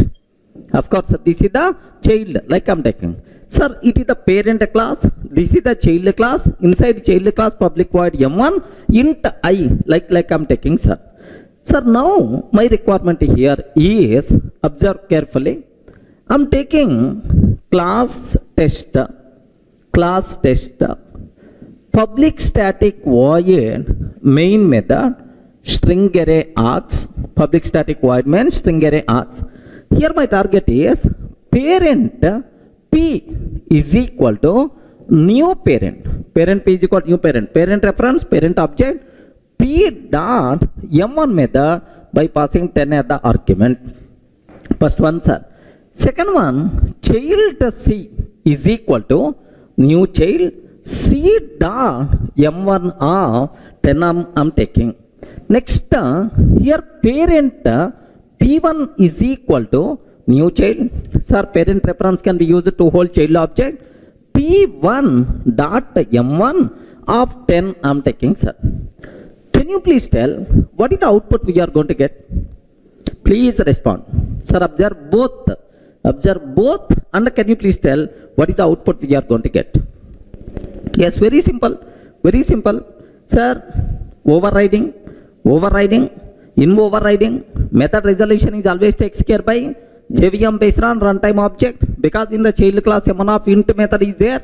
Here M1 of int dot. Anyway, M1 of int 10 means always based on runtime object. That's why here, sir, it is the parent because runtime object is the parent object. It is the child because runtime object is the child object. Next, here also parent reference child object. So based on the runtime object, child method is going to get in the chance, like that, right? Regarding child method will get the chance, like you can. If I can ask this question in my offline sessions, 99% of the people are going to tell, yes sir, same parent, child, we are going to get the output, right? No sir, no, we are not going to get this output. There is a small change is there in the output. Observe very carefully, it is the Vararg method. But this one is what? Normal method. It's not Vararg method. So here method names are same, but arguments types are different. Method names are same, but argument types are different, means overloading but not overriding. So Vararg method you can't override with the normal method. If you are trying to override with the normal method, it will become overloading but not overriding. Are you getting the point, right? Sir, now have a look once. It is overloading. It is overloading but not overriding. Okay, because we are trying to override with the normal method, arguments are different, that's why it will become overloading but not overriding. Okay, well, in overloading, method resolution is always based on reference type. Who is going to take care? Overloading method resolution? Compiler. Overloading method resolution is always takes care by compiler based on reference type. That's why here which reference I'm using? Parent reference, parent method. Which reference I'm using? Child reference, child method. Which reference I'm using? Parent. That's why the output we are going to get parent but not child. Observe, a bit dangerous concept. You people should have clear clarity about this terminology, right? Are you getting the point, right? Sir, now let me execute this code. Observe carefully, right? Here, same example. Here this is what we call Vararg method, and this one itself is a normal method. Are you getting? First one is the Vararg, second one normal method. Parent P is equal to P1.M1, sir, child, like this, right? P1.M1, like.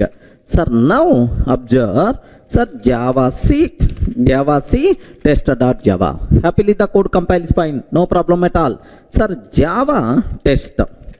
Java test. Have a look once. Here, is it overloading or overriding? Please respond. Is it overloading or overriding? Yes, it is. This one is overloading or overriding? Overloading. Because the reason for that is why these two methods are overloaded is here argument types are different. Have you observed, right? In this case, arguments are int dot dot dot, but here int only. Argument types are different. That's why it is the overloading, right? In overloading, method resolution always takes care by compiler based on the reference type. That's why, do you know what will happen is here which reference we are using? Parent reference. That's why which reference we are using, sir? Parent reference, parent method. Child reference, child method. Parent reference, parent method. Because it's the overloading, right? So the output we are going to get, first one is the parent. Next, second one here is child we are going to get. Next, third one here we are going to get, sir, parent. Third we are going to get parent, right? That's all. So this is what you people should aware. Sir, observe. Let me execute. Parent, child, parent. Is it clear for all of you, right? That's what is. So we can't override Vararg method with the normal method. If you are trying to override Vararg method with the normal method, it will become what? Overloading, but not overriding. Okay, well, sir, I want to override Vararg method. I want to override Vararg method. What is the possibility? Happily, child class method also, if you can make as Vararg, then it will become overriding. Observe carefully, right? Here I'm taking m1 of int dot I. Are you getting? Now child method is also Vararg. Parent method is Vararg. Sir, if both are Vararg, now it will become what? Now it will become what? Overriding concept. In overriding, method resolution is always takes care by JVM based on runtime object. So here which object we are using? Parent object. Here which object we are using? Child object. Here which object we are using? Child. That's why the output by default we are going to get child method we are going to get in the chance. Okay, let me cross check whether it is a valid or not. Observe carefully, right? Here, have a look once. Have a look once. Here child method also I'm taking child method also I'm trying to take. Here m1 of int dot dot dot. Sir, now is it overriding or overloading? Please respond. Is it overriding or overloading? This one is overriding. This one itself is overriding. Okay, now have a look once, sir. Observe that. Happily the code compiles fine. What is the answer we are going to get, sir? Parent followed by child, child. Parent followed by child, child. Like this the output we are going to get. Because it is always based on runtime object. So this is the rule you people should be aware with respect to Vararg methods. Clear, right? Let me repeat. Sir, we can't override Vararg method with normal method. If you are trying to override Vararg method with normal method, it will become overloading. Vararg method, you should override with Vararg method only. Clear?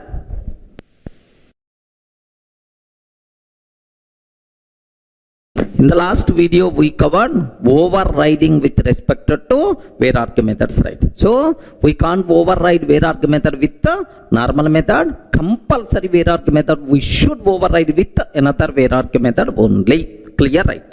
So now overriding with respect to variables concept. I want to do overriding with respect to variables. Take very special care, very important, sir. Here I'm taking class P. Class P, string S is equal to here just I'm trying to take parent. String S is equal to I'm taking parent. One string variable content is parent. Now class C extends P. Class C extends P. Sir, string S is equal to child, sir. String S is equal to child. So in the parent and the child, I'm taking a variable with the same name. Can you please tell, is it instance variable or is it static variable? Can you please confirm? Is it instance variable or static variable? Instance variable, not static, right? Okay, well, now my target is class test, public static void main method I'm taking sir string array args. Public static void main string array args. Now observe, parent p is equal to new parent system.out.println p dot s. Sir, I'm creating parent object with a parent reference variable p dot s. Sir, similarly, child c is equal to new child system.out.println c dot s. Child c is equal to new child sop of c dot s. Sir, parent p1 is equal to new child. Sir, parent reference can be used to whole child object system.out.println p1 dot s. Are you getting? p1 dot s. Sir, can you please confirm what is the output we are going to get, sir? Anyone, can you please tell? Yes, very simple. Both are instance variables. Both are instance variables. What is the output we are going to get? Yes, good learning is there. You require to think a bit very carefully and then tell the answer. Yeah, can you please confirm which one is the answer? In the first case, what the output? Second case, what the output? Third case, what the output? Yes. Now, my target is both are instance variables. Correct, right? So, if both are instance variables, okay, both are instance variable. Parent variable is instance. Sir, child variable is also instance, right? Both are instance variables. What is the output? Now, parent variable is sir static, but child variable is non-static. What is the output? Observe carefully. Parent variable is static variable, but child variable is non-static variable. What is the output? Parent variable non-static, but child variable is a static variable. What is the output? Next, parent variable and child variable both are static. What is the output, sir? Yes, friends. Can you please confirm what is the output by default we are going to get in these cases? Sir, 3 SOPs are there, here and here. What outputs we are going to get? Remember that. Okay. The very important point you people should aware. Sir, if I can ask this question in my offline sessions, out of 100, 90% of the people are always telling wrong answer only. I don't know the reason. Wrong. They are always telling wrong answer, of course, especially this case, right? So even in your mind also, whatever answer you have, it is the wrong by default. Think a bit very carefully and then, so listen carefully, right? What the point is? What is our heading? Can you please tell? Overriding with respect to variables. Overriding with respect to variables. First clarity, what I want to provide, overriding concept applicable only for methods but not for variables. Are you getting? Overriding concept applicable only for methods but not for variables. Okay, well, then how the variable resolution will be there? Variable resolution is always takes care by compiler. Variable resolution is always takes care by compiler based on reference type. Are you getting? Variable resolution is always takes care by compiler based on reference type. Remember. Next, the rule is the same whether the variable is instance variable or static variable. So no change in the rule. Rule is always the same, sir.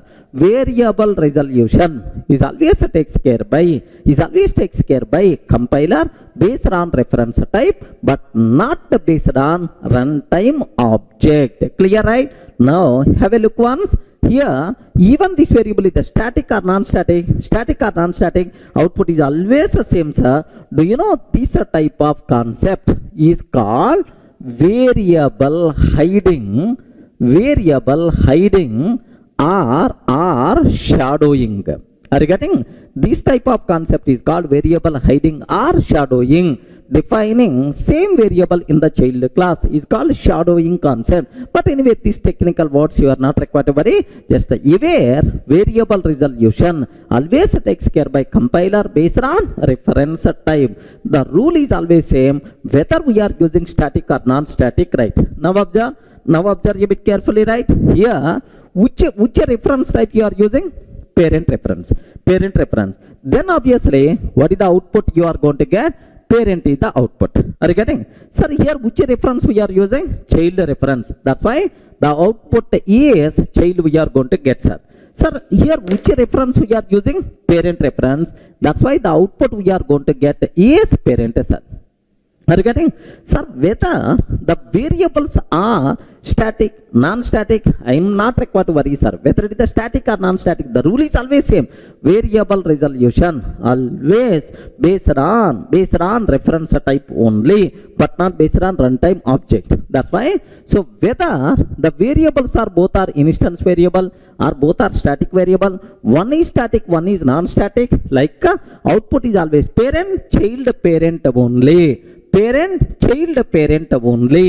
Sir, in all cases, same output by default we are going to get, sir. Okay? Let me show this example, right? Observe carefully. Here observe that this is the string. This is the string S is equal to parent. Okay, in the parent class. This is the string S is equal to child in the child class. Now, parent object, child object, next up parent P1 is equal to new child, like this, right? So that's all. Now let me execute. Sir, the code compiles fine. What is the answer we are going to get? Parent, child, parent. Parent, child, parent. Based on reference only. Now I'm taking static. Parent variable is static,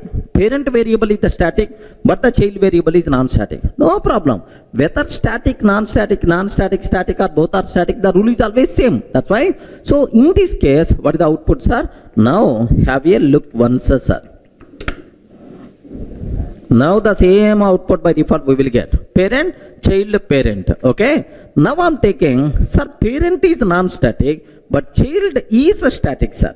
Parent is non-static, but the child is static. What the answers are? Parent, child, parent, right?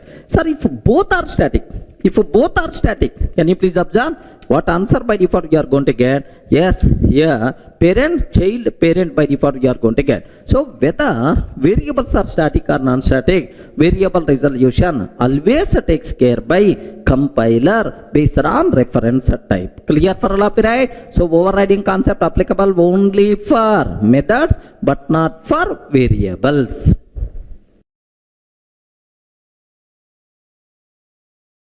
Sir, almost we did postmortem on overloading and overriding. Sir, let me summarize the differences, comparison between overloading and overriding, right? Have a look once. Sir, comparison between overloading and overriding. Sir, with respect to which property we have to compare? Overloading and overriding. Observe carefully, sir. The first property, method names. Sir, in overloading, method names must be, can you please tell? In overloading, method names must be same. Same. In overriding also, method names must be same. Remember that, must be same. Whether it is overloading or overriding, method names must be same. Second point, argument types. Are you getting argument types? Do you know in overloading, argument types must be different, sir? Have you remembered? Method names must be same, but argument types must be different. At least order like. Sir, what about overriding? In overriding, argument types must be same. Are you getting? Here must be same including order. Must be same including order. So it should be compulsory, sir. Must be same. So do you know method names and argument types is also known as method signature. Are you getting? In overloading, method signature must be different because of different argument types, but in overriding must be same like this, right? Sir, next private final static methods. Are you getting? Private final static method. Private methods can be overloaded, static methods can be overloaded, final methods can be overloaded. Are you getting? No restrictions in overloading, sir. Can be overloaded, no problem at all. Private methods can be overloaded, final methods can be overloaded, static methods can be overloaded. Somewhere in our while discussing main method, overloading concept applicable for main method, somewhere we discussed right about this one. That's why overloading wise no restrictions. But what about overriding? Private methods not visible to the child classes, that's why overriding is not applicable. Final methods, overriding is not applicable. Static method, if both the parent and child class methods are static, that is called method hiding but not overriding. That's why, sir, for private method, final method, static methods, overriding, such type of concept not applicable. That's why cannot be overridden. Are you getting? Cannot be overridden. Remember. Next, return types, right? Return type. So do you know in overloading, return type no restrictions. You can take same return type, different return type, no problem at all. No restrictions. But in the case of overriding, must be same. Return types must be same until 1.4 version. But from 1.5 version onwards, covariant return types also allowed. Are you getting? Covariant return types also allowed. From 1.5 version onwards, covariant return types also allowed, right? Okay, well. Next, throws keyword. Are you getting? Sir, if the parent method throws something, child method throws something like we covered in detail in the last videos, right? Sir, throws class. What is the meaning of throws in overloading? No restrictions. Okay, no restriction. Sir, what about overriding? Yes. Okay, if a child class method throws any checked exception, compulsory parent class method should throw the same checked exception or its a parent. Okay, if child class method throws any checked exception, compulsory parent class method should throw the same checked exception, should throw the same checked exception, should throw the same checked exception or parent. So if a child class method throws any checked exception, compulsory parent class method should throw the same checked exception or parent. Okay, what about unchecked exception? No restrictions. Remember that. Sir, next method resolution. Sir, in overloading, method resolution is always takes care by compiler based on reference type.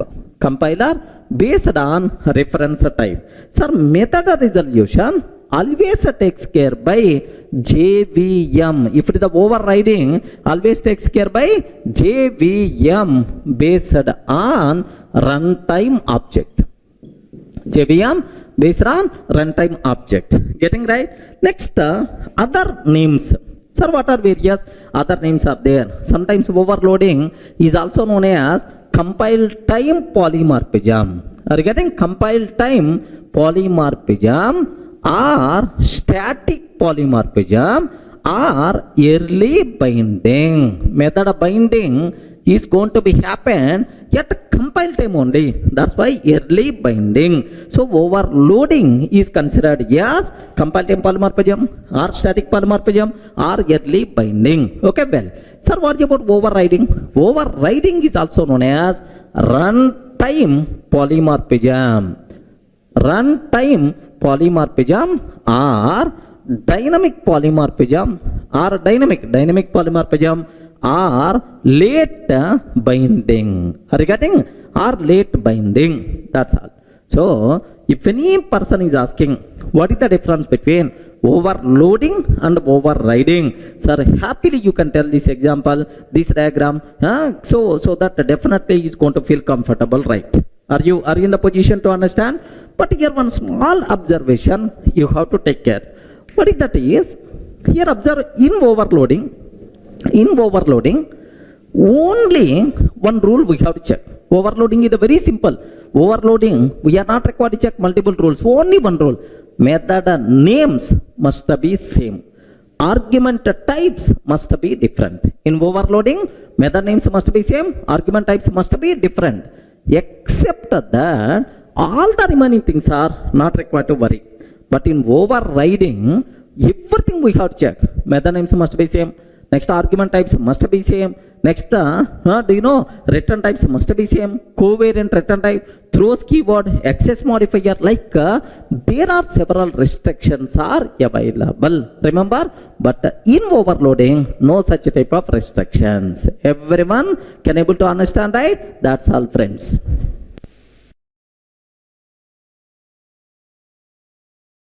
Sir, in the last videos we covered what is overloading, what is overriding. It's very clear for you people, right?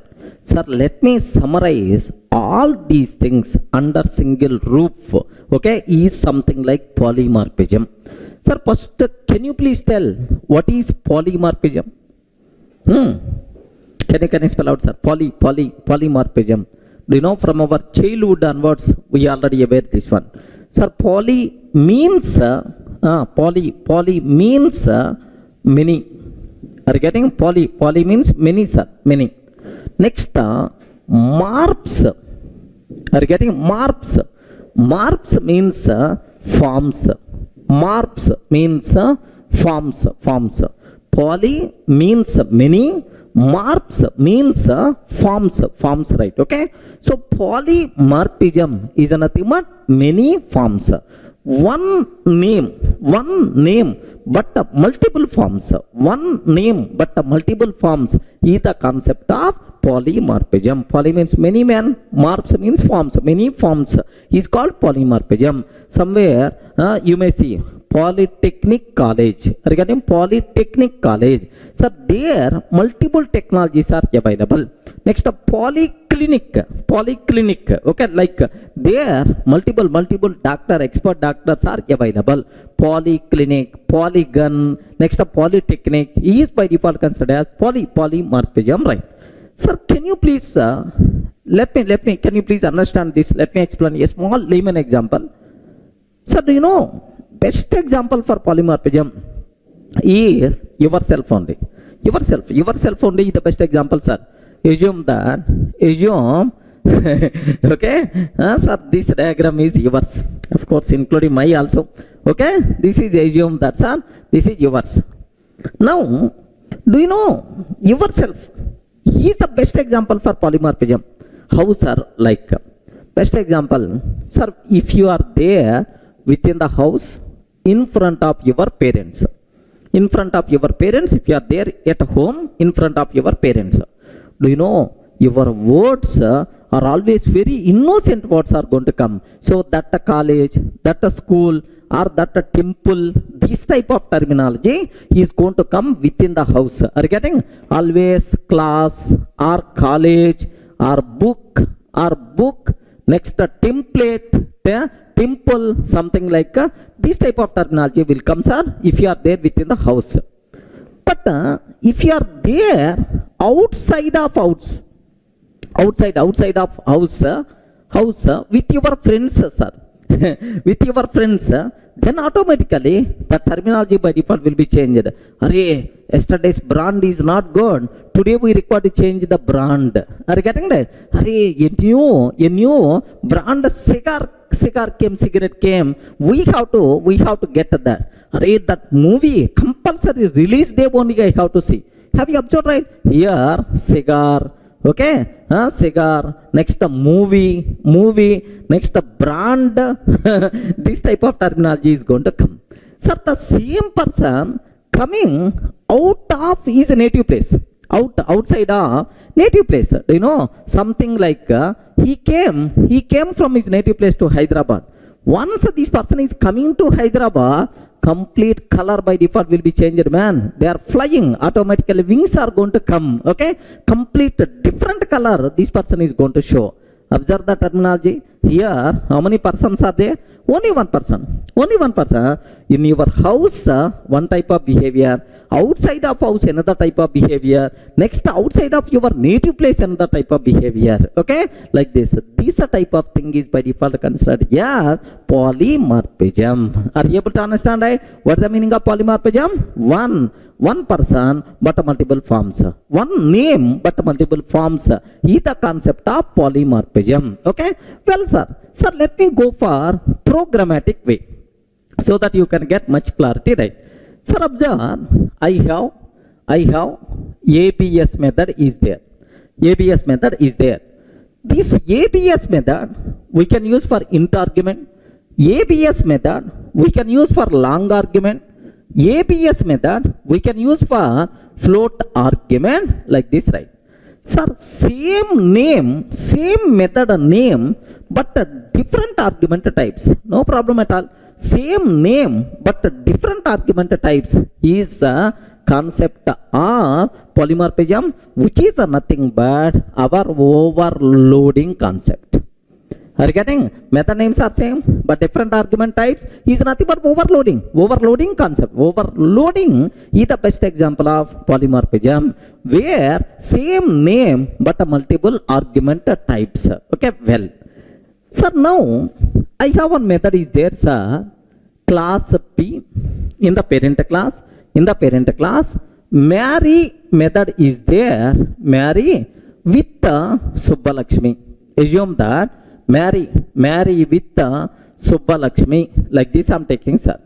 This is the parent class. Now I am taking class C extends P. Class C extends P. Now I am taking marry method. Okay, system.out.println. Marry method, system.out.println, some khatirna. Like this I am taking, sir. Do you know, if the child not satisfied with the parent method implementation, then the child is allowed to redefine that method based on its requirement. What is this concept? Overriding. Have you remembered? So here have you observed? Define. Sir, method is the same. But in parent class, one implementation, but in the child class, another implementation. Same method, but multiple implementations. Are you getting? Multiple implementations. One implementation in the parent, but second implementation in the child. This concept is nothing but what? Overriding. Overriding is the best example for polymorphism. Are you able to understand, right? So what is the meaning of polymorphism? One name but multiple forms is the concept of polymorphism. Can you give an example for polymorphism, sir? Overloading, overriding, like this. Clear? Sir, now it is very clear what is polymorphism. Now there are two types of polymorphism is there, sir. One is static polymorphism. Static polymorphism or compile time polymorphism.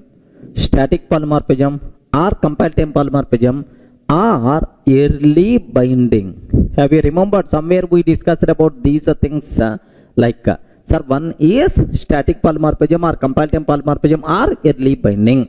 Next the other thing is dynamic polymorphism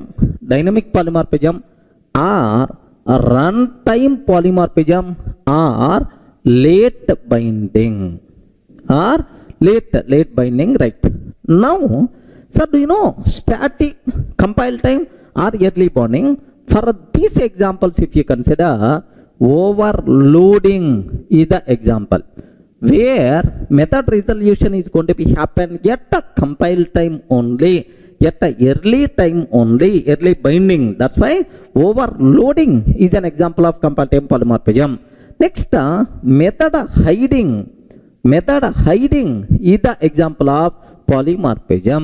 Observe that. Overloading, method hiding, these are examples, right? Similarly, sir, dynamic or runtime or late binding, sir, which is the example here? Just the overriding is the example. Overriding is the example of dynamic polymorphism. That's all. So, what is polymorphism? Overloading and overriding. How these two things are related to polymorphism? I hope it's very clear, because here method names are same. Method names are same, but argument types are different. One name but multiple forms. Polymorphism. Here method names, method hiding, parent and child method. Sir, both are static. In the parent, one implementation, but in child class, another implementation. Even in the overriding also, parent, same method, same arguments. But in parent, one type of implementation, but in child, another type of implementation. That's why it is also considered as overriding. Clear? It's also polymorphism. Clear for all of you, right? Sir, I hope it's very clear for you what is polymorphism, right?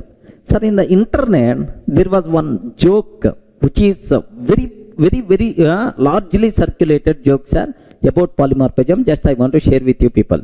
But don't ask whether this statement is correct or not correct and so on. I'm not having any idea about this. Just have a look. Just for fun sake, I want to show for you, right? Have a look once. Sir, have you observed? A boy starts love with the word friendship. A boy starts love with the word friendship. But a girl ends love with the same word friendship. Are you getting? Girl ends love with the same word friendship. Word is the same, but attitude is different. This beautiful concept of oops is nothing but polymorphism. Observe a bit very carefully, sir. Do you know, even in my local language, in the local language movies, Telugu movies, right? There are several movies are there, sir. Hero is going to see heroine at bus stop. Then automatically hero is going to introduce her. Why don't you friends, okay, today onwards, like. Then, so friends only, right? She is going to accept. Then he is going to use the word friendship to start his love. In the middle, at interval time, heroine is going to come. She is going to keep wedding card in his hand saying, we are friends forever. Are you getting right? We are friends forever. Okay, like. So observe that word, the word friendship, to start love, to end love. Whether, sir, boy is going to do or girl is going to do, I don't know that. If you want, you can interchange these words also, just for fun's sake, which is more very popularly circulated in the internet world. Okay, about polymorphism, just for fun's sake I'm covering. Okay, don't take it negative way, sir. Thank you. Sir, up to this we covered polymorphism. Next, inheritance, encapsulation, right? These are three things by default considered, three building blocks of object-oriented programming. Just observe that. Sir, here, if you consider oops concept, the best, topmost concepts are, one is encapsulation. Just we discussed already. Encapsulation, data hiding, abstraction, encapsulation, this is one group we covered. And then the next group we discussed, sir, inheritance. Are you getting? The next group, inheritance. Now the next one what we covered, sir, polymorphism. Are you getting? The next group what we discussed, polymorphism, right? Now take a bit very special care. These three concepts of oops is called three pillars of oops, sir. Three pillars of object-oriented programming. Pillars, three main important concept of object-oriented programming is these three things, right? Sir, now under encapsulation, data hiding, abstraction. So here what things we discussed, sir? The data variables declared the private. Outside person should not access our data directly. Next, in the case of abstraction, hiding internal implementation. So outside person doesn't aware our internal implementation, how we implemented, right? So this group always talks about one very important word, security. Are you getting? What is the main purpose of encapsulation? Is security. Biggest advantage, right? Next, inheritance, right? What is the biggest advantage of inheritance? Sir, are you getting? We can extend existing functionality with some more extra functionality. Next, whatever methods present inside parent class automatically available to the child, we are not required to rewrite. Correct or not? Whatever methods available inside parent automatically available to child class, we are not required to rewrite. Sir, this concept is nothing but reusability. Are you getting? Code reusability is the biggest advantage of inheritance concept. Remember that. Next, what is the last concept, sir? Do you know what is the last we covered? Polymorphism. Under polymorphism, overloading concept, overriding concept, data hiding concept, like multiple things we covered, right? Okay. Sir, polymorphism, the biggest advantage is same method, multiple implementations. Same method, multiple argument types. So programmer having more flexibility because of this polymorphism concept. Are you getting? So here the biggest advantage the programmer is going to get flexibility, sir. Flexibility. Sir, same name, same method and name he can use for different type of arguments. Are you getting? Same method and name he can use for different type of argument. What is this concept? Overloading. Next, same method in parent, one type of implementation. The same method in child, another type of implementation. What is this concept, sir? This concept itself is nothing but what? Overriding. Are you getting? Similarly, here observe. Same reference. Sir, parent reference can be used to hold child object. Parent reference can be used to hold child object. It is also same reference, any child object you can hold. It is also polymorphism only. Sir, best example, if you consider list collections concept. Have a look once. Collection, under that list is there. Under this list, array list, linked list, vector and then stack is there, sir. Now observe, list L is equal to you can use new array list, list L is equal to you can use a new linked list, new vector, new stack. Sir, same reference, same parent reference, but any child class object you can take. It is also polymorphism only, right? So more flexibility the programmer is going to get because of polymorphism, right? Are you able to understand? So which three concepts are called three pillars of object oriented programming? One is encapsulation, inheritance, polymorphism. Encapsulation talks about security, inheritance talks about reusability, and polymorphism talks about flexibility. You people should be aware these three things are called three pillars of object oriented programming. Clear, right?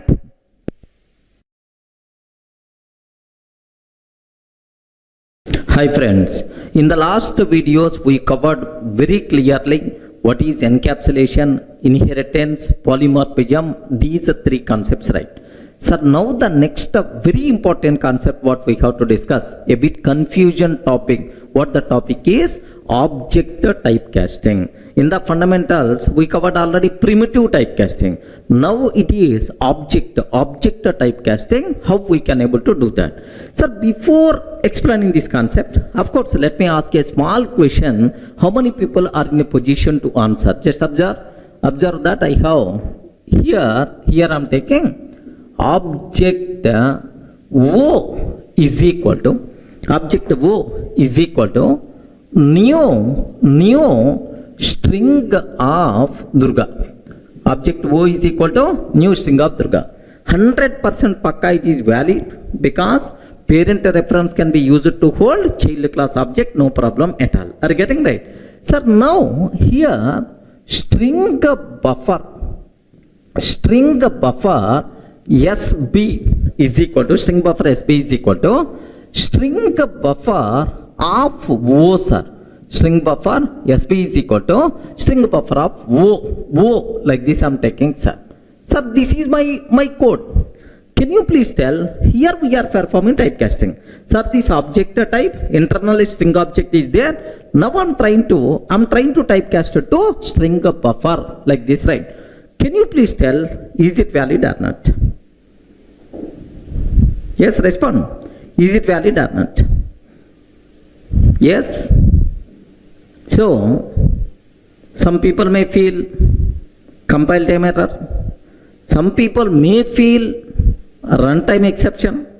Some people may feel, sir, perfectly it is valid, sir, because we are performing typecasting. Some people may feel. If I can ask this question in my offline sessions, so out of 100, 90% of the people are going to tell, sir, it is valid. It's valid like this, right? Sir, please make sure. So, is it compile time error or is it runtime exception? Or otherwise, is it valid or not? We should be in a position to tell very confidently. Just a matter of 3 rules are there for this object typecasting. If you can aware these 3 rules, you can give left and right for such a type of questions, no problem at all. Are you getting right? So those 3 rules you people should aware. But anyway, sir, I'm not going to tell whether it is valid or not. Even I too don't know. We will discuss the 3 rules. Once 3 rules completed, then you should be in a position to tell very confidently, sir, is it compile time error? Is it runtime exception? Or is it valid or not? Happily you can able to tell. Just observe that, sir. So now here, what is the syntax for typecasting? Have you observed? This is something like A. Assume that A. And B. This is a reference variable B. Next, it is the C. Next, it is the D. Sir, observe that A, B, C, D. Syntax for typecasting, right? Now, what is the syntax here? Is A, B, C, D. Are you getting? This is the syntax for typecasting, right? Now, what we are doing? Observe this one. We are converting D type object to C type. Are you getting what we are doing, sir? We are converting D type object to C type, and we are assigning this C type object with the A type reference variable. Listen very carefully, sir. Very important point. We are converting D type object to C type. Now the type will become C type. Now this C type object we are assigning to A type reference variable. Okay, we are assigning with the A type reference variable, right? Now here in this typecasting, so what compiler will check? What JVM will check? Just there are 3 mantras are there. Okay, if you aware these 3 mantras, then automatically nothing will be there in the typecasting, right? Are you getting? So compiler is going to check 2 conditions. JVM is going to check only 1 condition. Total how many rules are there? 3 rules are available. In the 2 rules, 2 checkings compiler is going to perform, but 1 checking or 1 rule, JVM is the responsible to do that. Okay, well, sir, what compiler is going to check? Very simple, sir. Very simple. First compiler will check whether this conversion is legal or not, because we are trying to convert D type into C type, D type into C type. That's why whether this conversion is legal or not, compiler will check. Once this conversion is legal, then compiler will check is this assignment is the legal or not. Regarding this assignment itself is legal or not. These are the 2 conditions compiler will check, sir. Clear for all of you, right? Now the important point, sir, what compiler is going to check, sir? Whether this conversion is legal or not. Compile time checking 1. Compile time checking 1. Observe very carefully, sir. So the point is, sir, whether this conversion is the legal or not, how the compiler is going to decide? the type of D and C must have some relationship. Are you getting? The type of D and C must have some relationship, either parent to child or child to parent or same type. Are you getting? Either parent to child or child to parent or same type. If there is no relationship, then immediately compile time error you are going to get saying inconvertible types or something like. Are you getting? Immediately compile time error you will get. So can you please repeat again? What is the first rule, sir? The type of D and the C must have some relation, either parent to child or child to parent or same type. Otherwise, compile time error we are going to get. So this is the rule 1. What compiler is going to check, sir? Sir, now observe a bit carefully this example, sir. Here I am taking. Sir, here we are performing typecasting. Okay. Sir, string buffer SB is equal to string buffer of O. Already I told this example at the beginning. Can you please tell O is what type? Please respond. O is what type? O is what type? Object type. Are you getting? O is what type? Object type. C is what? String buffer. So the type of D and C must have some relation.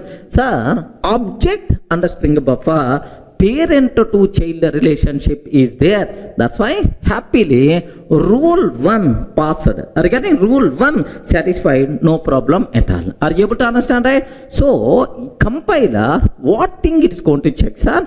The type of D and C must have some relation, either parent to child or child to parent or same time. If there is no relation, immediately compile time error we are going to get. Clear, right? Sir, now let me execute this example, right? Observe carefully.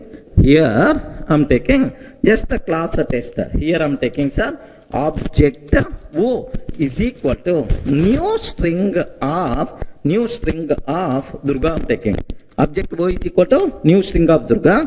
String buffer SB is equal to new string buffer. String buffer SB is equal to new string buffer. Sorry, here just I'm trying to typecast, sir. String buffer of O I'm taking, sir. Are you getting? Sir, now the type of O. What is the type of O? Object and string buffer having some relation. That's why happily the code is going to compile, no problem at all. But I'm not talking about runtime. I'm talking about only compile time. First rule satisfied. Observe that carefully, sir. Here, let me take this code, sir. Let me compile. Let me go to my location, current working directory. Here just Java C test.java. I'm not going to get any error because there is a relation is there. Sir, I'm not going to execute, sir. Just a compilation. Up to compilation only I'm telling. Yes, rule 1 satisfied. No problem at all, right? Sir, up to this, any doubt about rule 1? The type of D and the C must have some relation. Let me take one more example so that you may get much clarity. Here, see this one. Here I'm taking, here I'm taking, sir, observe carefully, string S is equal to new string of Durga I'm taking. String S is equal to new string of Durga. Which reference I'm using? String reference and string object. Internally which object is there? String object, string reference, right? Now, string buffer SB. String buffer SB is equal to string buffer of S. String buffer SB is equal to string buffer of S. Sir, have you observed? The type of D, the type of C. Sir, do you know there is no relation? S is what type? String type. String and string buffer, no relation at all. If there is no relation, immediately compile time error by default you are going to get. Are you getting the point, right? Sir, let me execute. Immediately compiler will give left and right. Observe carefully, sir. Here I am taking. Here I don't want to take this one as the object type. Let me take a string S and here I am taking S, sir. So S is a string type. And we are trying to convert string object to string buffer. There is no relationship between string buffer and string. Immediately we are going to get error. Compile time error we are going to get, sir. Have you observed? Have you observed, right? What that compatible error? Incompatible types. String cannot be converted to string buffer. Incompatible type. String cannot be converted to string buffer. This is the compatible error we are going to get. Any doubt? Any doubt? Are you able to understand, right? So rule number 1, the type of D and the C must have some relation. Okay, well, sir. Now the next point. What is the second point, sir? Once this typecasting is valid, then what the compiler will check, sir? What is the compile time checking to? Compiler will check whether this assignment is the legal or not. Because we are trying to convert D into C type. Now it is the C type. Now this C type object we are assigning with the A type reference variable. This assignment is legal or not. Compiler is going to check, sir. So how the compiler will check? Very simple, sir.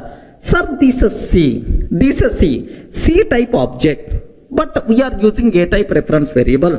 Can you please guess, sir? If you want to use a reference variable for an object, this reference variable can be same type or parent, because parent reference can be used to hold child class object. That's why the second rule is, so C must be either same as A or it's a child type.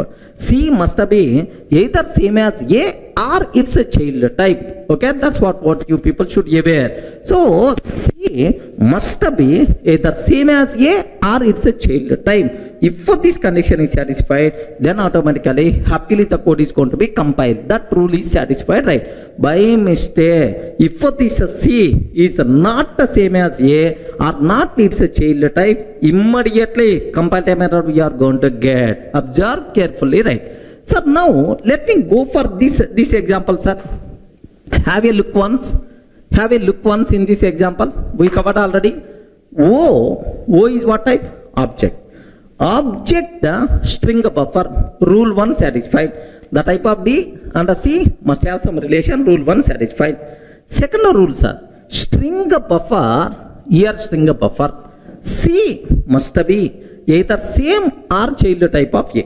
C must be either same or child type of A. That's why happily this one is going to be acceptable, no problem at all. We won't get any error. Observe carefully, right? Here I'm taking, here just have a look once. So first rule 1 is already satisfied. The type of D means object and string buffer having some relation. Rule 2, sir. C is the same as A or it's a child type. C is the same as A or it's a child type. Now observe carefully. We never going to get any problems, sir. Happily the code is going to be compiled. Okay. So both conditions are satisfied in this case. So at the beginning I asked this question: is there any compile time error? Okay. No compile time error. Up to this is the clear. Now next point, sir. Let me go for one more example. Here I am taking here string S is equal to new string of Durga. I am taking string S is equal to new string of Durga, sir. Now string buffer SB is equal to string of S. Now take very special care. String buffer SB is equal to string of S. Like this I am taking, sir. The point here is S is what type? String type. So D, the type of D and C, some relation. Both are same, man. Rule 1 satisfied. Rule 2, the type of C must be either same or derived type of A. Sir, string is not a child class of string buffer. String is not the same as a string buffer. That's why immediately compile time error we are going to get. Sorry, man, typecasting wise no problem, but assignment wise there is a problem. That's why I can't accept this code to compile. Like immediately compile time error we are going to get, sir. Clear for all of you, right? Now let me cross check. Here I'm taking. Sir, assume that it is the object or string. Okay, no issue. Even you can take this example also, no problem at all, sir. Sir, the point here is, sir, this D is what type? Object type. This D is what type? Object type. object and a string, there is a relation. So typecasting wise, no problem at all. But the problem here is string is not a child class of string buffer. String is not child class of string buffer or not same as string buffer. Immediately compile error you are going to get. Are you getting right? What that compile error? Incompatible type. String cannot be converted to string buffer. String cannot be converted to string buffer. This is the compile error you are going to get. Are you in the position to understand? Compiler will check only two rules. Rule number 1, is this typecasting is satisfied, valid or not? Once typecasting is valid, then this assignment is valid or not. So how to check typecasting is valid or not? The type of D and the C must have some relation, either parent to child or child to parent. Are you getting? Or same type. Next, how you can check it is this assignment is the legal or not? This C must be either same as A or it's a child type. Otherwise, we will get compile time error. Clear up to this? Compile time checking two rules. Sir, up to this, it is very clear in typecasting what rules compiler is going to check, sir. Sir, what is the first rule? What is the first rule? The type of D and the C must have some relation, either parent to child or child to parent or same type. Otherwise, compile time error. Okay? What is the second rule, sir? This C must be either same as A or it's a child type. These are the two conditions. Who is going to check? Compiler will check. Among these two, if any condition fails, immediately compile time error we will get. Up to this is the clear, right? Sir, what JVM is going to check? At runtime, JVM is always going to check only one rule. Are you getting what is that? At runtime, JVM is always going to check only one rule. What is that rule? Is observe. Here the internal runtime object type. Okay, sir, for which object we are taking, sir, new keyword. Internally, which object is there? Runtime object. Runtime object. The runtime object type of D, internal object, original object, sir, type must be either same as a C or it's a child type. Remember this one. The runtime object type of D must be either same as C or it's a child type. Otherwise, we will get runtime exception saying class cast exception. Are you getting? Otherwise, we will get runtime exception saying class cast exception, right? So, what is the meaning of runtime object? Within a minute, you can able to get. The runtime object type of D must be either same or derived type of C or child type of C. Otherwise, we will get runtime exception, class cast exception, right? Are you in the position to understand? Third rule, take a bit special care. Let me go for this example, sir. Now listen, what is the meaning of runtime object? You will come to know very clearly. Sir, here O is what type? Object type. O is what type? Object type. But internally, this object type point into which object? New keyword you use for string object. So original runtime object is what type, sir? String type. Remember this one. Original runtime object is what type? String type. String type, right? Now this original runtime object type must be either same or derived type of C. String is not the same as string buffer, not a derived type of string buffer. Immediately we will get runtime exception saying class cast exception. Are you getting? Immediately we will get runtime exception saying class cast exception. Observe very carefully, because internal runtime object type string is not the same as string buffer, is not child of string buffer. That's why we are going to get this exception. Observe carefully, right? Here I am taking object O is equal to, here just have a look once, sir. The internal runtime object type of O, sir. O, internal runtime object type of O means this is, sir. For which object we are using new keyword? What is the original object? So this is not a child of string buffer, not same as string buffer, like. Sir, let me compile this code. happily the code is going to compile, no problem at all. Let me run this code. At runtime, immediately we are going to get class cast exception. Java.lang.string cannot be casted to java.lang.string buffer. Okay, like we are going to get class cast exception, right? Are you in the position to understand, right? So the runtime object type of D must be either same or derived type of C, otherwise we will get runtime exception. Clear, right? So now let me go for one more example so that you people can feel more comfortable, right? Sir, here I am taking object O is equal to new string of Durga. Object O is equal to new string of Durga, sir. Now I am taking here string S is equal to string of O I am taking. String S is equal to string of O I am taking, sir.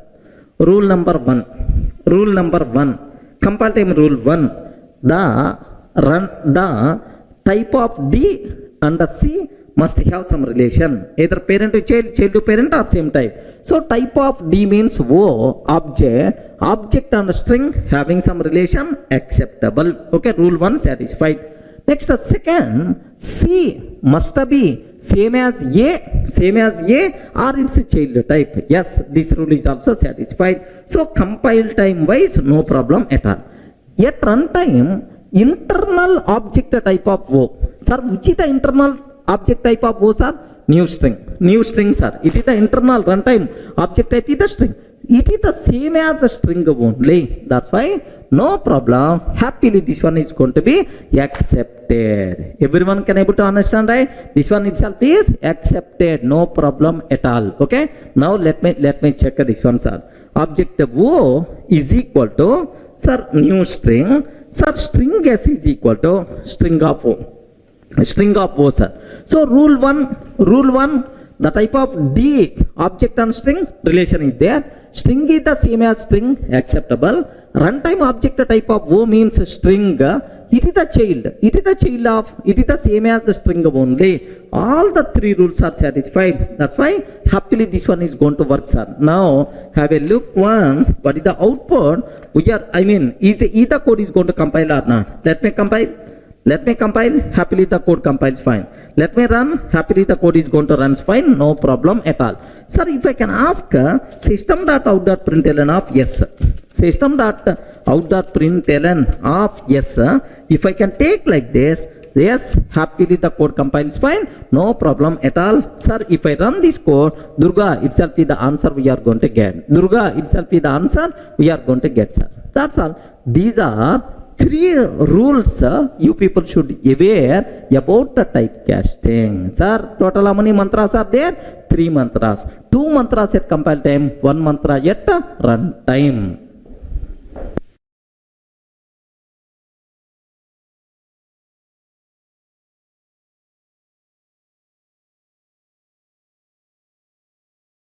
Sir, in the last video we covered 3 mantras of object typecasting. I hope you people are getting very clearly, right? Sir, now let me go for a small case study, right?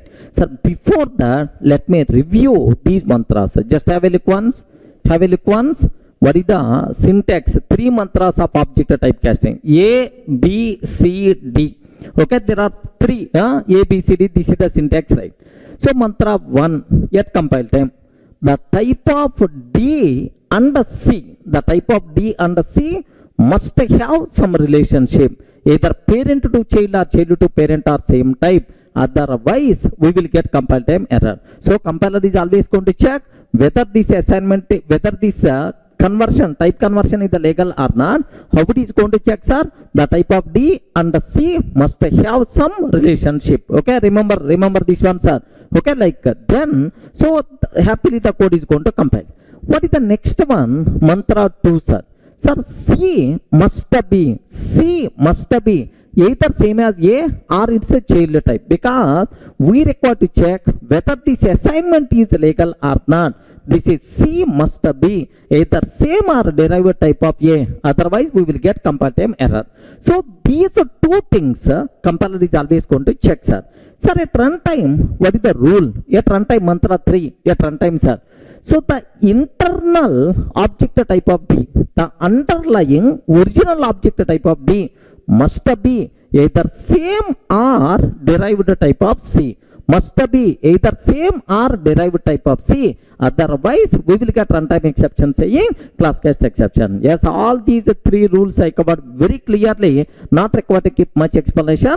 So based on these rules, let me go for a small case study so that you will get much clarity, right? Observe that carefully, sir. Here, sir, object class is there. For this object, I am creating two child classes, base 1 and base 2. Base 1 is the direct child of object, base 2 direct child of object. For base 1, I am creating two child classes, derived 1 and derived 2. For base 2, derived 3 and derived 4, like these things I created, right? So now, here first, what I am taking is base 2, b is equal to new derived 4. Observe carefully, base 2, b is equal to new derived 4. Sir, base 2 is the parent class of derived 4. That's why parent reference can be used to hold child class object, no problem, right? Parent reference can be used to hold child class object, acceptable. Okay, well. So now my question is, derived 4 D is equal to derived 4 of B. Is it valid or not? Sir, this is the first one we require to check. Can you please cross check? Rule number 1. Rule number 1. The type of D and the C must have some relation. Sir, here B is what type? Base 2. Base 2 and the derived 4. Is there any relation? Base 2 derived 4, parent to child relationship is there. That's why no problem. Rule 1 satisfied. Second rule, C must be either same as A or it's a child type. Derived 4, same as derived 4. Yes, both are same. Rule number 2 also satisfied. Rule number 3, the internal runtime object type, runtime object of B. B, internally which object is there? Derived 4. It should be either same or child of derived 4. Yes, same. That's why related to first one, we never going to get compile time error. We never going to get runtime exception because all the rules are satisfied. Clear, right? Sir, let me show this one. Observe carefully, right? Have a look once. Here, I took already B1 and B2. Both are child class of object. Next, derived 1, derived 2 are child class of base 1. Next, derived 3, derived 4 are child class of base 2. Now, base 2 B is equal to new derived 4. Sir, first condition we are checking.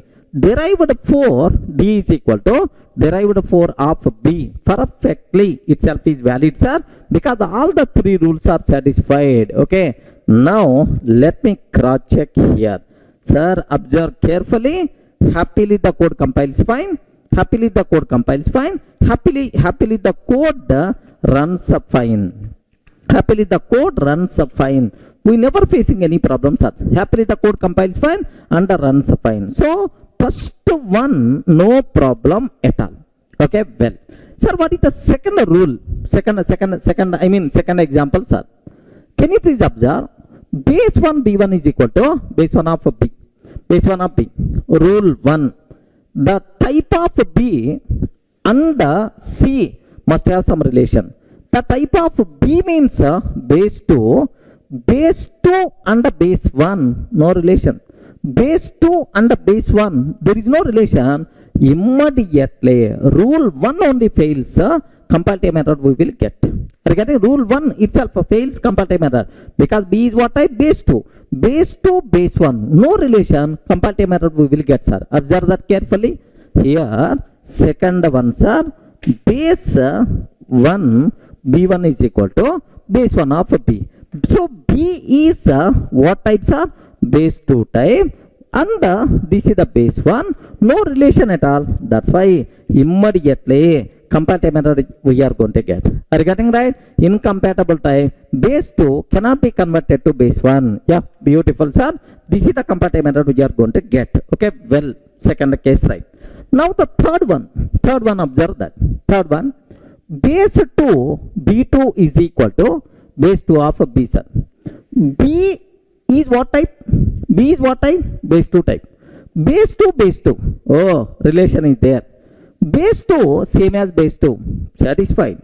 Runtime object type of B, derived 4. Derived 4 is the child of base 2. Oh, all the three rules are satisfied perfectly. This one is acceptable. Remember, let me cross check. Is it acceptable or not? Base 2 B2 is equal to base 2 of B. Base 2 B2 is equal to base 2 of B. Perfectly. Itself is acceptable. The code compiles fine. Next and after that the code runs fine. We are not going to face any compile time error or any runtime error because of this one. Okay, well sir, it is acceptable. Now the next terminology, here see this one. Object O is equal to derived 3 of B sir. Yes, B is what type? Base 2. Base 2 derived 3. Is there any relation? Yes friends, base 2 derived 3. Parent to child relationship is there. That's why. So rule 1 satisfied. Second one, derived 3 is the child of object. Derived 3 is the child of object. Second rule also satisfied. The internal object B is internal object is derived 4. Derived 4 is not the same as derived 3, is not child of derived 3. Immediately we are going to get runtime exception. Immediately we will get runtime exception saying class cast exception. Everyone can able to understand? Observe carefully sir. Here I am taking. So object O is equal to derived 3 of B sir. Object O is equal to derived 3 of B. Immediately error by default, of course. So no compile time error but at runtime class cast exception. Derived 4 cannot be converted to derived 3. Clear, right? So we are going to get runtime exception sir. Last case, observe carefully. What is the last case we are going to get? Base 2 B3 is equal to base 1 of B. Can you please tell B is what type? Base 2. Base 2 and base 1, sorry, no relation at all. Base 2 and base 1, sorry, no relation at all. That's why this one is immediately compile time error we are going to get. So base 2 cannot be converted to base 1. Okay, have a look once. Base 2 cannot be converted into base 1 because B is what type sir? Base 2 type. B is what type? Base 2 type. Base 2 and base 1, there is no relation at all. That's why immediately we will get compile time error. Are you getting? What is that error? Incompatible type. Base 2 cannot be converted to base 1. That's all sir. So if you aware these three rules, you can validate any type of typecasting whether it is valid or not. Compiler is going to check two things. JVM is always going to check only one thing. That's all. Typecasting rules are very clear for all of you, right? That's what you people should be aware. For the exam sake, very important concept. Okay, for our Java certification exam.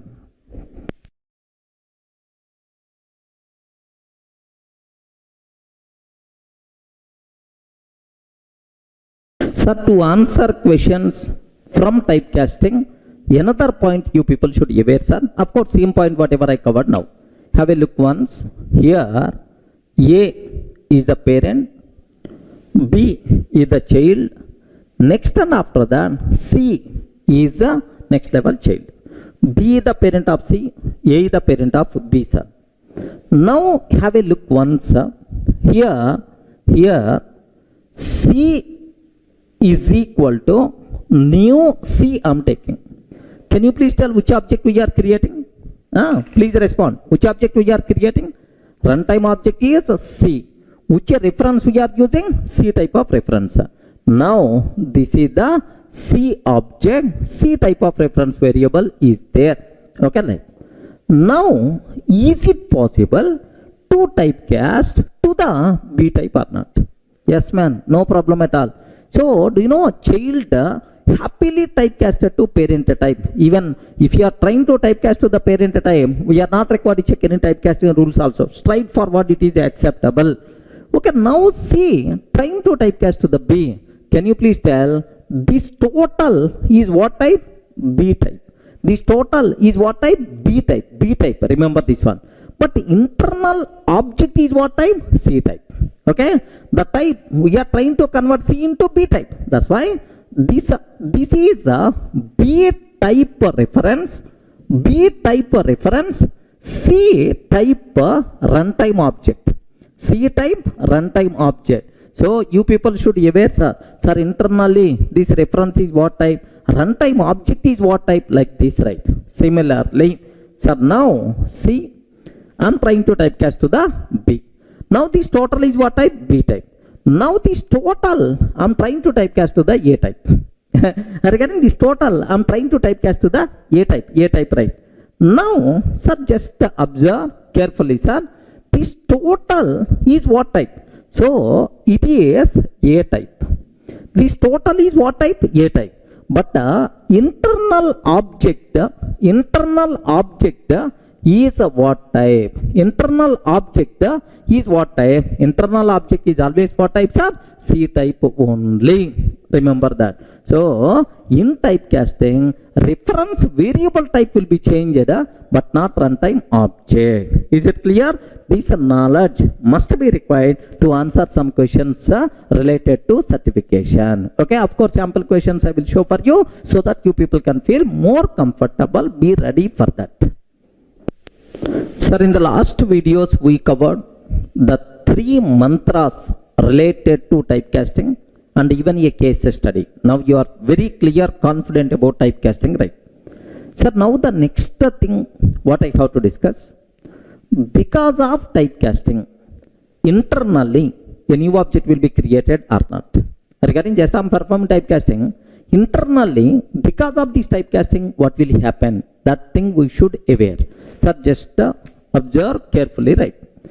I have string S is equal to new string of Durga. String S is equal to new string of Durga. I have one string object is there. Okay, like, sir, object O is equal to, sir, here I am taking object of S. No problem, of course. In this assignment, typecasting is not required anyway. Don't worry. Sir, I am doing some typecasting. Is it acceptable or not? Yes, all the 3 rules are satisfied. String and object having some relation. Object and object, same type. Internal object string is the child of object only, acceptable, right?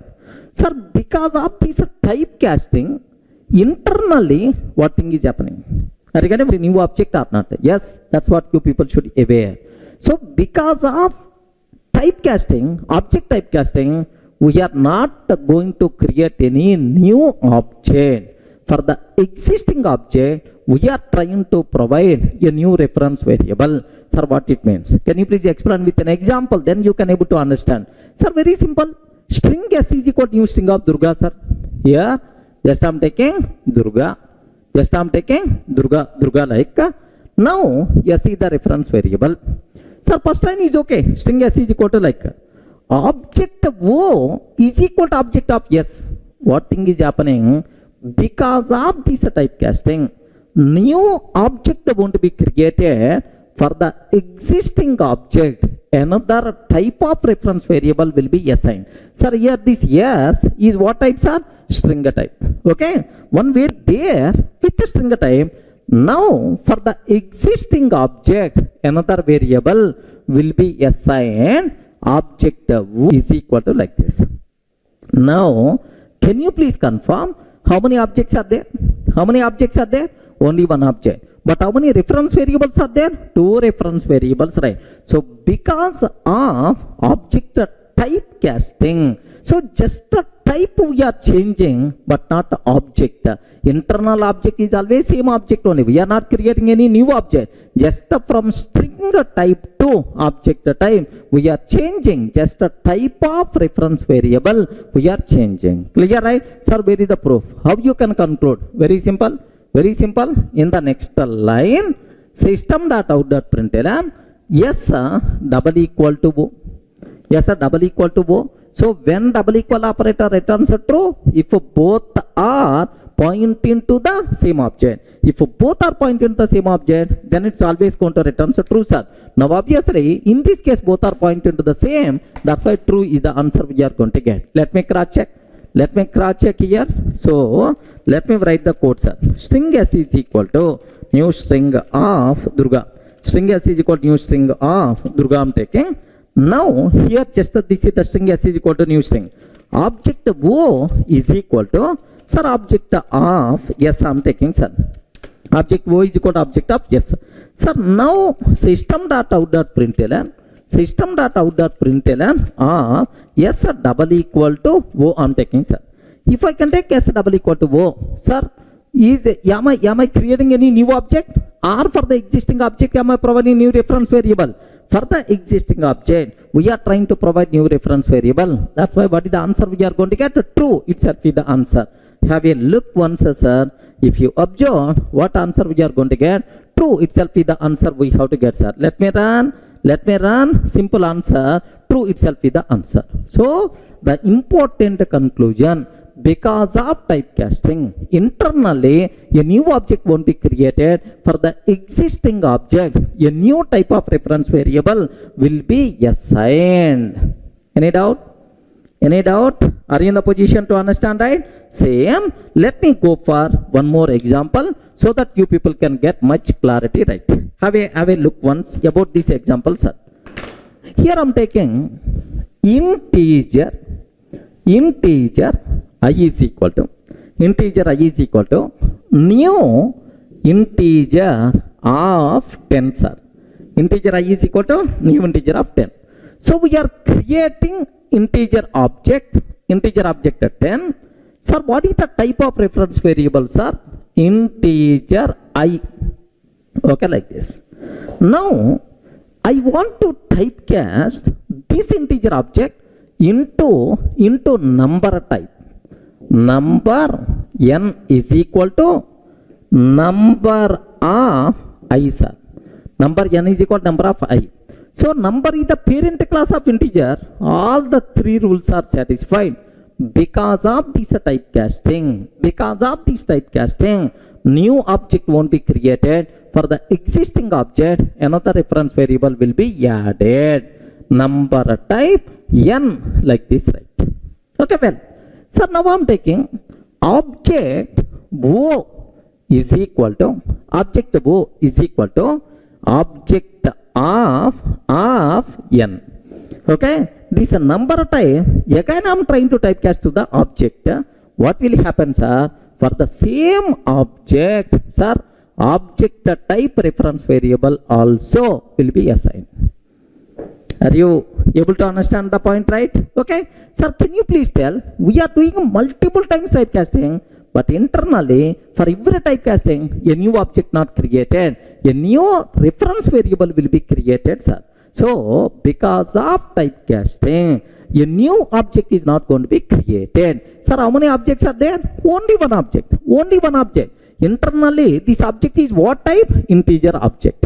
You are getting integer. But for this integer object, how many reference variables are there, sir? 3 reference variables are there. Clear, right? Can I execute this code and can I prove that? Yes, very simple. System.out.println I double equal to n. Or system.out.println n double equal to O. System.out.println O double equal to I. So all the 3 references point into the same object. That's why if you can use double equal operator between any references, immediately you are going to get true is the answer. Because double equal operator is always meant for what? Reference comparison. Clear, right? Sir, let me execute this code. Observe carefully. Observe a bit very carefully about this one. Here I am taking integer I is equal to new integer of 10, sir. Integer I is equal to new integer of 10. Now number n is equal to number of I. Next object O is equal to object O is equal to object of n like this, right? Sir, first one I double equal to n. Next n double equal to O, sir. N double equal to O. Sir, O double equal to I, sir. Okay. Sir, now you can compare any 2 references. So the output is always we are going to get true only, because internally all the three references point into the same object. Everyone can able to understand, right? So I hope it's a very clear for you people, right? Because of typecasting, internally new object won't be created. Clear?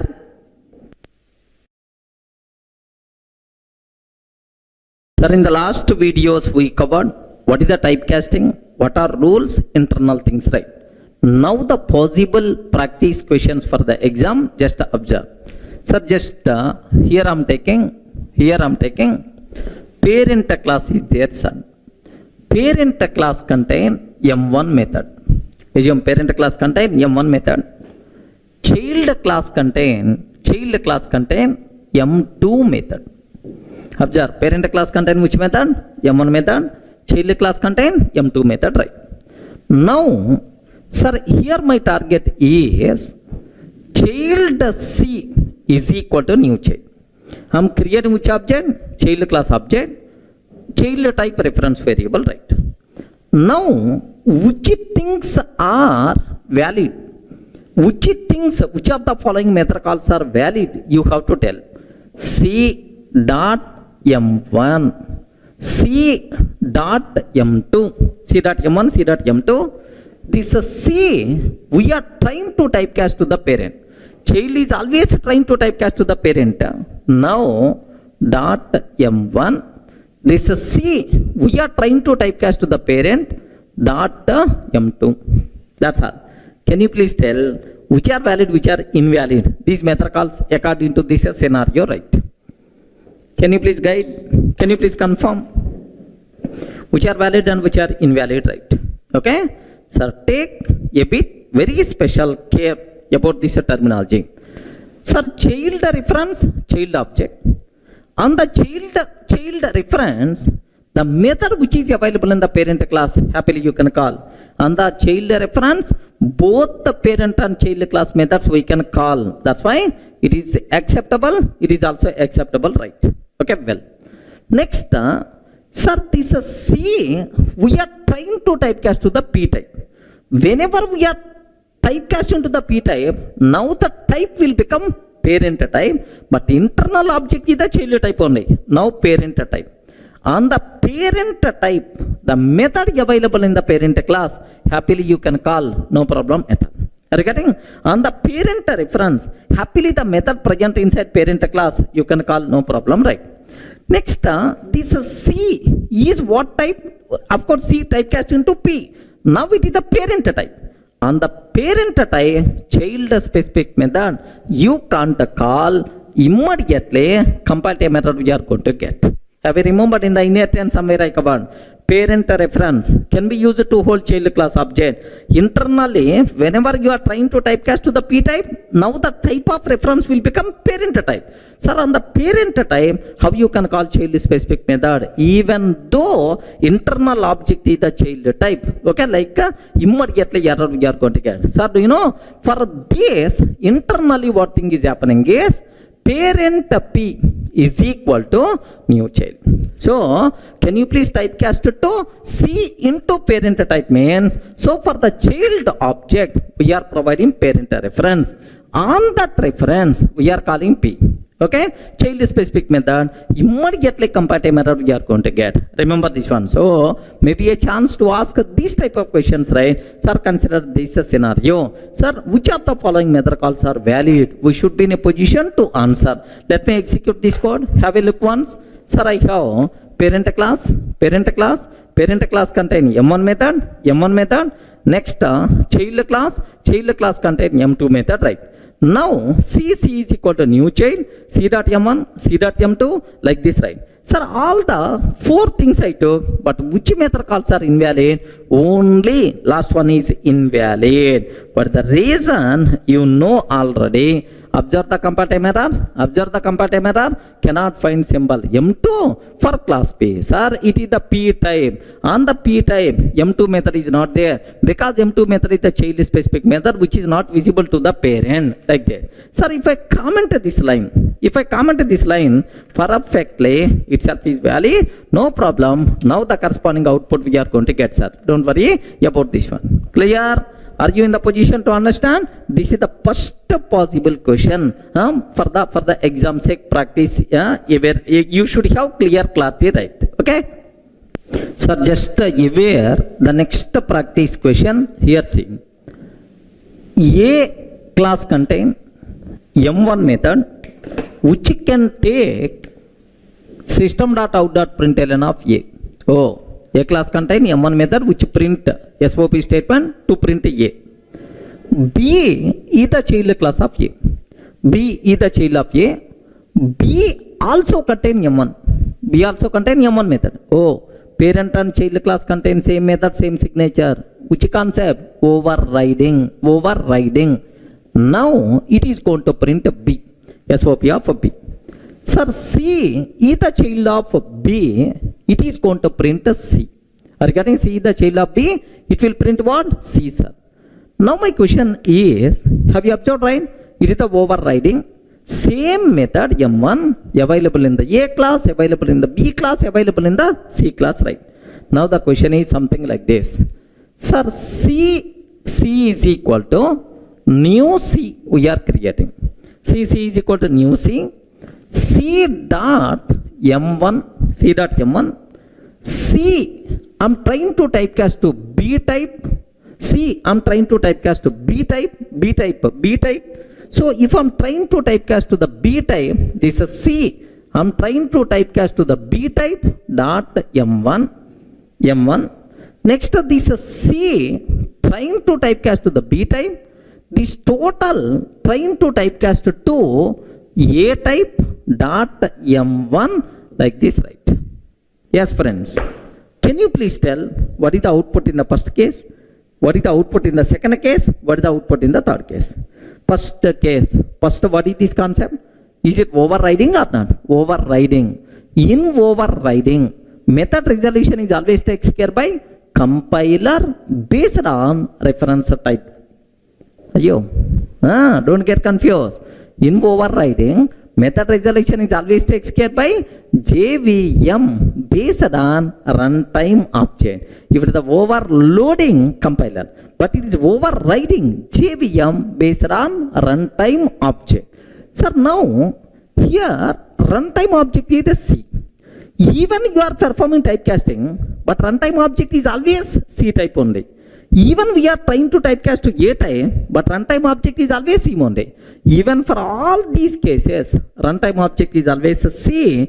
That's why C class method only will get the chance based on runtime object. Are you getting? In overriding, method resolution is always takes care by JVM based on runtime object. Whether you are calling C dot M1, trying to typecast C to the B dot M1, or trying to typecast C to the A and then call M1, in all cases, only C class method will get the chance, because in overriding, method resolution is always takes care by JVM based on runtime object. Clear, right? Let me execute this code, sir. Observe carefully. Observe a bit very carefully. Here class A, public void M1, A, system.out.println of A. Class B extends A, public void M1, SOP of B. Class C extends B, public void M1, SOP of C, sir. So every class contain M1 method, and B is the child of A, C is the child of B, and everything is going to print the corresponding class name. Now C is equal to new C dot M1, trying to typecast to the B and then call M1. C I'm trying to typecast to B I'm trying to typecast to A and then call M1, like this, right? Now have a look once. Happily the code compiles fine. What is the output by default we are going to get? C is the answer. C itself is the answer, because in all cases, which method got executed, sir? Sir, child class method only, based on runtime object. Clear? Next, one more small point, because you should be aware in typecasting, no new object. Object is always same, but we are trying to provide just a reference variable. Reference variable type will be changed, but not internal object. Okay, well. Sir, now what I want to do, I want to make a small change. What is my change is, let me declare all these methods static, sir. Let me take all these methods are static. Parent class, child class methods, both are having same signature, same name, same argument, but both are static. What is this concept? Respond, man. What is this concept? Somewhere we covered. Oh, table also I showed, right? Method hiding. What is this concept? Method hiding.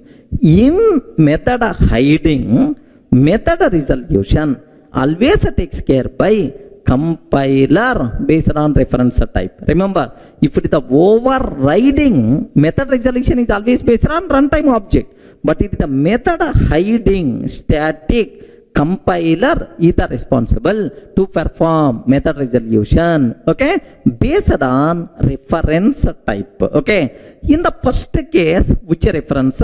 C reference, C class method. C, we are trying to typecast to the B.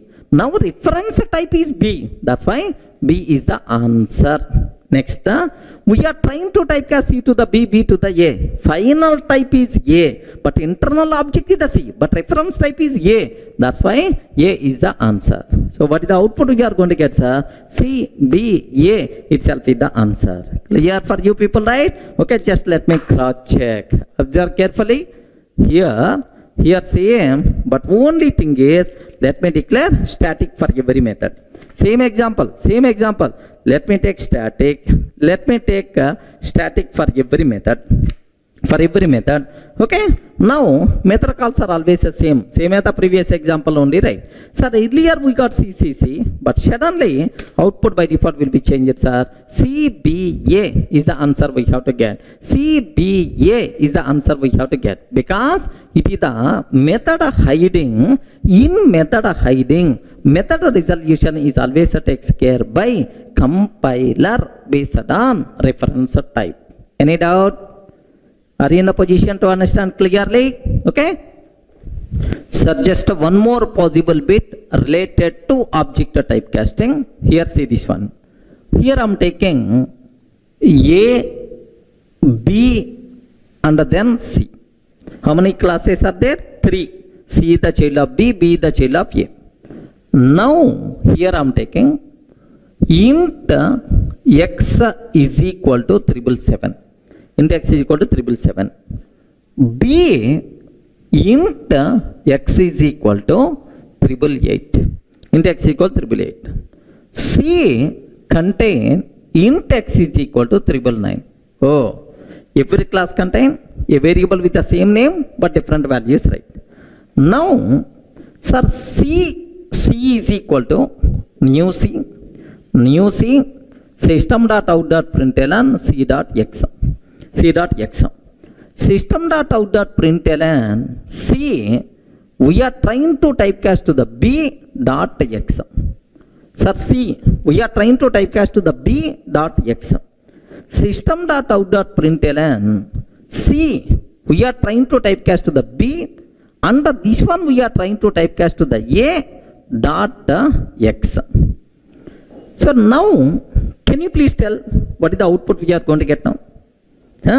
Please confirm. What is the answer we are going to get? Sir, please make sure you should aware. In the last videos I covered very clearly.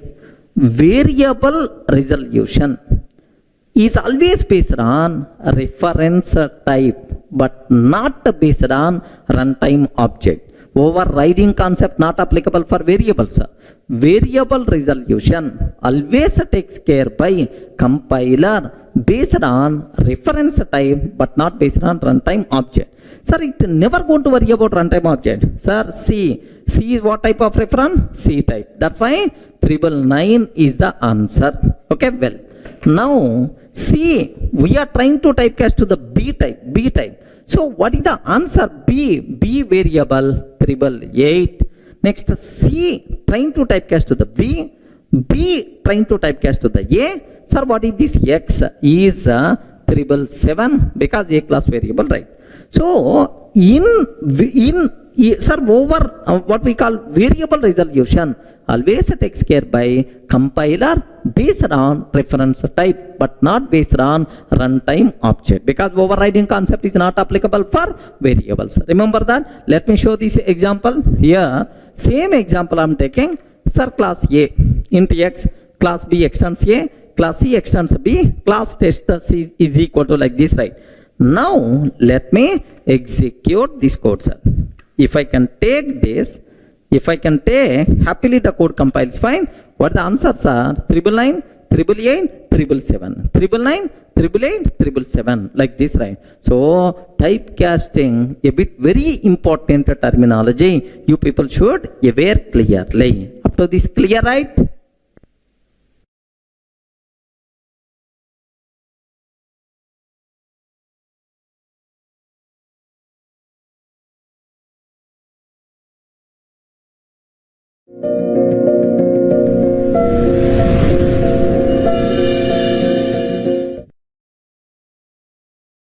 Discuss Java source file structure. Very, very important, sir. What is that? Can you spell out? Java source file structure. Okay, here we have to talk about package statement, import statement, all these things will come in the picture. Very important. Slowly we are entering into next level of Java. Means basics completed. Now the second module is ready to start. Sir, you require to take a bit special care about these things, right? Sir, now I have one small doubt, sir. What's my doubt is, in Java program, sir, we write several Java programs. In Java program, how many classes we can take? Can you spell out? How many classes we can take? Is it only one class, or can I take any number of classes? Is it only one class, or can I take any number of classes? Yes, make sure in Java program we can take any number of classes, no problem at all. Suppose I am writing a program, sir. Yes, class A. Class A. Next class B I am taking. Next class C. Okay. Class D I am taking, sir. So total A, B, C, D, like this, four classes are available, right? Okay. Now, sir, this total is a single Java program. Remember this one. A Java program can contain any number of classes. Don't feel, sir, it is applicable, it allowed only one class. No, any number of classes we can take. Okay, well. Sir, how many classes are there? A, B, C, D, like 4 classes are there. Can you please tell which class name I want to use for this program name? Can I use A.Java? Or can I save this program with the B.Java name? Or can I save this program with the C.Java name? Or can I save this program with the Durga.java? Have you observed Durga.java? Durga class is not there yet. Can I save this one with the Durga.java? Yes, please confirm. Based on which rule we have to give the name for this Java program. Sir, very simple for you people. Okay? Here, for this example, you can use any name, no problem at all. Regarding any name, no problem at all. Sir, what is the rule to name a Java program? Sir, very simple. A Java program can contain any number of classes. Any number of classes, no problem at all.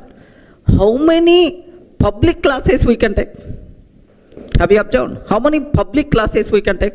Sir, you are taking several classes and any name you can use, no problem at all. How many public classes we can take? Sir, make sure even it contain several classes, but a Java program can contain at most one public class. Regarding what is the word? At most one public class. What is the meaning of at most one? Either 0 or 1. Sir, 0 number of public classes are allowed. Or if you want to take one public class is allowed. At most one public class. By mistake, more than one public class if you declared in the same Java program, compiler will give left and right. Remember that syntactical mistake it is. Sir, how many public classes are allowed? Only one public class is allowed. More than one public class if you are trying to take, immediately compile error by default you are going to get. I hope everyone can able to understand, right? Okay. Sir, now if I can take, if there is no public class, assume if there is no public class, any name we can use for Java program. Any name you can use for Java program, no problem at all. But if there is a public class, assume that class B is the public, sir. Class B is the public. Compulsory, the name of the Java program should be B.Java only. Are you getting? Compulsory name of the Java program should be B.Java only. By mistake, if you are using any other name, immediately compile time error we are going to get. Remember that. Sir, let me repeat again so that you people can feel more comfortable, right? Sir, here observe, a Java program can contain any number of classes, but at most one class can be declared the public. If there is no public class, if there is no public class, any name you can use, no problem at all. But if there is a public class, compulsory name of the public class, name of the program must be same. If a class be the public, the name of the program should be B.Java only. Is it clear for all of you, right? Sir, now let me show a small example so that you people can aware much clearly, right? Observe carefully, sir. Here I am taking.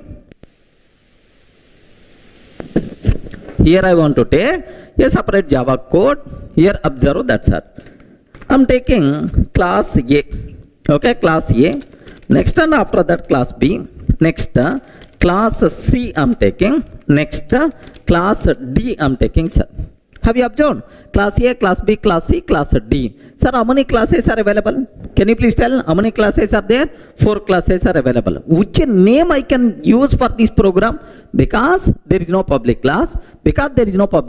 We can use any name for Java program, no problem at all. Any name you can use, no restrictions, right? That's why I want to save this name, this file as Durga.java. Acceptable or not? Why not? Happily you can take. Here just observe.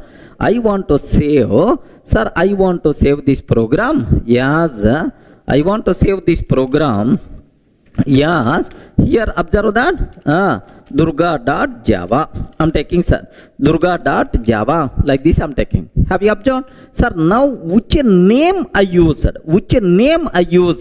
If you observed, at the bottom you can able to see Durga.java. Are you getting? At the bottom you can able to see Durga.java, right? Now let me compile this code, sir.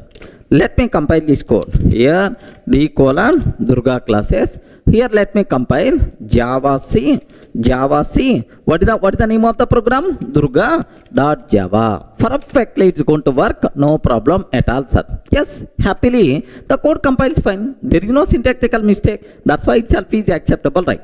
Suppose if I declare B as the public, I want to declare B class as the public. If I declare B as the public, what will happen, sir? Observe that. If I declare B as public, compulsory name of the program should be B.Java only. By mistake, if you are using any other name, immediately error you are going to get. Have you observed, right? Class B is the public. Compulsory name should be B.Java, but I used the name Durga.java. Are you getting? I used the name Durga.java. That's why. So take a bit special care. Now if I can ask the compiler will give left and right. Hey Durga, class B is the public, should be declared in a file named B.Java, but you are saving inside Durga.java. Sorry, I can't accept this code to compile. Like observe carefully, right? Now here just have a look once. Now I am trying to compile Java C Durga.java. Immediately compile time error you are going to get. Have you observed? Class B is public, should be declared in a file named B.java. Class B is public, should be declared in a file named B.java. This is the compile time error you are going to get, sir. So to avoid this compile time error, I have to save this program as B.java. If I save this program as B.java, happily the code is going to compile. Have a look once. I'm trying to compile. I'm trying to save as B.java. I use which name, sir? B.java. Now I hope you can able to see. You can able to see what is the name I used? B.java. Are you getting? Now let me compile this code B.java. Let me compile this code B.java. Java C, B.java. Happily the code compiles fine. There is no problem at all. So the important conclusion is a Java program can contain any number of classes, but at most one class can be declared as public. So more than one public class is not allowed, because so public means outside person can access. So that outside person, only one class should be exhibited. Remember this one. So a Java program can contain any number of classes, but at most one class can be declared as public. Remember, if there is a public class, the name of the public class, name of the program must be matched. If there is no public class, then we can use any name for Java program, no restrictions, right? Are you able to understand, right? Suppose if I can take two public classes, immediately compiler will get left and right, because more than one public class in the same program not allowed. Correct, right? Sir, now B is already public. C also I want to declare as the public, sir. Observe that. C also I want to declare as the public. Now, how many public classes are available? Please respond. How many public classes are there? Public class B, public class C. Okay. What is the name of the program we used? B.Java. So, public class B.Java, no problem. But the problem is public class C. So, immediately error we are going to get about this C class. C is public, must be declared inside C.Java. But why you are taking inside B.Java? Like that compile time error we are going to get. Clear, right? Sir, let me compile. Here, have you observed? Immediately compile time error. Class C is public, should be declared in a file named C.Java. Class C is public, should be declared in a file named C.Java. This is the compile time error by default we are going to get. Everyone in the position to understand, right? So a Java program can contain any number of classes, but at most one class declared as the public. If there is a public class, name of the public class, name of the program must be matched. If there is no public class, you can use any name for Java program, no restrictions, right? Are you getting? So is it possible to declare more than one public class in the same program? No. By mistake, if you are trying to declare, immediately error by default you are going to get. Clear for all of you, right? Sir, next, whenever I asked this question, which name I want to use for this program, whenever I ask this question, most of the people are going to feel, sir, the class which contain main method, that class name we have to use, sir, for the file name. So the class which contain main method and the name of the program, there is no relation at all. So then, which two things are related? Public class name and the name of the program. These two are related, but the class which contain main method and the name of the program, there is no relation at all. Even for that also, I want to clarify a small point right here. Listen carefully, sir. Okay, well. Now, here just observe that. I want to take a small another program, just a matter of 5 minutes. Take very special case, sir. I have one program is there, class A. Are you getting? I have one program, class A. Public static void main method string array args. Now system.out.println A class main. This is which class, right? A class main method. Now class B public static void main method string array args. I'm taking public static void main. Now system.out.println B class main. Are you getting? B class main. Okay. So this is A class main, B class main. Now class C I'm taking. Public static void main string array args. Now system.out.println C class main. Like this I'm taking, sir. So how many classes are there? 3. A class contain A class main method. B class main method, C class main method. One more class I am taking, class D, sir. Now observe. Total, how many classes are there? 4 classes are there. Now can you please tell, this total is a single program only. Assume single program only. Can you please guide which name I have to use for this program? Yes, friends. Think a bit very carefully and then tell the answer. Which name I have to use for this program? Either A.Java, B.Java, C.Java, D.Java or any name. Why you are thinking? Any name. Can I use any name? Yes, you can use any name, no problem at all. What is the reason for that? Yes, there is no public class. If there is no public class, any name you can use. Now, I want to use name of the program as Durga.java. Perfectly acceptable. Are you getting? I am taking Durga.java, perfectly acceptable, right? Because there is no public class. Are you getting? So the class which contain main method, name of the program, no relation at all. Remember this one. So any name you can use because there is no public class. Okay, well, now I want to compile. Then immediately you may ask, sir, a program contain these many classes. Every class contain main method. If I run this program, which main method has to execute? That thing you should have clear clarity. Here, I want to compile this code. Observe, Java C, Durga.java. Java C, Durga.java. Can you please confirm how many dot class files will be generated?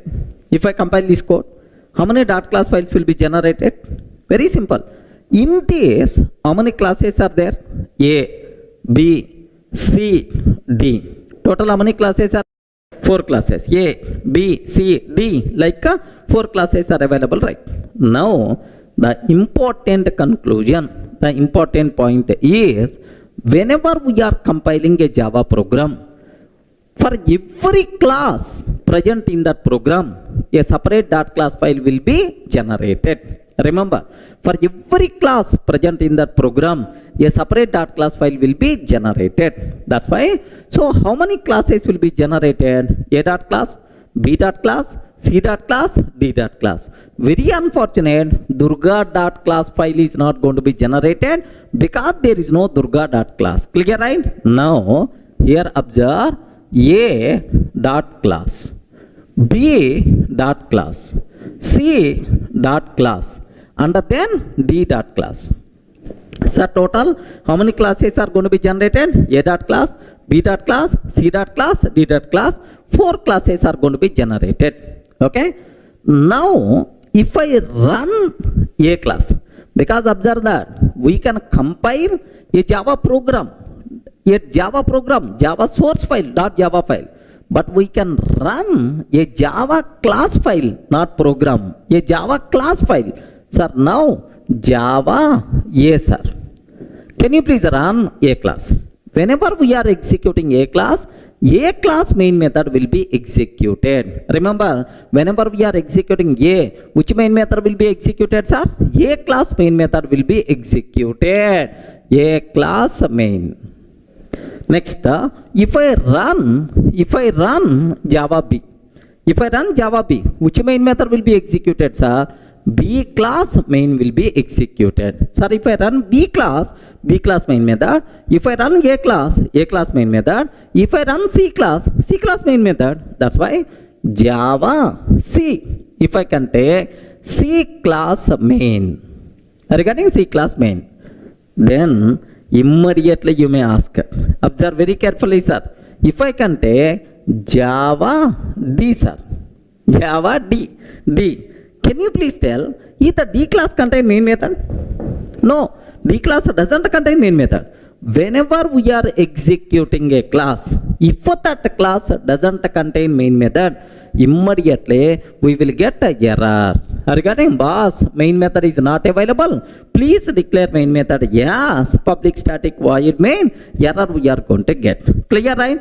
Suppose if I can ask Java Durga. immediately error we are going to get. Hey, Durga dot class file is not available. How you are going to ask me to run, man? Durga dot class file is not there. Again error saying no class def found error, or something like some error saying class definition not available, dot class file is not available, like that. Are you able to understand? So a Java program can contain any number of classes where every class can contain main method. Remember, whenever we are executing a particular class, that class main method will be executed. If that class doesn't contain main method, error we are going to get. If that dot class file is not available, we will get error. Everyone can able to understand, right? Sir, please make sure this knowledge must be required. Sir, let me execute this code so that you people can feel more comfortable, right? Observe carefully. Let me take one separate program. Okay, here I am taking separate file. I am taking, sir, class A. What is this one? A class main method. Like this I am taking, sir, class A class main method. Now B class main, next C class main, and then class D. Like this I am taking, sir. Let me change the names. Class A, next class B. This is the B class main method. Next class C, sir, C class main method. Like this I'm trying to change the names. A class, B class, C class, D class, all. Sir, can you please tell how many classes are available? A class, B class, C class, D class. Can you please tell which name I have to give? Any name you can use, because there is no public class. That's why here what I'm trying to take, let me save this code as durga.java. Are you getting? I want to save inside D colon Durga classes, inside D colon Durga classes. I want to save this code as durga.java. Okay, like I'm taking, sir, durga.java. Now I want to compile this code. Java C durga.java. If I compile this code, how many dot class files will be generated? For every class, a separate dot class file will be generated. A dot class, B dot class, C dot class, D dot class. Okay, so now let me compile this code. Java C durga.java. How many? 4 dot class file. If I execute Java A class main method, right? Okay, now observe A class main method. If I execute Java B class main method. If I execute Java C class main method. If I execute Java D, can you please observe? D class doesn't contain main method. Are you getting? D class doesn't contain main method. Immediately error we are going to get. Observe carefully, right? Sir, Java D error, main method not found. Main method not found in class D. Please define public static void main. Like that we are going to get the error, right? Okay. Now my target is Java Durga I'm taking. Sir, Durga dot class file is not there because there is no class named with Durga. Durga dot class file is not there. What will happen, sir? Error, could not find or load the main class of Durga. Are you getting? Here main method is not available, but here dot class file is not available. Like this it's going to tell.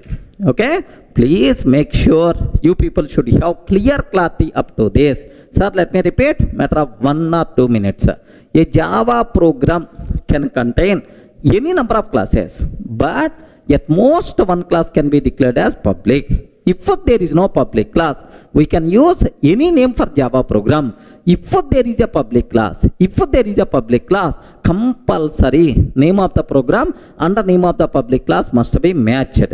Okay, next, sir, we can compile a Java program.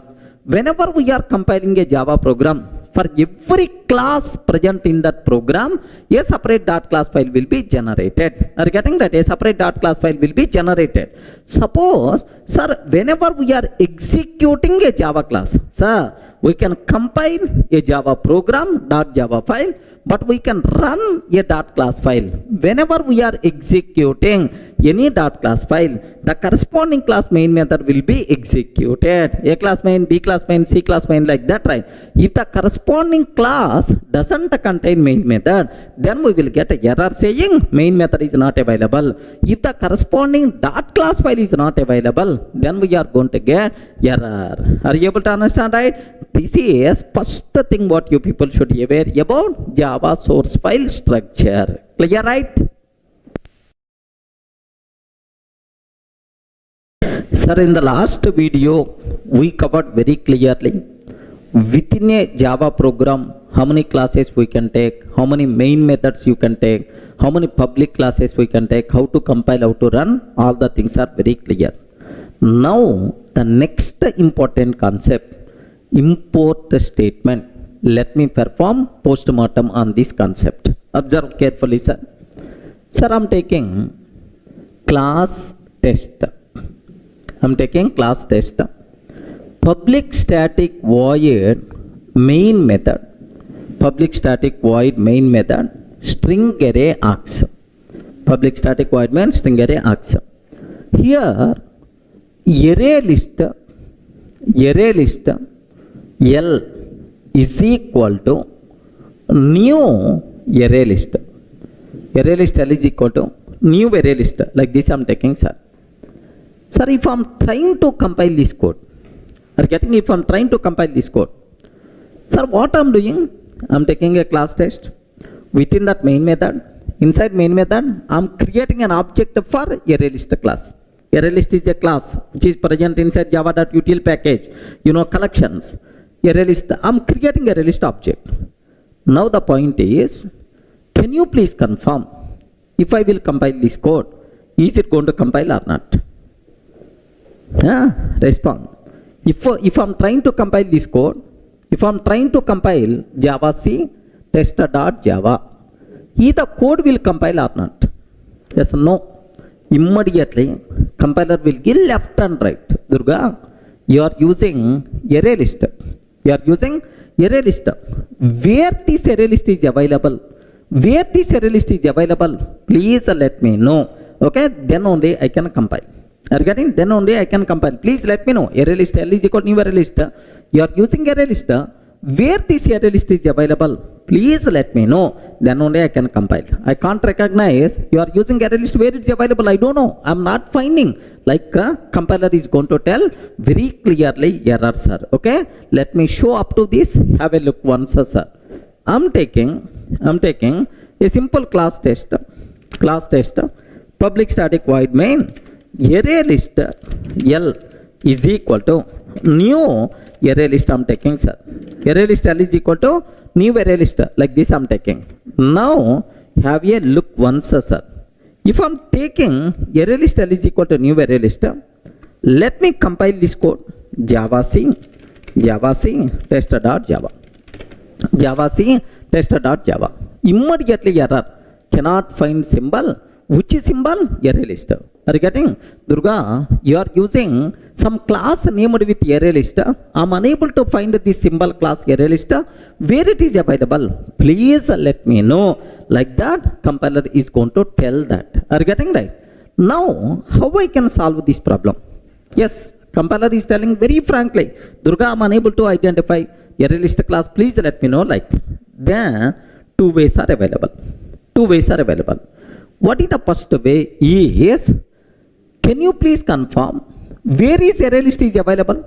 Inside java.util package. If I use a fully qualified name instead of this line, instead of array list, java.util.array list, java.util.array list L is equal to new java.util.array list. Java.util.array list L is equal to new java.util.array list. If I use this one, then the code is going to compile. Now I'm conveyed to the compiler, hey, I'm using array list from util package. Util package is available inside Java package. Like fully qualified name we are using, sir. Java.util.array list. L is equal to like this. Now compiler is going to feel, oh, this person is using array list class from Java.util package. Like that, he is going to take happily the code is going to compile. Everyone can ever write? Sir, let me cross check here. Observe carefully. Compiles fine, sir. We are not seeing any error. So, sir, whenever we are using fully qualified name, automatically the code compiles fine. But it is not permanent solution. The reason for that is 10 times I want to use array list. How many times? 10 times I want to use array list. 10 times you have to take java.util.array list, java.util.array list. Unnecessary. Length of the code is going to increase. Readability by default is going to be down. Are you getting? Java.util.array list, java.util.array list. Readability by default is going to be down. Remember that, okay? Sir, best example. Let me consider 10 times. 10 times. If I want to create 10 array list object, how the code looks like? Yes, have you observed how the code looks like? Java.util.array list, Java.util.array list, something like it is the design kind of thing. Are you getting? Something like it the design kind of thing, which is never be recommended. Readability is going to be down, length of the code is going to be increases. Are you getting? So for that, some shortcut I want. Are you getting? Some shortcut I want. So I have to convey to the compiler. Array compiler, whenever I'm using array list, can you please consider from Java